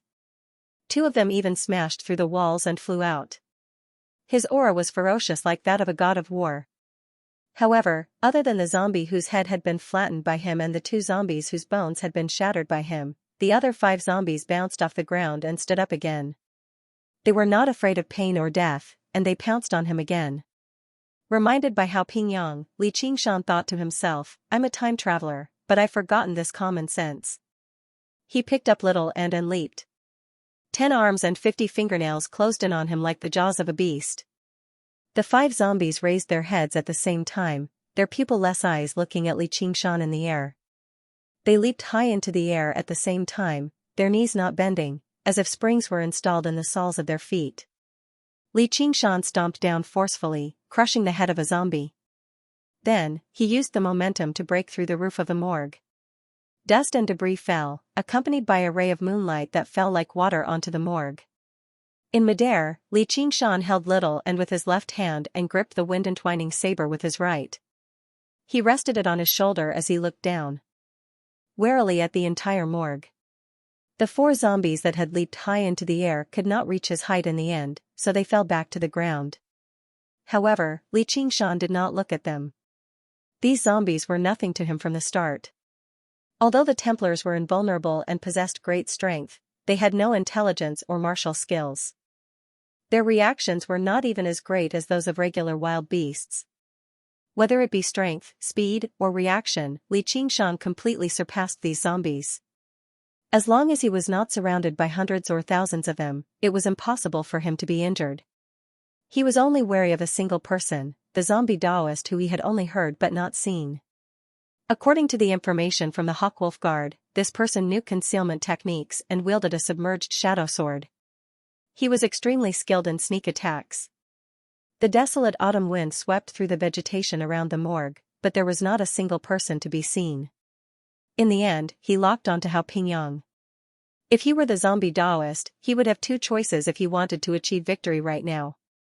One was to kill the weakest first and weaken his opponent. The other was to directly kill the strongest and gain an absolute advantage. However, if he started with the weakest, he would definitely expose himself and deplete his true qi. He might even leave behind an opening, allowing the strongest to kill him. As a result, the best choice was to find an opportunity and heavily injure Hao Pingyang. Hao Pingyang and Li Qingshan were already prepared, and they were powerful as well, so they did not fear these zombies. However, Zhao Lanqing and the others did not have it as easy. Things had happened right before their eyes. They had just shot out all of their fire crow arrows, so they had no time to reload. Several dozen zombies lunged over from all directions. They were clearly idiots without any intelligence, yet they were well trained like an army. They split up the 5 of them with great tactics. Jin Bao was the weakest, so he rolled on the ground in an extremely horrible shape. The 10 claws of the zombies stabbed deeply into where he was standing just now. If he had been any slower, he would have been disemboweled. Before he could even stand up, 3 zombies lunged over with their claws and teeth extended. He was stunned. Without a weapon, how was it possible for him to fend off these zombies with just his fists? All he could do was close his eyes and await death. Jin Yuan called out, "Jin Bao." He wanted to save his younger brother, but the 4 zombies stopped him. He could only barely protect himself. He Yishur and Zhang Lanqing were the same. Idiot, use the puppet. Hao Pingyang saw how his junior brother was in danger, but he had no intentions of saving him. He was the same as Li Qingshan. Right now, he focused all of his attention on searching for the zombie Taoist. He dared not be distracted at all. As the only 6th-layer Qi practitioner present, if he was ambushed and injured, or even killed, none of them would be able to survive. The claws and teeth fell, but there were no screams. Instead, there was the sound of nails hammering into wood. In that critical moment, Jin Bao summoned a puppet to block him, allowing him to survive. The 3 zombies pulled out their claws and plunged them down again emotionlessly. Bang! Bang! Bang! With a series of heavy strikes, wooden splinters flew into the air and cracks appeared on the puppet. The claws of the zombies could even pierce steel. If the puppet had not been specially refined, it would have been smashed to pieces from a single strike. However, even with that being the case, it could not last for too long. At this moment, the 4 zombies who had failed in their pursuit of Li Qingshan lunged towards Jin Bao under the control of an invisible force. The greatest use of a puppet was for attacking, not as a shield. With a whoosh, it was torn to pieces. Despair filled Jin Bao's eyes. He called out, "Save me." Hao Pingyang sighed inside. He wielded the yellow dragon's cannon of devouring light, about to go up and save him. He could no longer care about the threat in the darkness. A streak of scorching white light descended from the sky. With a rumble of thunder, several zombies beside Jin Bao were charred. It stunned all the zombies in the morgue. Li Qingshan descended from the sky and threw out a lightning summoning talisman. However, he did not even look at the result. He stared straight at Zhang Lanqing and swung down with his wind-entwining blade as a streak of light. Nice! Hao Pingyang praised loudly. He raised the yellow dragon's cannon of devouring light and gathered the specks of light. The dragon's head was actually aimed at Zhang Lanqing. Although it was a close shave, Zhao Lanqing was a 5th-layer Qi practitioner. He was powerful. Although he could not save Jin Bao in time against 7 zombies, he had no problem protecting himself. However, the blade and the glowing yellow dragon's cannon of devouring light immediately suffocated him. His face was filled with fear and disbelief. Clang! The wind-entwining blade slashed a foot in front of Zhang Lanqing. With a metallic clang no less than thunder, a small sword appeared out of thin air. A large nick appeared on the blade, but the small sword was also sent flying by Li Qingshan's tremendous force. It spun uncontrollably. Using that streak of lightning, Li Qingshan finally grasped the submerged shadow sword's trajectory.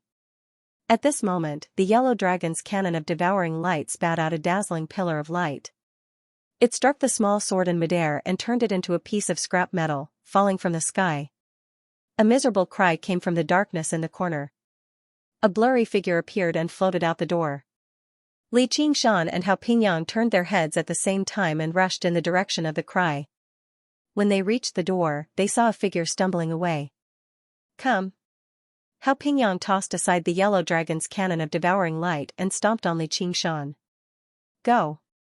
Li Qingshan planted his feet on the ground, and the stone tiles beneath his feet shattered. Shockwaves spread out into the surroundings as he pushed off from the ground.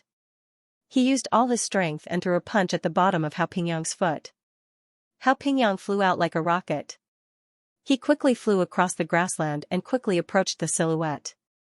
A hideous smile appeared on his face as he spread his hands apart.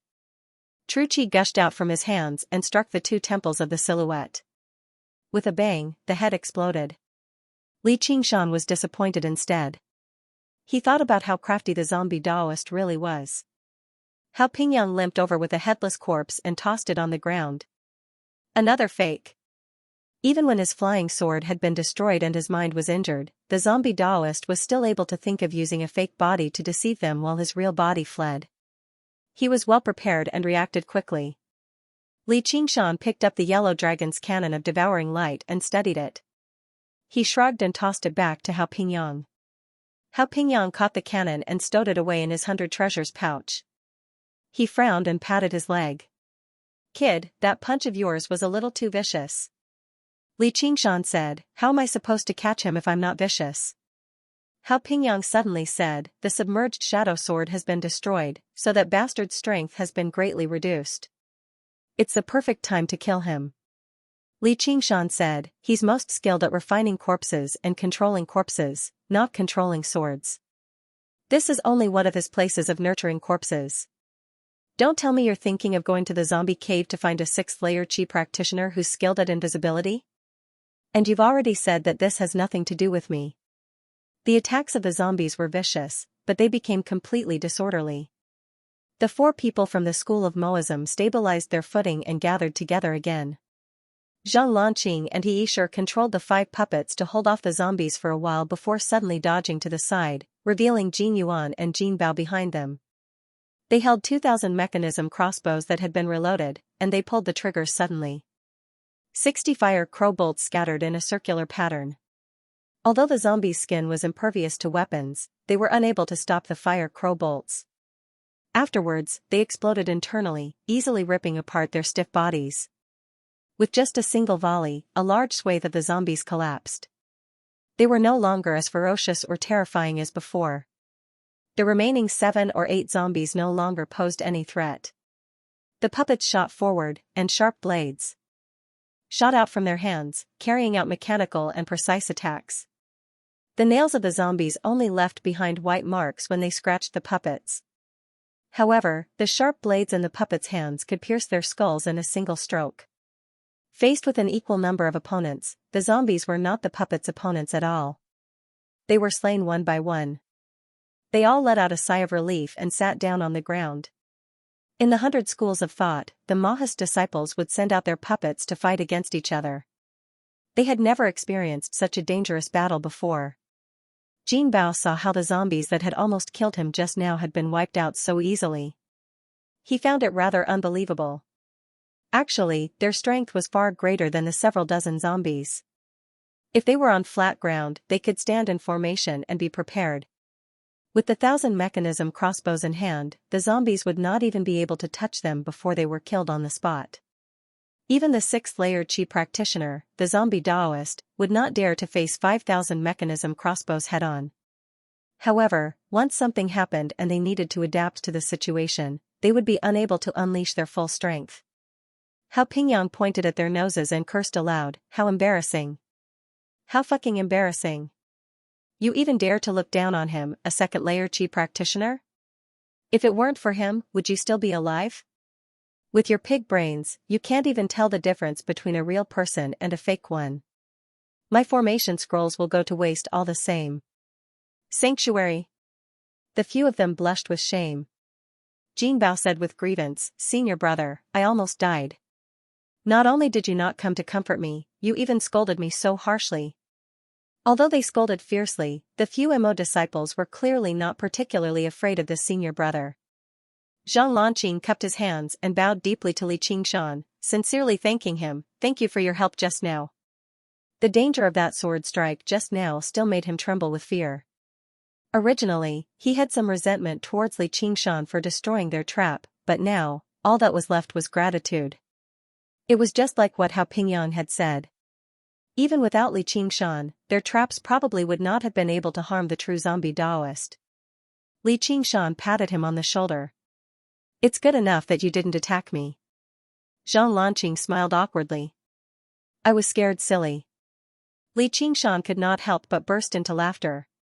Zhang Lanqing sure was honest. He had not eaten the several hundred qi gathering pills for nothing. Whether it was in terms of body tempering or qi practicing, he had made great progress compared to his battle with Qianxia. He even possessed the sharp killing intent of 1,000 people, descending from the sky like a god of slaughter. He truly did possess the bearing to intimidate his enemies. If he fought Qianxia in a fair battle now, he would no longer have no chance of victory like before. Simply put, he now possessed the power to threaten 5th-layer Qi practitioners. Hao Pingyang's yellow dragon's cannon of devouring light was even more powerful than Li Qingshan's. Zhang Lanqing was like a horse that had been targeted by a tiger or leopard at the same time. He was stunned from fright, unable to react at all. Jin Yuan pulled Jin Bao over. "Thank you for saving my younger brother." Then he said to the ashamed Jin Bao, "Say something." Thank you as well, but are you really at the 2nd layer? How can you be so powerful?" Jin Bao was the closest to Li Qingshan's age, but he was also a few years older than Li Qingshan. However, his face still had a childish air to it, which made him seem younger than the weathered Li Qingshan. There was some admiration in the Templar Saint Hall's gaze towards Li Qingshan now. No matter where they were, the strong would receive respect. Before Li Qingshan could reply, Hao Pingyang smacked Jin Bao's head. "This is body tempering, you idiot. Don't you see the brainless muscles of the militarists? What do they do all day?" Li Qingshan thought to himself, "You sure have the nerve to call me muscular." Jin Bao flew into a rage out of humiliation. "If you hit me again, I'm going to flip." Hao Pingyang raised his hand and smacked him again. "Flip? Let me see." Jin Bao leapt into the air. "How? Pingyang, screw you." Afterwards, Zhang Lanqing and the other two stopped him and tried to persuade him. Originally, the zombie Daoist wanted to assassinate your senior brother Hao with the submerged shadow sword, but senior brother Hao did not give off any openings, so the zombie Daoist did not dare to attack recklessly. That's why he sent the zombies to surround you. Li Qingshan smiled. These disciples of Moism were straightforward. They were a little like the university students of his past life. Although they were not young, they still possessed some naivety. Even the bad-tempered Hao Pingyang did not have a sense of superiority even though he beat and cursed his juniors without holding back. He was very different from the chi practitioners Li Qingshan usually saw. Jin Bao was taken aback. Only now did he understand why Hao Pingyang did not save him immediately. Li Qingshan continued, but earlier, you were in danger. Even if your senior brother Hao put himself in danger, he still wanted to save you. Senior brother. Only then did Jin Bao understand. He had almost been used by the zombie Daoist, used as a trap to kill Hao Pingyang. Zhang Lanqing, He Yisher, and Jin Yuan looked at Hao Pingyang together. Just now in the chaos, they had no time to think too much. Now that they thought about it, not only had they failed to provide any help, but they had almost dragged Hao Pingyang down instead. Bullshit. Why would I save him? If an idiot like him dies, it'll save the school of Moism some food. Hao Pingyang's face above his beard reddened slightly. He sure thought the zombie Daoist couldn't find any openings in senior brother's movements, so he went to kill senior brother Zhang. They thanked Li Qingshan once again. In that critical moment, Li Qingshan had used the lightning from the lightning summoning talisman to immediately find the trajectory of the submerged shadow sword, which was why he was able to slash out. Not only had he saved Zhang Lanqing's life, but he had also given Hao Pingyang the opportunity to fire that cannon blast. It could be said that he had turned the situation around.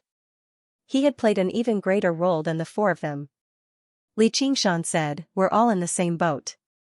I don't think you've learned any martial arts.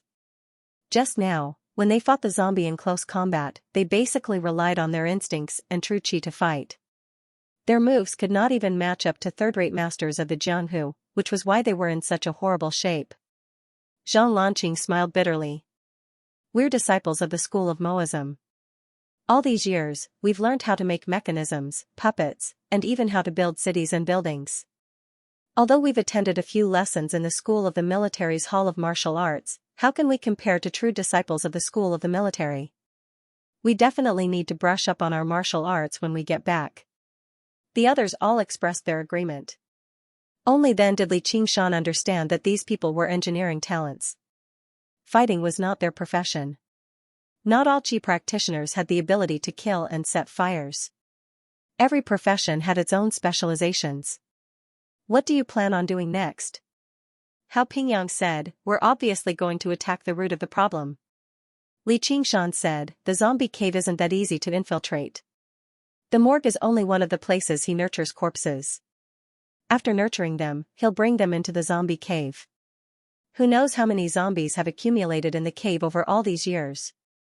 It's extremely dangerous. The reason why the zombie Daoist could remain unscathed despite being hunted down by the Hawkwolf Guard for so many years was closely related to his dwelling. Normally, he hid underground in caves that were as complicated as a maze. No one knew the exact location of his dwelling. If they wanted to search for it, they would have to face the endless attacks of zombies. Once they failed, they would be buried in there and become one of the zombies. Zhang Lanqing and the others had experienced the danger just now. When they heard that they had to enter the pitch-black underground caves, they all began to consider retreating. Senior brother, why don't we return to the academy first and ask for a few powerful helpers before we make trouble for the zombie Daoist? Hao Pingyang widened his eyes. Return? What about the mission? It's been so difficult for us to come out. Just how much time will be wasted going back and forth? Will the zombie Daoist hide somewhere else? You're not afraid of being looked down on, but I still want my pride. Zhang Lanqing and the others looked at one another. Before they had set out, their master had already said that they had to listen to Hao Pingyang's orders for everything this time. His flying sword has been destroyed, and his mind is injured. He doesn't have the time to refine another flying sword either. If we want to kill him, now is the perfect opportunity. That was what Hao Pingyang said, but he looked at Li Qingshan. He also felt that it was rather unreliable for the five of them to kill the zombie Daoist. However, Li Qingshan's performance in the battle just now made him hold an extremely high opinion of him. If Li Qingshan was willing to join them, their chances of success would increase drastically. Li Qingshan hesitated. He wanted to wait for Zhuo Zhibua, but he had no idea whether Zhuo Zhibua would come after him or not. If Shuo Zhibo did not come, he would definitely make the zombie Daoist his target. A 6th layer Qi practitioner should have quite a few pills on him that could deal with his pressing needs. The problem right now was whether he should work with the disciples of Moism or not. With his and Little N's strength, it should be enough to kill the zombie Daoist. If you're willing to join us, Qingshan, my share of the spoils will be yours. Zhang Lanqing saw how he could not change Hao Pingyang's mind, so he wanted to ensure his safety during this trip. He also wanted to thank Li Qingshan for saving his life. Jin Yuan and Jin Bao added, the same goes for us. He Yishur hesitated. I'll give you mine too. As long as they completed the mission, not only would they be able to return with pride, but the 100 schools of thought would give them a reward as well. It was not as if they had come out empty-handed. Hao Pingyang said, kid, you're at the 2nd layer, so you're taking up even more than me. Let's not talk about compensation. You take 70% of the zombie Daoist spoils, and I'll take 30. How's that? Li Qingshan raised his head. Alright, I agree. He could kill the zombie Daoist with Little N, but killing the 5th layer Qi practitioner Qian Yanian could be described as a coincidence. Even an idiot would know that he was hiding something if he killed a 6th layer Qi practitioner. Who knew how many probing gazes it would lead to?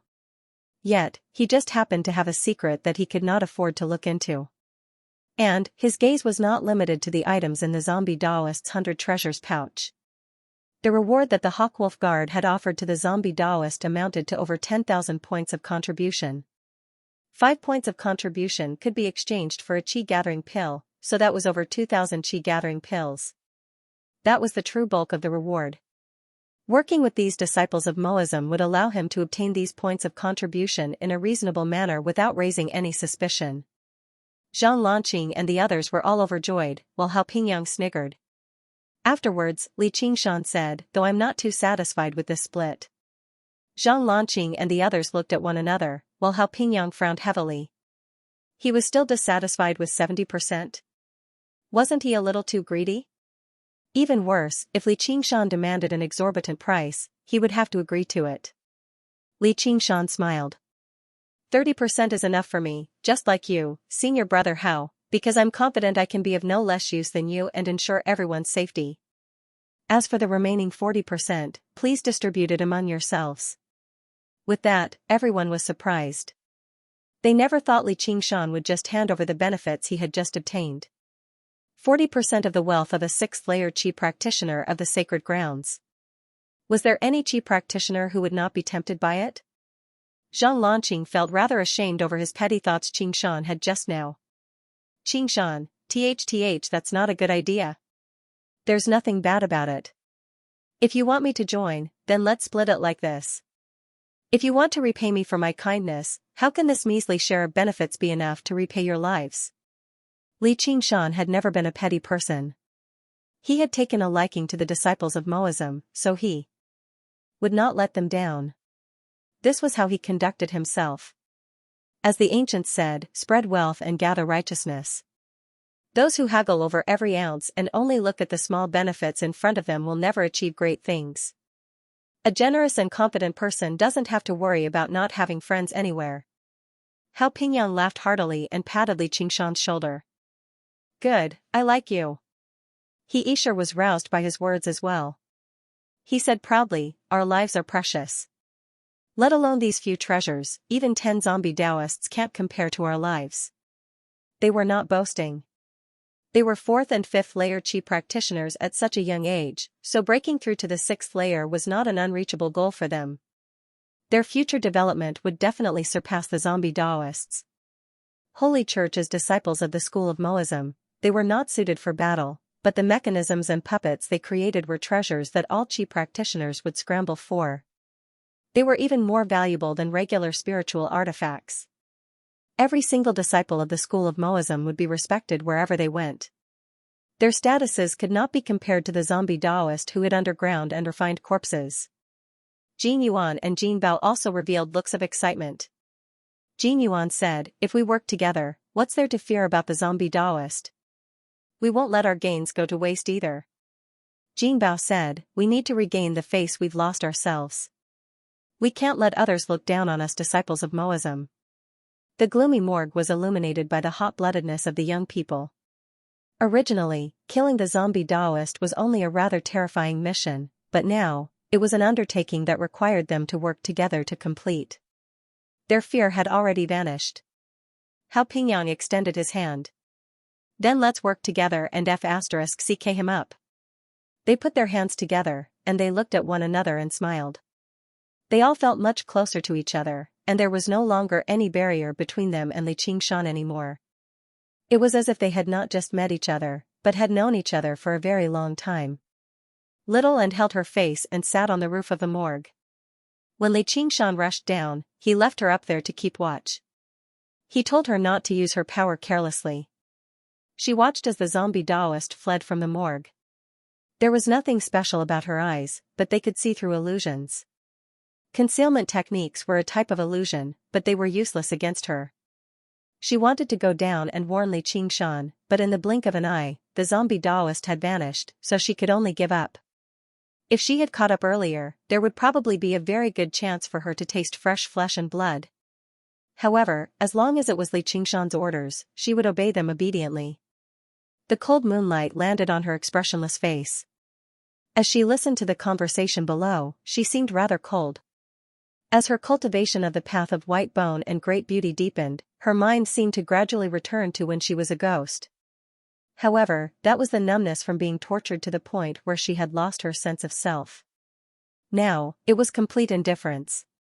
When she controlled the flames and devoured living beings one by one, it was not as simple as absorbing the essence of their flesh and blood. She was not like regular evil or demonic cultivators who refined the blood of living people into arcane treasures. At most, she would have to endure some rebuke from her conscience. Whether it be the blood flames or the pale flames, they were both a part of her. When she melted the flesh and blood, especially the flesh and blood of the living and those who had just died, she could clearly sense their resentment, fury, pain, and fear. The assault of countless negative emotions was enough to make a regular person collapse in an instant. Even cultivators with great willpower would be affected. They would begin to doubt their actions and even their existence, living under the shadow of the dead for the rest of their lives. This was originally the most difficult test of temperament in the path of white bone and great beauty. However, she did not feel troubled at all. Like she was reading a Buddhist scripture, she read the painful laments of the dead without the slightest pity.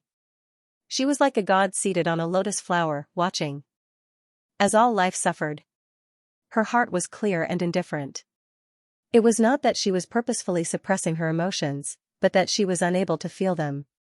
She was not moved by righteousness or hot-bloodedness, nor was she troubled by resentment and curses. There was no difference between a red ant and a black ant. All life was equal. They could all be killed, except for him. In the morgue, they discussed the specific plan of action. The sky in the east gradually brightened. Suddenly, Little N stood up and gazed into the distance. His gaze passed through the plains and saw a group of people rapidly approaching them. He leapt off the roof and arrived beside Li Qingshan. With just a glance, Li Qingshan understood that Shuozhibua had finally arrived. He said to the disciples of Moism, "Please go ahead first. I have some personal matters to attend to. I'll catch up in a little while." Hao Pingyang said, "What's more important than hunting down the zombie Taoist?" Li Qingshan smiled without saying anything. Hao Pingyang did not ask too much either. Seeing how determined he was, he said, "All right then. We'll go first and wait for you at the entrance of the zombie cave." Bang! Bang! Bang! Bang! Black wolf guards in black wolf uniforms directly pierced through the walls and entered the morgue. The sacred hall dust filled the surroundings, but they were completely untainted. Their clothes drifted with their true qi as they stared at Li Qingshan coldly. Sharp killing intent interwove and wrapped around Li Qingshan firmly. Although the strongest was only the fifth layer Xianxia, their presence could not be compared to Zhang Lanqing and the others. They were professional killers, a pack of wolves that hunted their prey. Every single one of them had survived countless battles of life and death. If Zhang Lanqing faced off against Xianxia, he would have been slain on the spot as soon as they clashed. At this moment, Li Qingshan instead sat down. He leaned on his wind-entwining blade and did not even look at the black wolf guards. The dust approached Li Qingshan every 5 steps, but it could not advance any further. Little Anne stood beside him. Her pearl-like eyes were filled with some desire. All paths of escape had been sealed up, only leaving behind the pitch-black, hollow entrance of the morgue. Cold wind whistled in, and a black boot stepped over the doorsill. With the wind came an iron hawk. Its wings were raised, its eyes were wide open, and its beak was like a hook. It stared at Li Qingshan as if it could come alive at any time and kill Li Qingshan on the spot.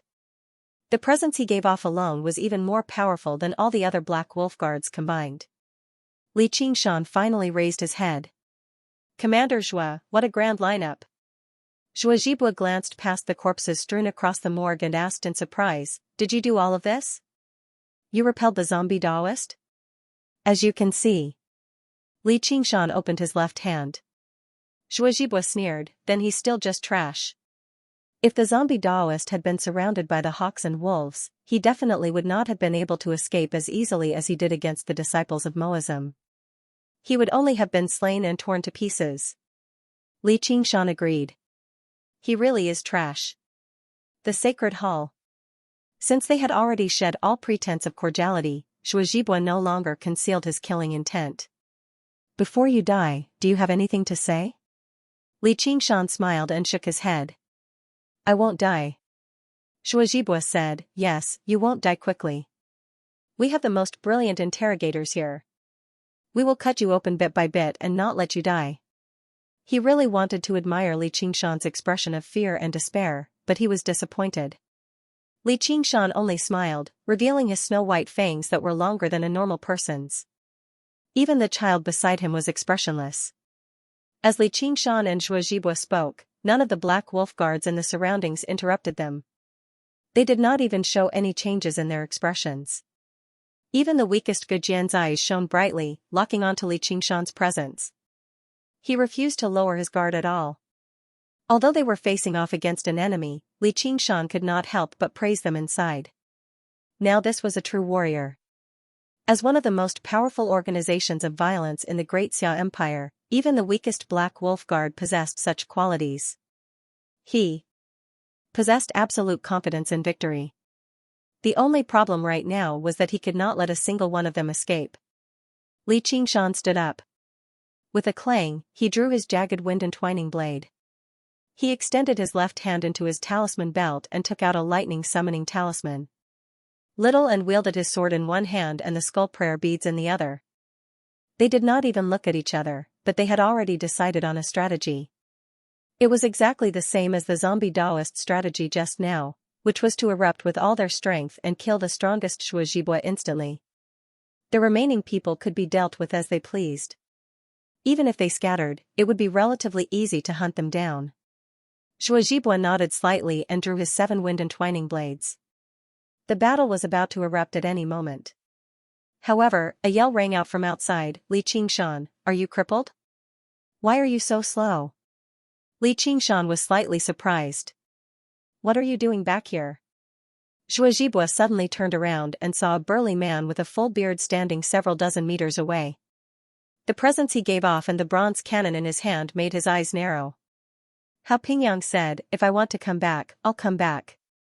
Is that any of your business?" Beside him, Zhang Lanqing and the other 3 carried loaded 1,000 mechanism crossbows. They all frowned. Zhang Lanqing said, "Are you still not done with your business? If you're done, then hurry over." Zhua Zhibua said coldly, "I was wondering why you were so fearless. Turns out you've received reinforcements. No wonder you're still alive." Li Qingshan completely ignored him. He said loudly to Hao Pingyang, "I'm not going over right now. You can go first. There's no need to wait for me." Hao Pingyang called out, "I told you to come over, so come over. I'd like to see who dares to stop you. I'll blast them to smithereens." Li Qingshan felt rather helpless, but also rather touched. He sheathed his blade and said to Zhua Zhibua, "Commander Zhua, looks like there won't be many opportunities today." Just like that, he made his way towards the entrance of the morgue with little Anne. The moment they brushed past Zhua Zhibua, they could both sense the startling killing intent that had erupted from each other, but neither of them struck out. Gujian said, "Commander." Zhuozhibua raised his hand, indicating for them to be quiet. Li Qingshan arrived beside Hao Pingyang. Hao Pingyang whispered, "What's going on?" Li Qingshan smiled. "There's just a small conflict." "A small conflict?" Hao Pingyang called out. A small conflict could be surrounded by a group of Black Wolf guards with killing intent, and their leader was a sixth-layer Qi practitioner Black Hawk commander. Jin Bao said with lingering fear, "That man, even from so far away and with his back to me, it still feels very terrifying." The reason why Cave Town got its name was because there was a huge karst cave near the town. It was a tributary of the clear river that flowed into the cavern, never to return. The boats and people were the same. Even though there were curious villagers who tried to enter the cavern to investigate, none of them returned. It had become a forbidden ground that could make people pale at the mere mention of it. However, according to the location marked out by the Hawkwolf Guard, the cavern was called the Zombie Cave. It was the hiding place of the most wanted criminal, the zombie Daoist. He was also a terrifying existence in the Hawkwolf Guard of Jiaping City. Zhuozhibua had once personally led a group in an attempt to complete this mission, but in the end, they lost 4 Black Wolf Guards, and they failed to find the zombie Daoist's hiding place. It only doubled the contribution required for the mission, setting a new record for the Hawkwolf Guard of Jiaping City. Li Qingshan currently stood at the entrance to the zombie cave. The entrance stood over 30 meters tall and was extremely wide. It was like the mouth of a huge beast, spraying with a cold air. Li Qingshan could clearly smell the faint stench in the air. It was the stench of corpses. He gazed into the cave, but his gaze vanished into the darkness in the end. The pillars that hung down from the ceiling were like the fangs of a huge beast. Even the rising sun in the east was unable to weaken the gloominess of this place. Zhang Lanqing took out a small boat and tossed it into the water. The boat rapidly expanded until it could fit 8 people. The 2 sides were lined with oars that resembled a 1,000-legged insect. "You better go first. Those people won't spare me. They'll definitely catch up." Li Qingshan had already roughly explained the entire story to them. They were all furious, but after the fury, they became fearful. The infamy of the Hawkwolf Guard was extremely resounding among Qi practitioners. Jin Yuan and Jin Bao lowered their heads. They said nothing. From the clash earlier, they had understood the difference in strength between them and the Hawkwolf Guard. He Isher's eyes flickered as he mumbled, "That works too. It'll be a little easier if I flee alone." Hao Pingyang said furiously, "If there's something good to gain, we'll appreciate each other and get along well. If there's danger, we'll split up and go our separate ways." "Are you still human?" Jin Yuan and Jin Bao were both ashamed. He Isher said, "I'm just saying." However, he wondered inside whether Li Qingshan was intentionally using them to block the disaster. Zhang Lanqing said, "Yeah. Qingshan, it'll be a little safer if you stay with us. Once the mission ends, we'll return to the Clear River Prefecture together. You can appeal to the Hawkwolf Guard of the Clear River Prefecture. We can all testify for you." Hao Pingyang said, "That's a good idea. If it doesn't work out, you might as well resign from your position with the Hawkwolf Guard. The 100 schools of thought will open next spring, and you can join our school of Moism. I'll personally teach you the art of engineering." Li Qingshan took in all of their reactions. Hao Pingyang was truly a straightforward man. Although he had a bad temper and a foul mouth, his flaws did not obscure his virtues. Zhang Lanqing was an honest person, and he was meticulous in his thinking. The other 3 paled in comparison. They could be roused by loyalty and hot-bloodedness, but they could not last for long. However, Li Qingshan did not resent them at all. This was just human nature. Not all ties of friendship would be reciprocated. Even if the 5 of them were no longer willing to travel with Li Qingshan did not find it strange at all. Now that there were 2 people who were truly willing to help him, it was already extremely rare. Now they were truly friends worth making. As for the 3 of them, they were just acquaintances. Li Qingshan said, "All right, I'll keep you company for a little longer." Hao Pingyang said, "Now that's more like it." The 7 of them boarded the boat. Under Zhang Lanqing's control, the wing-like oars on the 2 sides immediately began to move. The boat followed the flow and entered the cave. Soon after they left, Shuajibua's group arrived at the entrance as well. Gujian asked, "Commander, what do we do?" Shuajibua said, "Let them scout the path ahead and clear out the obstacles. Once they're exhausted, kill them all and push the blame onto the zombie Daoist." Then killed a zombie Daoist. He decided everyone's fate with a single sentence. He demonstrated his cold, iron-blooded demeanor. "Yes, sir." The Black Wolf guards answered loudly, following his lead. Shuajibua joked, "I'm a little glad that I didn't kill him right from the beginning. Instead, I gained quite a lot of benefits." Since their boss was joking, how could the subordinates not respect him? The Black Wolf guards all smiled in agreement. Looks like the Mahas disciples have quite a lot of good stuff on them. The boat moved extremely quickly with the flow. Very soon, they entered the cave. The cave gradually narrowed, and the surroundings were pitch black. At this moment, a small lantern lit up at the front of the boat.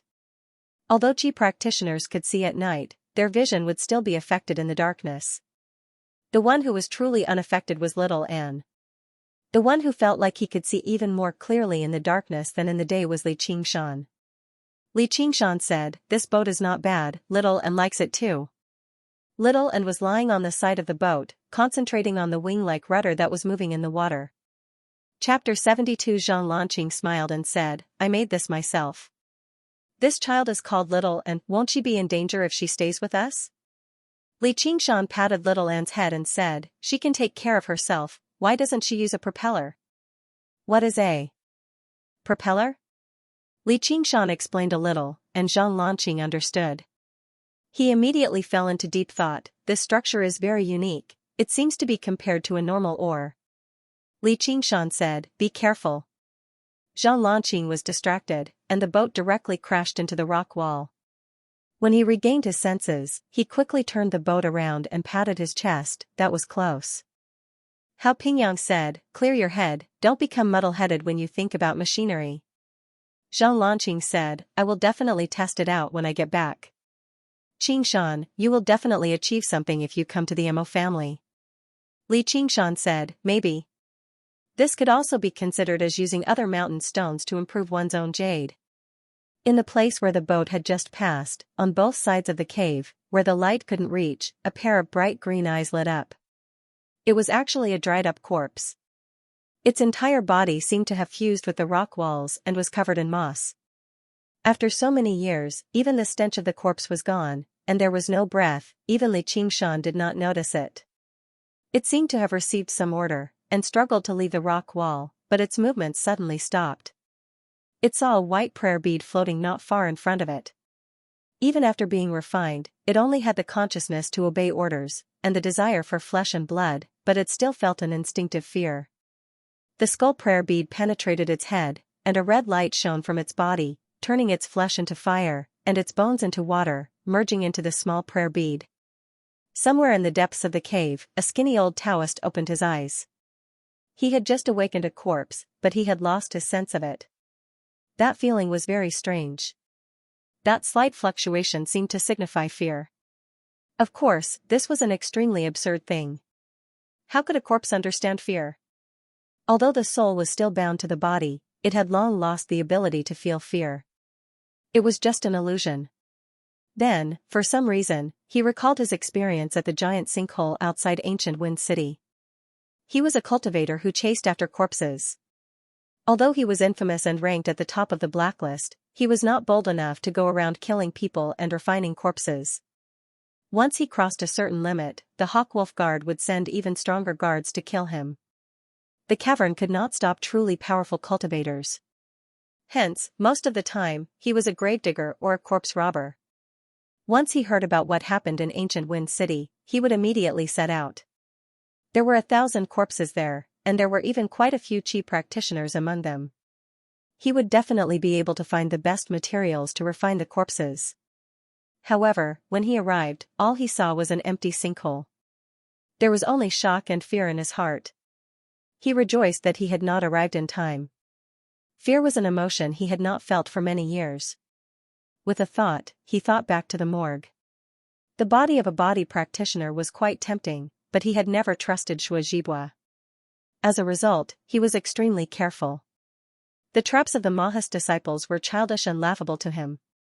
Although his submerged shadow sword had been destroyed in a moment of carelessness and he was forced to flee, he was utterly furious, but he was not afraid. In his lengthy life, he had faced many more severe failures and dangers than this. However, just when his fake body successfully fooled his opponent and his true body successfully escaped from the morgue, he saw a strange sight. An extremely beautiful child sat on the ridge of the roof under the moonlight, staring at him quietly as if he had completely seen through his concealment technique. He did not give off any powerful aura, but the pair of calm, dark eyes made him tremble from the depths of his soul, as if he had encountered a natural predator. However, he escaped from the gaze very soon. The trembling feeling seemed like an illusion, but the sight was deeply embedded in his mind, unable to disperse even after a very long time. He felt like there was some sort of connection between these images, but he was unable to understand it no matter what. Sacred Hall, he shook his head. He had only lost an insignificant corpse. How could he have so many thoughts? Discarding all distracting thoughts, he revealed a sinister smile. Those intruders would soon die and become a part of his zombie army. He supported a stone coffin beside him. The stone coffin was engraved with runes that extended all the way to the ground and was locked down by heavy chains. With this treasure, no one could kill him, not even Shuajibwa. Little Anne leaned on the side of the boat and gently stirred the water. She stealthily scooped up the skull prayer beads, but when she turned around, she saw Li Qingshan glaring at her. She stuck out her tongue. The skull prayer beads were not ordinary spiritual artifacts. It was more like a part of her body, so it could fly very far away and even look and listen in her place. Frankly speaking, she did not really like the smell of zombies. They were somewhat dry and somewhat similar to the specialty food of a certain place that she had taken her to eat some time ago, a kind of dry and hard pancake. However, the advantage was that it was easier to burn and not as noisy. Hao Pingyang suddenly said, "Something is coming." The few of them looked forward. Zhang Lanqing patted the lantern, and the light merged into a beam like a searchlight, piercing through the darkness. Vaguely, something could be seen floating on the surface of the water. It was densely packed together, a field of white. It did not float down with the current, but rather floated on the water surface, as if waiting for the boat to arrive. Corpses! He Isher exclaimed. Those white things were floating corpses that had swollen from being soaked in the water. They looked like fat people floating on the water surface, covering the water surface. It was impossible to tell how many there were. Hao Pingyang said, "Don't let them get close." The few of them took out their 1,000-mechanism crossbows and fired fire crow bolts at the floating corpses. Whoosh whoosh whoosh, the floating corpses exploded one after another. Li Qingshan pulled out the wind-entwining saber and infused it with true qi, wanting to unleash a wind blade. However, the wind-entwining saber did not react at all. He knocked on the blade and confirmed that it was completely broken. In his hands, an inferior-grade spirit artifact really couldn't withstand the torment. Although he could use true qi to achieve the same effect, it would consume too much true qi. The gains did not make up for the losses. Zhang Lanqing handed 1,000-mechanism crossbow and a few boxes of fire crow bolts to Li Qingshan. "I'm going to steer the boat. You use it." "All right." Li Qingshan took the 1,000-mechanism crossbow and fired furiously at the water surface, blowing up 7 or 8 floating corpses. He had learned archery before, and his accuracy was better than Jin Yuan and Jin Bao's, earning him a few praises. Li Qingshan suddenly felt a gaze on him. He turned around and saw Little and looking at the 1,000-mechanism crossbow with anticipation, no longer looking at the oars. "Try it." Li Qingshan handed the 1,000-mechanism crossbow to her.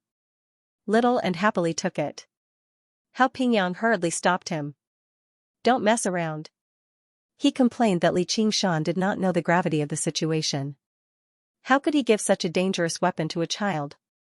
The 1,000-mechanism crossbow was extremely powerful. If Little Anne lost control and fired it recklessly on the boat, it would be terrible. He extended his hand towards the 1,000-mechanism crossbow in Little Anne's hand, but he missed. He was stunned. Looking back, all he saw was that Little Anne had already arrived at the bow of the boat, shooting at the floating corpses. Her aim was extremely good too, basically killing a floating corpse with each arrow. Li Qingshan patted Hao Pingyang's shoulder. I said she can take care of herself. She can take care of you too. Hao Pingyang's eyes widened. This kid was so mysterious. Even the child beside him was so strange. With little and taking action, the others put down the 1,000-mechanism crossbow to save some fire crow bolts. They watched her performance from the side and praised from time to time, nice one. Jin Bao smiled complacently. Is this the zombie Daoist trying to use these little tricks against us? Looks like it's nothing special. However, before he had even finished speaking, he smelled a foul stench. The stench was so intense that it almost made him dizzy. Hao Pingyang said, hold your breaths. The stench is poisonous. The boat just happened to arrive where the floating corpses had exploded. Li Qingshan could clearly see that although the floating corpses had been destroyed and cleaned up, the gas within them had been released, turning into a heavy, faint, green gas that filled the cavern. The further they advanced, the thicker the gas became. Even the lantern was unable to penetrate it. They all held their breaths in a hurry. As Qi practitioners, they could circulate their true Qi through their bodies, which could completely replace breathing. However, as the gas grew thicker, their eyes began to tear up. Even their skin felt like it was burning. Even without Hao Pingyang's reminder, they had already released their true Qi to protect themselves instinctively. Just as everyone was busy fending off the gas and their vision blurred, undercurrents surged underwater. Li Qingshan was the first to sense it. There's something underwater. Whoosh, whoosh, whoosh, whoosh. Waves surged, and cyan hands so rotten that their bones could be seen reached out from the water. They grabbed the oars and then the railings of the ship, climbing up the ship. Heads without eyes or noses were exposed, and they let out terrifying whimpers. Just as Yisher aimed his 1,000-mechanism crossbow at the railings of the boat, a gust of wind blew over from above. He raised his head in a panic and saw a dried corpse pass through the poisonous gas, lunging towards him from the pitch-black ceiling. There's one up there too. Hao Pingyang bellowed. He swung his yellow dragon's cannon of devouring light and sent a dried corpse flying. Li Qingshan raised his head. Withered corpses hung from the jagged stalagmites at the top of the cavern, lunging down one after another. On the two sides of the cavern were specks of green light. Corpses broke free from the restraints of the walls, opening their withered mouths and lunging towards the boat. The quiet cavern seemed to come alive in that instant, turning into a terrifying hell. Vicious corpses littered everywhere. Yisher and the others raised their 1,000-mechanism crossbows, but they didn't know where to aim. Although they had said that they wanted to wipe away their previous humiliation, battle awareness wasn't something that could be obtained just by saying it. It required countless battles, or a talent like Li Qingshan's. Clearly, they didn't have either of these things. Jin Bao pulled the trigger in a panic. He almost hit his companions, but he didn't hit a single zombie. The wind-entwining blade drew an arc of light in the air, decapitating two dried corpses. Li Qingshan said, I'll deal with the ones above. You guys crouch down and focus on dealing with the ones underwater.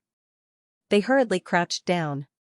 Needless to say, Hao Pingyang raised his cannon and sent the zombies leaping towards them flying. Before they could even stabilize themselves, shrill screams came from the bow of the boat, rapidly approaching. The mass of corpses slowly floating on the water suddenly spat out poisonous gas and shot out of the water with astonishing speed. They flew into the darkness of the boat. Yisher's mouth was agape, and the 1,000-mechanism crossbow in his hand drooped down. Terrifying corpses filled the space around him, making him feel like he was trapped in a terrifying hell. Even though they were the proud sons of heaven from the 100 schools of thought, it was clear what would happen to them if they were dragged into the water. Hao Pingyang roared as he swung the yellow dragon's cannon of devouring light at the floating corpses, but he was unable to send them flying. The corpses exploded, releasing large amounts of poisonous gas and spewing out dark green corpse fluid. With a sizzling sound, the fluid splashed onto the deck of the boat, causing white smoke to rise. It landed on Hao Pingyang's face. Although it was blocked by his Xianxia, he still cut a sorry figure. Bang! Bang! Bang! Corpses exploded on the boat one after another. A thick poisonous fog completely enveloped the boat, making it impossible to see beyond a foot. All one could hear were the moans of the corpses echoing through the cavern. Losing his vision, Jin Bao panicked. He shouted, "Brother! Brother!" It was as if he was the only one left in this terrifying hell. He roared and shot into the water, instinctively releasing his Xianxia to block the attacks from all directions. The boat was too small, and the puppets could not move at all. Whoosh! Whoosh! Whoosh! Whoosh! Whoosh! The fire crow bolts ran out in an instant, disappearing into the fog. Most of them shot into the water, exploding and kicking up even more ferocious waves. The boat seemed to be sailing in a stormy sea, but it just couldn't move a single step. Countless corpse hands held the boat firmly in place, climbing onto the side of the boat and dragging it into the water. Not good. The boat is sinking. Jinbao shouted in panic. At this moment, an extremely withered corpse hand suddenly pierced through the fog and grabbed his hand. Aha! Jinbao screamed and retreated, knocking into someone. Although the corpse hand was blown away with a burst of Xianxia, his mind was not so easy to calm down. Holy Church in the thick fog, Jin Yuan heard his little brother scream and also shouted, "Jinbao, what happened to you?" I. Jinbao panted as he tried his best to lower his head. The yellow dragon's cannon of devouring light buzzed above his head, stirring up a gale that did nothing to disperse the mist. Instead, it grew thicker and thicker. Oh no, my true chi is about to run out. Heisher's tone changed. He no longer had the heroic spirit he had before he set off. Amidst the poisonous gas, not only did he have to release his Xianxia to protect every inch of his skin, he also had to slap away the attacks of the corpses from time to time. The other four were silent, and Zhao Lanqing was dumbstruck. Hao Pingyang wielded the yellow dragon's devouring cannon like a flaming wheel, repelling all the zombies that attempted to board the ship. Li Qingshan wove a web of blades with his wind-entwining blade, dicing up all the corpses that fell down from above. He felt extremely helpless over the performance of his teammates. Although the water corpses were terrifying, they were nowhere close to the zombies in the morgue. As long as they were prepared, even the masters of the Jianghu could deal with them. The zombie Daoist had successfully used the geographical advantage to unleash his full strength, dealing a mental blow to their minds and depleting their true chi. Even though he was not a strategist, he was a tactician. It was possible to imagine what the outcome would be if the submerged shadow sword were still around and they launched a sneak attack in the mist. Li Qingshan touched his talisman pouch, but then he smiled and pulled his hand back. He called out to Zhang Lanqing, "Prepare to set off." Zhang Lanqing returned to his senses. What? Little and was expressionless, but he moved as nimbly as a monkey. He snatched the 1,000-mechanism crossbow from Jin Bao's hands, and with 2 clicks, he loaded a new box of fire crow bolts into it. He spread out his arms, and the crossbow spat out bolts. He spun around, and the fire crow bolts formed a circle, brushing past everyone's hands and feet, landing on the water corpses on the side of the ship with great precision. Boom! Boom! Boom! A series of intense explosions sounded out, kicking up waves of air and water that knocked the ship off the surface of the water.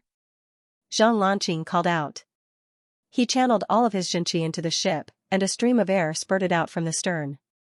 It took off and charged out of the poisonous mist. All that was left behind were mangled corpses and outstretched hands. His vision cleared up, and he sure could not help but ravish with joy. He looked at the others, and they were no different from him. Only Li Qingshan and Hao Pingyang remained calm. Screeching sounds rang out again. Giant floating corpses spat out poisonous gas as they crashed into the ship. At some point, Little and had already stood at the bow of the ship. Her clothes billowed in the wind, and her thick, wavy, seaweed-like hair was pulled behind her, brushing past Zhang Lanqing's face. He widened his eyes, and felt that this silent child emitted a dazzling light. Her expression did not change, and her 2 small, white hands gripped the 2,000 mechanism crossbows. She did not move at all in the violent turbulence.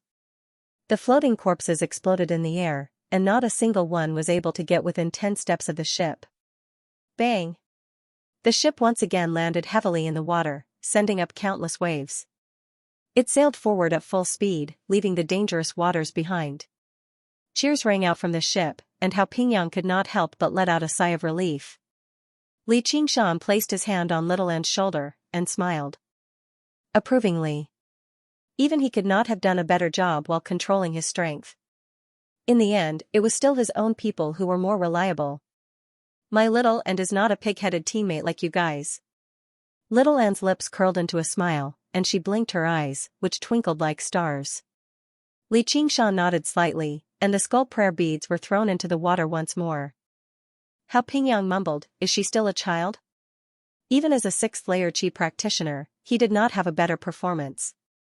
Of course, his position was not that of an ordinary sixth-layer Qi practitioner. The explosive power of the Yellow Dragon's cannon of devouring light was enough to kill any sixth-layer Qi practitioner, and its killing range was extremely long. It was an even more frightening weapon than ordinary flying swords, but it was not suited for close combat. Li Qingshan shrugged. Those behind you are the ones who are more like children. Before he could speak, Hao Pingyang's spittle flew everywhere as he cursed, "You bastards, and you still say you want to wash away your shame? Wash my ass, you can't even compare to a child. I think the three of us together will be much safer than with you guys." They looked at each other, and then lowered their heads, unable to say anything. Little and reluctantly returned the 1,000-mechanism crossbow to Jin Bao, and handed the other to Zhang Lanqing. She felt that this trip was very interesting, more interesting than Jiaping City. At least shooting zombies was much more fun than stabbing ants. If Hao Pingyang and the others knew that their bitter battle was just an interesting shooting game to her, they would definitely be shocked. But compared to the dangers that Li Qingshan and the others had experienced, this was truly at the level of a game. There was no danger to speak of. Zhang Lanqing said, "I'll give it to you. I still have another one. This is a spare." Zhang Lanqing wanted to rub Little Anne's head, but Little Anne dodged. He did not feel embarrassed, and smiled as he rubbed his own head. Jin Bao gritted his teeth. "I'll give you mine too." He was indebted to Li Qingshan and Little Anne for helping him twice, but he had no way to repay them. Seeing Zhang Lanqing's generosity, he could not bring himself to do this at his young age. Moreover, this thing in his hands was completely different from when it was in the child's hands. Now that Little Anne held the 1,000-mechanism crossbow, he felt more at ease than when he held it himself. His life seemed to be more secure. Then, the two of them very happily gave each of them 10 boxes of fire crow bolts. These were all things that could not be avoided on this trip. Rather than wasting them in their hands, it was better to give them to the child. Li Qingshan thanked Little Anne on his behalf. These 2,000 mechanism crossbows were truly powerful weapons. An ordinary 3rd or 4th layer Qi practitioner could pose a threat to a Qi practitioner 2 or 3 layers above them. Moreover, it consumed very little true Qi. This kind of effect was not something an ordinary low-grade spirit weapon could compare to. It was worth at least a few hundred Qi gathering pills. Little Anne lowered his head and played with the 1,000 mechanism crossbow. This crossbow's design was extremely intricate. Who knew how many parts it was made of? Although it was made of wood, it was as heavy as steel. In reality, Li Qingshan had still underestimated the value of these 2,000 mechanism crossbows. These Mahas disciples had not even brought a single talisman with them. They had only brought a few puppets, a crossbow, and as many fire crow bolts as they could. This was a sign of their trust in these weapons. If they were sold outside, the price could easily exceed 1,000 Qi gathering pills. They were expensive because of the blood, sweat, and tears the disciples of Moism had poured into them. However, as the makers, the cost was not that high, which was why they were so generous. In the region of water they had just left, the skull prayer bead turned into a huge skull. It spat out flames and swept away all of the corpses, whether they could move or not. After eating their fill, they left just now. A while later, black figures caught up quickly. They were the Hawkwolf guards led by Zhuozhibua. They did not use a ship, using their own strength. Some were like apes, extending their arms and grabbing the rock pillars at the top of the cave before leaping forward. Others would step on the slippery walls and gently push off the ground when they ran out of strength, arriving on the other side of the wall. They advanced in a crisscrossing manner. They were no slower than the boats that traveled with the flow.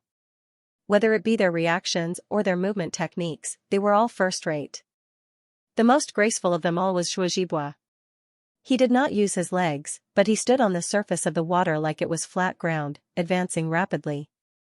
Only at a closer glance would they discover that he was standing on the tip of his foot. At this moment, they stopped to investigate. Xianxia said, "That's strange. I clearly heard the sounds of battle just now, so why aren't there any corpses?" "Whatever. Let's catch up to them and kill them all first. We don't have to worry about anyone escaping in this cave." "Are we going to use them to kill the zombie Taoist?" "I don't think they'll be able to reach the zombie Taoist's nest." Zhuozhibua pondered silently for a while before suddenly swinging his hand forward, making a gesture to kill. The cave constantly twisted and turned. In such a terrain, Hao Pingyang's cannons were unable to unleash their full power, so there was nothing to fear. Li Qingshan and the others were indeed facing this problem. The boat was anchored on the water. The cavern before them was no longer a single path. Instead, it had split into three. Every single path seemed similar, pitch black and deep. Who knew where they led to? Splitting up was obviously impossible. Who knew how many more forks there would be if they ventured deeper? They would definitely outnumber them. What do we do? Li Qingshan gained a better understanding of why the Hawkwolf Guard had failed to finish off the zombie Taoist. He even doubted whether he could do it. The most difficult part was not fighting, but searching. Hao Pingyang smiled complacently. "Would I have come down here if I wasn't prepared? I knew these guys were unreliable, so I considered the worst-case scenario." As he said that, he fished out a wooden sphere that resembled a rugby ball from his 100 treasures pouch. Afterwards, he turned the mechanism at the top, and with a series of creaks, many tiny holes appeared on the sphere. It was like a beehive. With a buzz, a swarm of tiny insects flew out of the beehive, but they were not bees.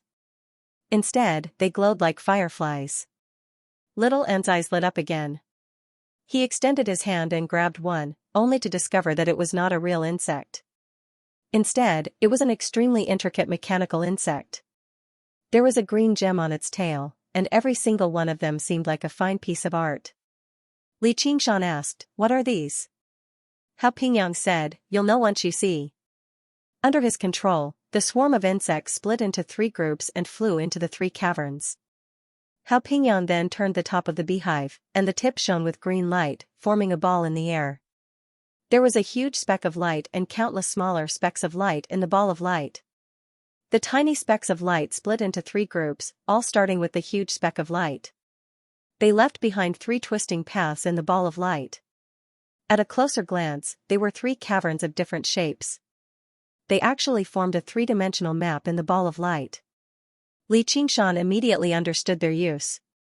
He praised the wonders of Maha's techniques once again.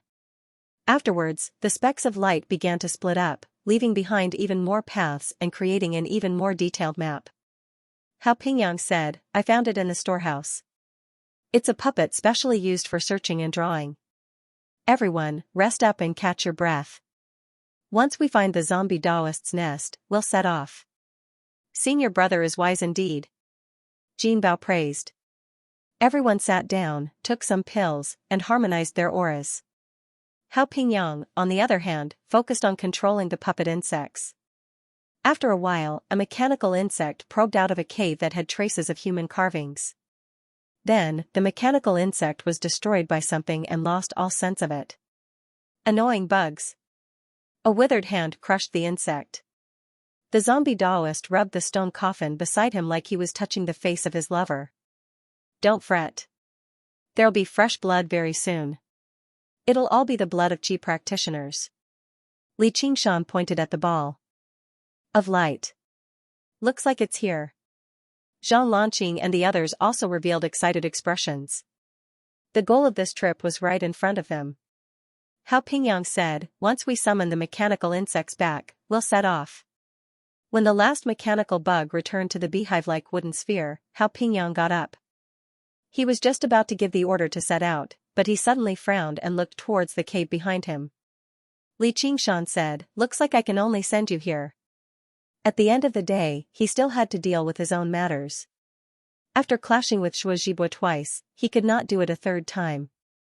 It was time to put an end to it. Zhang Lanqing said, "What?" Afterwards, he sensed the powerful aura from the cave, as well as the sharp killing intent. His heart skipped a beat. He Isher and the other 2 sensed the determination to kill, and their expressions changed as well. They could not help but look at Li Qingshan. Although they had spent most of their time studying the arts of engineering in the 100 schools of thought, they were not naive youths. They knew very well what it meant to be caught in the crossfire. If the Black Hawk commander had truly made up his mind to attack, he probably would not care about them at all. Instead, he would try to silence them. Hao Pingyang immediately said, "Let's set off right now." Launching, set sail. Li Qingshan shook his head gently. "No, the ship won't be able to shake them off with its speed. This has nothing to do with you in the first place. Go first. Once I shake them off, I'll catch up and rendezvous with you very soon." Qingshan's right. A single person is still a little smaller. The cave is so complicated, so we might not be able to find him. If we flee together, we might be pincered from both sides. Senior brother, hurry up and make up your mind. He Isher could not help but say. He did not want to become enemies with the Black Wolf commander over a kid he had just met. Not only would there be no benefits, but it would even lead to life-threatening danger. The zombie Daoist had lost the submerged shadow sword, and his ambush had been destroyed. He was extremely weak now. Even without Li Qingshan, they were confident they could take him down. As for the even darker thought in his head, he did not even bother to think about it carefully. If Li Qingshan was gone, then there was no need to split the 30%. Hao Pingyang said, "Then let's fight." However, apart from Zhang Lanqing, who stood up nervously, no one else responded. The aura grew closer and closer. Jin Bao said, "Qingshan, you can leave Little and here for now. We'll take good care of her." Little and wielded 2,000 mechanism crossbows. She was extremely powerful, and she did not need to split the loot either. Of course, he would never admit he had such thoughts. "How can you do this? Didn't we say we were in the same boat? If it weren't for Qingshan, we would have died in the morgue," Zhang Lanqing could not help but say. Zhang Lanqing could not help but ask. Li Qingshan was his savior, so how could he be ungrateful? He Isher grumbled, "My life has never been saved." He was a noble disciple of the Mahist school. He would definitely accomplish great things in the future, so how could he risk his life? "You." Zhang Lanqing pointed at He Isher, speechless. No matter how he looked at it, He Isher and the others would be doomed if Li Qingshan killed him. Jin Yuan lowered his head and grumbled slightly, "Senior brother Zhang, you're a 5th-layer Qi practitioner. We're not that powerful. Even if we stay, we'll just be more of a hindrance. You're strong, so of course you're confident. We're weak, so it'll be very easy for us to be killed. You 3 idiots." Hao Pingyang was extremely disappointed in his 3 junior brothers. Not only was their actions unjust, but they were also brainless. After the Hawk Wolf Guard killed Li Qingshan, wouldn't they hunt them down and silence them? If they did not combine all their strength for battle right now, instead hoping for a moment of peace and comfort, they would be as foolish as they could be. He raised his hand high into the air. This was no longer a joke between his junior brothers. Instead, it was a heavy hand that resented them for failing to live up to his expectations. He wanted to beat them to their senses, but Li Qingshan grabbed him. The hearts of people were not exactly dark, nor were they exactly bright. Calculations of benefits would always exist in everyone's hearts. It was just that everyone's choices were different. In the face of true life-threatening danger, just how many people would be willing to go through thick and thin with you? Although Li Qingshan felt cold, he still smiled. "They're right. There's nothing you can do to help me. You've witnessed my abilities as a body practitioner. It's easier for me to flee alone. However, Little and has to stay by my side." With that, before Hao Pingyang could persuade him any further, Li Qingshan leapt backwards gently with Little and, leaping off the boat, he said, "Be careful. We'll meet again." He turned around and vanished into the black cavern. Zhang Lanqing was still in a daze. He Isher rushed over and controlled the boat, heading towards the cavern on the other side, the zombie Daoist's lair. They parted ways just like that. Actually, Li Qingshan was not particularly optimistic about their chances.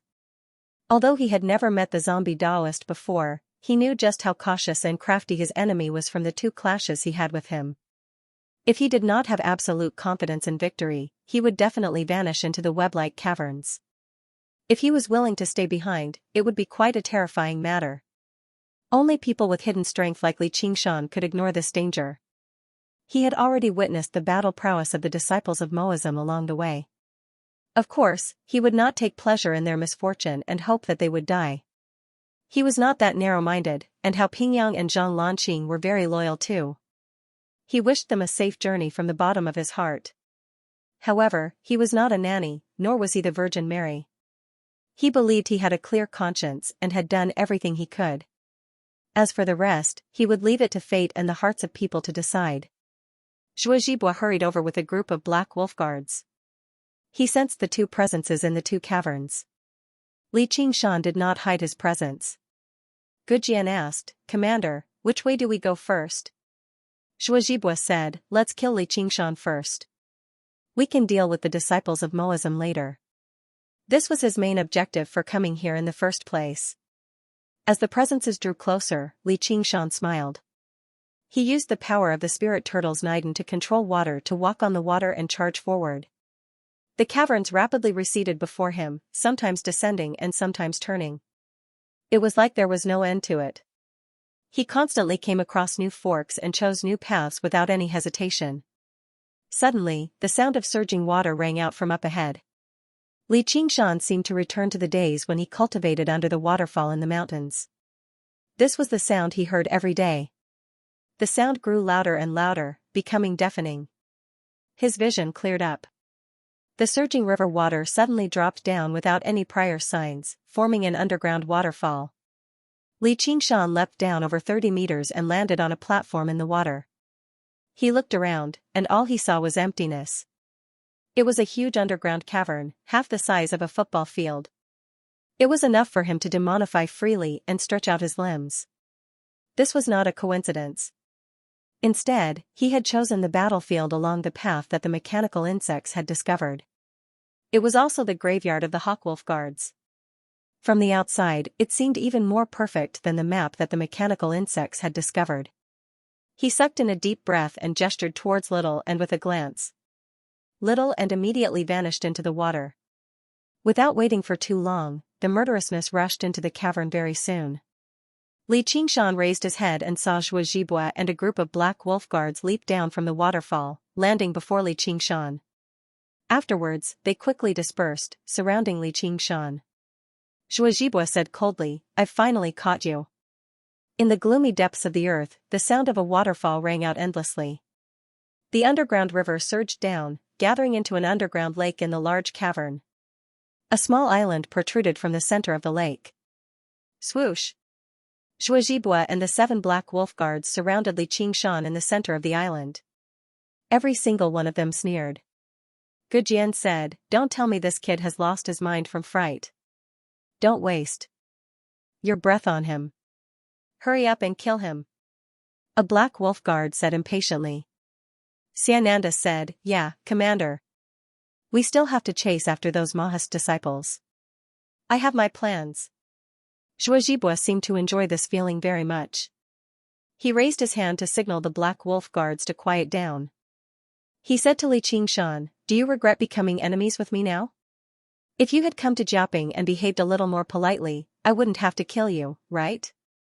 If you're willing to kneel and beg me right now, I might spare you." The absolute mental advantage he felt when he faced weaker enemies always made him feel very comfortable.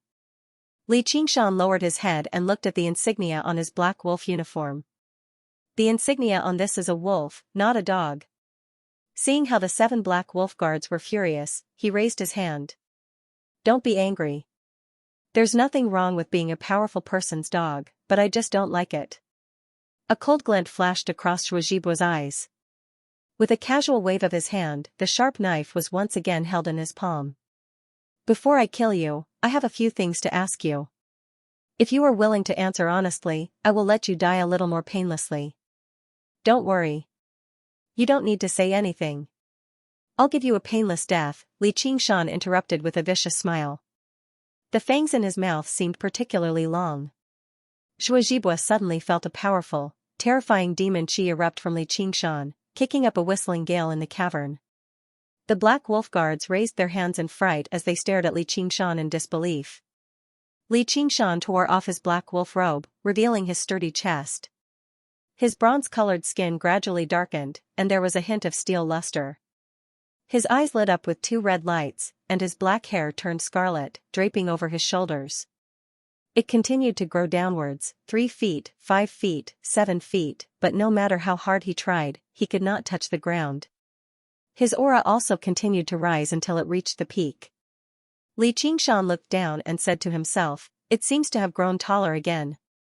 The medicinal pills he had eaten these days were not in vain. His height was about 27 feet, and he was about to break through the 3-foot mark. Standing there, he was much taller than a 2-story building. His body seemed to be cast from black iron, and he exuded an immovable might like a mountain. Shuajibua's eyes widened. He said in disbelief, "You're a demon." "That's impossible." Li Qingshan had only joined the Hawkwolf Guard after being examined by Wang Puxi and Gu Yenying. With their cultivation, how could they not discover Li Qingshan's true body?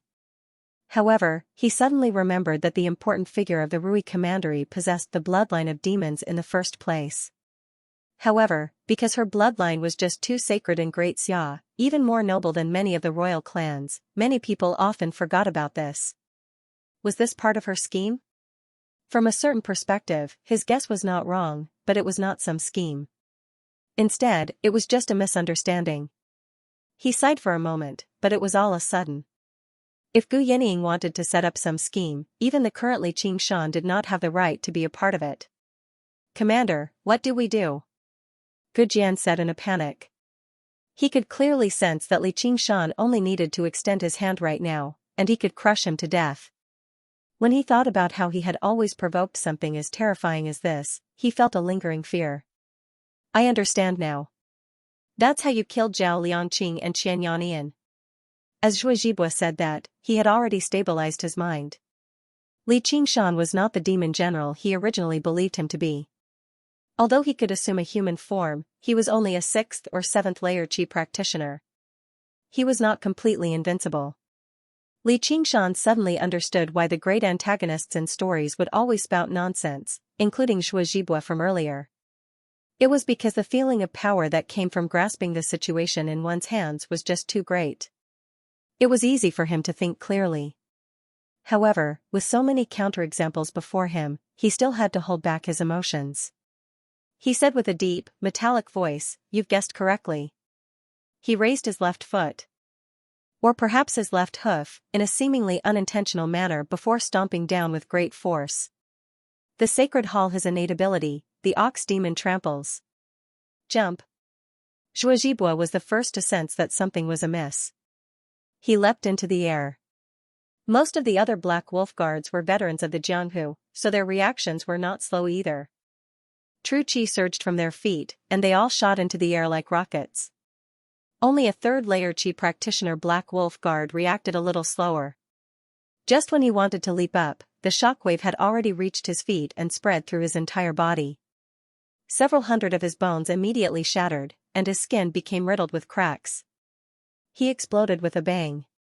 Zhuo Zhibua and the other Black Wolf guards looked down in fright, but they were not looking at the dead Black Wolf guard. Instead, they looked at the entire island. With a great rumble, the island shattered, cut into countless pieces by countless cracks. At the center was the bottom of Li Qingshan's right foot. The lake water surged violently, swallowing the rock and soil. Li Qingshan crushed the island with a single stomp, sinking it. It formed several hundred vortexes of various sizes. Li Qingshan stood on the waves, gazing up between the vortexes with his scarlet-red eyes. Zhuo Zhibua gripped his dagger firmly. What kind of terrifying power was this? It was not something a regular demon possessed. If he was no different from regular demons, why would Li Qingshan need to practice the ox demon's fist of great strength? With his recent days of cultivation, he was close to breaking through to the 2nd layer of the ox demon's fist of great strength. He could feel his strength grow by leaps and bounds again. Although the ability became more difficult to practice and required more and more resources, the power it brought was greater and greater. Little and hid at the bottom of the surging water. Her lips curled into a smile, but she was in no hurry to strike, as she could sense that Li Qingshan was currently in high spirits. He needed some release. Li Qingshan said with some pity, "This move doesn't seem to be very useful. Let's try this move." He sucked in a deep breath and roared at the sky. The tiger demon slaughters howl. The sound waves shook up the surroundings. The wind swept through the air like blades. It was countless times more powerful than the wind blades from the wind entwining blade. Zhuojibuo's expression changed. Oh no! Before the wind had arrived, the sound had arrived. The two black wolf guards at the very front clutched their heads in pain. Their true chi had basically dispersed, and they were about to fall out of the air.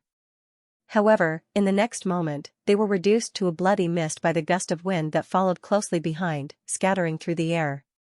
The howl echoed through the cavern for quite some time. The other black wolf guards barely managed to return to their senses from the shock of the sound waves. When they saw this, their hearts completely sank.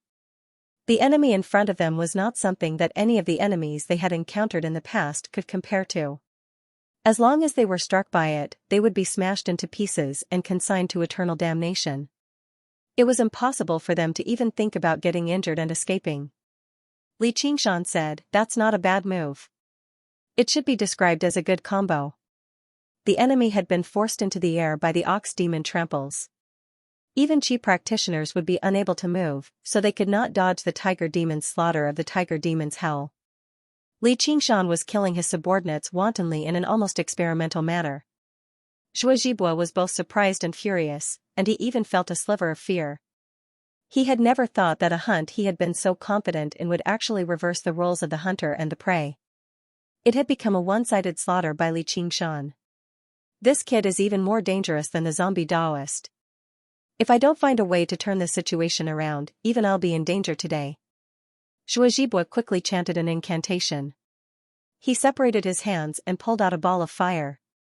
The flame surged into a scorching dragon of fire, illuminating the entire cavern as it let out a long roar.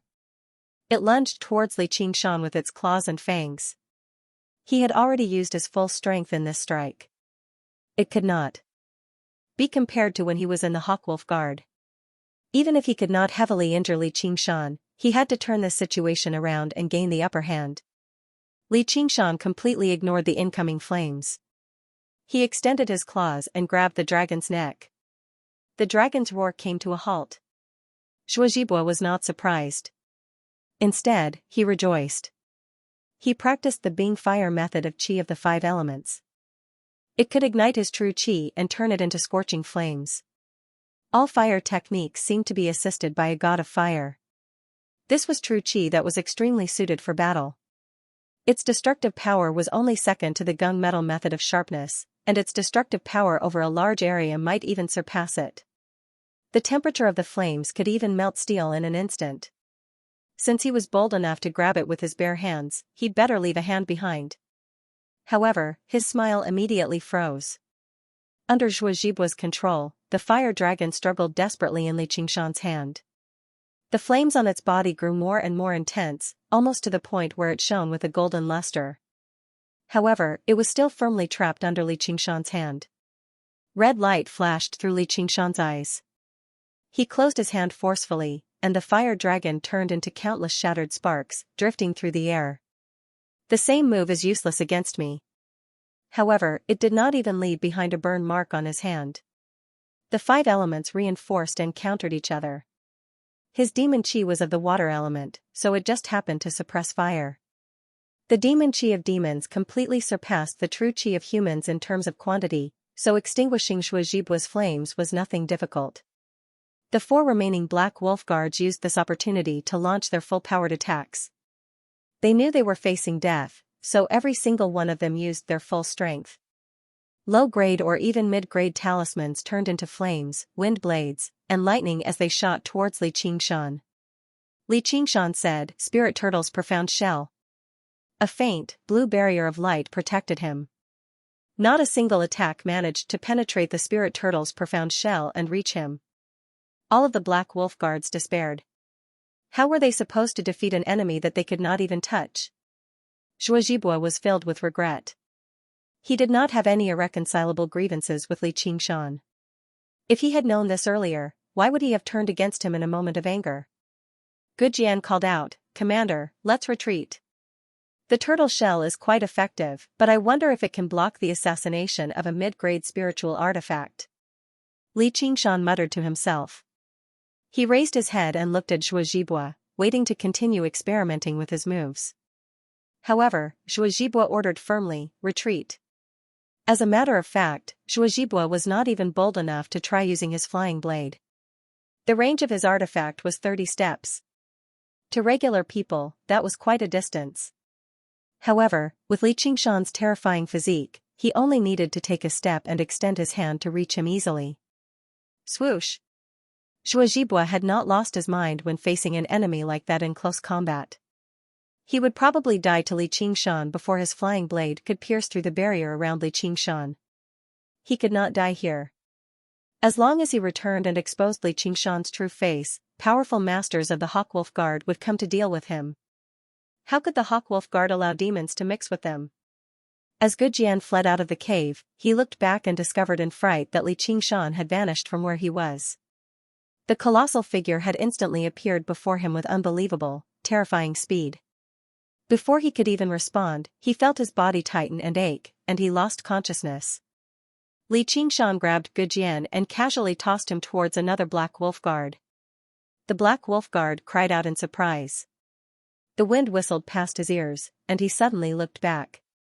All he saw was Gujian's bleeding face inches away. With a bang, the two of them collided into the wall together and turned into a pile of flesh and blood. They slowly slid down and were no longer separated. Li Qingshan opened his mouth and spat out.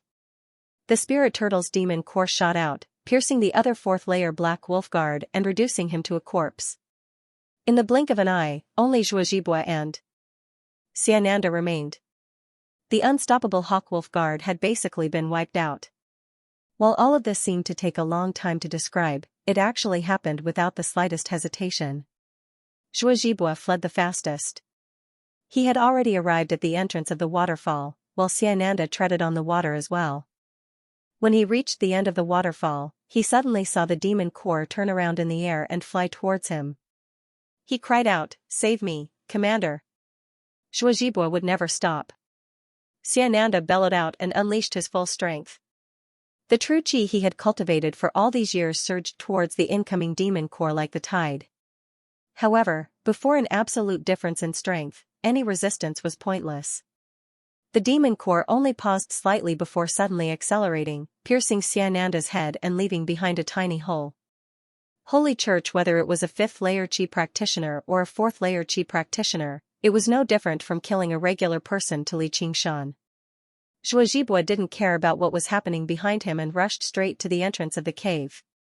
Although the cave wasn't small, it couldn't accommodate Li Qingshan's huge body. As long as he entered it, he would be able to escape. Suddenly, he was alarmed. He forcefully twisted his body in midair. A white prayer bead flew out of the waterfall and brushed past him. With lightning speed, it brushed past his chest and tore off a piece of flesh. "You are..." Zhuozhibua saw the child that Li Qingshan always brought with him, blocking the entrance of the cave with an expressionless face, standing on the silent flames. Although he did not release any aura, the sense of danger he exuded was not inferior to Li Qingshan's. Moreover, he could control an artifact. This child was actually an expert above the 6th layer, but how could he be so young? Zhuozhibua was left dumbfounded. Li Qingshan called back the demon core. Just as he was about to fall down, he used his demon qi with a thought, and a pillar of water rose up from the underground lake. It lifted up Li Qingshan and went straight for Zhuozhibua. There was a wolf ahead and a tiger behind, and each one was more terrifying than the last. Within the suffocating killing intent, Zhuozhibua's heart almost stopped beating. At that moment, he was filled with regret. He did not have any irresolvable conflicts with Li Qingshan. If he had ignored Li Qingshan in the beginning, he would still be the authoritative Black Hawk commander of Jiaping City. He would have all the women he wanted, and he would never end up like this. However, it was already too late for regret. In this moment of life and death, Zhuozhibua's eyes reddened. He raised his right hand, and a flying dagger shot towards little Anne. If she was willing to move aside, then so be it.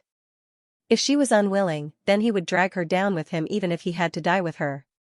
As expected, little Anne did not move aside.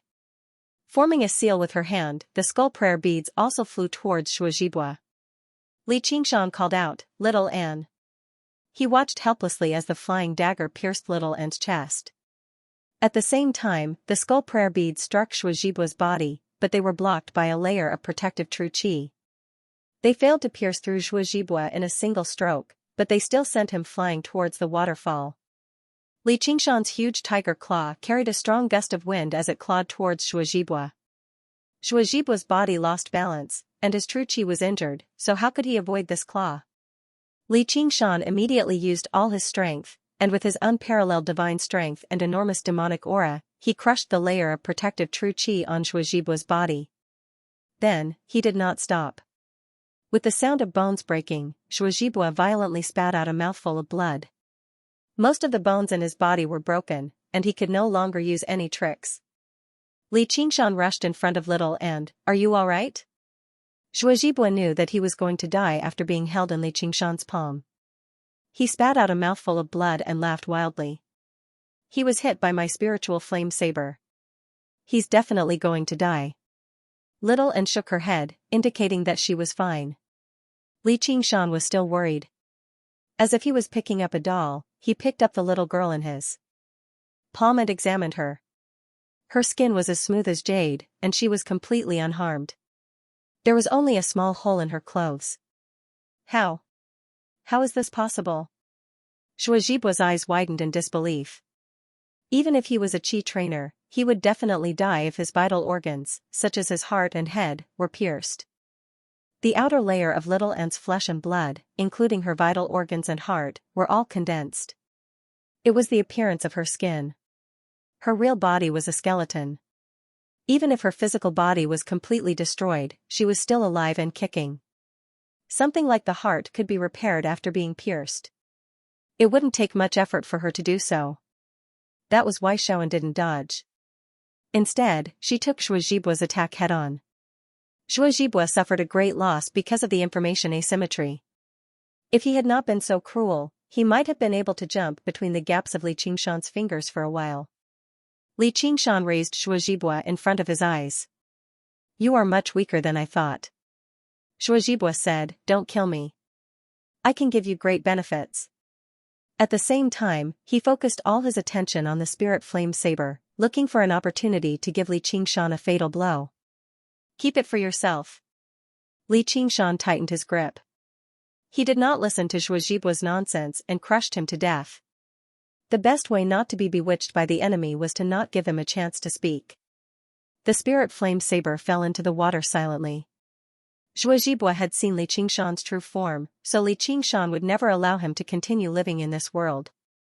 Right now, the only benefits he needed were pills, large quantities of pills. As long as his cultivation increased, there would be benefits everywhere. The soaring dragon elder Sumera ring was in his possession. Even if Shuozhibua took out all of his wealth, it probably would not be as valuable as a single item in there. Li Qingshan found 100 treasures pouch from the bloody mess. He called out, "Little and, clear the area." Flames immediately surged over and took away Shuozhibua's corpse. They did not even leave behind a single droplet of blood. Afterwards, they dispersed and devoured the corpses of all the Black Wolf guards, reducing them to the purest energy. Whether it was their bones or flesh, the quality of qi practitioners far surpassed that of regular people. They were rare delicacies. The color of the skull prayer beads became even purer. Afterwards, he returned with 700 treasures pouches and 7 low-grade spiritual artifacts. Li Qingshan picked up the spirit flame saber that had fallen into the water. It was a true mid-grade spiritual artifact, so it went without saying that it was worth quite a lot. However, before he could even check it, he suddenly sensed something. "Someone's coming." Little and nodded, expressing that he had sensed it too. Although the person concealed his aura as much as possible, slivers of it still leaked out, unable to fool the senses of the two of them. The person was actually a 6th-layer qi practitioner. Li Qingshan said to Little and, "Let's hide and see who it is." He used the spirit turtle's method of qi suppression, and the spirit turtle's demon core sank into his dantian. He turned back to normal, concealing all of his aura, and dove into the depths of the pitch-black lake with Little Anne. Before long, a figure arrived at the entrance of the cave. He scanned the cavern silently like a cat. The dark underground greatly affected his vision, so he could not see into the water at all. However, Li Qingshan saw him clearly. The person also wore a black uniform of the Hawk Wolf Guard, but the patterns on his clothes were different from regular Black Wolf Guards. Li Qingshan immediately realized that this person was the Black Wolf commander he had never met before. He had no idea how he had ended up here. The newcomer was Lao Shishan. He had followed Shuozhibua all the way here, waiting for a chance to take revenge. However, when he followed Shuozhibua to the first fork, he almost couldn't tell which direction Shuozhibua had gone. Only by relying on his sense of quantity did he choose the correct direction. He had only just reached the 6th layer, so he was still rather unable to control his true qi. As a result, Li Qingshan discovered him easily. Lao Shishan widened his eyes and patrolled the cavern extremely carefully. The demon qi he had sensed earlier was no joke. If he really did run into such a powerful demon, it would be extremely dangerous. The auras of the qi practitioners earlier vanished one by one. As it seemed, they were probably done for. He did not want to follow in their footsteps. However, after sensing for quite a while, he found nothing in the end. The demon qi seemed to have vanished into thin air. The spirit turtle's method of qi suppression was so effective that even a 9th layer qi practitioner like Grandma Shiman could not sense it, let alone a 6th layer qi practitioner like him who had just grasped the basics. Don't tell me Zhuozhibua is dead. Lao Shishan thought of this, but his emotions were very complicated. He was happy, but also regretful. He had endured hardships for several years, and just as he was about to take revenge on his old enemy had died in the hands of some inexplicable demon. However, he was still more happy at the end of the day. He also decided not to take any risks, silently retreating along the same path he had come from. Li Qingshan and Little and burst out of the water and sat on the beach to rest. Let's see what we've found. Suddenly, he thought, I wonder how Pingyang and the others are doing. I wonder if they found the zombie Daoist's dwelling. Hopefully, they're fine. Fresh blood continuously flowed from Jin Bao's body. He died with his eyes wide open and fear of death was frozen on his face. However, he was unable to stop the arrival of death. From his chest to his lower abdomen, his abdomen was cut open with a heavy technique. He died an extremely tragic death. Chapter 76, Iron Plate Corpse. The small boat drifted with the waves. It fell silent for a moment, and the atmosphere was rather cold. Hao Pingyang's face was completely sunken. He sat at the front of the boat, gazing into the depths of the cavern. The waves he kicked up landed on him. Zhang Lanqing furrowed his brows firmly. All he cared about was steering the boat with his head lowered. Jin Yuan and Jin Bao both felt rather awkward and ashamed. They said nothing. He Yishur suddenly said, How many years have we known each other? We've only known Li Qingshan for less than a day, yet you're turning us against each other for the sake of an outsider. They had all attended the 100 schools of thought when they were young, and they were in the same year. Although there were differences in strength due to their different talents and efforts, it did not affect their relationship. Or in other words, Hao Pingyang did not look down on them because they were weaker than him. Instead, he took great care of them. Jin Yuan said, Yishur is right. Senior brother Hao, don't be angry. Qingshan will be fine. Our priority right now is to work together to deal with the zombie Daoist and complete the mission Master gave us. After a moment of silence, Hao Pingyang sighed heavily. He nodded slightly and said, Make your preparations. This time, you won't have that kid to look after you. Jin Bao said confidently, Don't worry. We'll definitely perform well this time. These images flashed through Jin Yuan's head rapidly, but they had lost their original color. They became pale white, only leaving behind Jin Bao's deathly still face. Tears constantly flowed down his face. He glanced at his younger brother one last time, but he dared not stop. He was like a headless fly, running around randomly in the pitch-black cavern. The heavy, beast-like breathing behind him grew closer and closer. A boulder suddenly blocked his path. He could no longer advance. He had actually reached a dead end unknowingly. How did this happen? If he had stayed behind and faced the enemy with Li Qingshan, would the outcome have been different? yes, it would definitely have been different. Even a Black Hawk commander could not be more terrifying than this monster. Bang! Jin Yuan turned his head abruptly and saw a human head flying out of the darkness. It bounced a few times on the ground and landed beside his feet. It was the head of a puppet that he had released to block the monster. It had been smashed into pieces in a single exchange. A tall figure walked out of the darkness in front of him. His feet seemed to be wearing iron boots, clanking as he stepped on the ground. His eyes revealed a bloodthirsty light, and 4 long fangs protruded from his lips. He was panting like a hungry beast. Ah! Gold Ingot howled as he fired a string of fire crow bolts from his 1,000-mechanism crossbow. Clang clang clang clang. When they landed on the black shadow, sparks flew everywhere. The sharp fire crow arrows were actually unable to penetrate the monster's skin, and the series of flame explosions were also unable to harm it in the slightest. Instead, it seemed to be completely enraged as it let out a roar. In the light of the fire, the monster's body was covered with a layer of iron armor. It wasn't worn on his body, but was tightly attached to his body, covering his entire body. Every inch of his skin, even his face, was covered with half of an iron mask, making him look extremely cold and ferocious. Don't come over. Senior apprentice brother, save me. The monster leaped up and pounced at Gold Ingot like a bolt of lightning. A sharp claw stabbed into Gold Ingot's chest and lifted him into the air. Then, it bit down on his neck and sucked large mouthfuls of blood. Gold Ingot struggled with all his might, constantly hammering the monster's body, but it was to no avail. His arms and legs gradually lost strength, and after twitching a few times, he fell to the ground. His last thought flashed through his mind. If I didn't run away, I could at least have died with Senior Apprentice Brother and the others. Senior Apprentice Brother, I'm sorry. Suddenly, a hurried bell rang out from the depths of the cave. The monster suddenly raised its head and carried Gold Ingot's corpse. It let out an unwilling roar and ran in the direction of the bell. The monster carried the 2 corpses to a wide cave, then lay down on Gold Ingot's neck and sucked his blood. The stone coffin was no longer on the platform in the cave. The thick chains that had originally locked the stone coffin were now tightly binding Hao Pingyang. To no surprise, He Yishur and Zhang Lanqing stood beside him. Their limbs were tied up as well. They were haggard and on the brink of death. Hao Pingyang became utterly furious when he saw Jin Yuan and Jin Bao's miserable deaths. He called out, Jin Yuan, Jin Bao. The chains rattled wildly.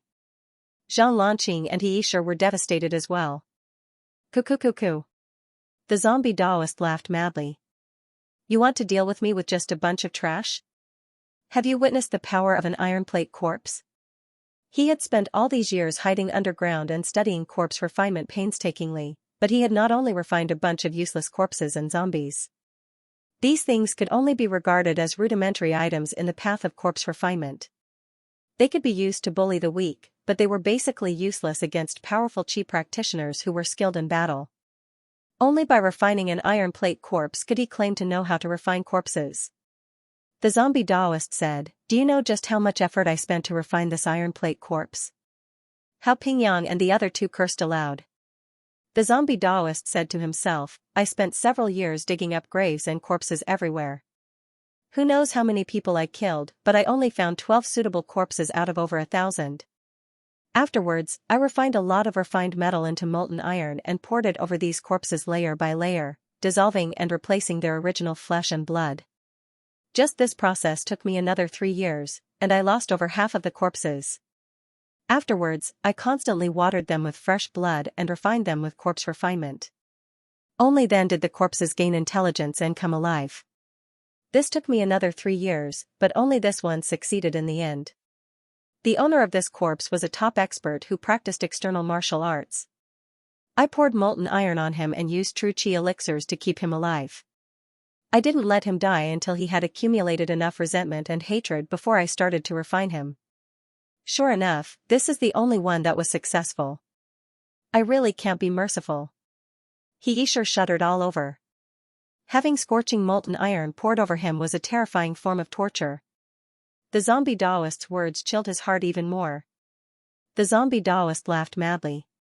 Although it took a decade of hard work, it was worth it. It was worth it. The iron plate corpse was impervious to weapons and moved like the wind. Its body was as tough as a spiritual artifact. Even sixth-layer Qi practitioners could only avoid it if they encountered it. When Hao Pingyang barged into the dwelling with his junior brothers, the zombie Daoist, who had been prepared long ago, released the iron plate corpse. The zombie Daoist had been prepared long ago. He released the iron plate corpse, and the outcome was as clear as day. They were basically surrounded by two sixth-layer Qi practitioners, and they had the assistance of a group of zombies. They were heavily injured very soon. Jin Bao took advantage of Hao Pingyang clashing with the zombie Daoist and the iron plate corpse attacking the others to flee. Jin Yuan immediately followed him, but the iron plate corpse still caught up to him in the end, and he died a violent death. The zombie Daoist vented the depression he had accumulated for many years. He calmed down and said sinisterly, "Do you know why I'm telling you all this? That's because I want to refine you into iron plate corpses as well. With the experience from last time, it'll definitely be very easy this time." This was the terror of refining corpses. As long as he had the time, he could become an army all by himself. Hao Pingyang continued to curse loudly. All of the blood immediately drained from Zhang Lanqing and He Yishi's faces. If they were refined into iron plate corpses, just the process alone would be worse than death. He Yishi's willpower collapsed. He sobbed and begged, "Please, don't kill me. I'll give you everything. Once I become a proper mechanism master, I'll be able to earn lots and lots of spiritual stones. I can't die here." Hao Pingyang said, "Don't beg him. He won't spare you. We disciples of Moism have to die like men even if we die. Master will avenge us." He Yishi said resentfully, "It's all your fault. If you didn't bring us here, it would all be your fault." Hao Pingyang was stunned. He was speechless. Zhang Lanqing said, "He Yishi, have you lost your mind?" He Yishi said, "I haven't. You're the same as him. Fifth or sixth layer, beating and cursing at us as you please. All of that is because of your talent and cultivation. What's so great about that?" Hao Pingyang's heart chilled. With his cultivation, he only had 30% of the profits. He could have easily found better companions. He just wanted to take care of a few classmates he was on good terms with, but he never thought he would end up like this. The zombie Daoist laughed aloud as if he was watching a show. Then He Yishi fawned over the zombie Daoist. "Daoist, master, I'm willing to be your slave. I'll do whatever you want me to do. I just hope you can spare my life." The zombie Daoist said, "All right. If you want to be my slave, there'll be plenty of opportunities." After a pause, he said, "Just wait until you become a zombie. Compared to living people, zombies are much more reliable. TSK, with your talent, you probably won't be able to become an iron plate corpse." He turned to Hao Pingyang. "You're not bad. It's a pity that Li Qingshan didn't come with you, or I'd have 3 iron plate corpses. Who in Jiaoping City would be my opponent then?" As soon as He Yishi ravished with joy, he sank back into despair. His face was ashen. Even as a zombie, he was not as good as Hao Pingyang. That was extremely sarcastic. With a gentle smack, a small figure shot past quickly. "Who's there?" The zombie Daoist suddenly turned around and looked at the pitch-black entrance. He controlled the restless iron plate corpse before waving his right hand. 4 zombies leapt out. He had specially refined the 4 zombies, so they were much more powerful than the zombies in the morgue. Although they were not as powerful as iron plate corpses, they were equivalent to 3rd or 4th layer Qi practitioners. However, when the zombies leapt out, they did not make any sound at all. The zombie Daoist's expression changed. His connection with the zombies was severed at the same time. "Who is it? Get your ass out here. Brother Hao, you really don't make friends." Li Qingshan walked in from the entrance. Zhang Lanqing said, "Qingshan." The zombie Daoist was overjoyed instead of surprised. "It's you." He studied Li Qingshan up and down. "You really are great material. If you can be refined into an iron plate corpse, you might even be a little more powerful than this guy." Hao Pingyang said, "Be careful, that's an iron plate corpse. It's too late. A cold light flashed through the zombie Daoist's eyes. He struck Yin Ling, and the iron plate corpse lunged towards Li Qingshan. Li Qingshan retreated rapidly. At the same time, he drew his wind-entwining blade and swung it forcefully. It shot past the zombie Daoist and directly shot towards the chains around Hao Pingyang's limbs. The zombie knows martial arts, don't even think about it. The zombie Daoist extended his hand and easily grabbed the wind-entwining blade that shot past him. He swung it forcefully at the stone platform, and the damaged wind-entwining blade immediately shattered. With a rip, the black wolf uniform that could block crossbow bolts was ripped open 3 times by the iron plate corpse's claws. Li Qingshan was forced out of the dwelling in an extremely horrible shape. He called out, "Little Anne." Clang! The crossbow string tore through the air, producing a sharp sound. The zombie Daoist suddenly looked to the left. All he saw was the child standing silently under the moonlight on the roof of the morgue, holding 2,000 mechanism crossbows. He shot out 60 fire crow bolts, which turned into 60 specks of red light. They flew up, down, left, and right, sealing off all of the zombie Daoist's escape routes. "Luring me away?" The zombie Daoist sneered. Since he could not dodge, then he would not. However, 6th-layer Qi practitioners possessed powerful true Qi aside from refining corpses. How could he be killed so easily? True Qi surged out violently from his sea of Qi. He took off his low-grade spiritual artifact robes and flung them before him. Channeling his true Qi into them, the robes turned into a metal screen. Boom! Boom! Boom! The fire crow bolts landed on the robes and were immediately triggered, exploding. Although his Daoist robes had been reduced to ashes, the zombie Daoist was completely unscathed. He took out an identical 1,000 mechanism crossbow. "Now try mine." He had just obtained this from Zhang Lanqing. He wanted to give him a taste of his own medicine. Zhang Lanqing had never thought that the weapon he had created would end up being his enemy's weapon. Little and did not block it forcefully. He retreated behind a stone pillar, and with a few clangs, a few fire crow bolts nailed themselves into the rock. They exploded loudly, blowing the stone pillar to pieces. However, Little and had vanished from behind. The zombie Daoist frowned. Suddenly, he turned the 1,000 mechanism crossbow around and aimed it at Hao Pingyang. "What are you trying to do?" He shot out a few fire crow bolts. Hao Pingyang lunged over with the broken chains in an attempt to launch a sneak attack. Little and did not think he could defeat the zombie Daoist with just the 1,000 mechanism crossbow. He wanted to use this opportunity to save Hao Pingyang. A few fire crow bolts accurately destroyed the chains. The zombie Daoist was observant and alert, so how could he not know? Hao Pingyang neither dodged nor retreated. He swung the metal chain viciously and blew up the fire crow arrow. He charged at the zombie Daoist furiously as if he wanted to perish together with him. He was filled with endless fury that he wanted to vent. Faced with Hao Pingyang, who lunged over like a mad tiger, the zombie Daoist stood there without moving at all. He constantly fired the 1,000 mechanism crossbow, but he was extremely restrained, pausing slightly after firing 2 or 3 bolts. He was not like Jin Bao and the others, who fired them all at once. The light from the explosion flickered on his face, illuminating the sneer on his face. How could he be defeated by an enemy he had just subdued? As soon as Hao Pingyang arrived 5 steps away from the zombie Daoist, the violent fire crow arrows forcefully blasted open the chains, creating a gap. Finally, an arrow passed through the gap between the chains and shot towards his chest. Hao Pingyang tried his best to use his true Qi to block the attack, but he was also sent flying by the explosion.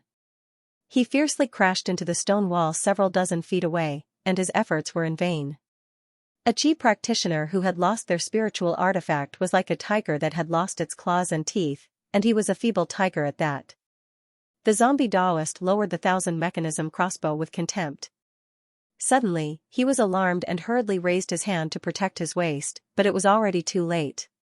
A tiny figure shot over with unbelievable speed and snatched the bell from his waist. The zombie Daoist was surprised, but he did not lose his composure. He said coldly, "Do you think you can control the iron plate corpse just because you have the bell?" The bell was only a tool to summon and control the iron plate corpse. However, what truly controlled the iron plate corpse was his own will. The bell needed to be activated by him in order to be effective. Little An turned around and rushed out of the cave. All he saw was the iron plate corpse chasing Li Qingshan everywhere. Although he had the swift breeze talisman to accelerate him, his black wolf uniform had already become tattered. Fortunately, he had the ox demon forge as its hide, which was why he was not too heavily injured. If it were not for the fact that he had to consider how to explain himself, he would have transformed a long time ago and killed the iron plate corpse. Although the iron plate corpse was fast and powerful, it was not intelligent. It did not know any techniques either, so it was not his opponent. Little An shook the bell, but the iron plate corpse did not seem to hear him at all. It continued to chase after Li Qingshan. Sure enough, it needed the zombie Taoist himself to control it. Little An placed down the bell and raised his hand. Li Qingshan dodged the iron plate corpse's claw by a hair's breadth. Suddenly, the iron plate corpse seemed to sense something. It turned around abruptly, and all it saw was a swathe of dark red flames filling the cave and surging over. A familiar hint of fear suddenly appeared in his resentful and bloodthirsty heart. The iron plate corpse did not possess true chi or demon chi. Its armor alone could block the attacks of any technique or spiritual artifact, but right now, it struggled to block the invasion of the flames. The dark red flame swallowed the iron plate corpse, wrapping around it like a snake. It all poured into the iron plate corpse's mouth, leaving nothing behind. The iron plate corpse's movements suddenly halted. Faint, dark red light shone from the depths of its eyes. In its skull, its shriveled brain had been burned away, turning into a furnace that began to dominate the iron plate corpse's body. Little An shook the bell, and the iron plate corpse immediately arrived before her. Of course, it was not the bell that was controlling it right now, but Little An's flames. Her flames could attach themselves to the skulls of inanimate objects and control their bones. The bodies of regular people or even chi practitioners were not worth controlling, as their flesh and blood would naturally decay. Bones that had not been refined were limited in strength, so it was not worth wasting her energy on. However, the iron plate corpse was different. After being refined, it would not decay even after 1,000 years, and it possessed tremendous strength. It was basically like it had been prepared for her. This was the absolute suppression that high-level abilities had over low-level techniques. Their cultivations were clearly similar, but it did not even have the power to threaten her. Li Qingshan smiled. Well done. Just like that, he would have a powerful helper, and his strength would increase drastically. It would also be much more convenient for him to do anything. One of them was that he could kill the zombie Taoist in a perfectly justifiable manner. Little An copied Li Qingshan and shrugged. She smiled. In the dwelling, Zhang Lanqing and He Yishe, who had just seen hope, sank into despair once again. They believed that before long, the iron plate corpse would return with Li Qingshan and Little An's corpses, just like Jin Yuan and Jin Bao. Hao Pingyang pushed himself up from the wall with difficulty and stared at the zombie Taoist with a sharp gaze. However, he was currently injured, and most of his true chi had been depleted. He did not have any spiritual stones or pills to replenish it either, so he posed no threat to the zombie Taoist at all. The zombie Taoist was filled with confidence, but whenever he thought of Little An, he would feel rather uneasy. Suddenly, his eyes widened. His connection with the iron plate corpse had actually been severed. He immediately lost all of his composure and charged out of the cave without any regard. This was the fruit of many years of hard work. He could not afford to lose it. No matter the price, he had to take back control of the iron plate corpse. Before he had even made it out of the cave, a tall figure blocked the entrance. It was the iron plate corpse. The zombie Taoist chanted a technique in a hurry and used a technique, but all of his orders were like rocks sinking into the ocean. He received no response at all. Little An shook the bell, and the iron plate corpse swung its claws, reaching towards the zombie Taoist. The zombie Taoist was filled with disbelief. How could the iron plate corpse that he had refined for so many years be taken away so easily? If that were the case, then all the corpse refiners in the world would be dead. However, the cruel reality was right before him. He had no choice but to believe it. He had only taken out a decade of hard work to enjoy it for a while before it was forcefully taken away. This feeling was like a child he had raised after so much difficulty, only to be called father by someone else. It was so disgusting that he wanted to vomit blood. Good. How Pingyang cried out. Zhang Lanqing and He sure beamed as well. They did not know how to refine corpses, so they had no idea how strange it was. They only felt that Li Qingshan's luck was just too great. He had actually managed to turn the tables unbelievably. His mind was in a mess, and so was his movements. There was a flash of blood, and 4 horrific wounds appeared on the zombie Daoist's chest. However, the pain made him return to his senses immediately. He turned around and fled. Where there was life, there was hope. He already had the experience of refining the iron plate corpse. As long as he could escape, there would always be a chance for him to make a comeback. The iron plate corpse blocked the zombie Daoist's way. It raised its hand and threw a punch, compressing the air and producing a sharp whistle. The zombie Daoist blocked with his palms in front of him instinctively, but the iron plate corpse used its terrifying strength to forcefully smash through his protective true qi, sending him flying. The zombie Daoist stared at the iron plate corpse with widened eyes. It's impossible for my iron plate corpse to be so powerful. He knew exactly how much power the items he refined possessed. The current iron plate corpse was much more powerful than when he controlled it just now. This was obviously the work of Little Ant's pale, red flames. Her flames could turn even regular skeletons into powerful warriors, so it would obviously benefit the iron plate corpse greatly. And, when the zombie Daoist controlled the iron plate corpse, all he did was issue an order, and the iron plate corpse would attack instinctively out of its thirst for blood. It did not care about any moves or how it used its strength. However, Little Ant was particular about it. Under the control of the flames, the iron plate corpse was basically like a clone. She could control it to make the most detailed movements. This was just like how an ordinary person had suddenly practiced inner force and understood moves. Obviously, their strength would increase drastically. Before the zombie Daoist could even return to his senses, the iron plate corpse strode over. It seemed to move with some kind of footwork, making it impossible to determine where it was attacking. It was completely different from its straightforward method of attack. The zombie Daoist took a great step back and avoided the range of the iron plate corpse's claws. Afterwards, he stared at it in disbelief. The iron plate corpse raised its leg and kicked him in the face violently.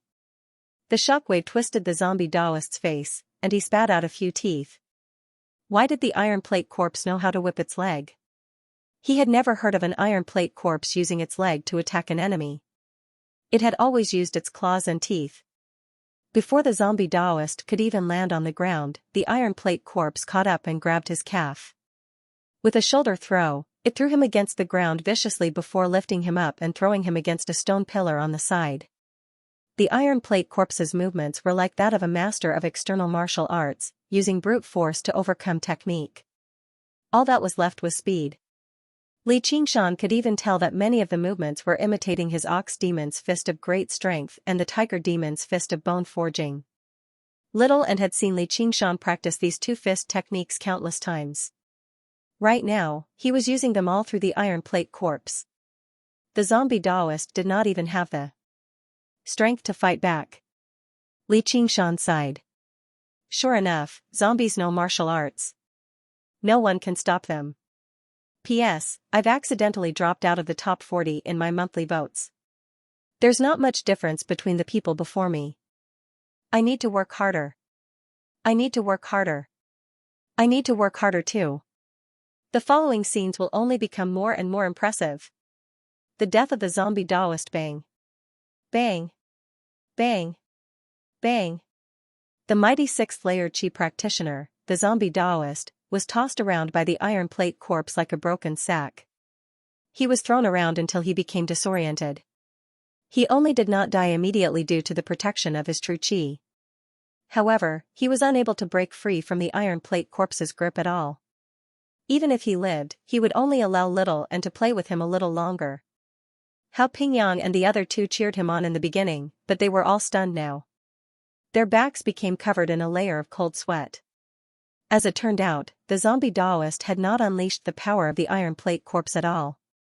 If the iron plate corpse had been so fierce right from the beginning, the 5 of them would not have been its opponent even if they worked together. Li Qingshan went up and helped Hao Pingyang up. He took out a healing pill and a qi-gathering pill and placed them in his mouth. "Brother Hao, are you all right?" He glanced at Jin Yuan and Jin Bao's corpses. "I've come too late." Hao Pingyang thanked him with difficulty. Afterwards, his lips seemed to stick together, unable to say anything else. The threat of death receded, but pain and exhaustion immediately engulfed him. He was not without fear. "Rest up."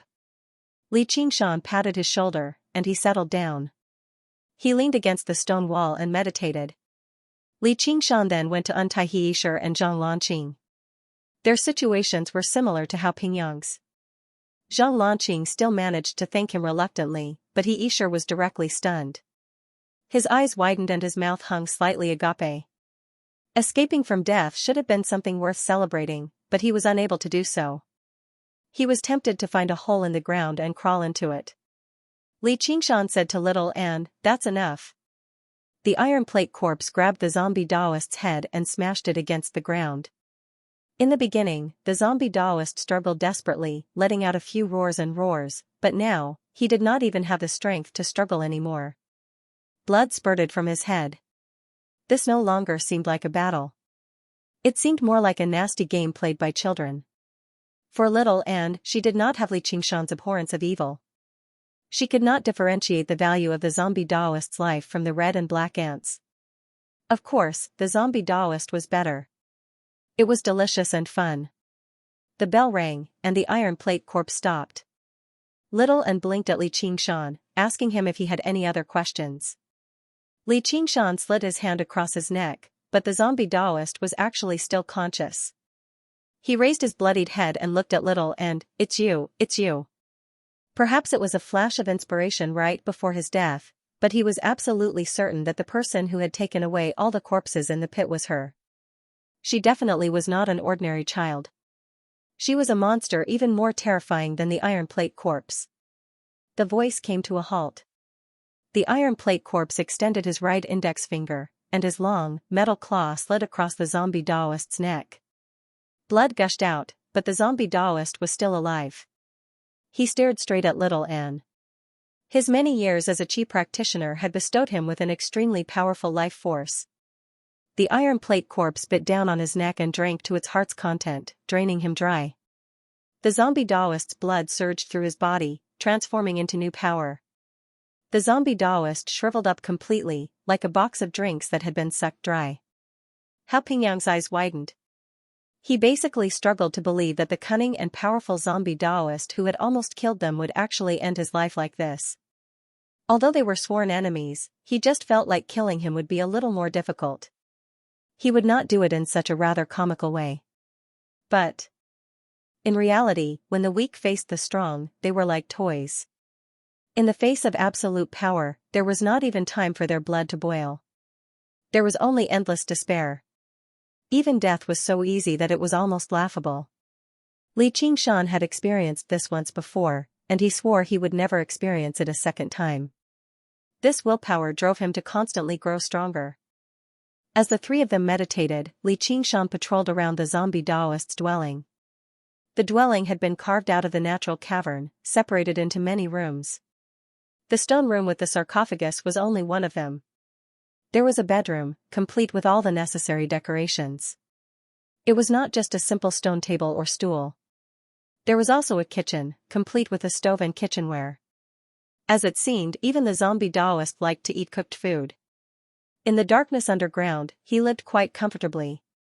The remaining rooms were all rooms for refining corpses. They were filled with corpses that were either waiting to be refined or half refined. There were over 100 of them, all of which were turned into flames by Little An. The pale flames of bone smelting returned the white bone fluid to her hand, merging it with the other bone fluid before being constantly refined by the pale flames. Li Qingshan knew that she was refining a second skull prayer bead. She had benefited quite a lot from the mission this time as well. She had devoured several hundred zombies. Zhuozhibua and the Black Wolf Guards were equivalent to several hundred ordinary people. She had refined them all, which greatly benefited her cultivation of the path of white bone and great beauty. With the experience from the first time, in addition to the great increase in her own strength, the refinement this time was extremely fast. In an instant, the bone liquid solidified and turned into a perfectly round prayer bead. Together with the other skull prayer bead, they hovered and danced in the palm of her hand. She now had another spirit artifact that she could control. The skull prayer beads were far more agile and powerful than regular mid-grade spiritual artifacts. Regular chi practitioners would only use a single flying sword or blade. If they split their attention, their strength would plummet, so they would be better off focusing on a single weapon instead. Unless it was a set of spiritual artifacts, but sets of spiritual artifacts were extremely rare, and they were not necessarily easy to control. Every single prayer bead was connected to Little Anne's heart. They were basically clones of her, making them extremely nimble. Only when she gathered the minimum of 14 prayer beads would she be able to refine the skull prayer beads of the lowest grade. They were powerful enough to overwhelm chi practitioners. With the path of white bone and great beauty, a high-level ability beyond the 9 heavens, the greater Little Anne's cultivation grew, the greater her strength would grow. Right now, she could easily crush cultivators of the same level.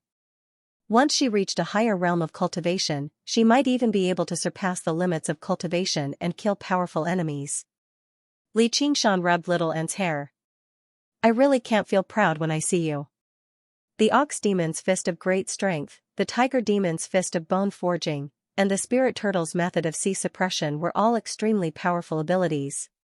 Li Qingshan's strength grew very rapidly when he practiced the 3 cultivation methods at the same time, but he just felt like they were slightly inferior to the path of white bone and great beauty. Little Anne pressed her cheek against the back of his hand, trying to comfort him. Li Qingshan pinched her smooth, young cheek and smiled. I have to continue working hard too. I can't let you surpass me. Let's go. With the abundant rewards this time, his strength would definitely grow by leaps and bounds. He wanted to open the Sumera ring a little sooner and see just what Oxen had left for him, even though he had already vaguely anticipated this. The two of them returned the way they came. Hao Pingyang and the others had already retrieved their 100 treasures pouches. They had finished resting with the spiritual stones and pills inside. Hao Pingyang said, I can't thank you with mere words. If you ever need my help in the future, you only need to let me know. I won't hesitate even if I have to climb mountains of blades or swim through seas of fire. Li Qingshan said, You're too polite, brother Hao. We agreed on this in the first place. It's just a pity that I couldn't get there sooner, or... Hao Pingyang's face darkened, and he sighed heavily.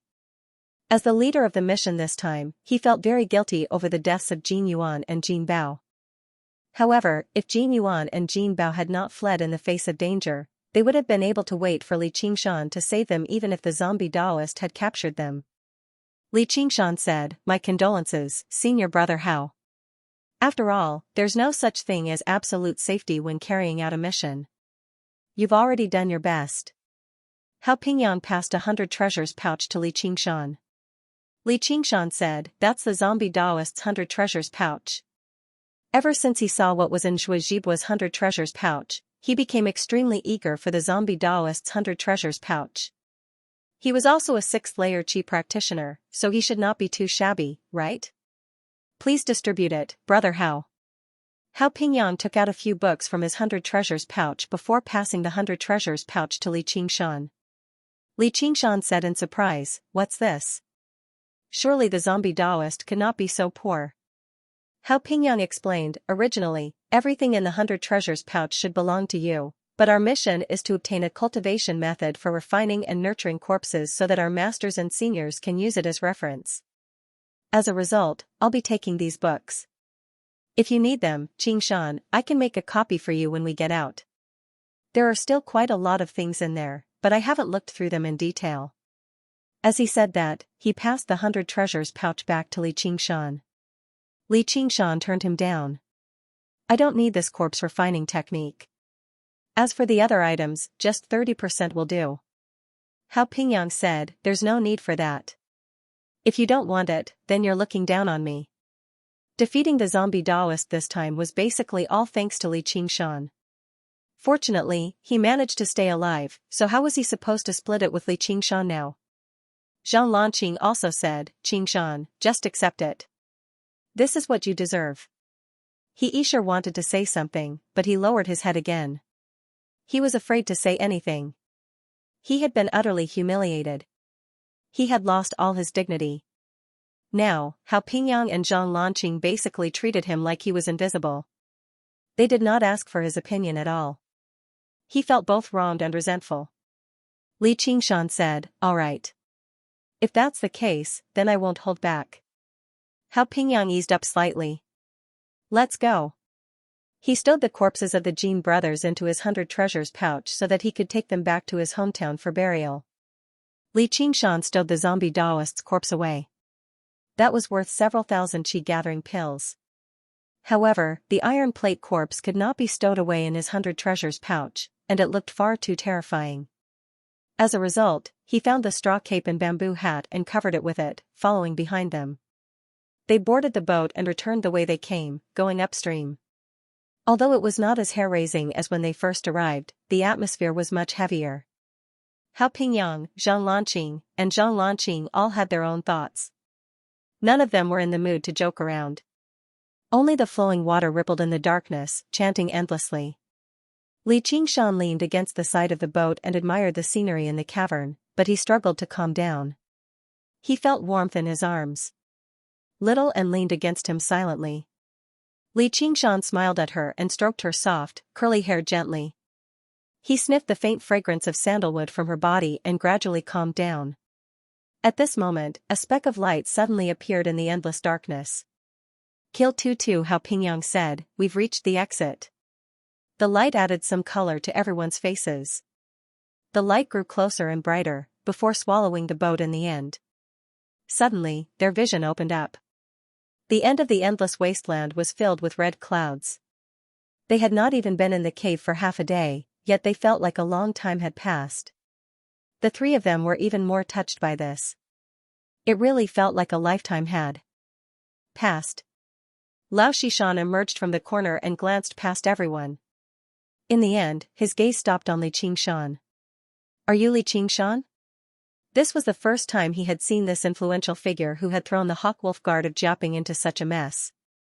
Seeing how he was only a second-layer Qi practitioner, Lao Shishan looked down on him.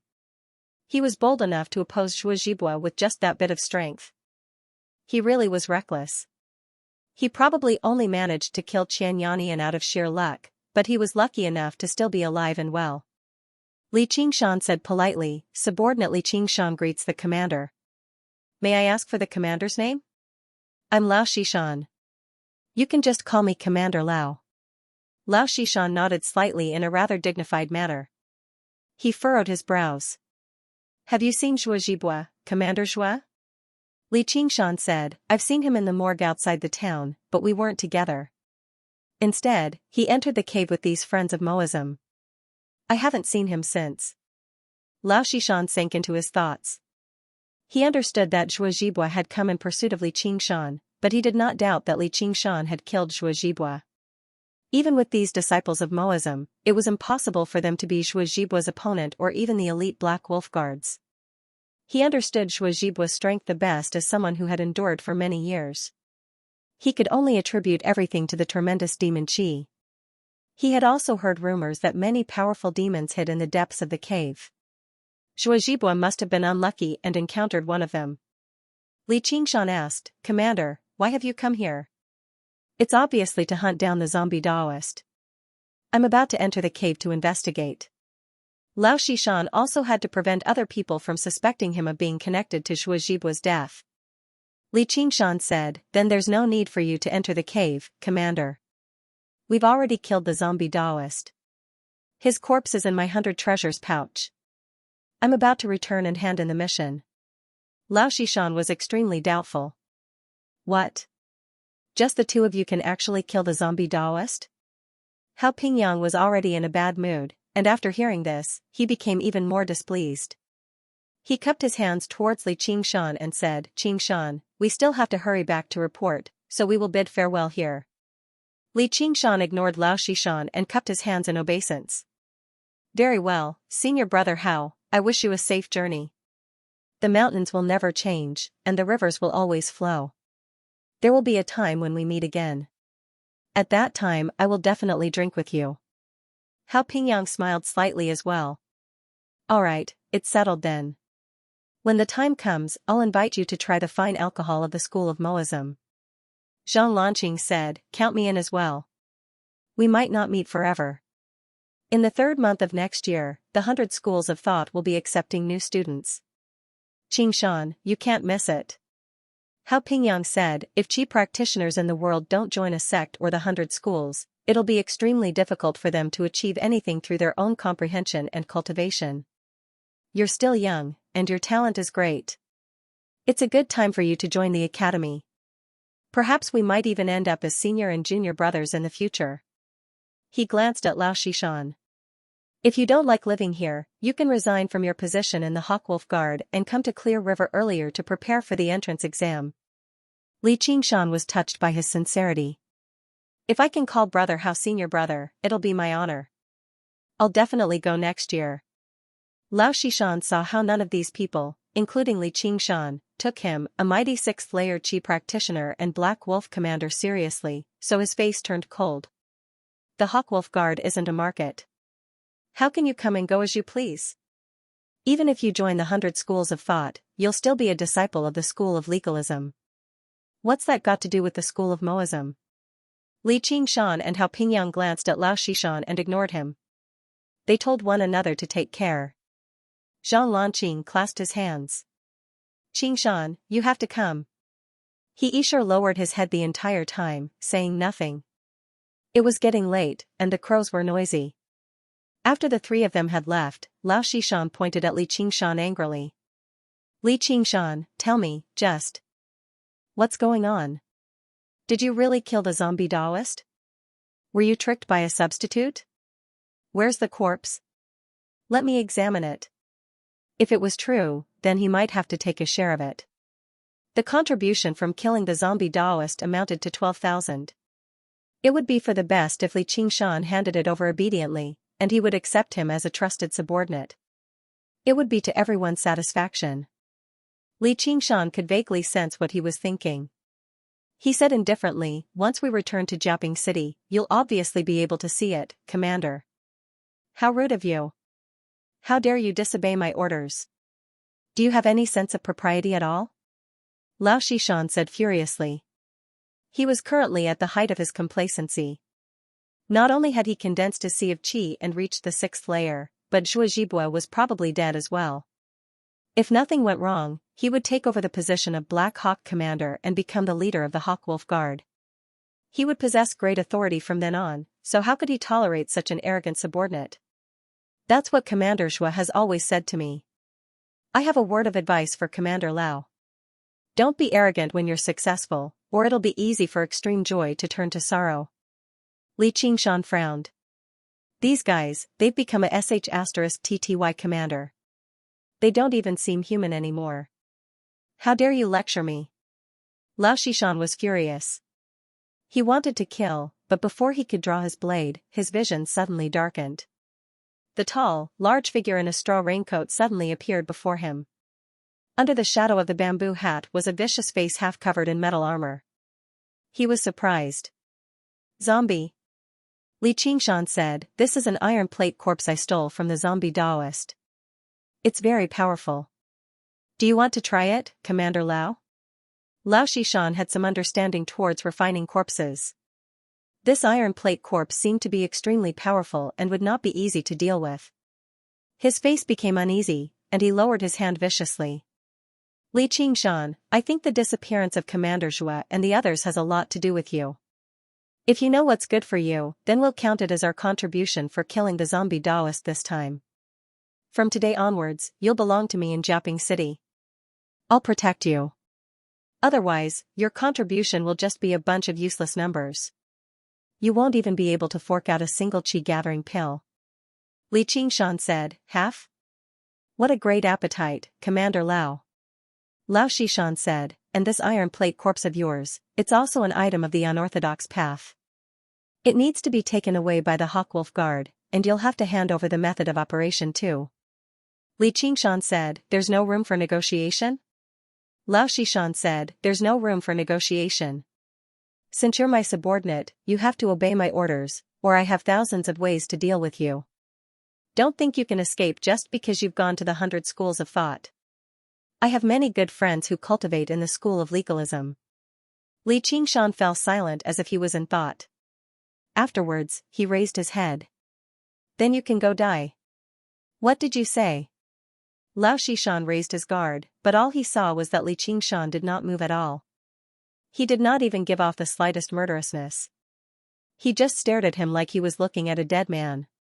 Beside Li Qingshan, a white bead flew out of the hand of the handsome child who gave off no aura at all, whistling through the air. The child was actually a 6th-layer Qi practitioner. Only then did Lao Shishan understand that Li Qingshan did not just want to kill him.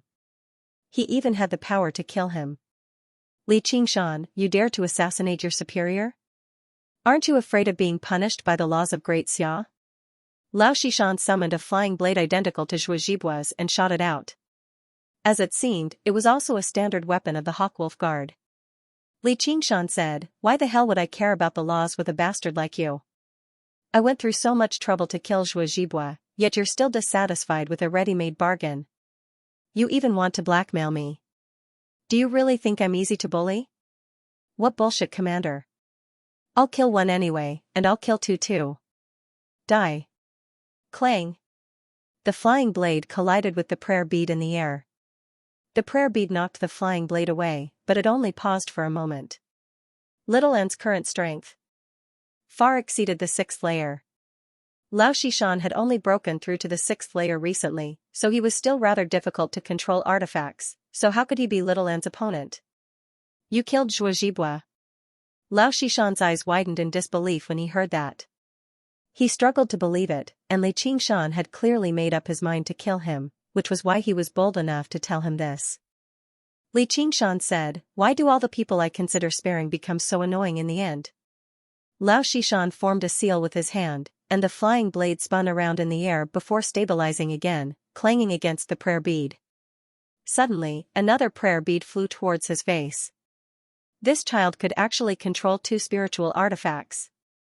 Lao Shishan was surprised, but he did not panic. He knew he could not do anything, so he began to consider retreating. As long as he returned to Jiaping City and reported this to the Hawkwolf Guard, Li Qingshan would become a wanted criminal. Humph, don't even think about killing me with just 2 spiritual artifacts. He extended his hand and fished out the talisman he had prepared beforehand. He activated it with true qi, but the talisman did not respond at all. He had lost all feeling in his hand. Turning around, he discovered his hand that held the talisman had vanished. Only half of his forearm remained. It was bare, revealing a neat cut of flesh and bone. Little N stood nearby, holding a hidden blade in one hand and Lao Shishan's severed hand in the other. It was currently burning, turning into flames. Li Qingshan was slightly surprised, as he had basically failed to see Little N's movements. Apart from her own speed, which was even faster than the prayer beads, she possessed no aura, no killing intent, nothing at all. It had been a very long time since he had seen Little N fight in close combat. He had never expected her to be so fast. Unless she demonified, it was impossible to grasp her movements. Thinking back carefully, ever since she had gone to the Qian family, Little N had devoured the essence of the flesh and blood of several thousand people. She had used the bones of several thousand people to refine her own bones. Unknowingly, her strength and speed had skyrocketed. The 2 skull prayer beads had been forged from the foundation of her own strength.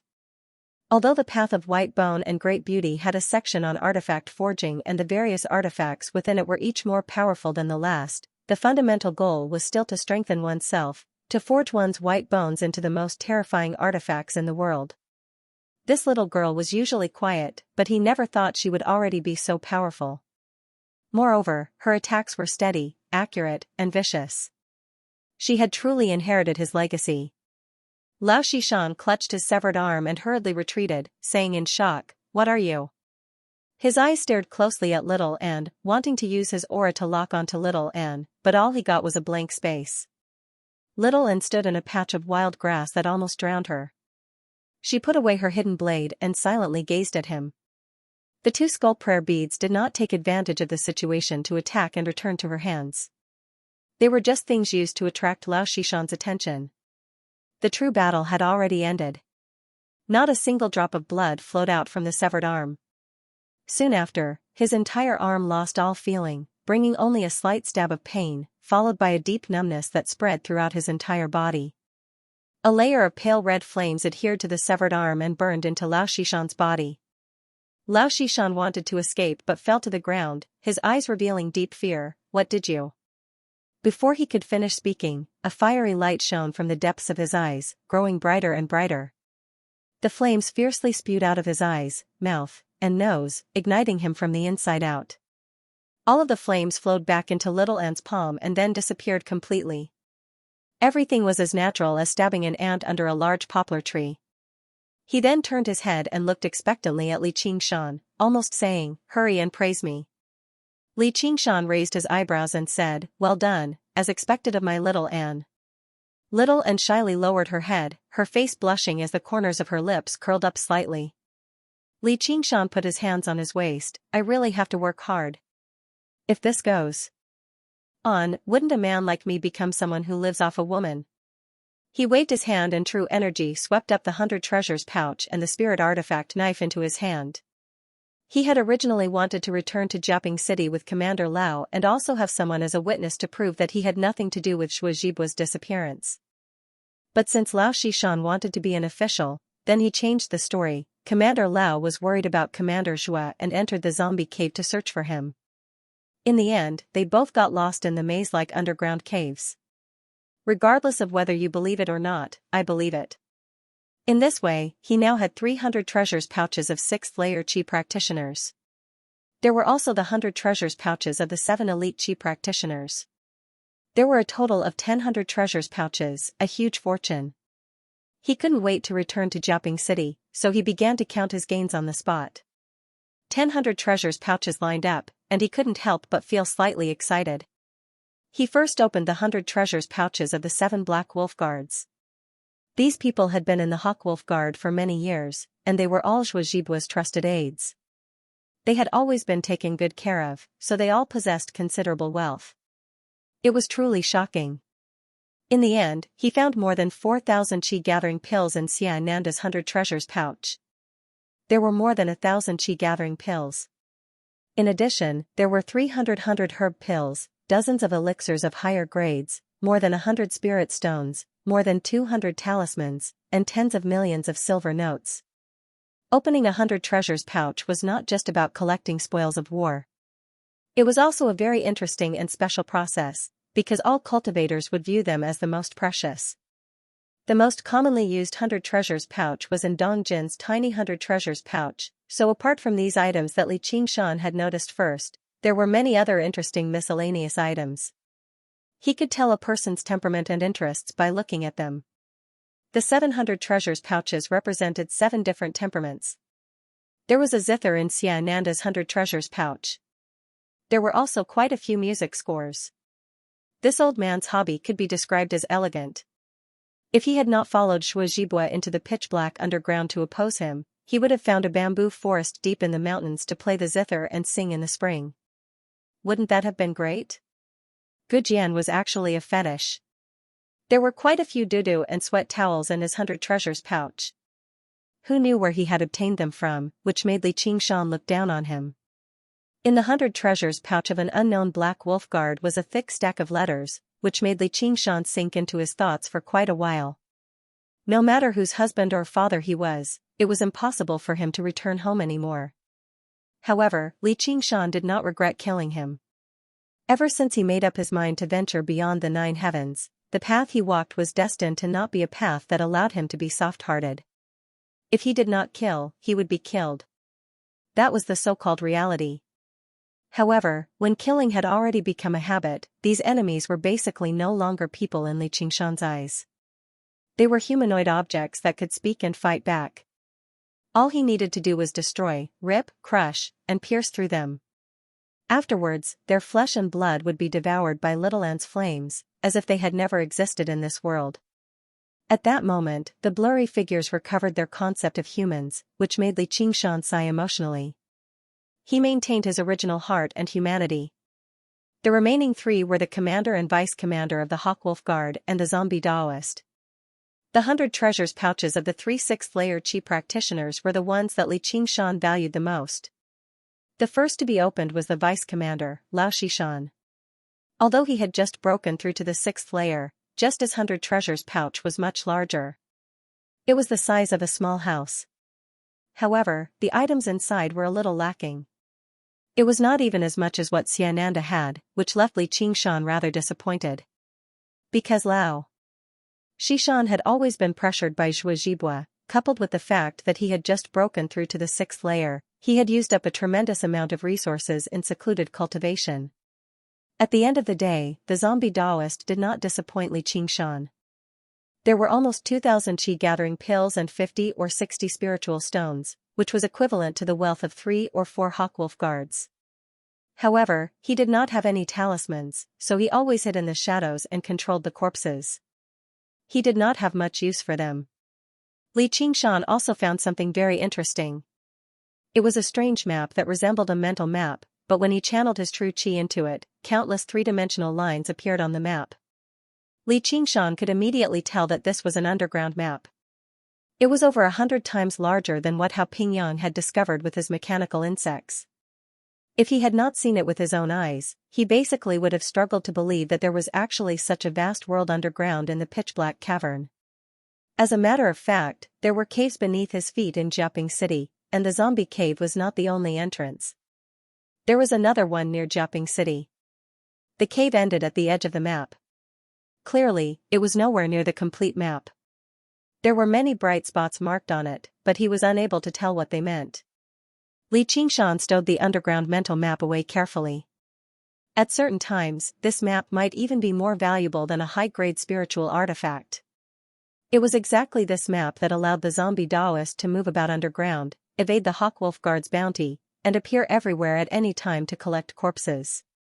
The last one he opened was Zhuozhibua's 100 treasures pouch.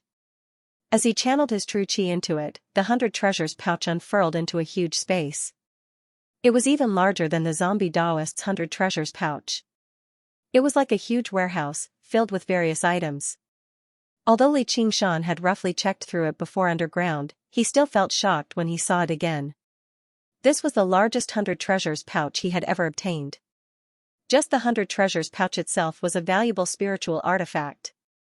And the items inside were definitely worthy of the 100 treasures pouch. There were over 3,000 Qi gathering pills alone. This was not a particularly large number for someone of Zhuozhibua's status, but there were over 700 100 grasses pills. These were probably pills that Zhuozhibua used for his daily cultivation, which was why he had not hoarded too many Qi gathering pills. Li Qingshan opened a small bottle.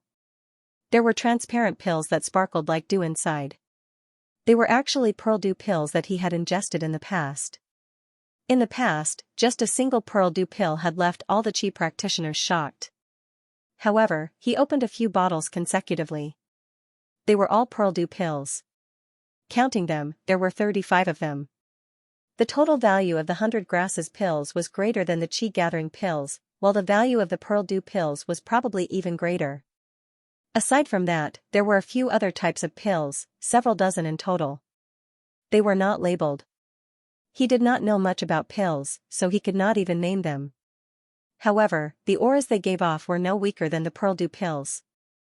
There was also a spare mid-grade flying blade, 33 mid-grade talismans, 120 low-grade talismans, and 211 spiritual stones.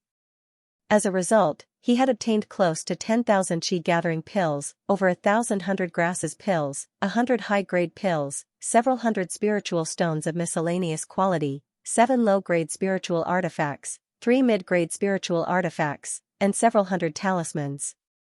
He did not have to worry about not having enough pills to support his cultivation anymore.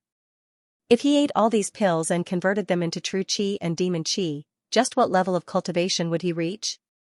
As soon as Li Qingshan thought about it, he became engrossed. It was a pity that he needed the recognition of a commander at the very least to complete the zombie Daoist's mission. He could not exchange them for pills for now. However, he probably would not be lacking pills for a very long time, so he was in no hurry.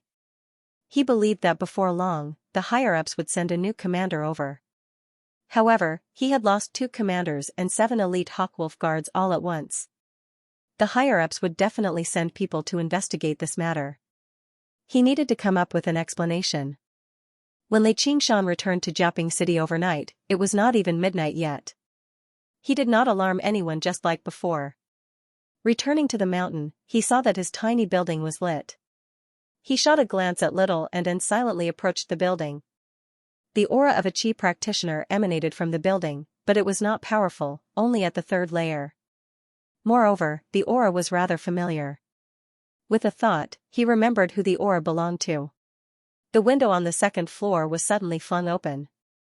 Li Qingshan asked loudly, "Qian Rongji, what are you doing in my room?" The person in his room in the middle of the night was actually Qian Rongji. She sat on the bed, meditating. Her hair draped over her shoulders, and her clothes were disheveled. It was like she treated this place as her own room. Qian Rongji was slightly surprised before recovering her composure. She smiled. "I was obviously waiting for you." Her smile was charming and soul-stirring. Li Qingshan frowned. "You practiced a sex arts of charm?" And she had even reached the 3rd layer. Qian Rongji said, "It's a pity that I still can't charm you. Also, I've already given this building to me. It can't be regarded as your room anymore." Li Qingshan frowned. "What?" Qian Rongji said, "You don't need to be surprised. That's because everyone on the mountain believes you're dead for sure. They obviously won't leave this building for a dead person." Li Qingshan said, "But you moved in here?"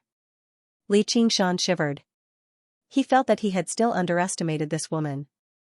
She was definitely not the kind of person who sold her body to get a higher position, or a pervert with a twisted mind. Even someone like Shuo Zhibua, who considered himself intelligent, could not compare to her. "Holy Church, what do you want to do? Did you come here just to tell me this? Or do you want something from me?" He narrowed his eyes. This was not the first time that Qian Rongji had provoked his killing intent, but she had always been able to cleverly not cross the line, giving him no reason to kill her. What about this time? Would there be an exception?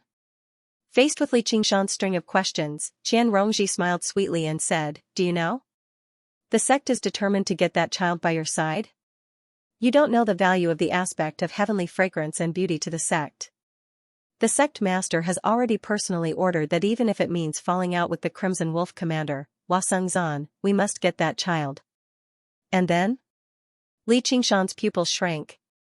"The sect was willing to go to this extent for little Anne. And then you can't possibly hand over that child?" "The reason why I came back is because I was sent to supervise this matter. If Shuo Zhibua cannot hand over that child to the sect, then someone stronger will immediately take action. If they still fail, then not long after, the 4 grannies of the sect, and even the sect master and vice-sect master, will come to Jiaping City. I don't know if this information is useful to you." Li Qingshan did not deny it. If he did not take precautions, then he would not be able to escape from this group of experts in Jiaping City. This information from Qian Rongji was extremely important. "Why are you telling me this? Haven't you already joined the sect?" "The sect?" Qian Rongji smiled contemptuously. She swayed her hips and walked forward. She hooked her wrist around Li Qingshan's neck and pressed her whole body against Li Qingshan's. Her soft breasts pressed against Li Qingshan's chest and gently rubbed against it. "Because I like you more." Li Qingshan, on the other hand, was even more vigilant. For ordinary Qi practitioners, when they joined a decent sect, which one of them wouldn't be cautious as if they were treading on thin ice? How many of them could be as disdainful as she was? This wasn't ignorance or arrogance, but rather, she had been scheming from the very beginning. This kind of arrogance that was ingrained in her bones seemed familiar. When she pressed against his body, her soft and tender body exuded a sticky and gloomy feeling, making him unable to move at all. Qian Rongji's feeling was almost the same. The blazing violence in Li Qingshan's body made her feel an uncontrollable danger. Thus, a man and a woman were alone in a room, intimately touching each other, but it was difficult for them to have any ambiguous feelings. They could only feel the unbearable danger and coldness. Li Qingshan said indifferently, "Go away." Qian Rongji took a step back and fixed her hair. Forget it, what a boring man. This is your reward. Li Qingshan took out a few things from his 100 treasures pouch. There were the aphrodisiac pills and 100 herb pills he got from Zhao Liangqing, the mid-grade flying sword, and the Minor Secrets book. Apart from the flying sword, he didn't need any of these things. Qian Rongji pursed her lips and smiled. I like generous men. She took these things and first flipped through the Minor Secrets book. When she flipped to a certain page, her eyes suddenly lit up. Then, she threw the flying sword back to Li Qingshan. But I'm not stingy. You won't need the rest of these things, so I'll take them. A mid-grade spirit artifact that ordinary Qi practitioners yearned for was casually tossed around by 2 low-level Qi practitioners. Li Qingshan said, then we'll meet again. Since he had received the news, he couldn't continue to stay in Jiaping City and wait for others to come and capture him. He didn't have the confidence to defend against a large sect that had mobilized in full force without regard for anything else. Moreover, he didn't need to defend against them. With the enormous amount of resources in his hands, finding a place to cultivate in seclusion and raise his strength was the most important thing. As long as he became strong enough, the door naturally wouldn't be a problem. Qian Rongji said, wait, do you want to obtain the 100 treasures pouch of a 6th-layer Qi practitioner? Li Qingshan said, where? Qian Rongji said, it's in this Jiaping City. The new floor master of the building is one of my senior martial brothers. Originally, the sect master's intention was that if Shui Zhibue couldn't capture that child, then he would do it. It was as if the dagger had been revealed, and her true motive was finally revealed. This person is the son of the vice sect master. He likes raping women from good families the most. As long as he sees beautiful women on the streets, he'll definitely pay a visit to their homes at night and do whatever he wants with his abilities as a Qi practitioner. Li Qingshan asked in doubt, the Hawkwolf Guard of the Clear River Prefecture doesn't care? It's very difficult for regular women to resist some of the tricks of the sect. There are quite a few who are infatuated with him. Even the few who are violent have to care about their reputation. They'll threaten them before giving them some silver. If the people don't report them, the authorities won't investigate them, so of course, they'll just leave it at that. Li Qingshan said, you want me to help you kill him? No, I want you to help me capture him alive. There's quite a lot of good stuff in his 100 treasures pouch. They're all yours. I just want the cultivation methods and the pills of the sect that you can't use, alright? Qian Rongji asked with great sincerity. Li Qingshan sank into thought. With how generous this woman was, she really did have something else in mind. She actually wanted to use him against a fellow disciple. However, the sect had always been his enemy. He had already made up his mind to personally kill Grandma Shiman a long time ago. Since he was going to run now, it would be nice if he did it first. This was a request that he could not turn down. Qian Rongji said, on the way here, he kept telling me that he wants to try the aspect of heavenly fragrance and beauty very much. It doesn't matter even if she's a little younger. Li Qingshan raised his head, and red light flashed through his eyes. Oh? Then I'd like to try it. Extinguishing the lights, they left the residence. Qian Rongji saw little and in the darkness and was immediately stunned. This child is so clean. What she saw was not the aspect of heavenly fragrance and beauty. That strange sense of cleanliness was probably something that only she, who had experienced so much, could sense so deeply. She could not help but extend her hand, wanting to touch little Anne's cheek. However, she stopped herself, as if she was afraid that her own impurities would taint this purity. Little Anne extended his hand and patted the back of Qian Rongji's hand. He did not seem to bear any ill will towards this woman who had helped him comprehend the path of white bone and great beauty. Qian Rongji's hand shrank back slightly as if she was flattered. Then, she smiled. No wonder you're unwilling to hand her over. Even I can fall out with anyone for her.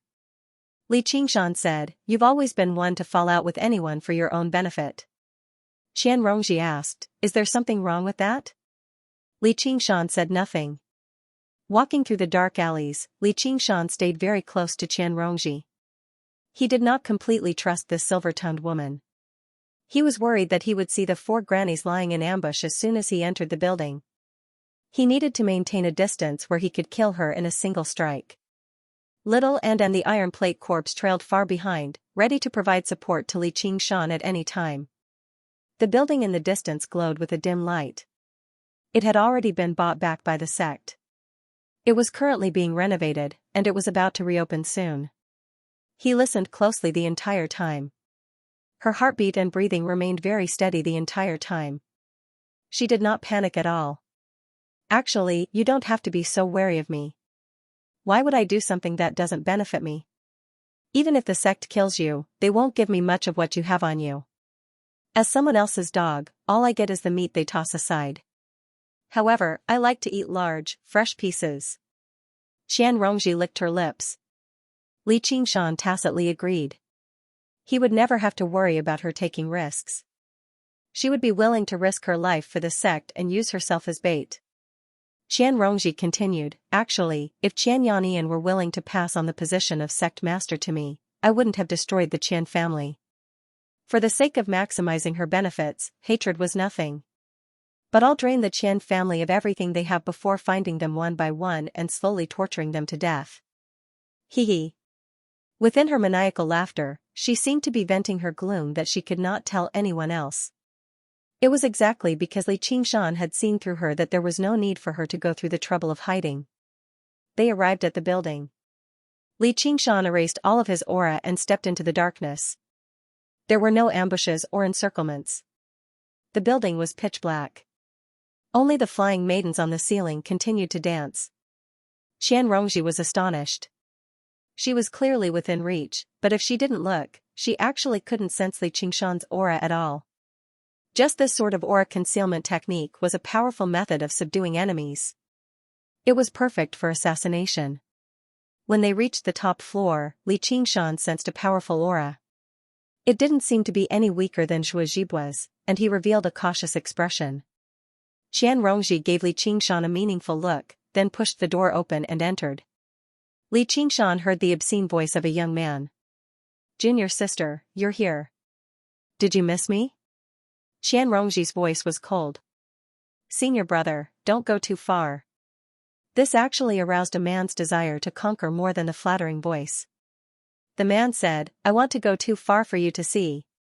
Clothes rubbed against each other, and the sounds of hugging and kissing could be heard. "Senior brother, stop." Qian Rongji resisted. She hugged the man in her arms and turned around. She looked at the open door, her eyes faintly filled with excitement. Li Qingshan stepped on the thick carpet and walked in without making a sound. However, no matter how thick the carpet was, there would still be sounds. It could hide from ordinary people, but it couldn't hide from the hearing of a sixth-layer Qi practitioner. The man was just about to turn around to look when Qian Rongji's red lips kissed his. His consciousness was slightly disrupted, and his reaction was a beat slower. By the time he felt the whistling wind behind him, it was already too late. Li Qingshan covered a distance of several meters with a single step. He raised his hand and stuck a low-grade body-securing talisman on the man's back. He found this talisman in Shuajibua's 100 treasures pouch. It was specially used to deal with Qi practitioners who needed to be captured alive so that they could be interrogated for information. The talisman released a ring of spiritual light that covered the man's entire body. The man immediately froze, as if he had been frozen by an invisible layer of ice. The man was shocked at first, then angry. He circulated his true Qi with all his might and attacked the invisible layer of ice. After all, it was only a low-grade talisman. It could only last for a moment against a sixth-layer Qi practitioner, but it was already enough. Li Qingshan moved like lightning and grabbed the man's arm joints. However, a wave of true Qi naturally protected his body. It was as if he was grabbing a tough rubber tube, and he couldn't use any strength. Li Qingshan's eyes narrowed slightly. The muscles on his arm bulged, and explosive power erupted from his hand. There was a crisp crack. The man's eyes suddenly widened. What happened next was extremely simple. Li Qingshan struck out again, and with a series of crisp sounds, he crushed all the joints in the man's limbs. Just when the man wanted to cry out, Li Qingshan grabbed him by the neck. True Qi swept up the 100 treasures pouch on the side and returned it to Li Qingshan's hand. Without their 100 treasures pouch, most Qi practitioners were like toothless tigers. If they could not use their limbs either, they would be like paralyzed tigers. Everything was so easy that it exceeded Li Qingshan's expectations slightly. However, as long as a qi practitioner still had a sliver of true qi in their sea of qi, they would not be completely subdued. He was already prepared for what to do next, but all he saw was the man's face twist in pain. His true qi was in a mess, as if he had lost the ability to fight back, which left him rather surprised. If it were a qi practitioner like Shuo Zhibue, even swords and blades would not be able to stop him from mobilizing his true qi. Of course, if it were Shuo Zhibue, he would never have fallen for such a simple sneak attack. Even if he could not sense any aura or hear any sound, just his instincts for danger would be enough to turn the situation around. However, as the son of the sect master, this man had been spoiled since he was young. He had only tasted the gentleness of women. He had never been treated so roughly before, nor had he experienced such pain. It was so painful that he had forgotten everything. The immobilizing talisman lasted for a little longer before the overflowing true qi broke through it. Before Li Qingshan could do anything, Qian Rongji had already taken out a metal shackle and placed it around the man's neck and hands. The shackle flickered. It was actually a low-grade spiritual artifact, and it was a very rare low-grade spiritual artifact for restraining enemies. There was a black hawk engraved on it. In the blink of an eye, the two hawk claws grabbed the man's hands. The hawk's beak held the man's head in its mouth. It was clearly a product of the Hawkwolf Guard. It went without saying that it had come from Shuo Zhibue. The man's already disheveled true qi was locked up by the shackle. Then, his eyes rolled back and he fainted from the pain. This left Li Qingshan somewhat stunned. Once again, he realized that a qi practitioner's strength could not be expressed simply by the numbers of the 5th or 6th layer. Willpower, temperament, and reaction speed were all important factors. Always an indispensable element. If this man had made sufficient preparations, he would probably be able to display the strength of a 6th layer qi practitioner. He might even be able to use the trump card his father had given him to kill qi practitioners at the same level as him. However, when faced with an unexpected situation, his true strength would be revealed, and he would be unable to withstand a single blow. Qian Rongji said, "Bring him down." Clang. In the underground palace. Li Qingshan was a man with only iron armor on his body. Even if he didn't have a spirit artifact, a 6th layer qi practitioner would still be able to use the artifacts beside him. It was somewhat troublesome. The man roused from the pain. He was quite handsome, except his face was pale and twisted beyond recognition. He said in surprise and fury, "Qian Rongji, what are you doing? Why, you're Li Qingshan." He had seen Li Qingshan's portrait before he had set off. Li Qingshan said, "You're a member of the sect, right?" The man said, "I'm Xianxia. My father is the sect master. If you know what's good for you, then release me. I can even spare your life." "What? The sect master? Qian Rongji, you tricked me. You actually made me offend such an important figure." Li Qingshan was shocked. He became fearful and said politely, "Young sect master, why have you come to Jiaping City?" Seeing that Li Qingshan was afraid, Xianxia became even more aggressive. He said, "Hurry up and let go of me, then hand over that child with the aspect of heavenly fragrance and beauty beside you." The fear on Li Qingshan's face disappeared. He exhaled and said, "Looks like I didn't find the wrong person." Even if what Qian Rongji said wasn't completely true, it wasn't far from the truth. However, this guy was the weakest 6th layer qi practitioner that Li Qingshan had ever seen. With this kind of intelligence, he really didn't know how he had cultivated to the 6th layer. Qian Rongji smiled. "What an idiot." Xianxia seemed to understand something. "Qian Rongji, you traitor, let go of me. Otherwise, my father won't let you go." "Ow." He struggled, and pain came from his crushed joints. He fell to the ground, not daring to move. Qian Rongji didn't pay any attention to him. She said to Li Qingshan, "See what's in the 100 treasures pouch." After Li Qingshan checked the 100 treasures pouch, he discovered that there weren't many qi gathering pills, only 500. However, there were quite a lot of spirit stones, more than 300. However, there were actually 2 middle-grade spiritual weapons. One was a flying sword, and the other was a bracer-like bracelet. There were naturally dozens of spiritual talismans, but there was a rare high-grade one. The design drawn on it was extremely familiar to Li Qingshan. It was the strength talisman of Vajra, but the lines were 10 times more complicated. It seemed like it was the life-saving talisman that his father had given him. However, this wasn't the first time Li Qingshan had seen a naked disciple. Even if you had 1,000 methods to put in the 100 treasures pouch, it would be useless if you didn't bring them with you. According to the agreement, Li Qingshan gave Qian Rongji a great formula. Qian Rongji immediately flipped through it. She had just entered the sect not long ago, and had only learned a bunch of sect rules. She would need to go through a period of testing before she would receive the true teachings. But now, not even 2 hours had passed, and she had gathered both great and small formulas. She had found a path to the highest realm of Qi practitioners. Li Qingshan took out a dozen bottles of passion pills and calming pills. These were pills used by the sect for cultivation, and he gave them to Qian Rongji. Qian Rongji accepted them with a smile.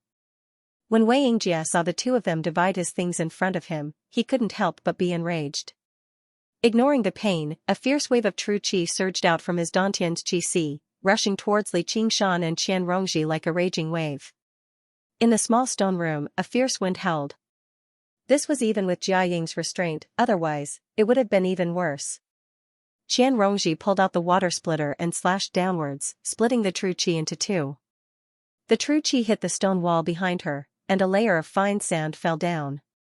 Li Qingshan, on the other hand, did not move at all, allowing the true qi to hit his body. His body's extremely pure true qi automatically protected his body, and his physique was also strong, so he was not injured at all. If he had the coordination of his hands and feet to launch a move, it might have been a bit of a threat.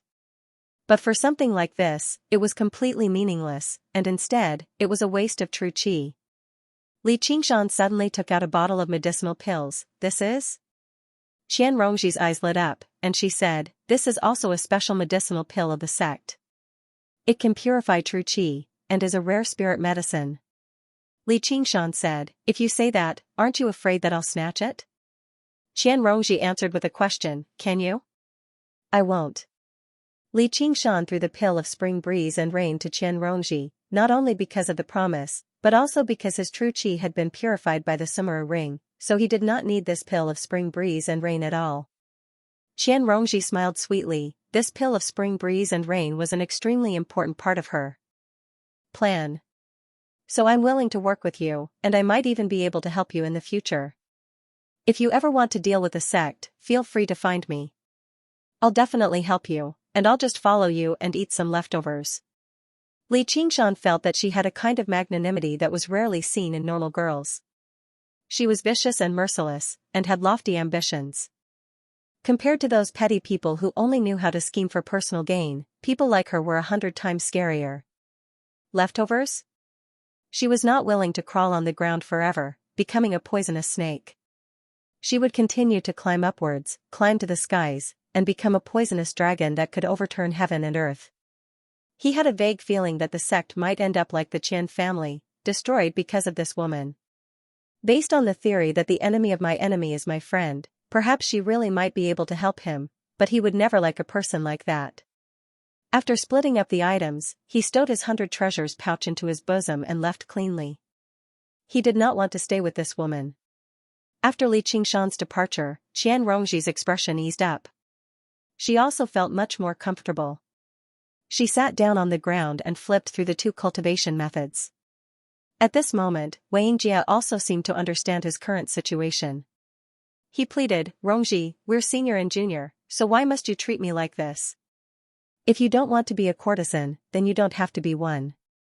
I'll go talk to my father. The sect Qian Rongji had returned. Apart from asking her to help observe Li Qingshan's movements, she actually wanted her to take over Furong's position as courtesan.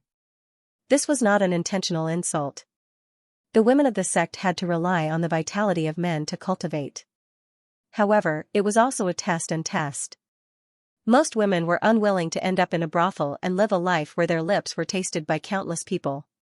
Only by completely accepting the sect's ideals could they truly inherit their legacy. Before Xianxia, Qian Rongji was rather noble and cold, which made him think she had betrayed him because she was dissatisfied with this. Xianxia did not even raise her head. She said indifferently, being a courtesan is nothing, but if I just rely on the vitality of regular men to pass my days, and I have to be squeezed dry by you, just when will I ever succeed? In the sect, there was a master-servant relationship between male and female dual cultivation. The weaker one would definitely suffer some losses.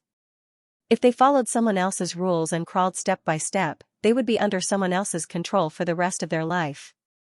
Xianxia was taken aback. He forced out a smile. You find your cultivation slow? I'll ask my father to give you more medicinal pills. He's in charge of all affairs in the sect. In his heart, however, he was thinking about how he was going to hack Xianxia into 1,000 pieces after he escaped. However, his acting skills were really mediocre, and Xianxia did not see his clumsy acting skills at all. Xianxia said, "That's right. If that old thing didn't make the women in the sector human cauldrons and give you good medicinal pills, how could a piece of trash like you cultivate to the 6th layer of the ore refining realm? I heard that there's a very good little technique in the formula. I found it. As expected, only when the two formulas are combined will it be complete." Xianxia suddenly seemed to understand something. Fear appeared on his face. You're going to use the vitality devouring technique. This was an extremely domineering technique. It was also a taboo in the sect. Zhao Liangqing had once wanted to use it on those kidnapped women. Dual cultivation was supposed to benefit each other. At most, it would be using the other person as a human cauldron to harvest, which would result in a deficiency of yin and a deficiency of yang. However, this vitality-devouring technique was an unbridled plunder. It would cause great harm to one party, and it could even lead to death. It was a taboo technique both inside and outside the sect. Underground training Xianxia understood why Xianxia didn't kill him. She wanted to use this method to rob him of his hard-earned true qi. He didn't care about the pain anymore and tried to gather his true qi. Xianxia laughed, "If you dare to release your true qi again, I will chop off your arms and legs and turn you into a human stick. You can try if you don't believe me."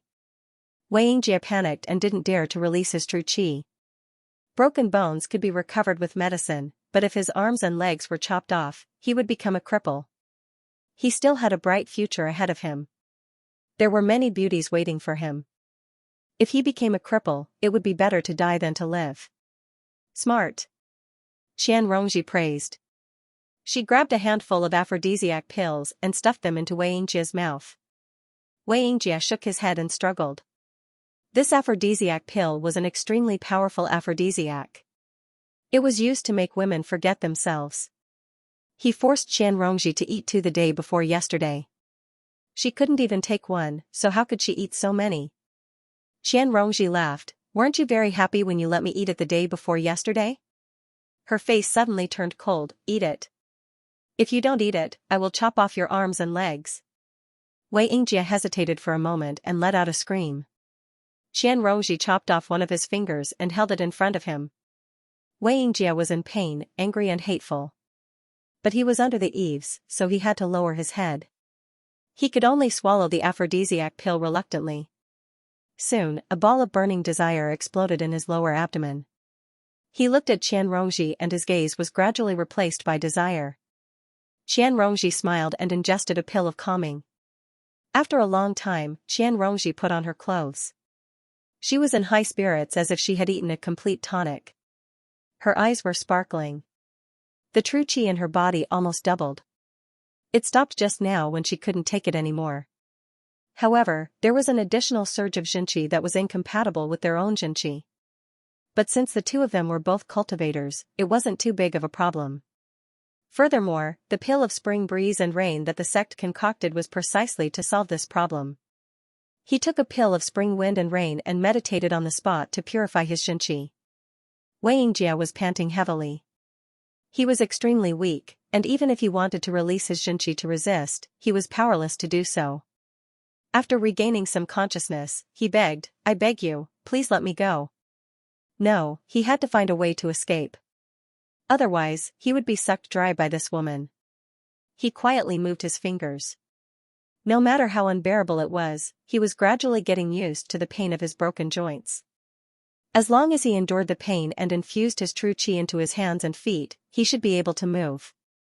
At that time, this woman, who was only in the third layer of aura training, would definitely not be his match. You idiot, you sure have a lot of true qi. But take it slow, I have plenty of time. Xianxia smiled as she carried the water splitter and walked towards Xianxia's body. What are you doing? Xianxia said, it's too dangerous. You better just chop it off. Blood splattered as a miserable howl echoed through the underground palace. Under the starry sky, Li Qingshan and Little and left jumping silently, as if they had never been here in the first place. He believed that Xianxia would act like she knew nothing too. That way, the incident in Jiaoping City would only erupt after a while. He made his way to the back of the Hawkwolf Guard and dove into the clear river that flowed south. Afterwards, he crossed over and arrived below the cliff on the other side. After some effort, he finally found the cave recorded on the map. As a result, Li Qingshan dove in headfirst. He swam at the bottom for an hour before emerging, arriving in the waterless cavern. Right now, what he needed to avoid was not just the door, but the Hawkwolf Guard as well. If he was discovered by the Hawkwolf Guard, they would definitely take him back for interrogation, and he would not be able to hide from the door. Now that a sect had made up its mind, he doubted whether the Hawkwolf Guard could protect him, or in other words, Little Anne, from a group of powerful qi practitioners. The Hawkwolf Guard had eyes all over the world. If he wandered around on the surface, he would be discovered sooner or later. However, deep in the mountains and forests, with the various techniques of cultivators, he would not necessarily be able to hide very well. As a result, he decided to go to the zombie Daoist's dwelling. The facilities there were complete, and it was extremely well hidden. It could allow him to enter secluded cultivation for a period of time and break through to the second layer of the Ox Demon's fist of great strength. The underground was not as flat as the surface. Instead, it was extremely winding. If it were not for the map, even people with a sharp sense of direction would become lost as they moved through the maze-like underground. It was said that the dark, cramped caves could make people feel suffocated. However, Li Qingshan was in quite a good mood. No matter who it was that possessed such a great fortune, they would never feel unhappy. He also had Little and to accompany him, so he did not feel lonely at all. In the pitch-black underground, he instead felt a wondrous sense of relief, as if a wild beast had returned to the wilderness. There was no need for him to put on various disguises to deal with humans.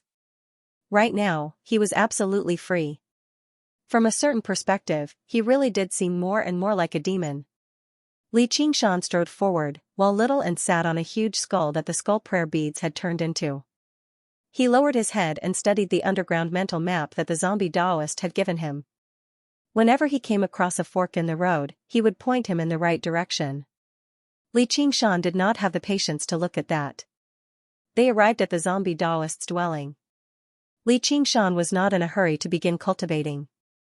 Instead, he lit a fire to cook. There was quite a lot of food stored in the 100 treasures pouches he had obtained, so he prepared a table full of food and alcohol very soon. Li Qingshan smiled. Let's celebrate first. In the darkness that lacked any light, the two of them clinked their cups and produced a crisp sound. Li Qingshan said, I might spend some time in secluded cultivation this time. Stay outside, and don't run around, alright? Little and nodded obediently. Li Qingshan rubbed her head. He thought about how she would either fight or flee with him. It really did not seem like a life a child should lead. However, where in the world did not have conflict? Even if he went to the legendary 100 schools of thought, would it really be any different? He pressed the mechanism, and the huge stone door fell down, sealing off the training room completely. In the absolute darkness and silence, Li Qingshan took out a bottle of qi-gathering pills. He would protect her. That was something that he would never doubt. Raising his head, he directly swallowed the entire bottle of qi-gathering pills. Li Qingshan closed his eyes and converted the medicinal effects into true qi according to the method of the innate method of practicing qi. After who knew how long, the medicinal effects were completely digested in his body. He stood up and demonified, beginning to practice the Ox Demon's fist of great strength. The medicinal effects turned into demon qi again. This cycle constantly repeated itself. Between movement and stillness, Li Qingshan comprehended the ways of humans and demons at the same time. He became stronger with every moment. Time passed day by day, and he swallowed bottle after bottle of pills. The disappearance of the 2 commanders and 7 elite Black Wolf guards of Jiaping City finally caused an uproar, which reached the prefectural city of Clear River. End of chapter 185. Don't forget to subscribe, like, and share the video to support the channel.